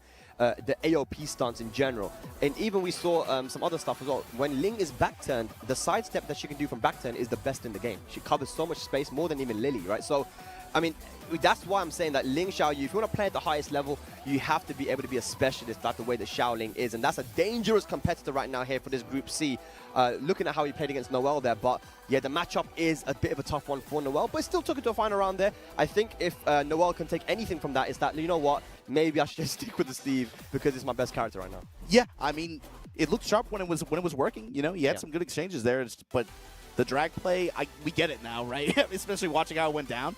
But it feels like at this stage, I don't know, man. You gotta run that. You gotta run the Steve. I feel like. Yeah, you know, you have to. That's his main character. Sometimes it's really not about the matchup, the character matchup, but more like what are you most comfortable with? This comfort, yeah. That makes a difference. Yeah, that's the problem with. I mean, especially once you get the when you have 3-4 characters like that, having that comfort level. Definitely, man. But here's a look at the standings right now. We've only had 2 sets, so still very, very early, way too early.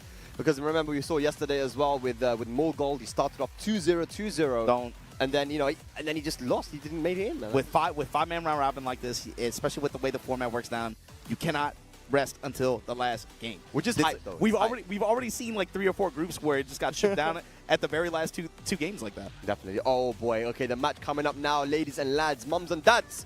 We got Book versus Yondaime. It's gonna be, I believe, a Jin mirror. And I feel like for Yondaime, you know, for the less experienced player, this is probably something that's quite big for him, man. I mean, going up against someone who he's probably watched for years, you know, using that Jin Kazama. If he can win in this mirror match, that'd be massive for him. Yeah, you can tell even just in the interview content. I love those, by the way, like the interviews that we've been having. Yeah. Some of these guys are so enthusiastic and so happy to even just be here on the stage like that. The opportunity to play against some of the players that they've been watching so much, or, you know, getting rare opportunities to play against, but just another opportunity to have a showdown with them in Tekken 8 like this. You can tell Yondaime 2 is really, really excited to be here. I want to give a big shout out to that man on screen right there, man. With the sniffer, Book from Thailand, from Bangkok. Because, you know, he was talking to me about the Tekken scene there, and it was like, you know, in Tekken 7, there wasn't a ton of people that were playing Tekken. There was a small scene. And Uncle Ben. You know, Uncle Ben. Yeah, Uncle Ben, big shouts to him as well, Pat Lawaz. But he goes that now, you know, after in Tekken 8, there's so many players playing it, even people who are dropping other games coming to Tekken, and their level is so strong. I even was able to visit one of the dojo events that he won that actually qualified him for this regional, which he won, and it was a 96+ dojo. Shout outs to Mint and the crew as well, man, for the work they do down there in Bangkok. But crazy, man. They've got a really strong scene now in Southeast Asia. You know this well. You know this well too. But the scene always really hospitable out there too. Yeah. Everybody's always just really excited when anybody comes through there just to play. Yeah. And we must say the same for Madagascar as well, man. These guys have been definitely putting in work when it comes to the organization of tournaments, and that's why Yondaime has got to the level that he's at right now. Currently, not won a set. You know, he just lost 2-1, but it was a final round, so he cannot be too upset about his level. He almost brought it back. But Book, this is the man. We have seen this guy at the Tekken World Tour Finals before in Tekken 7, trying to, you know, get into that top 16 here in Tekken 8. When Book's on, he can go toe-to-toe with anybody. He told you there's only a couple guys that have really given him the business consistently like that. Yeah. He, on a given weekend, can be a huge threat, or maybe, you know, falls by the wayside. But the question is, what Book is going to show up today? Definitely. You know, it's funny as well because he was telling me yesterday that people keep asking me, you know, how are you feeling for the LCQ? It's like, dude, I'm in the finals, you know. People sometimes forget about him, but he's so strong, you know. He's just one of the best players in the world. He's not in the LCQ, ladies and gentlemen. This is the regional groups right now. Yondaime, Madagascar versus Thailand. You know, I guess probably if you looked at this group and you looked at the roster, if you've been watching a lot of international Tekken competition, you probably think Book is probably one of the more favorite players to emerge from this group, I think, in the top 2. Yeah. So I'm interested to see how this is going to go then. How does he play with that pressure, and how does he deliver? The Jin mirror, here we go. Madagascar versus Thailand, Yondaime and Book. Who are you? I'm you, but strong.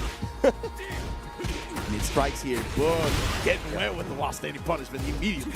Ooh, nice block on that down 4 and a lovely sidewalk. The 4-4, down 4-4, working a lot of these jab strings, mid strikes, then throwing some heat engagers in there, hook fist there. Yeah, actually showing parry, put your hands up. I saw off stage, you know, Book was playing a long set versus Daniel. Yeah, they were playing for like an hour or two. Yeah, so I mean, he's been playing the Jin mirror, but this is a different kind of Jin right now here with Yondaime, as he has the life lead and pops heat.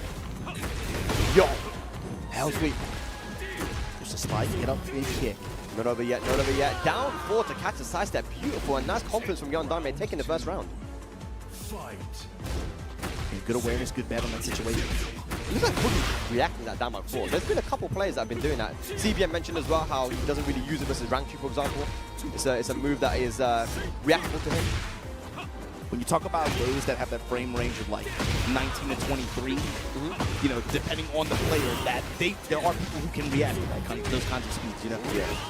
All about the animation. Using visual tells especially. And that was a very solid round there from Book. Evens up the round to first game. Oh, the punish and the whiff forward 4. Book looking very, very sharp at the moment.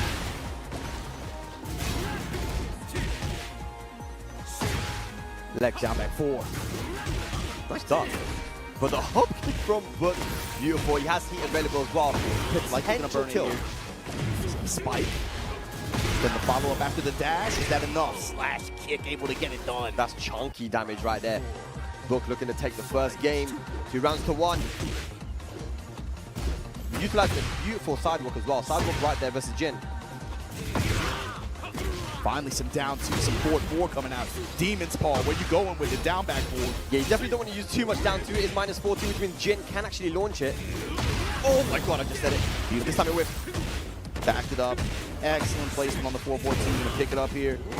Great return. Trying to go for a setup. 4-4 nothing.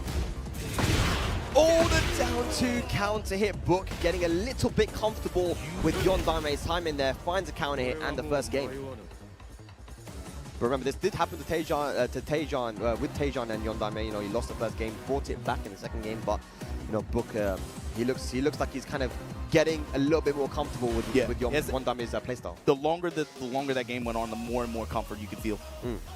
This is a matchup that he's played a lot. You can tell. Oh, he's thinking hard. What does he want to do? Does he have? Have we seen any other character from Yondaime? Wait. Yo, no. Okay, I'm about this. Okay, going to the Heihachi now. The old man. We did see that from Lee Mishima yesterday, and Lee Mishima, you gotta say, should have won some of those sets. What's the mentality on this though? Is it just he just wants to cash out even harder to get this hit, or the thing is that with Heihachi, it was one of the characters. I mean, you played the characters as well. You know that one launch and it's so much damage, and we saw the way that Lee Mishima was able to really apply pressure with the stances. Sometimes not even pressing any buttons from it, and maybe he wants to test Book and see if he knows, or maybe 2.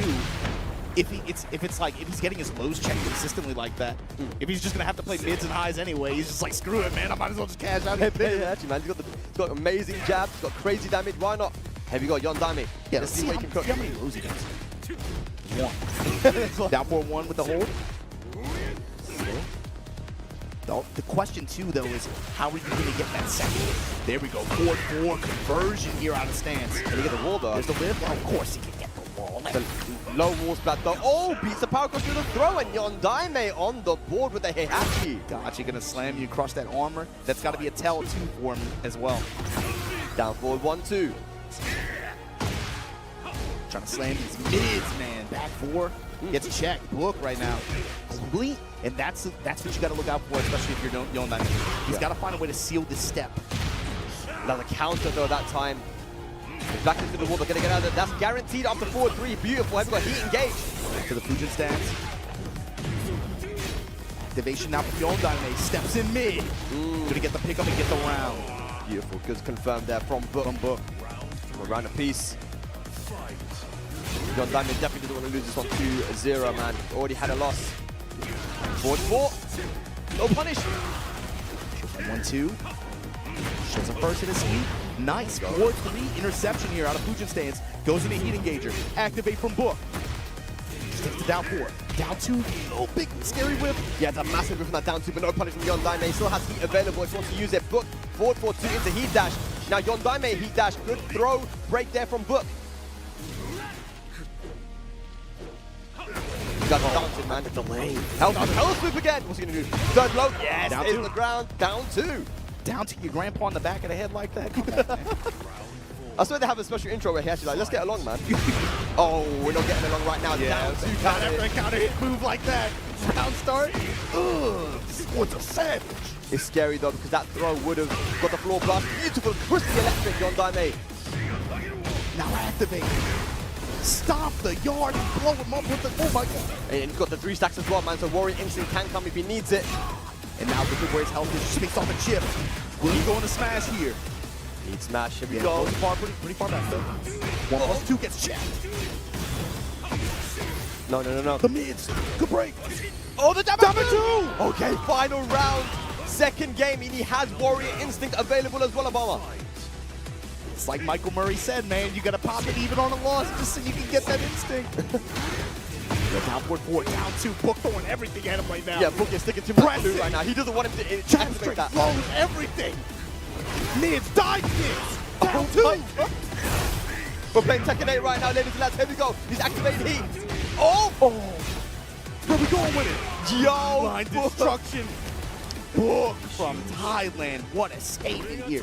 2-0 over Yondaime. Yondaime, great set though. He played, he kind of played a little excited with the hey pick. Yeah, I mean, it's good that we see that he has the Heihachi available to him, and it's a competent one as well. But I love what I saw from Book there at the end. He knew that Warrior Instinct was available for the final round, so he didn't let it activate it at all. So he tried to, right, but he got hit out of it. Staying in his phase, doing what Jin can do really, really well, which is just stick you like glue with the 2-1s, down 4s, and just make it really, really annoying for you. It's like you said, he had that sense of urgency as soon as he saw the activation cue, and then it's like, he knew from that moment he's trying to pop that as soon as he gets it. If you give him any kind of space or breathing room, he's going to go to it. But he just threw it. He's like, what tools do I have? Okay, here. Just like throws but the thing is, it's one of those situations, right?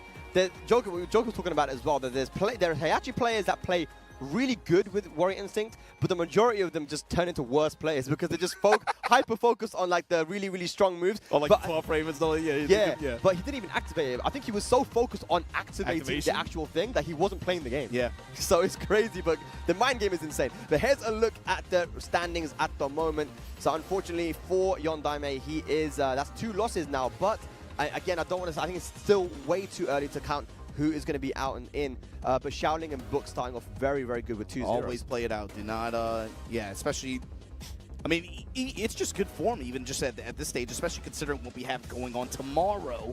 You know, in case you don't make it out of this group stage, if you guys haven't heard us the 50 times we said it today, if you don't make it out of this group stage today, these players are going to have a shot tomorrow at the LCQ, along with all the players in our global leaderboards group stages from yesterday that didn't make it as well. 12 players from there, bro. That's going to, 12 warriors, dog. Like, that's going to be a rough bracket, man. Ulsan in there as well. Ulsan and Gold in there.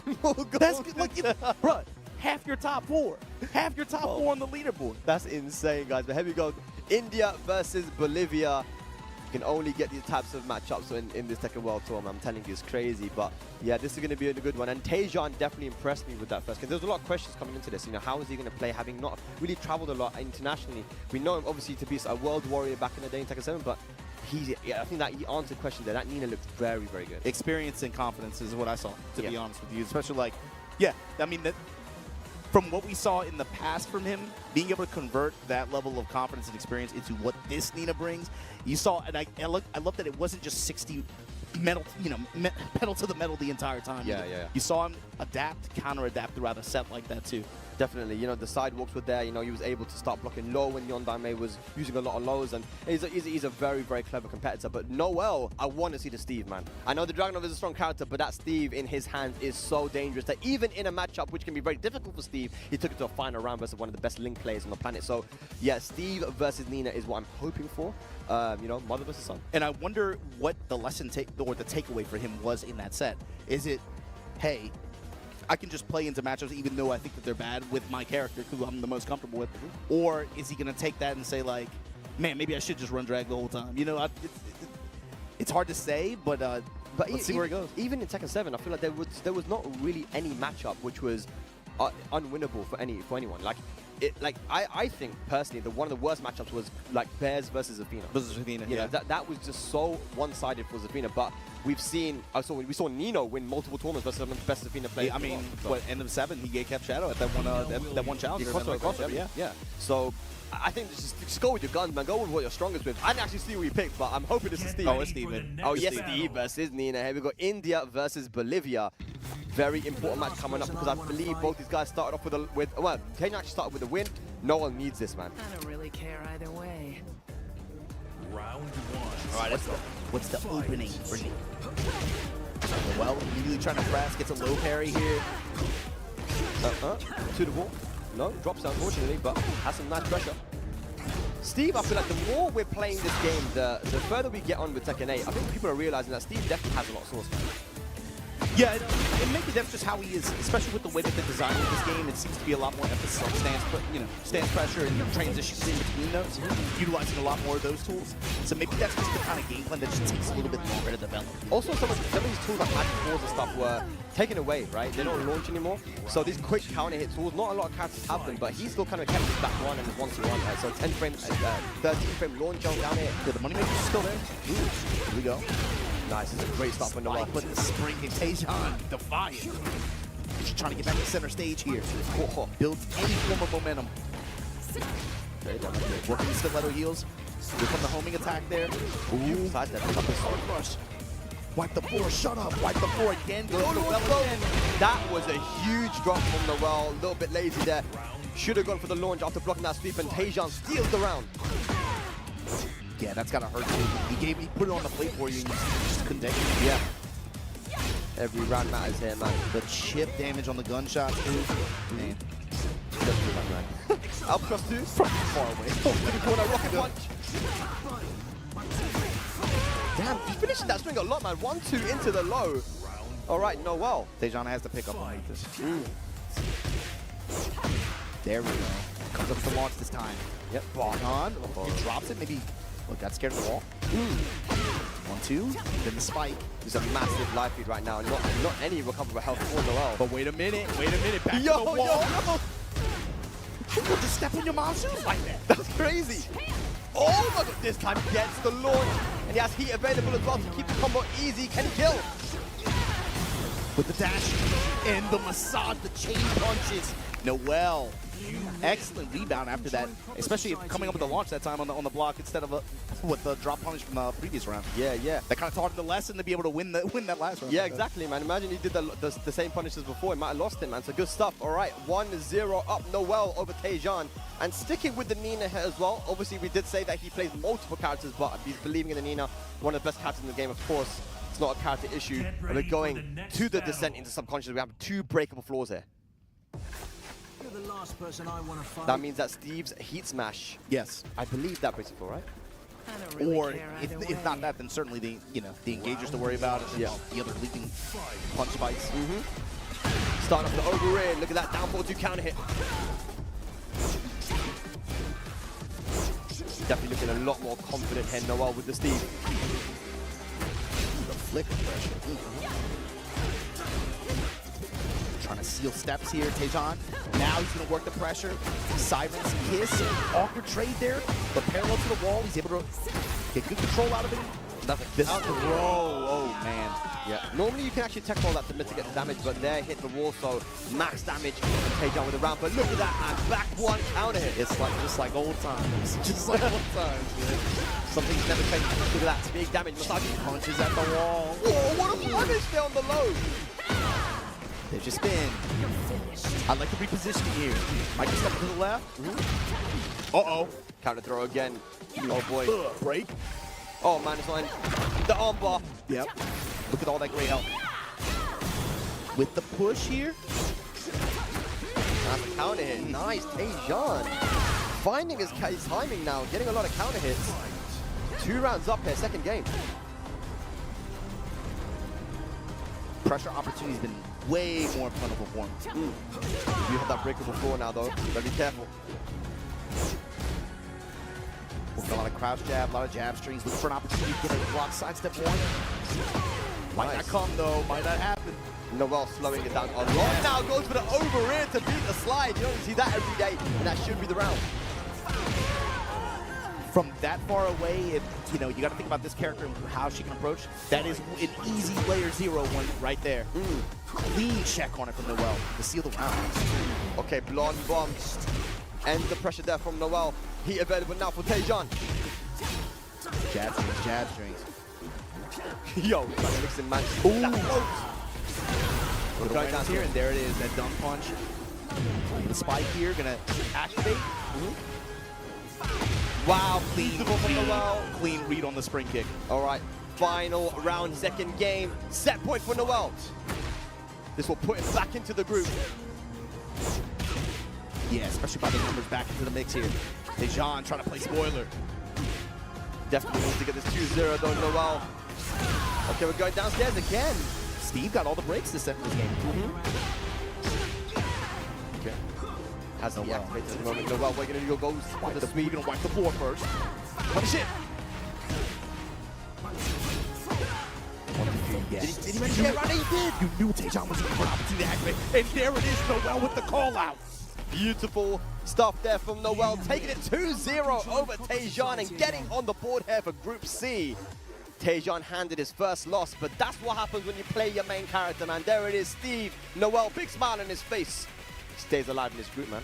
Great leads on the pace, and especially opportunities where he had a feeling that Tejan was going to go with some of the higher risk options like that. You saw him with really good dash block, good dash sidestep to call out some big width opportunities there. Spring kick. What I think a with recovery kick as well, something like that. Yeah. But those ended up having a big impact, and Noel able to take that back. That has to feel good. Yeah, especially after the previous set. And that's again a lesson to him as well, and to everyone, to just trust in your main character. Man, Yeah. because he's playing so solid with Even then, it's like trust in the comfort. The comfort is almost more important than the character sometimes, you know? Yeah, for sure, for sure. It looks like we actually might be getting Book coming up next again. And you mentioned how Book has got to be one of the guys that you're thinking is going to make it out of this into the next into the top 16.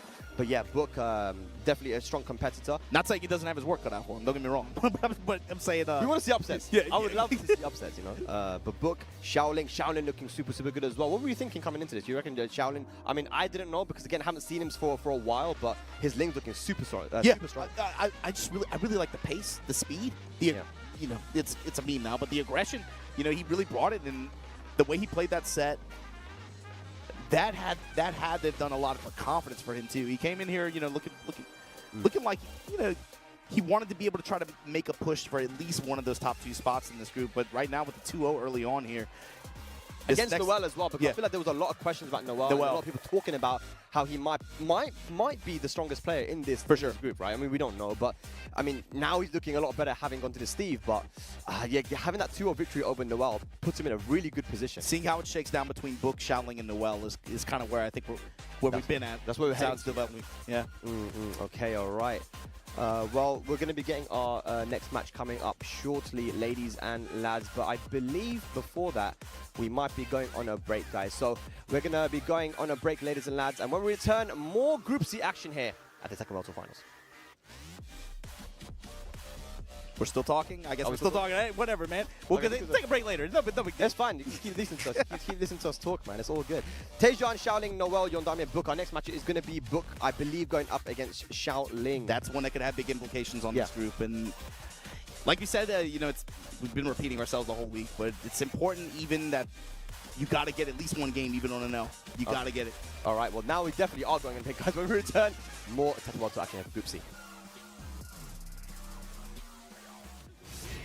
Okay. Down for 1-4, good confirm. Oh, beautiful block on the hell swing. Is that going to be dead though? Tejan, what's the combo? Yo, the shots for the kill. Tejan taking it in the final round.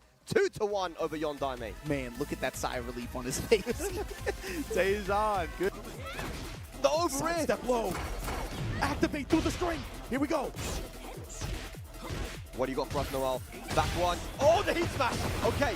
Still alive here. But Shaolin has rage and heat available. The side step. Didn't get it though. Oh my god. Shooting stars. The movement. Oh my god. Firecracker, the low. The AOP low there from Shaoling, taking it 2-0 over Noel. The Steve matchup was definitely better for Can come if he needs it. And now look at where his health is. Just makes off a chip. Will he go into smash here? Need smash. Here we Yeah, go. goes pretty far back though. 1+2 gets checked. No. The mids. Good break. Oh, the damage two! Okay, final round. Second, Chance straight flows everything. Mids, dive mids. Down two. We're playing Tekken 8 right now, ladies and lads. Here we go. He's activating heat. Oh! Where we going with it? Yo! Line destruction. Book from Thailand. What a statement here. 2-0 over Yondame. Yondame, great set though. He kind of played a little excited with the 8 pick. Now, not any recoverable health for Noel. But wait a minute. Back Yo, to the wall. People just step on your mom's shoes like that. That's crazy. Oh my god, this time he gets the launch. And he has heat available as well to keep the combo easy. Can he kill? With the dash and the massage, the chain punches. Noel. Wait a moment, Noel, we're gonna go Wipe the speed, gonna wipe the floor first. Punish it. Yes. Did he manage to get around? He did. You knew Taejon was going for an opportunity to activate. And there it is, Noel with the call out. Beautiful stuff there from Noel, taking it 2-0 over Taejon and getting on the board here for Group C. Everyone wants to block. How can you say no to this? You make it fresh every day. Absolutely, we keep it fresh. You can't have AAA without block.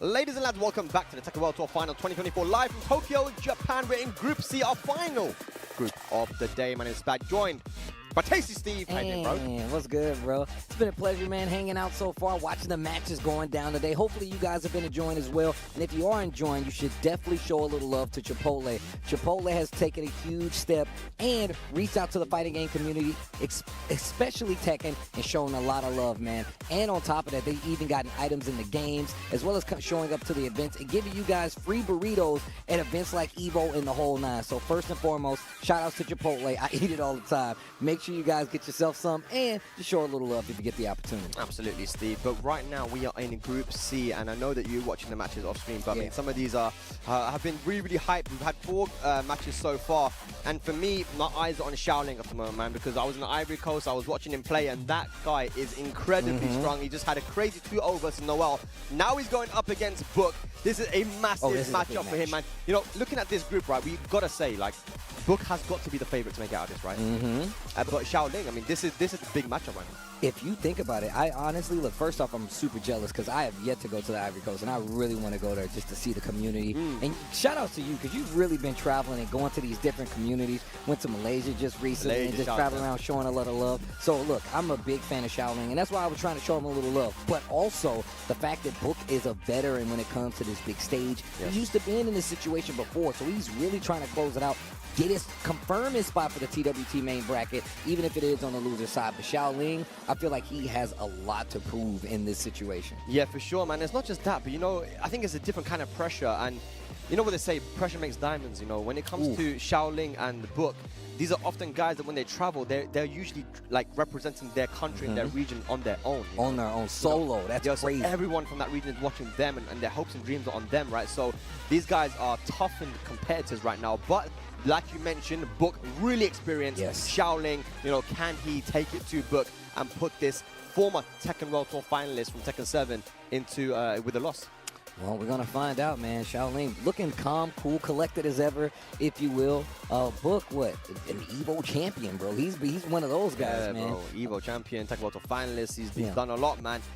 Book is going to be going with the Jin. We don't really see him use any other character. There was a point where he was using Lydia, but I don't think he's using Lydia in this game. But Ling and Raven are the 2 characters that we see from Xiaoling, but in this game, I think his majority been the Ling. Yeah, no, I mean, look, I wouldn't be, I feel like it'd be crazy if he switched based off of how well he's playing right now, so. You don't switch from Ling, bro. Yeah. I love the way that he's the only, he's one of the first guys that got a God match, bro, on stream with Ling. First, Ling does not get enough love.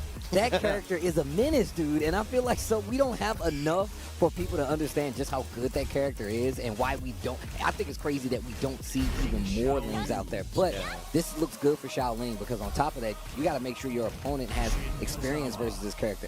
I'm curious to see what Jin is going to do because even if I play Jin and still I feel like you're just committing to a lot of lows, the mids are going to be a lot harder because it's Ling to keep track of. So lots of down 4s, down back 4s. Demon Paw just to be sure, but you got to be careful because if she gets in the stance, it's going to be hell trying to make sure she stays on. She's tricky, man. It's so difficult to hit her. Back turn, AOP. She's got all the evasive moves, the special intro, Jin, Ling. Everything is happening right now here, ladies and lads. It's all going down. Ivory Coast versus Thailand. Let's go. Okay. 2-1 gets the flow. 2-1. It's one of those why not moves. Just why not? You know? And it's good because, like, up close, when you're fighting certain characters, it really does kind of keep them honest. 2-1 is really good versus Ling, especially if she's trying to play this up-close game. For sure. You see Book trying to, like, kind of set the pace with just jab, maybe 2-1s. Taking a little bit patient. A beautiful sidestep there on the Demon Paw, but no big launch. Back 3-2 actually delays it a little bit to get the hit, walk right into the electric, goes in the stance. He's got the meter and he's got the positioning in the stage, but he drops the combo. I think the small body of Ling, right? Put that dive kick plus range, go to the down forward 4 into the upward 2 sidestep punch, and Book takes the first round. No, you're right though. That small body, the girls' bodies, especially Ling, has definitely been a main perpetrator of that. I'm too small for your combo to work. Yeah. You got to definitely adjust the combos there. Book will be aware of that. Down for 1-4, catches Xiaoling. Hasn't really been able to get anything started. And another beautiful block there from Book. The defense holding up there versus Ling Xiaoyu. And conversion on the combo right next to the stage has that explosion could be a big game changer. Fucking everything, Steve. Maybe a little bit of scouting might have been done, I can't lie. You see Xiaoling sidestep to the left, trying to get away from that wall. Here's that pressure, that wall Jin pressure with the dive kick. Great defense, though. Oh, 1+2. Goes straight for no duck. Down to Finally, what a duck. Why did he do that? How did he know that was going to be the option? And what a great option. 10 seconds left on the clock. Still has heat. What are you going to do, though? This is going to be tough. Use a rage there, man. Hang on a second, though. Mix up time, gets the game. Oh! What a block to Shaolin. Shaolin, so clutch. So clutch there. I don't know how he managed to win that round.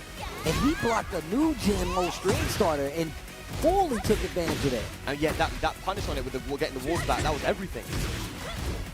This offense down 2 counter hit. That down 2, man. It's been the topic of a lot of Tekken players. Man, I hate that move. Joey hates that move so much, but I was just talking to him, obviously he was like, down 2, dude. I've seen him chime in on Twitter like, yo, bro, why? Why? Heat smash. What a drop. And a good punish as well. Oh, trying to go for the hop and throw. Mixes it up from last time. Because last time, he didn't go for the throw option when I was expecting it. Yeah. Book still looking for it no matter what. Staying prepared. 2 rounds to 1 in this first game between Shaolin and Book. Yeah. It goes straight for the healthy. Book is playing with a lot of confidence right now. Not afraid of the evasiveness that Ling possesses. But another good Book and healthy, but no launch. Oh, down 1. Tries to go for the power crush just to make sure if there's any attack, he's going to get through it. But now he's stuck on the wall. Shaolin with the offense. What a block. Great punish here from Book. Yeah, that was a pure 50-50. He's either going to be wall blast or low to knock down. Okay. Goes in the stance. Nice. I Nice like setup that. there. Trying to catch him to duck in. Rage available now. Nice block again for Firecracker, and Book gonna finish it with the rage up with style. 1 game up.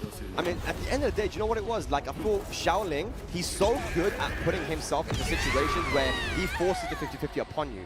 It's just in that situation, Book was just able to guess correctly. I mean, and he's been pretty consistent with blocking the lows, getting the Wild Rising 4, getting the full combo conversion. Yeah. I feel like the thing that Shaolin does very well is that he takes his offense and he runs it. He's like, look, you got to stop me. But Book is just doing a great job of just stopping the momentum. Up forward 2s, the little sporadic lows. He hasn't used down 4 yet, but he's using like some of these random sporadic lows to try to keep Shaolin honest, and it's actually working out. That's why he got that first game. Yeah, his defense is so good right now versus Ling Xiaoyu, and he's guessing correctly in these situations, well, clutch situations. But let's see if he can continue that here in the second game. 1-0 for Book. A very, very important set here for the standings as well. Both guys currently got a first 2-0 win. Off the wall. Back 1-2, drops the combo, follow-up. Shaolin gets a chance. Takes the engagement. The Ling breakfast. Both guys heat available now. Okay. Oh, sidewalk. Didn't do anything with it, though. You've seen that quite a lot today, man. Like, a lot of sidewalk, beautiful movement, but no punishing.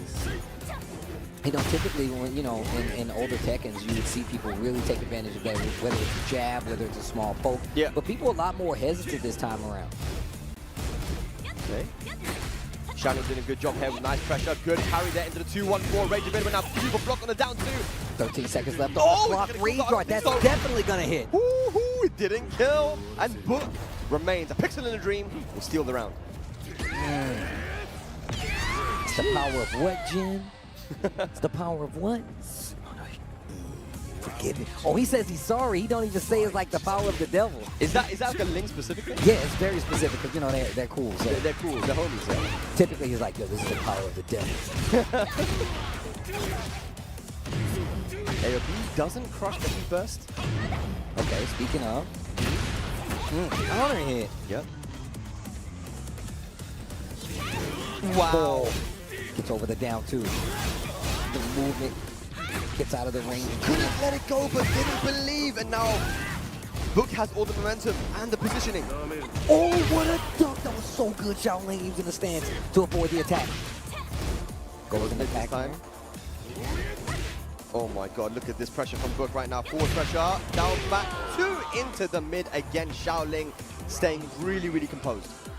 Really mixing up in his approach as well. We saw him go for the throw a couple times out of back turn, switching it up for the mid, and still playing comfortable enough to where he's comfortable going into stance and challenging Book in a lot of these situations. Get the wall splat, full combo conversion, and on top of it, he's got the heat active. What's the mix though? Okay. Nice, down to again. Still has heat available. Back turn for the flip over and the beautiful side step. We talked about that, Steve. When Ling is back turn, her side step from back turn covers so much distance. Went all around Jin. And here we go now. Xiaoling looking to take us to a final game. Look at that, though, sweep. Big counter hit and the wall, too. Xiaoling on the run right now. And he's with a round lead. Time to guess. Time to guess. Time to guess. Oh, was mid. Defense looking solid so far. Takes the chance to use heat burst. I love that. Take the poke. Scale damage, though. Scale damage, though. Dive kick. Let's conduct. No, it comes. Come on. Oh, my gosh. Down one. Running three. One more hit, man. No. Didn't see it coming. What? Goes for the 2-1-4-4 feint. Did not react to it. Gets the hit, but Xiaoling keeps his wits about him. Blocks the next follow-up low and gets the match. Not just the round, the match. One game apiece. This is a big match. This is huge. This is like a top 16 Tekken World Tour event match. Like, this is what you're looking at right now. Steve, this could very well determine what happens in the rest of the group, man. I mean, I feel like these two, one of these guys is definitely making it out, I feel like, man, at this point. The way that they're playing. They have to. So they're playing so well. This is a massive game incoming, and Book had no business winning that round. He almost did. Xiaoling, though, with that clutch hell sweep block. Here we go, final game, Ivory Coast versus Thailand.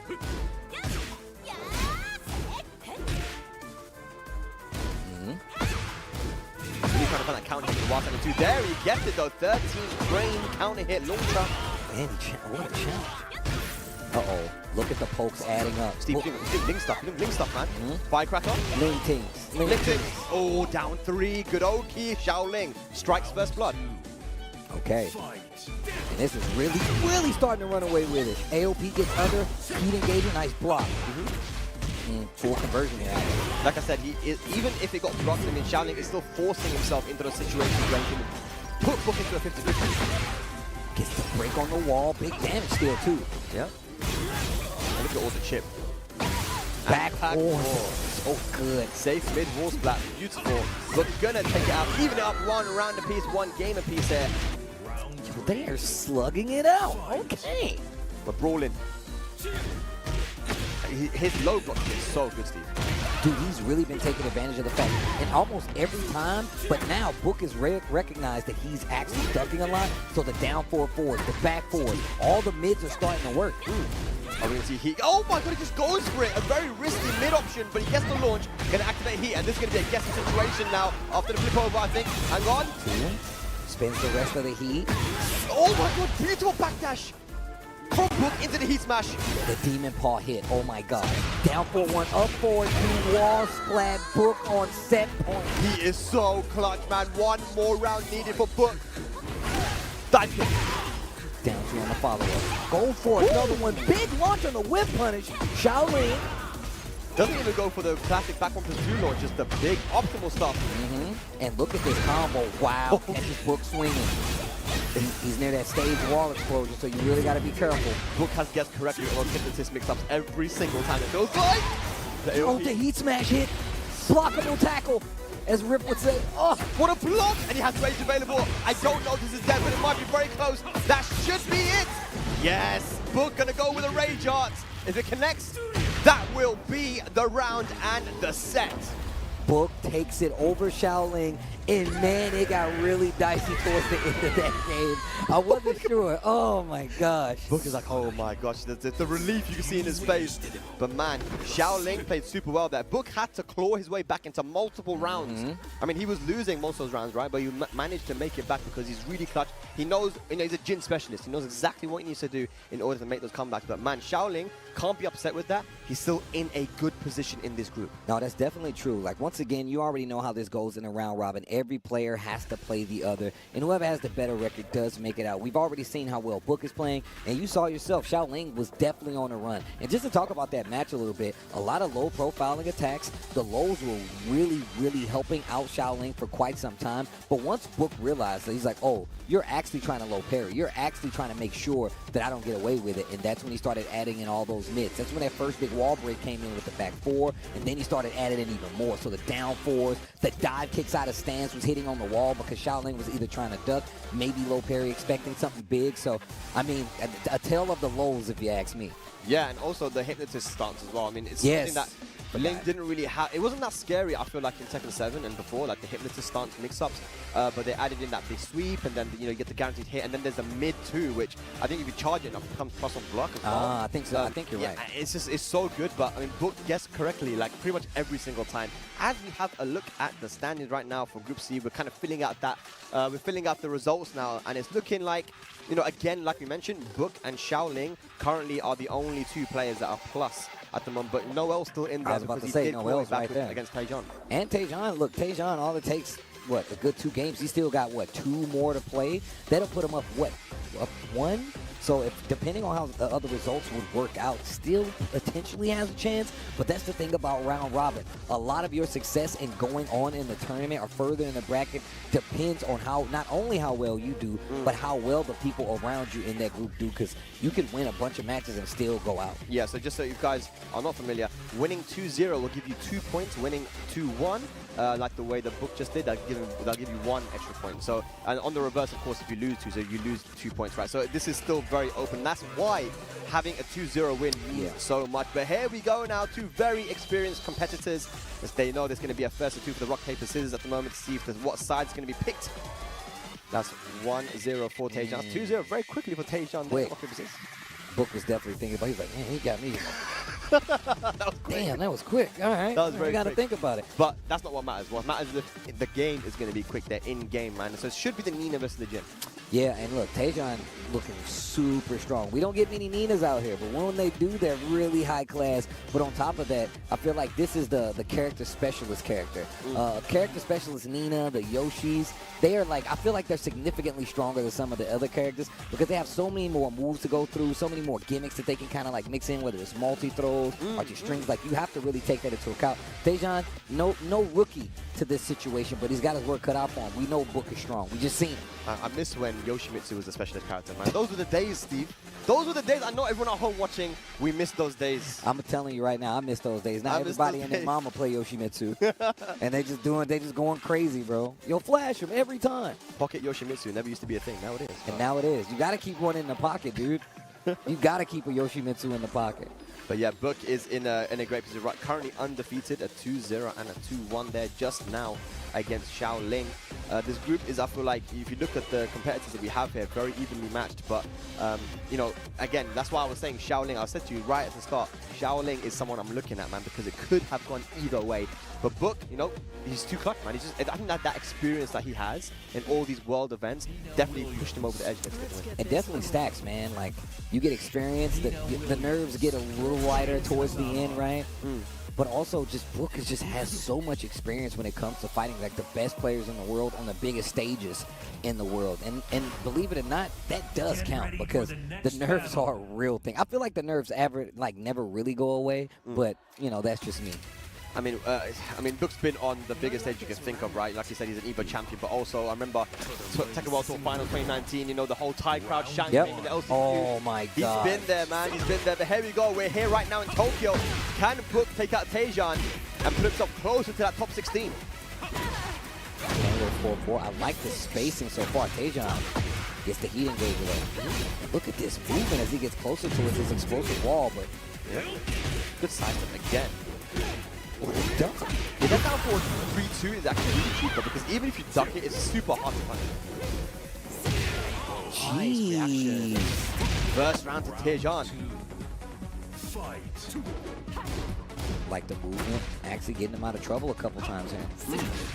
I love how frequently Taejon uses the back foot too. Yeah. Engaged. To the wall we go. Activates heat back. Down 4. Go down for a 1 string just to get a reaction. Little wave to get away from the wall. Big whiff on the back too, but no punish from Book. That wall block was very scary though. Hasn't been used just yet, but Taejon has a nice life lead. No duck. Oh, what a block. Taejon, 2 rounds to none versus Book. So much use on the down forward 1 string. And even using back 2 because he doesn't want him to step it. This is crazy. Simple game from Taejon, but it's so effective. Gets the flow. And he's spinning the resources on the wall already. He does have that explosive. Goes for the multi-throw, but only commits to one. Wow, look at this, not even letting him activate heat. Tejan running away with it right now. The 4-4-3 hits on the ground, tried to activate the ether while standing 4. But in the last two groups, we've seen so many people challenge like heat activation and heat dashes. And for the most part, it's been successful. We saw that group C people just, I'm going to while standing 4. This dude right here, Divine Exorcist, he was fighting people. They were in heat and they were heat dashes like, nope, I'm hitting the button. And it worked. Yeah. And it worked. In that situation, Book thought, Tejan's going to respect my down 2. Let me activate heat now and potentially get my stuff going. Nope, just while standing 4. Whatever happens, happens, man. I respect it a lot. And it's such a simple game as well. A lot of down forward 1-2, down forward 1-2, and then when Book tried to sidewalk left against the down forward 1, back 2-2, you know? Call him out. So good. There again, we see the back 2-12 frame homing move. Wow. Yo, Tejan looking like he's ready for this matchup. Oh, he tried to go for the punish. What a duck. And look, I'm going to tell you right now, I've ducked that move a billion times. I always get hit by the bullets. Yeah, in heat, it's extra bullets, right? So you have to stay ducking for a longer time.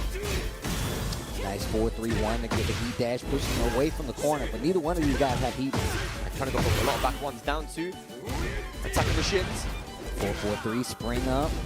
2-1-4. Nice. Ooh. Good challenge there from Brooke. Finally gets on the board here. Messing up this dude Lee's house for no reason, huh? Okay, patience, but runs into the counter hit 4-4. You're definitely going to the wall. Yeah, clean wall splat. Here we go. Go for the bounce, flip it over, I guess. Go for the dive kick. I like the pressure right now from Book. Tejan, what can he do to get out of there? He engages, that's what he's going to do. Okay. It's one of my favorite moves ever. That like 1-3-3 with Jin, I love it. Oh, wow. Out of stance, catches you trying to sidestep, re-wall splat. Book looking a lot better in the second game. 2 rounds to none. What a man, 2-1-4, 2-1-4. Go punish on the whip. This time Book is playing a lot more patient when he's blocking these strings, man. Not trying to challenge too much. And committing a lot more to some of the smaller punishes, right? Saw the back 1-2 there. Wow. Tejan overextending, man. Book is in the driver's seat right now. Good stuff on the string as well. And that's a 3-round straight, no round round onto back from Book. As we see Nivek walking onto the stage to give a little bit of words of advice to Tejan. This Greece-India partnership, man. What's going on? You know, the first day we saw it with no coaching, which is odd to me. But now, I like this. I like this. This feels more like home. Right? What we're used to now. These guys are giving them some advice. Obviously, there's a 60-second timer as well, so you can't take too long. Don't want to ice your opponent, but that is 1 game apiece now, and Book looking a lot more comfortable. I like to ask the homies. So if you're in a tournament, high-pressure situation, much like these gentlemen here, do you want people to coach you? And if so, do you want like, hey, punish this, this, and this, or do you want small, precise bullet points? Oh no, I'm okay with coaching. I think that it can be very valuable because when you're sitting off the stage, off the stream, you can see things that maybe the player isn't seeing, right, because of the pressure. Second pair of eyes. Yeah, so I would love it, but not too specific. I mean, you always have to keep coaching very generic, and so that the player doesn't become too tunnel vision. Good answer. I just wanted to get your thoughts on it. Yeah. Do you agree? No, I definitely agree. Give me bullet points. Don't like try to run it down and be like, all right, Steve, you gotta actually get this combo. That's -15. Yeah. You know, 16-point launcher. See, right? Like I don't need all that. You're talking too much. You're confusing me. I'm getting scared now. Big pickup here. Heat dash combo. All right. And he's gonna be able to get the kill down for it. Yep. Yeah, that's guaranteed then. He's been trying to spring kick because maybe the axes would have helped him out there. I respect the attempt, but Book right now takes the lead in the set. Man, I love that move. It just reminds me of T4. Down 2.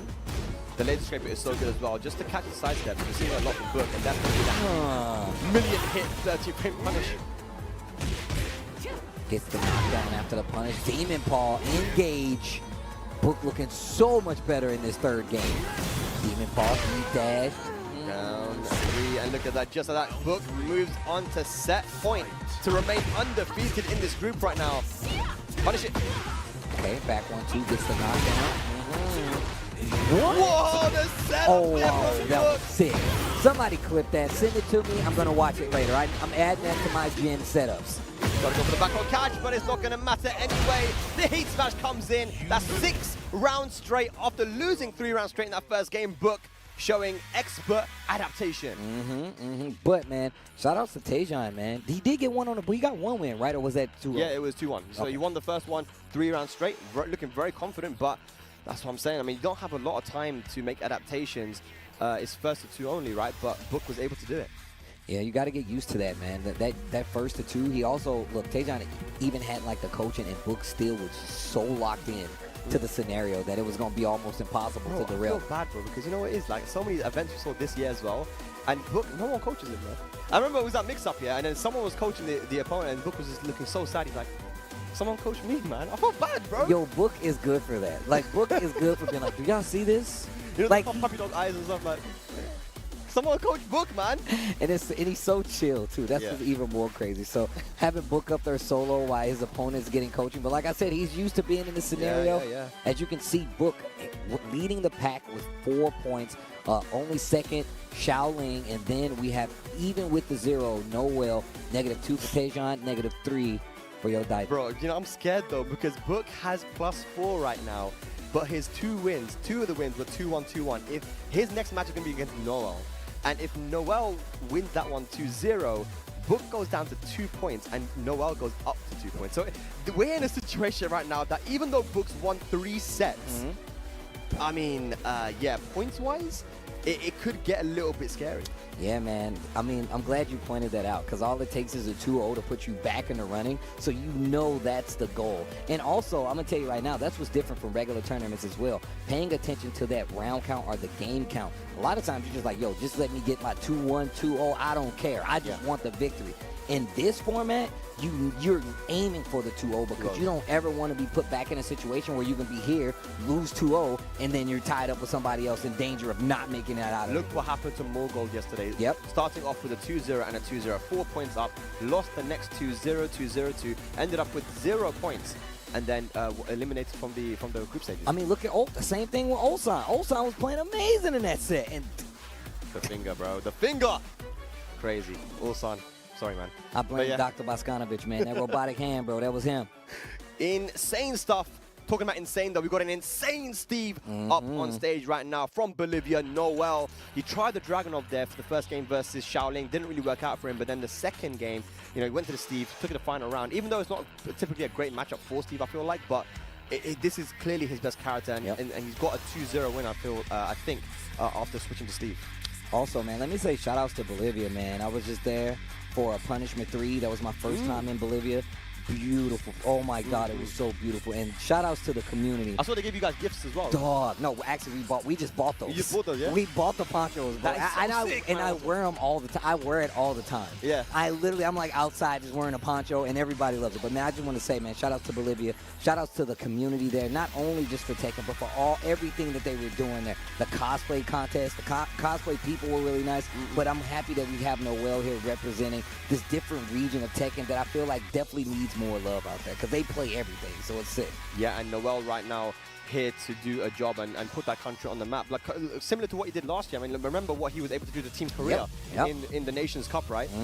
Your team captain. He's always got a smile on his face as well, always bringing the good vibes. Noel, we love him, but going up against Yon Daime, the young prodigy from Madagascar. It's going to be a Jin versus Steve matchup. We've seen this matchup already this weekend. We're seeing it again.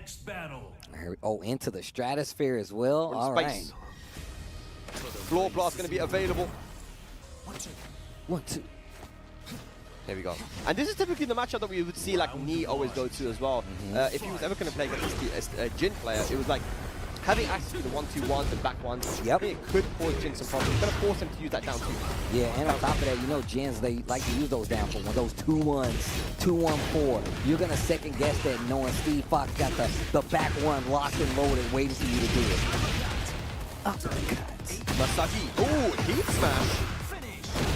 Finish. And that heat smash is so crazy because it also is super hard to sidestep, almost homing. It's super hard to sidestep. First round. Yeah, didn't even let Yon Daime use heat there at all. Noel. Down 2 starts the pressure. And I love that. Willing to disengage if things aren't going his way. Tries to sidestep a little too early. He's taking hit of the down 4-1-4. The over rear. It's like the British back tempo, man. It covers so much space. The British back tempo. Yeah. Over here. Over here. body. Look at this, man. Dominance right now from Noel. Can Yondame bring it back? He activates heat. But down to one of the best round enders in Tekken for many, many years. For years, bro. But the floor blast is available, which means that that hell sweep from Jin will become a launcher. Can he hit it? That's the question. The floor is lava. All right, here we go. Starts off with the down 2 string. And there he is, answering with those down 4-1. And you see, Yondame just backs up. He's like, I know what's at risk here. I'm not trying to get counter hit. And now, like, all the way to the side. Look at the movement, man. The execution here from Noel. Look at Lionheart stance. Playing so fast at the moment, goes for the sway 1-1. Oh, but he dropped it. This is going to give Yondame a chance. Still has a big live lead here, Noel. There's the heat smash. He has been spent. Rage available now, though. What can Yondame do? Noel looking in charge right now. Great defense right there by Yondame. Not getting hit by the mid. What a block and the punish. We're not even going to need the explosion. This is going to be 3 rounds straight for Noel. Man, Noel is just getting stronger and stronger as this group goes on. It feels like started off a little bit iffy, but man, that Steve is looking super sharp now, Steve. All the punishment, the movement, he's stringing together all the stances perfectly. The sway, the over air, really playing so fast and overwhelming Yondame. Yeah, I mean, I feel like that's how Steve's always been. If you let him get into this range, which is, I feel like this is where Jin, they typically want to play the same range so they can have like that electric 4-4, like the hell sweep. Thing is, like, Steve's moves are so fast at dealing with some of the options that Jin has that's not electric that it is so hard to try to get that momentum and keep it on top of that. Noel knows this, and that's why he's comfortable playing this up-close game and committing to the down 2s, because then that way he doesn't have to even worry about the electric as much. Even starting off the round with a down jab. Talking about down 2s, though, I wouldn't mind if Yondame tried to go for a couple of down 2s himself. Okay, good punish down the wild side too. Noel, once again, starting off strong. Wow, okay. See? Dude, he's looking for it. This guy, Noel. Okay, quick duck, back 2, not going to do it, but he gets the wall flat. Yep, full combo, Savage Sword. Wavy, wavy. Activates heat, trying to keep Noel in the corner, goes for the 1-2 straight away. Okay. Wow. Oh, wow. Noel getting a little bit of his life back. Big life lead adding up because of the block damage. Activates heat. Gonna recover a bit of health as well. I'm at the life lead, excuse me. Fire! Reggie, what is Yondame doing? Look at that, tries to go for the down 2. Beautiful reaction and a lovely side step once again, finishing with the down 2. Yeah, and try to go for like the punch parry right there, but still just Noel delaying it enough to find the opening, gets the round. Round number 1 at game number 2, still in control for Noel. God, dude, this is scary. This is very scary. Noel hasn't dropped a round yet to Yondame. His defense is looking super, super scary, as well as his offense. Back 1, put him to sleep standing up. To the wall we go. I'm done playing around. Masaki's gonna kill as well. 5 rounds in a row. Noel on set point versus Madagascar's Yondame. Yondame needs to do something right here. Like we said before, even getting a game could be detrimental to actually staying in this tournament, staying in this group play. Yeah, Noel is definitely trying to qualify right now, man, and he's in a good position at the moment if he can get this round. The floor is breakable now, tries to go for the throw. Nice break there from Noel. Bro, look at the mix-up right now from Noel. Hitting the spin on the wall. Yondame trying to hold his ground with the defense. Up 4-2, counter hit, saves him, floor break. He's going to get a full combo conversion here. He doesn't have heat anymore, but he can still do big damage. Yeah, and he still has another breakable floor as well if he wants to go for another hell sweep, but it's going to be dangerous. Oh, he goes for it. He goes for it. Noel was not ready, and Yondame should be able to steal the round, but now no more breakable floors. Final destination on the bottom floor. Yo, Wavell in his face, delays it, and still gets the hell sweep. Magic 4 into the 1+2. Yo, Wavell, I love how they got like the little demon wings coming off right there. Down 4-4. Committing a lot more to the mids. Still playing a dangerous game. Ducking so close to him, but gets the 1+2 with the heat dash, small combo. I'm liking this now from Yondame. The Wavell 50-50s. Noel, though, has a very fragile life lead. He has heat available as well. And there's those 4-4s. They're starting to come out a lot more. Look at this from Yondame, man. No, he is tightening up. He's been backed up to the wall, man, and look at this. Great punish. Laser scraper. What an interrupt. He ducked that. Up 4-2. That's like I said, man, when Yondame is back into the wall, man, he just starts to level up. And look at this final round now. Okay, early heat burst. My man Yondaime just spins it off. Whatever it takes to get the dub. We what, 50 at 50 on the clock? My man ain't got no heat. He wanted to use it early and he got an early life. No punish on the up 4-3, unfortunately. How can Noel make this comeback? He has heat available. That's that 4-4. This will be massive for Yondaime gets this. Ooh, instant break. Oh my god. Both guys trying to find their hits. Nice block and punish. Yondaime! Back 2-1, he blocked it. Oh my god, Yondaime! The young prodigy from Madagascar somehow reverse sweep 3 rounds straight after losing 5 in a row, Steve. Yo, this little dude, bro. Bro, how? Like, insane. That's crazy. Even he was like, oh man, dude. I wonder if Noel started to get a little bit too comfortable as well. You can't, not versus Yondaime, man. We've seen this already in this group, that he lost and was able to bring it back. But also, you can tell things are starting to go Yondaime's way because the counter hits starting to get less and less, and the lows started working out for him a lot more. Standing for once again, and he's already heat engaged and pushing Noel to the wall. Great block on the hell sweep. Duck and punish the launch. Yondaime waking up. Oh, he was hoping for the wall splat right there. Okay, goes for the 1+2. Now, don't tell me, but if Yondaime wins this, they're going to put this group standings into chaos as he takes the first round as well. And gets the lead in the set on top of it. 4 rounds in a row for Yondaime. Beautiful low parry, Noel. Gonna try and bring this one back. That's just the second part of the string. Big whiff, good punish, 4-4. Oof. 2-1-4. Catches Noel. Okay. Trying to go for the over air, but too out of range to get anything. Okay. First breaks the throw. Yeah. Just about 30 seconds left on the clock. Okay, it's got a savage sword. I like it. Yondaime has the life lead. Once again, Noel hasn't used heat just yet. Great Late block. Wow. He ducks that every time. He spaced the down 2 and then punished it. That was so good. And just like that, Yondaime 5 rounds straight. What is Noel going to do? He was 1 round away from winning 2-0, Steve. Yondaime with the adjustment. Oh my god, he's jump jabbing now. He's panicking. That's definitely a panic move. And look at how aggressive Noel is being on the offense now. And Yondaime just seems so comfortable. And look, just burning heat straight away. He just wants to keep the pressure on Noel.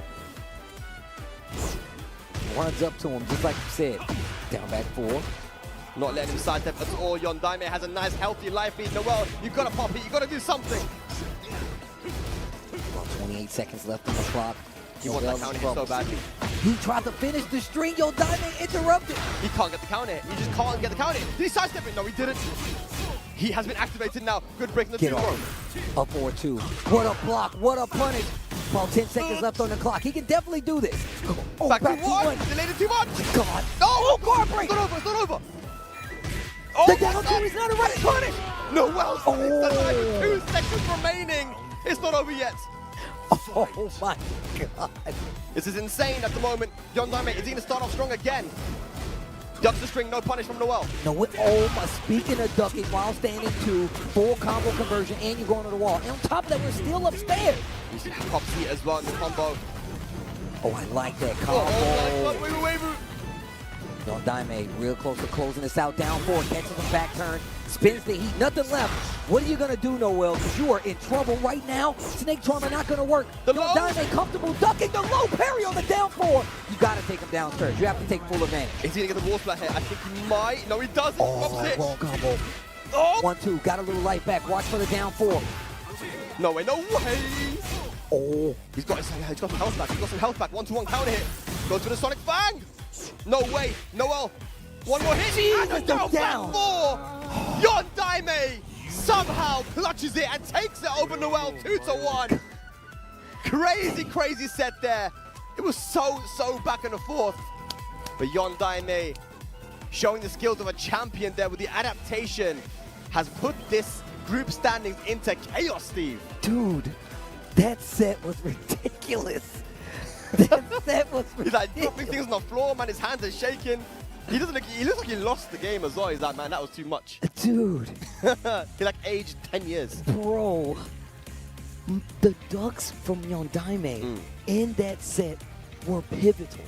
Like the duck into wild standing 2, the fact that he was kind of teasing the down forward, the lows, the fact that Yondame didn't even duck in that situation. Oh my God. What a set, dude. That was some good ass tech. Even though Noel lost, the clutch that we saw from Noel too, you know, to be able to block those lows, get the low parry. Unfortunately, there was a drop combo there to get the wall splat. Could have been a potential opportunity.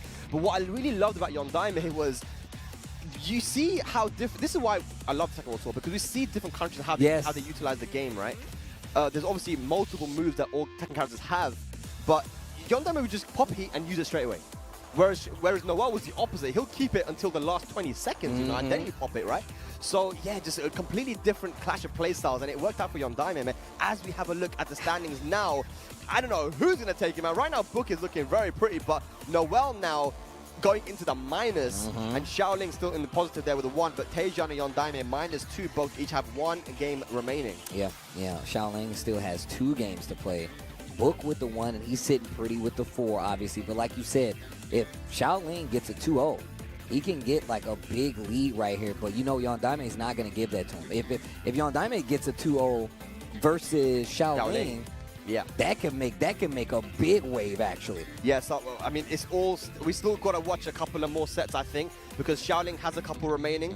Book has 1 versus Noel as well. So that's really, really important. That's a must win, and I think that's.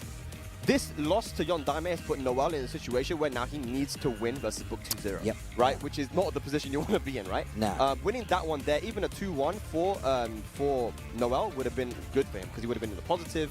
But right now, what we're getting up is going to be Taejan versus Xiaoling. This is going to be a great match, too. Hopefully you guys are enjoying this. I know we're enjoying this. Definitely enjoying it. Because the matches have been ridiculous. This is the last group of the day, Group C from the regional leaderboard, and you're getting some of the craziest matches. Taejan, Xiaoling coming up here for the Tekken World Tour Finals 2024. You can see it right there. We just went over the group play scores, and you can see it's still a little bit of contention there.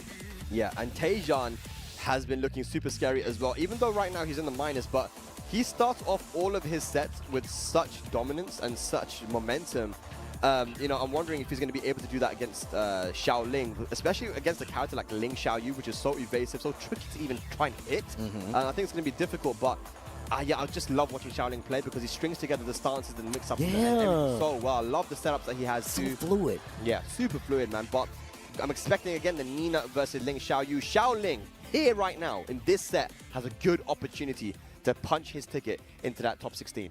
Man, this is about to get interesting. Also, side note, shout outs to High Fight. I was like, yo, I need that clip. My man clipped it and sent it to me. That dude is a clip extraordinaire. If you don't follow him and you follow fighting games, follow the boy High Fight because he can get you all the clips. Thanks, man. I'm going to watch that when I get home. But here we go. Taejan, Xiaoling coming up. The Nina versus Ling Xiaoyu. Next match here in this Group C. I'm loving how this final group is just so close. And all of them, actually, you haven't been able to tell who's going to make it until the very, very end. And it's going to be the same here again. We're going to the Ortiz Farm, Peru. To start it all off, Nina versus Ling Xiaoyu. Let's go. Once again, I feel like these are matchups we really don't get to see, especially with just Ling in general. Yeah, we don't see a lot of Ling, man.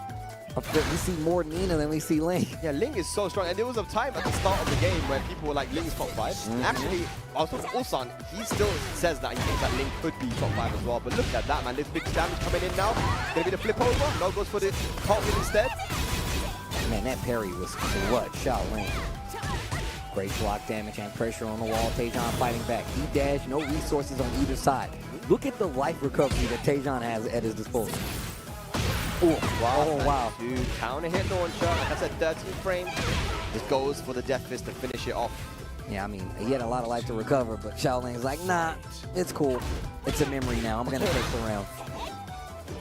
I love how he used that forward 4-3 as well, that long range mid kick, just to keep out the opponent too, really control the pace. And he goes back turn after, so it gives him a little more evasiveness, which is really, really good. Ling Xiaoyu actually has access to a 14-frame launcher from standing 2. Could have used it there. Got to be careful using Blonde Bomb into a Taejan versus Ling Xiaoyu. That's a block on the long distance low. The 4-4-3, like you were just talking about, actually just got Xiaoling in trouble, and it got Taejan the round. 1 round apiece in game number 1. Very nice. Got down forward. Okay, the side step for trade working out for Shaolin, getting the launch. Still gets the combo. You gonna spin that? Look at this, bro. Yes, I am. Time to guess. It is time to guess. Cali roll. Good spring kick. I love it. What? Gets the back. Gets the punch parry. That was sick. Goes to the mid. Look at the chip, man. Look at the chip. Look at that recoverable life as well, though. And look at the hypnotist. Nick Sauce, man. Hypnotist goes for the low. Then the mid. Shaoling, 2 rounds to 1. The mix. Okay. Ooh. Wow, send it 2 again. Dirty frame. Big counter hit. Okay. Hop and throw works out. Oh, that's a full combo conversion there, too. Heat still there. You can break the floor if you want to. We're taking it downstairs. Stole that throw off a granddad, but it's crazy. Right? Shout out to Wang Junrei. Oof. Not looking good for our boy Taejan. Another perfect there for Shaoling. He's had many of them this year. And there's another one added. But yeah, I mean, the Ling Xiaoyu, man, he's stringing everything together so well. And now you can see Taejan thinking hard. What is he going to do? He's gone to character select actually there. What's he going to do? Is he going to the Elisa? Because I did mention that, you know, he plays a lot of these waifu characters. Elisa? Gone straight to Elisa, Steve. I mean, look. The thing is that I feel like this isn't as bad, not nearly as bad. You got destruction stands.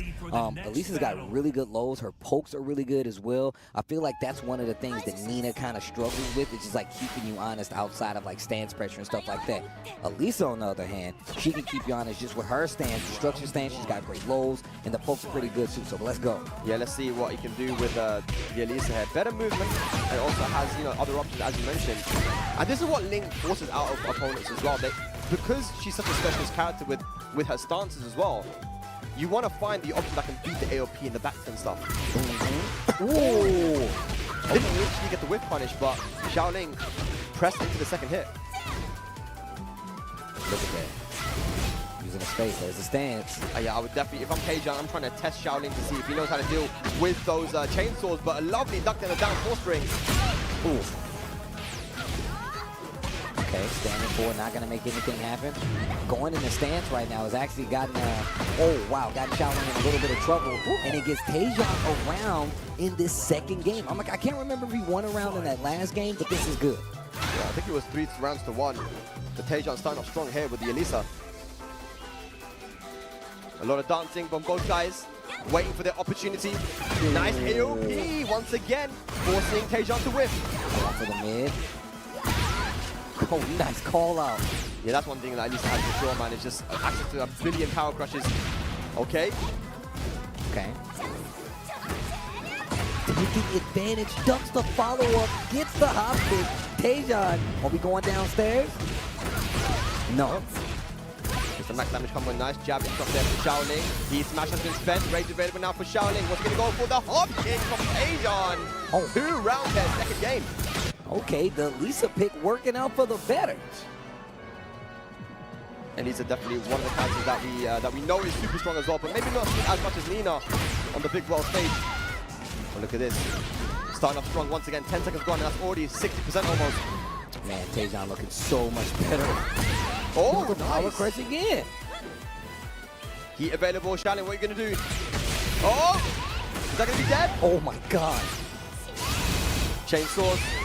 Look at that answer back to 3 rounds straight. India, Taejan, taking us to a final game. That destruction stands, bro. It's nothing to play with. If Taejan wins this, I just don't know what's happening. Exactly. That's what I'm saying. The scoreboard is going to be in shambles. Points everywhere.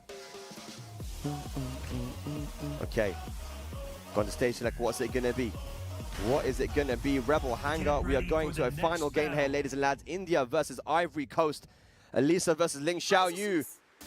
Very, very important for the standings here for Group C.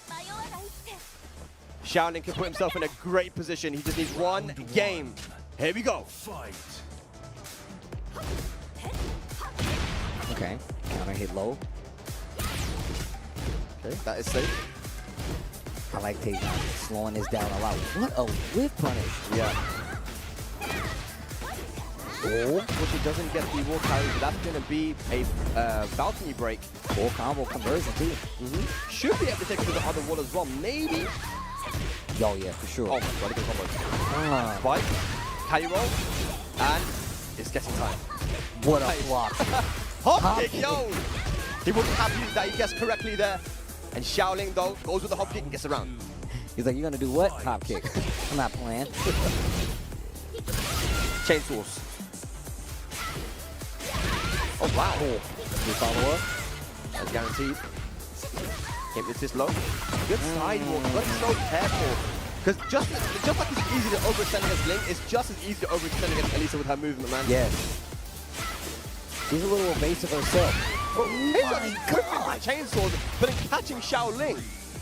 You gotta respect destruction stance. If you don't know exactly how the string works, man, I'm out of there. Okay. Oh boy. Going back quite a bit, finishes the string, gets the knockdown.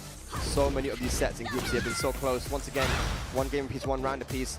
But right now, Shaoling has a nice life lead, and he's still got heat available as well. Taejon, is he going to bring out the chainsaws again? The minute he gets the chance.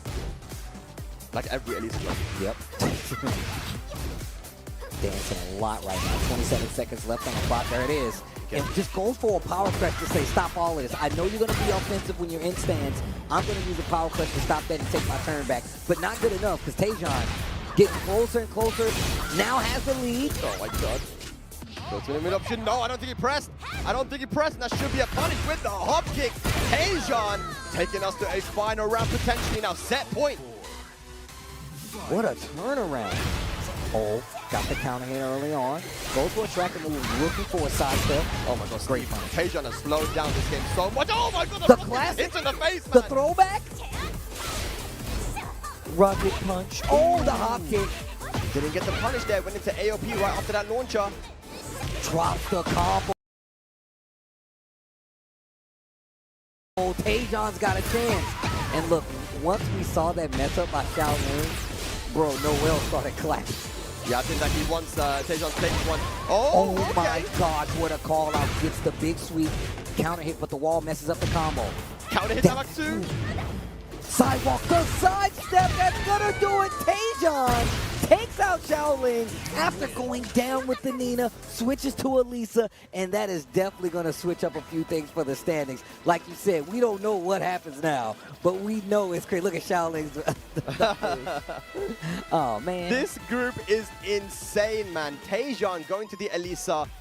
Again, and he has other characters he can use as well. He plays so many characters in this game. We could even go to the Asuka if he wanted to, but he made the right choice going for Elisa because we saw her movement is the best in the game. Some of the best in the game. Her backdash probably the best. Yeah. But even her sidewalk is so good. And we saw it there. The sidewalk left against the Ling forced Shaoling to overextend, and he got the hop kick punish so many times, Steve.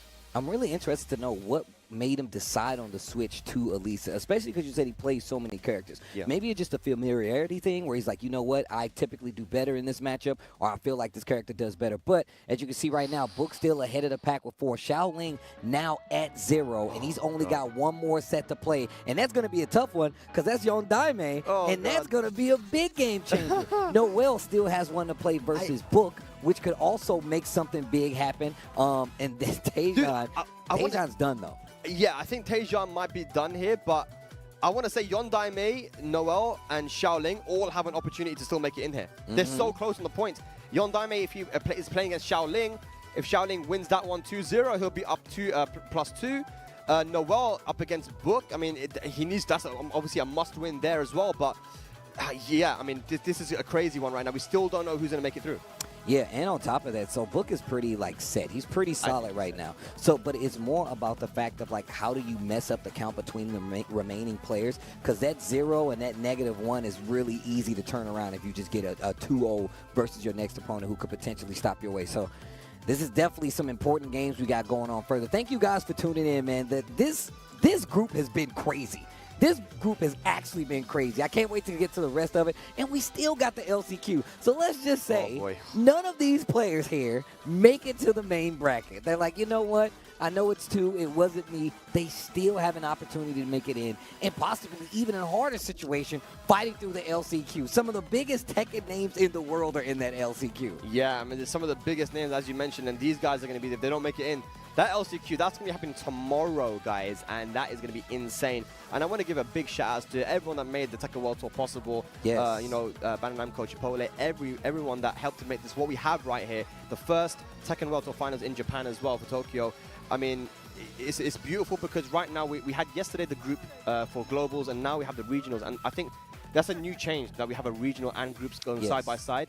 To see the amount of talent that these guys that we have here, that we wouldn't usually see in past Tekken World Tours, it's absolutely beautiful. And I love the change they made to the Tekken World Tour this year, because now we do get to see people like Shaoling, from the Ivory Coast, like Noel, like Yon Daime. I mean, all these players that you wouldn't usually see because they haven't got the opportunity to travel, you know, outside of their country.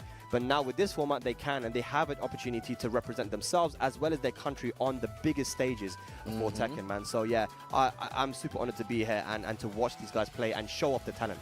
Yeah, look.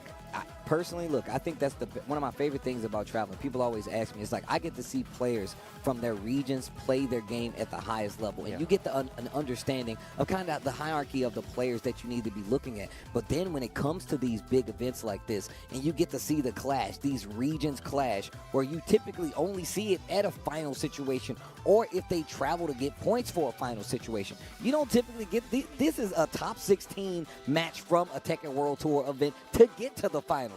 And you're seeing it right now before we even get to the LCQ. This is the regional group play that you're seeing these matches in. And once again, we still got more Tekken for you guys at home. This is good. This is very, very good. But here we go, Book versus Noel. And this is a must-win for Noel. He needs a 2-0, I feel like, at this point, to put himself onto +1.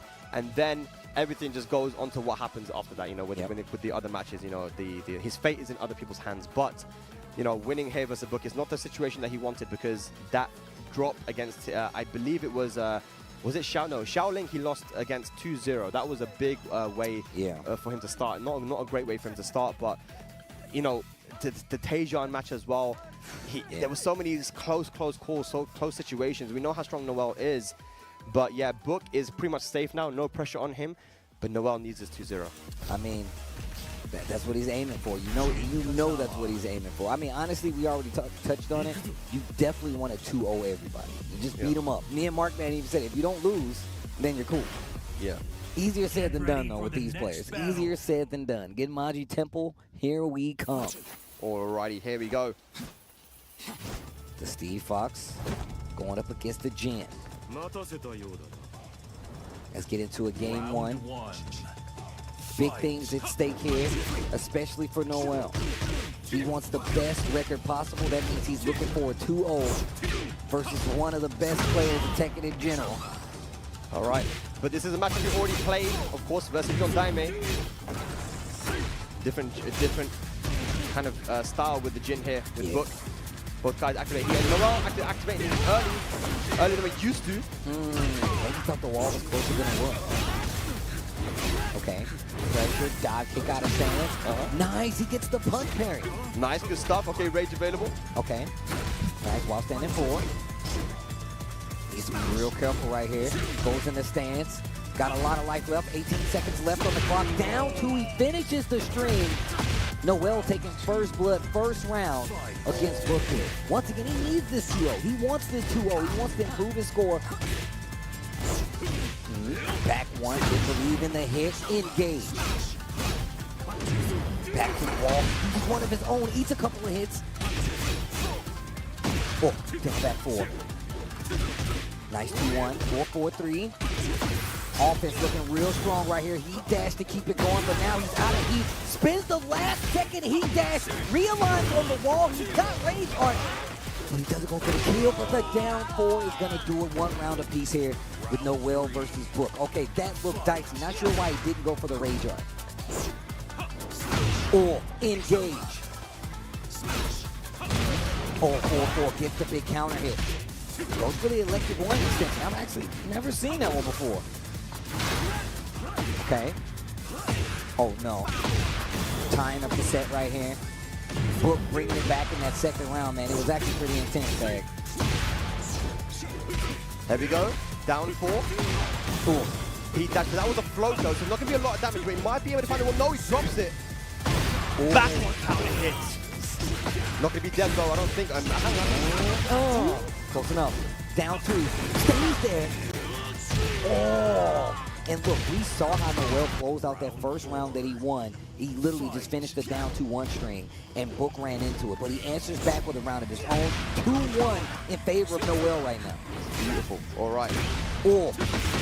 Engage. And that is one thing that you want to do with Jin as well. You know, when you challenge Steve's counter is with your own counters. You've got a 30 frame one of your own with that standing 4. But have you got Heat Smash now used? Dive kick, more plus frames. Rage available and Heat available. No, he's got a pop it, goes for the over it, but no, forward 4-2 hits him. Oh, that one. Yo, he's got Heat too. And he has Rage. Is he going to use it? To the wall? I'm done playing around. He gets the wall. Bro. 5. Oh my God, the combo! Still alive. Down 2! Noel! Taking the first game. And like you said, Steve, he needs a 2-0 here. He definitely needs it, so the job is not done. A win is not enough. My man, Steve, these are the fists of a champion. So that was cold. That's cold. I like when he says that. Yeah, no. No, well, other stuff, I don't know. Someone asked about, like, what is that? What's the accent that Steve has? I think someone asked Ru Kang. I don't know. You don't know? How do you not know? You're from the... I don't know. I remember y'all had a discussion, like, what part of London is it? Like, what is accent? Back one, put him to sleep, bad enough. All right, to the wall. This is for Noel to stay alive here. In the regional groups, that's going to be that power crush and switches sides as well. Oh. Side up. Wow, gets out of the range of the up 4-2. Ooh, power crush, that should be dead. Yeah, 4-4-2 guaranteed. Noel in the driver's seat. And look at this, he's working on a 2-0. Oh, the punch parry, that was so good. 4-4-4. Okay. Look at the patience on the side of Book. Decides to swing a little too early. Now his back is to the wall. That's it. He loves going for that final low as well in that spring from the 1-2-1. Has a massive back hit again, but the forward 4-2 into heat dash, full combo incoming. Never mind, he dropped it. Yeah, he dropped the electric and then he dropped the end of the combo. Down to counter hit. This should be the end of the round pending the rage art connection. There we go. Stops the bleeding, stops the round lead. They are now tied, and you can't help but think that was one interaction away from Noel being up 2 rounds to none in this match. But down 2. We love down 2, don't we, Steve? I'm a Jin player. I love down 2. Yeah, we love down 2. Oh, we love low parries as well. Look at this. Noel. There we go. Start off strong. I like that take the open. What an answer. Hurry. Book is definitely mixing it up now. First. Uh-oh. Book looking a lot more confident, but here's the heat engager. A lot of life back on the side of Noel now. Okay, good punish. Both guys will have the available. There's that heat smash from Book to push Noel closer to that wall. And the dive kick now as well. Plus frames up 4-2. And a down 4. Steve, it might not be the set, but this one round could determine Noel if he stays alive here in the tournament. Okay. And look at this offense. Back 4. Oh my God, it's down to the hitting now as well. Look at this pressure from Book. 2-1-4, he finishes the string. Noel needs to get away from his wall. Oh, the jab's not gonna do it. Low parry. Okay, we saw this last time. No more mistakes by Noel. That's gonna be a low flat. It wasn't a clean one. Good sidestep. Okay, no resources left. Another dive kick. Oh, but that was counter hit. That could have been crazy. Down 4-2. Good interrupt there on the back one from Flicker. Down 2 again. Oh, what a duck, and he gets the full punish. Book gets 1 game on the board, crushing the hopes of a 2-0 in this scenario to put Noel a little further up on the count of that leaderboard, of that group play leaderboard, excuse me. Yeah, okay, well, there's still a job to do here, man. Because I looked at it a little bit, you know, I have a feeling that he might have needed a 2-0 there, but we don't know for 100%. We're not mathematicians here on the commentary desk. Look, I suck at math, so just don't even ask me. But, you know, it's still 1 game apiece here, man. Regardless, Noel's going to look to win this one. But Book making the adaptation so much more use of that down 2. All right. Let's see what he changes up. You said it, man. That down 2. Bro. Actually, the game changer in that last game we saw. That second game switched over from 2 counter hit down 2s. Okay, good punish on the power crush. Oof. Okay. The old okey-doke, step on his foot, punch him in the face. Oh. Okay, good start there from Noel. 2-1. Yeah, just pokes, trying to play that keep out there with the fourth one. And the dodging, a lot of use of the dodges as well. There's a lot of range. I like that. That is such a good option to use versus Steve. Down 4, 1+2 is just a punch parry, get the knockdown free, follow up if it hits. Wow, tried to go for a fancy combo. Didn't get the wall split, unfortunately. Got the counter hit, but it wasn't clean engage. 5. Oh, jeez. Wow, okay. Goes for the Sonic Bang.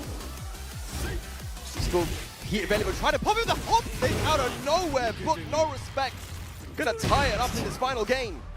I literally, that was the last thing I was expecting. Yeah. And that's why it was so good.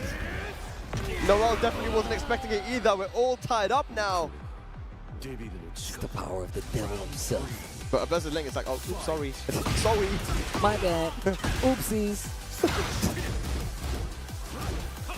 Trying to force the issue. You can see Noel clips the dive kick, gets the wall position. Yep. Masaki. Another very strong start here for Noel. But this is where it gets scary because Book keeps on making his comeback.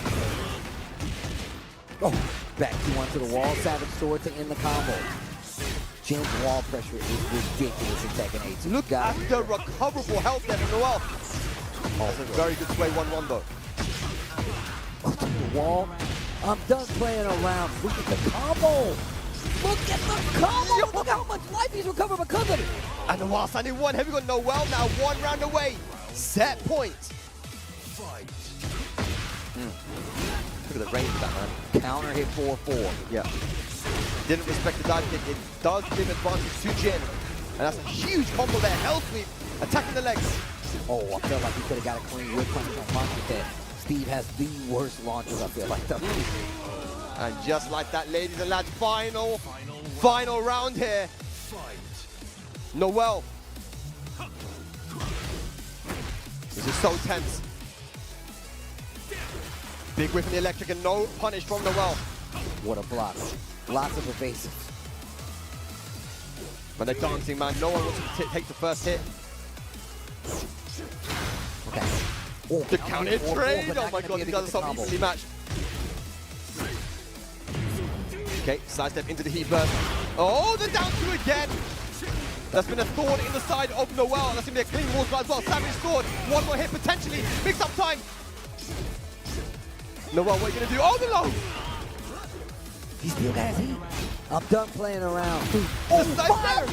And Noel is going to take it. Clutches it out against Book. Handing him his first loss there, 2-1. The man from Bolivia, he done it. I need to see the scoreboard now. I want to see. Look, I'm not rushing you guys to do that. Look at that. He's looking at What's his he looking phone. at Somebody his phone? coach me. Somebody coach me. That's the patch notes, man. You want to put Jin season 2, bro? My man looking at his phone, the real coach. Oh my gosh, all right. Yo, Noel.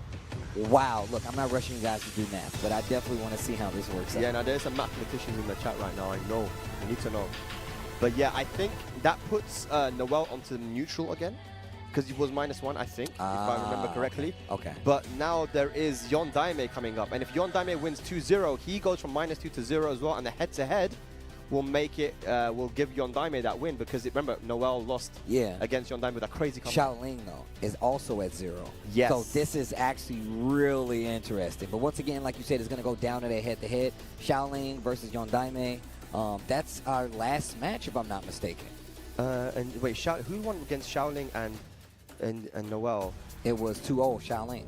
Okay, so Noel is out because head-to-head wise, it doesn't matter what happens. Noel lost to both of them, Yon Daime and to so this last match is literally for qualification. Yeah, it is. Yeah. Right now, you can see the count. Like, it's 1-2 and 1-2 at 0 points. And you can see Noel right here. Once again, he's already out because he's at 0 points. But Yon Daime, no. He's actually not out because if Xiaoling wins only 2-1. Yep, that's what happens. Yeah, you're right. No, right. I'm so confused now. If Yon Daime wins 2-1, if Yon Daime wins 2-1, he only gets 1+ point, and Xiaoling loses a point, and they both go on to -1. That means Noel is through. Yep. So right now, Noel wants 2-1. He needs a 2-1. All right, look. Wait, no, look at Noel knows. Noel knows. Noel knows, bro. Yon Daime needs to win 2-1 here. This is actually crazy. Yon Daime needs to win 2-1, and Noel is through. He's holding up the 2-1. He's right in front of us holding up the 2-1 right now. Bro, this is crazy. What a crazy last match we're going to get here, ladies. I mean, Tekken, like you said, Tekken always delivers, man. This is some good-ass Tekken, bro. We're looking at some good-ass Tekken We saved right the best now. for last as well. It literally comes down to this final game, and we're so honored to have you joining us here for the Tekken World Tour Finals. The players are coming up on the stage right now. It's Xiaoling and Yon Daime. All right, chat, let me know. Give me a 1 in the chat if you want Xiaoling to take it. Give me a 2 if you want Yon Daime. Now, keep in mind, I can't see it, but talk amongst yourselves. And this is a West Africa versus South Africa matchup as well. It's Africa versus Africa. Oh, the grudge, man. I love this. They're going to talk about this when they get home. They're going to start a beef between the country right now. I love this. South side or West side? Who's the best? Well, yo, what Yon Tekken Daime. hood you rep, bro? And the thing is that Xiaoling and Yon Daime have history because they have, the Ivory Coast players have traveled to Madagascar before. The Madagascar players have traveled to Ivory Coast before in Tekken 7. So these guys, it's not one of those situations that they don't know how each other play. They are very aware of each other's play styles. So there is so much to talk about here, man. The history between the players, the standings in the group. I love it here, man.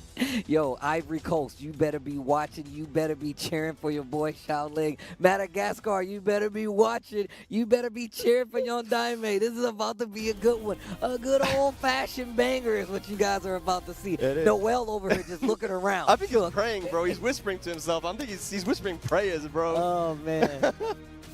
This is insane. So yeah, just to remind you guys, Yon Daime, if he wins 2-1 here, will definitely give Noel the win. If Yon Daime wins 2-0, Yon Daime goes through. If Xiaoling wins at talk with 2-1 or 2-0, he's through. So 3 players could make it in right now. Oh my God. This format is sick. People have been hitting me up on Twitter and they're like, yo, I love this format because look, once again, you do have the opportunity if you don't make it here. The LCQ is right there.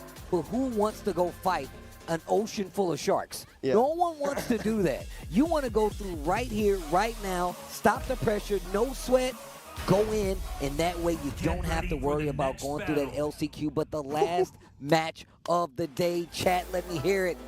Yon Daime going up against Xiaoling, Madagascar versus the Ivory Coast. Jin versus Ling Xiaoyu. This is the Tekken World Tour Finals 2024. Noel's on the edge of his seat. Let's go. Let's get it. Africa versus Africa. And Yon Daime going to start off with a nice little float combo here, but no, he doesn't get the ban from the heat burst. Nerves, bro. It's the nerves. Down 4. Right up a little bit. Xiaoling actually playing very patient, but gets that magic 4. We talked about how Yon Daime does not have a problem playing while he does not have it. He will fight you just the same. And he's been successful with it. What a duck. The hop kick here by Ling. That was so good because Ling Xiaoyu actually has a very slow while running launcher, so he has to go for the hop kick there, and Xiaoling, perfect punishment. Oh, not in range. Oh, he's reacting. Oh, he's reacting. And he got the wall split off of that too. He wasn't expecting it, and the rage are maybe a bit premature there, and Xiaoling going to get a clean punish. That's 1-0 in rounds. Uh-oh. One nail in the coffin for multiple players. 4-4-3 gets the pickup. Okay, a dash up just to make sure that small body on Ling, bro. Ooh. Spins it off. Yon Daime is like, bro, I don't need heat. And these lows are being blocked, and we've seen that all day actually today. Xiaoling being calling out them lows, just like that again, the down back 4. I like that Yon Daime is trying to go. Persistence does wear down resistance sometimes. It's facts. 4-4. Tries to go for the throw. Yon Daime playing so solid right now in the second game. One more hit, and he can close out this second round, and that's going to do it. Second hit extreme. 1 round apiece. Noel is literally like not even watching. He's putting his head onto Divine Exorcist's shoulder. He's like, dude, I can't watch. This is insane. Oh, wow. 1 round apiece. Try to go for the complicated wire. My mama taught me that. They're dancing a lot right now. Good punish there with the 2-4. Goes for the throw, and once again, Xiaoling showing some really, really good throw breaks. Also, out of the stance now, you actually get transition and throw with Jin. That's a new thing for just Tekken 8 in general. Uh-oh, waning mirrors in their full launch. Might pop heat as well. Oh, he should. Yeah. He's not going to be able to kill, though. No. Positioning and everything in his favor. Down back to Wait, Razor, you That's might a kill. die. It doesn't. You're not dead? Oh my god, this is going to take off hella damage. It's not going to kill Xiaoling, but it's going to be a lot of damage. The less health you have, the more the Rage Art does. Here we go now. Yondai going to recover a little bit of health. Oh, the down forward one float. And Xiaoling clutches it out. He tried to go for the dive kick. Oh my gosh. Wait, was that slash kick like running 3 or was it? Maybe, like, I think dive kick. Yeah. Okay, okay. All right, Xiaoling once again starting off strong with another combo. Forward 2 into heat burst. Can he get the wall flat? Drop the combo on the wall. Down back 2. Look at this pressure from Xiaoling right now. Ooh, the flip over. Xiaoling, one hit away from getting it, and goes for the mid, and you can see him close his eyes. Relief on his face. That's one game on the board for Xiaoling. But we've seen Yondai in this position all day today. Every time he's lost the first game, he somehow brings it back. He's sticking with the Jin this time, not going to the Heihachi, thinking hard about what he's going to do. Can he bring it back here versus Xiaoling? Just to remind you guys, if Xiaoling wins this set with a 2-1 or a 2-0, he makes it through to top 16. If Yondai wins 2-0, Yondai's out now because he lost that one. So I think the only thing that's possible now is Noel or Xiaoling. So now Yondai, now he gets to play official party pooper. He's like, oh, you think you're going to make it through all nice and easy? Not on my watch, bucko. Right, down forward one again to go underneath that string. And look at that, beats the parry with the down one push through from AOP. Breakable wall here. First. Disgusting. Oh my god, carry roll. Oh, look at this. Pressure gets the sweep. Ah, man, yep, yes, incorrectly that time. Yondai wasn't allowed to play the game, and that is what Ling Xiaoyu can do to you sometimes. Oh my god, goes for the sweep. Down forward 3. God. To the wall. Wow. Yondai, heat first, down back 4, trying to make something happen. Jeez, He's not letting him play the game. Steve is not letting him play the game. Bruh, yeah, you're right. He's literally like, nope, I'm not playing this game with you. Small pokes to close out. Xiaoling, 1 round away. Qualification point now for Xiaoling to make it into the final day. Lovely sidestep, didn't get a massive punish there though. Yondai only 2-1-4. Oof. Engage. Yondai, can you bring it back like you did versus Noel? Ooh, ooh. Counter hit. Wait a minute, this isn't over yet. Can you get the wall back though? Heat smash. Wall back. Down jab. The down jab defense. Down 4. Nice. The lane back too. To catch the sidestep as well. Good stuff from Yondai. Stop the bleeding. Great block. And a very good punish as well. Wow. What a good punish. Yeah, Xiaoling is so locked and ready, man. This is scary. 4-2-1 straight into the spike, into the guaranteed carry roll. Oh, wow, the OP. What? No. Oh my god. And he finishes it off, and Xiaoling with a 2-0 punches his ticket to the final day, top 16. Beautifully played there. What a group. What a player as well. Oh, this group. Yo, this group was sick. This group was sick. Congratulations to Xiaoling making it through. Unfortunately, we got a few other players that won't be making it through to the final day. They got to go through that LCQ, that last chance qualifier is where you're going to see a bunch of these players return from. But we got our last 2 players that's making it out from this part. The only thing that's left now is this LCQ. But let's talk about the way Xiaoling kind of played so well. I wouldn't say he dominated that group, but he just outside of Book, he was definitely one of the front runners, like you said, that people was looking at to make it out. And even that Book matchup, man, I feel like he could have won that one as well. I do too. It was just that Book actually, like, I think 90% of the time guessed correctly on the hypnotist stance. And that's sometimes what can happen, right? Like, you just guess correctly and it just works out for you in that first 2. But if he had guessed wrong, I think Xiaoling would have won that. So yeah, it's just a scary play to play against, especially in the first 2 rounds. And we're going to be seeing Xiaoling in that top 16. So just to remind you guys, we're watching the regional groups right now. These are the players that won, who won locally in their in their region through the dojo events and were able to qualify. And because of that, they're going to be making it into the loser side of top 16 for the Sunday. Yeah. Whereas yesterday we had the global finalists, and those guys made it into the winners side, right? So yeah, we got our 6 players that made it through. Well, look, man, I guess we're going to have we have to wait to see what's actually going to happen. But here we go, the round robin. Yeah. Regional Group C. You see it right here. Xiaoling makes it out in second place. Book makes it out in first. But if you go back and look at how some of these matches turned out, Tejan, Noel, it could have went back and forth. Daime definitely had a chance to play, mess it up for a couple of other players. But unfortunately, not going to make it through. Probably going to see him in this LCQ, but it's going to be Book, Xiaoling to make it out. And still, like I said before, what an amazing group to close out the day on. Definitely something that you need to work for. You know these players deserve it if you've seen any of these matches. Yeah, for sure, man. So just to confirm with you guys as well, here you can see on screen that Xiaoling and Book have made it through Group C. This was such an entertaining group, man. There was so many storylines to talk about here. But, I mean, we got Ivory Coast and we have Thailand representation in that top 16 finals on Sunday. Can't wait for that one. Oh. And to confirm the rest of the players as well, Daniel Mardo, Numan made it to that Group A, and joining them, of course, Sam Brother from Saudi Arabia and Divine Exorcist from Mexico. So it's just so much diversity here, and that's why I love what we did here today with the regional kind of finals. I'm glad you pointed out, just the fact that it was like an Africa match, Africa versus Africa match. That was so sick, man. Madagascar, Ivory Coast, and just the regions represented here. I mean, it is the regional group for a reason. All these players, a lot of times, they do not get to travel as much, like you said before. They don't get that representation. And a lot of times, they're representing their entire region when they go and travel to an event, especially an event like this for the Tekken World Tour Finals. This is not even including the smaller events, the smaller dojos, and the big events that these guys go to get points to qualify here. And it's just been amazing to see how this turned out.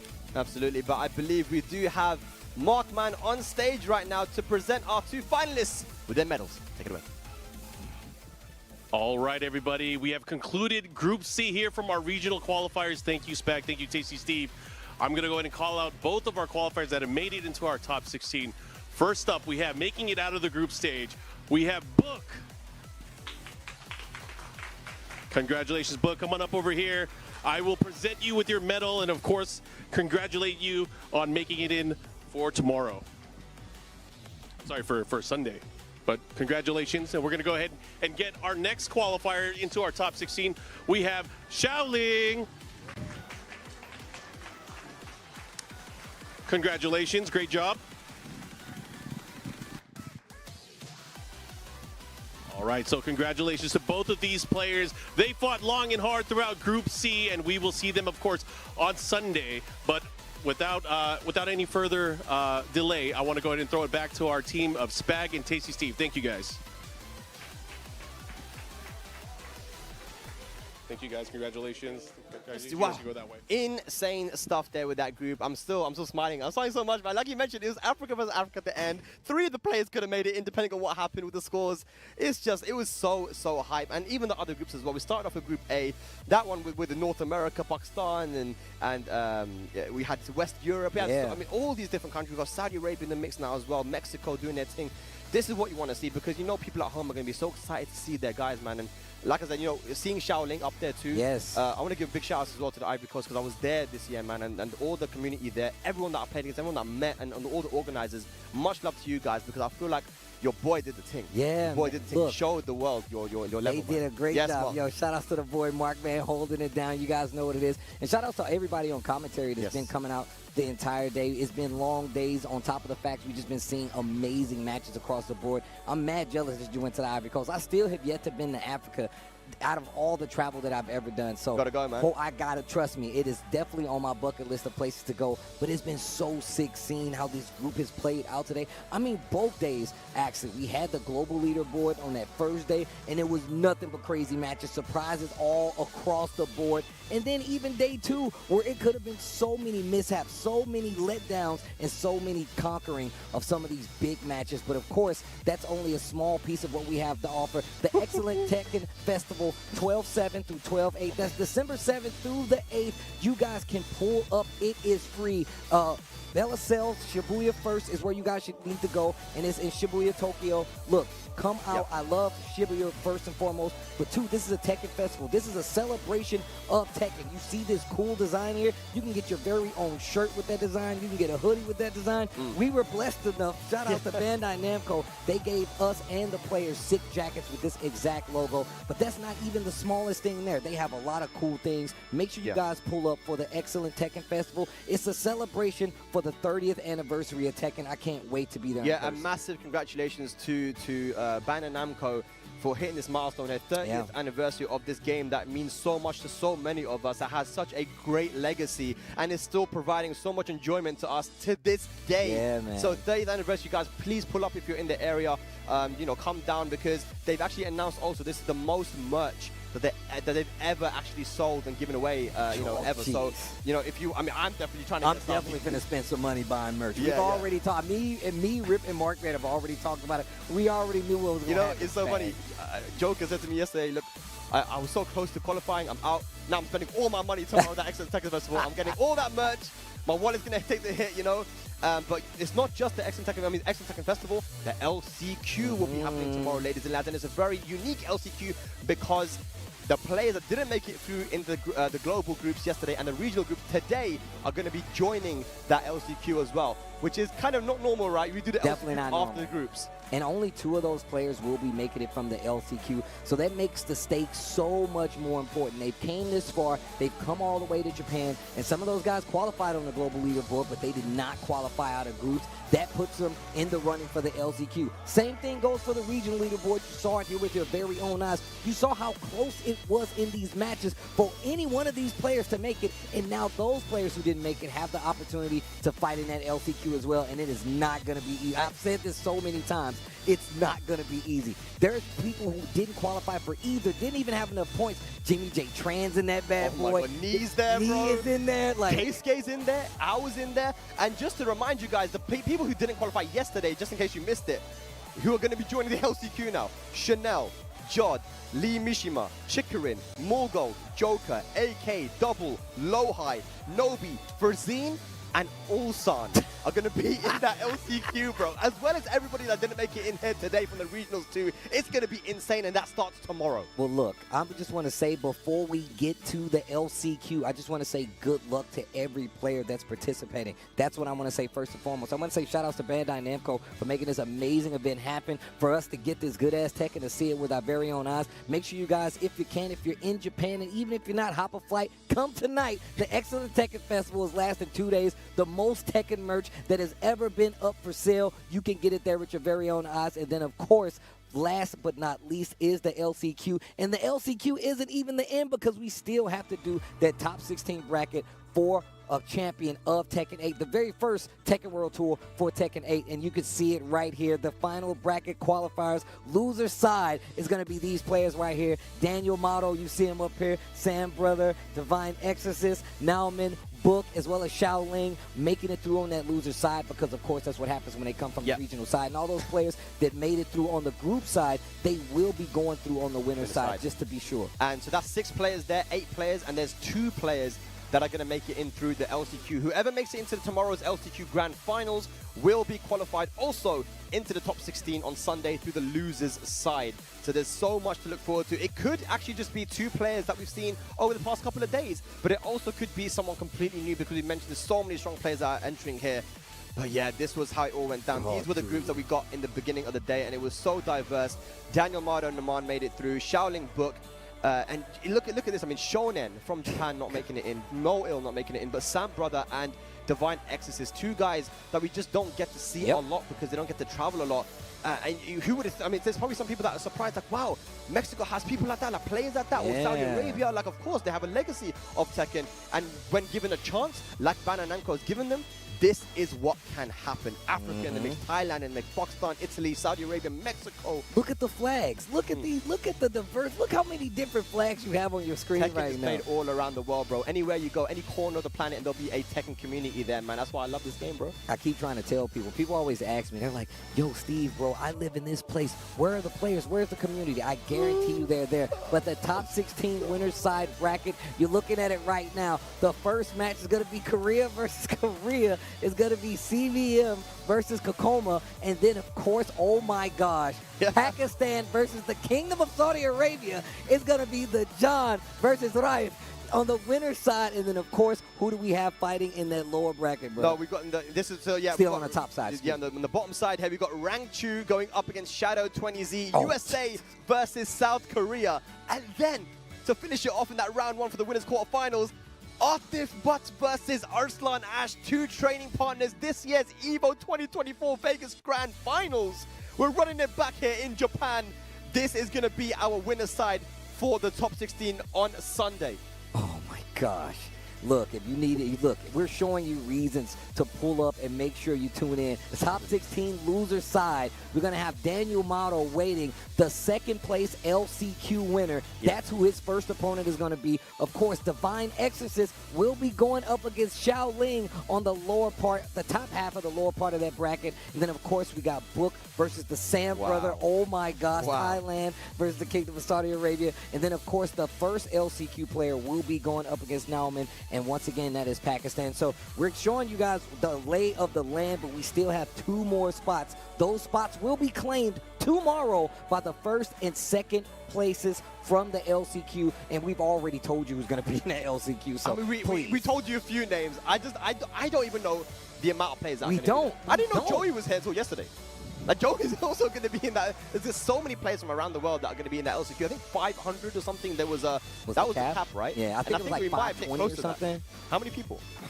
There's hundreds of people in that LCQ. It's going to be so sad. I can't wait for it. And the best Tekken players in the world are in the building. That's the whole point of why we are here. We're trying to crown our first Tekken 8 Tekken World Tour champion, and you guys are going to witness it. First, we got the festival. Well, we got the LCQ, we got the festival, and then we got that top 16 bracket. But with that, Spag, it's been a pleasure. It's always good to talk some Tekken 8. Shout outs to the chat. Shout outs to Bandai Namco and all the commentators. Markman, Rip, Wu Kang, Majin Obama. I really appreciate you guys. Rip, thank you so much. We will see you guys tomorrow.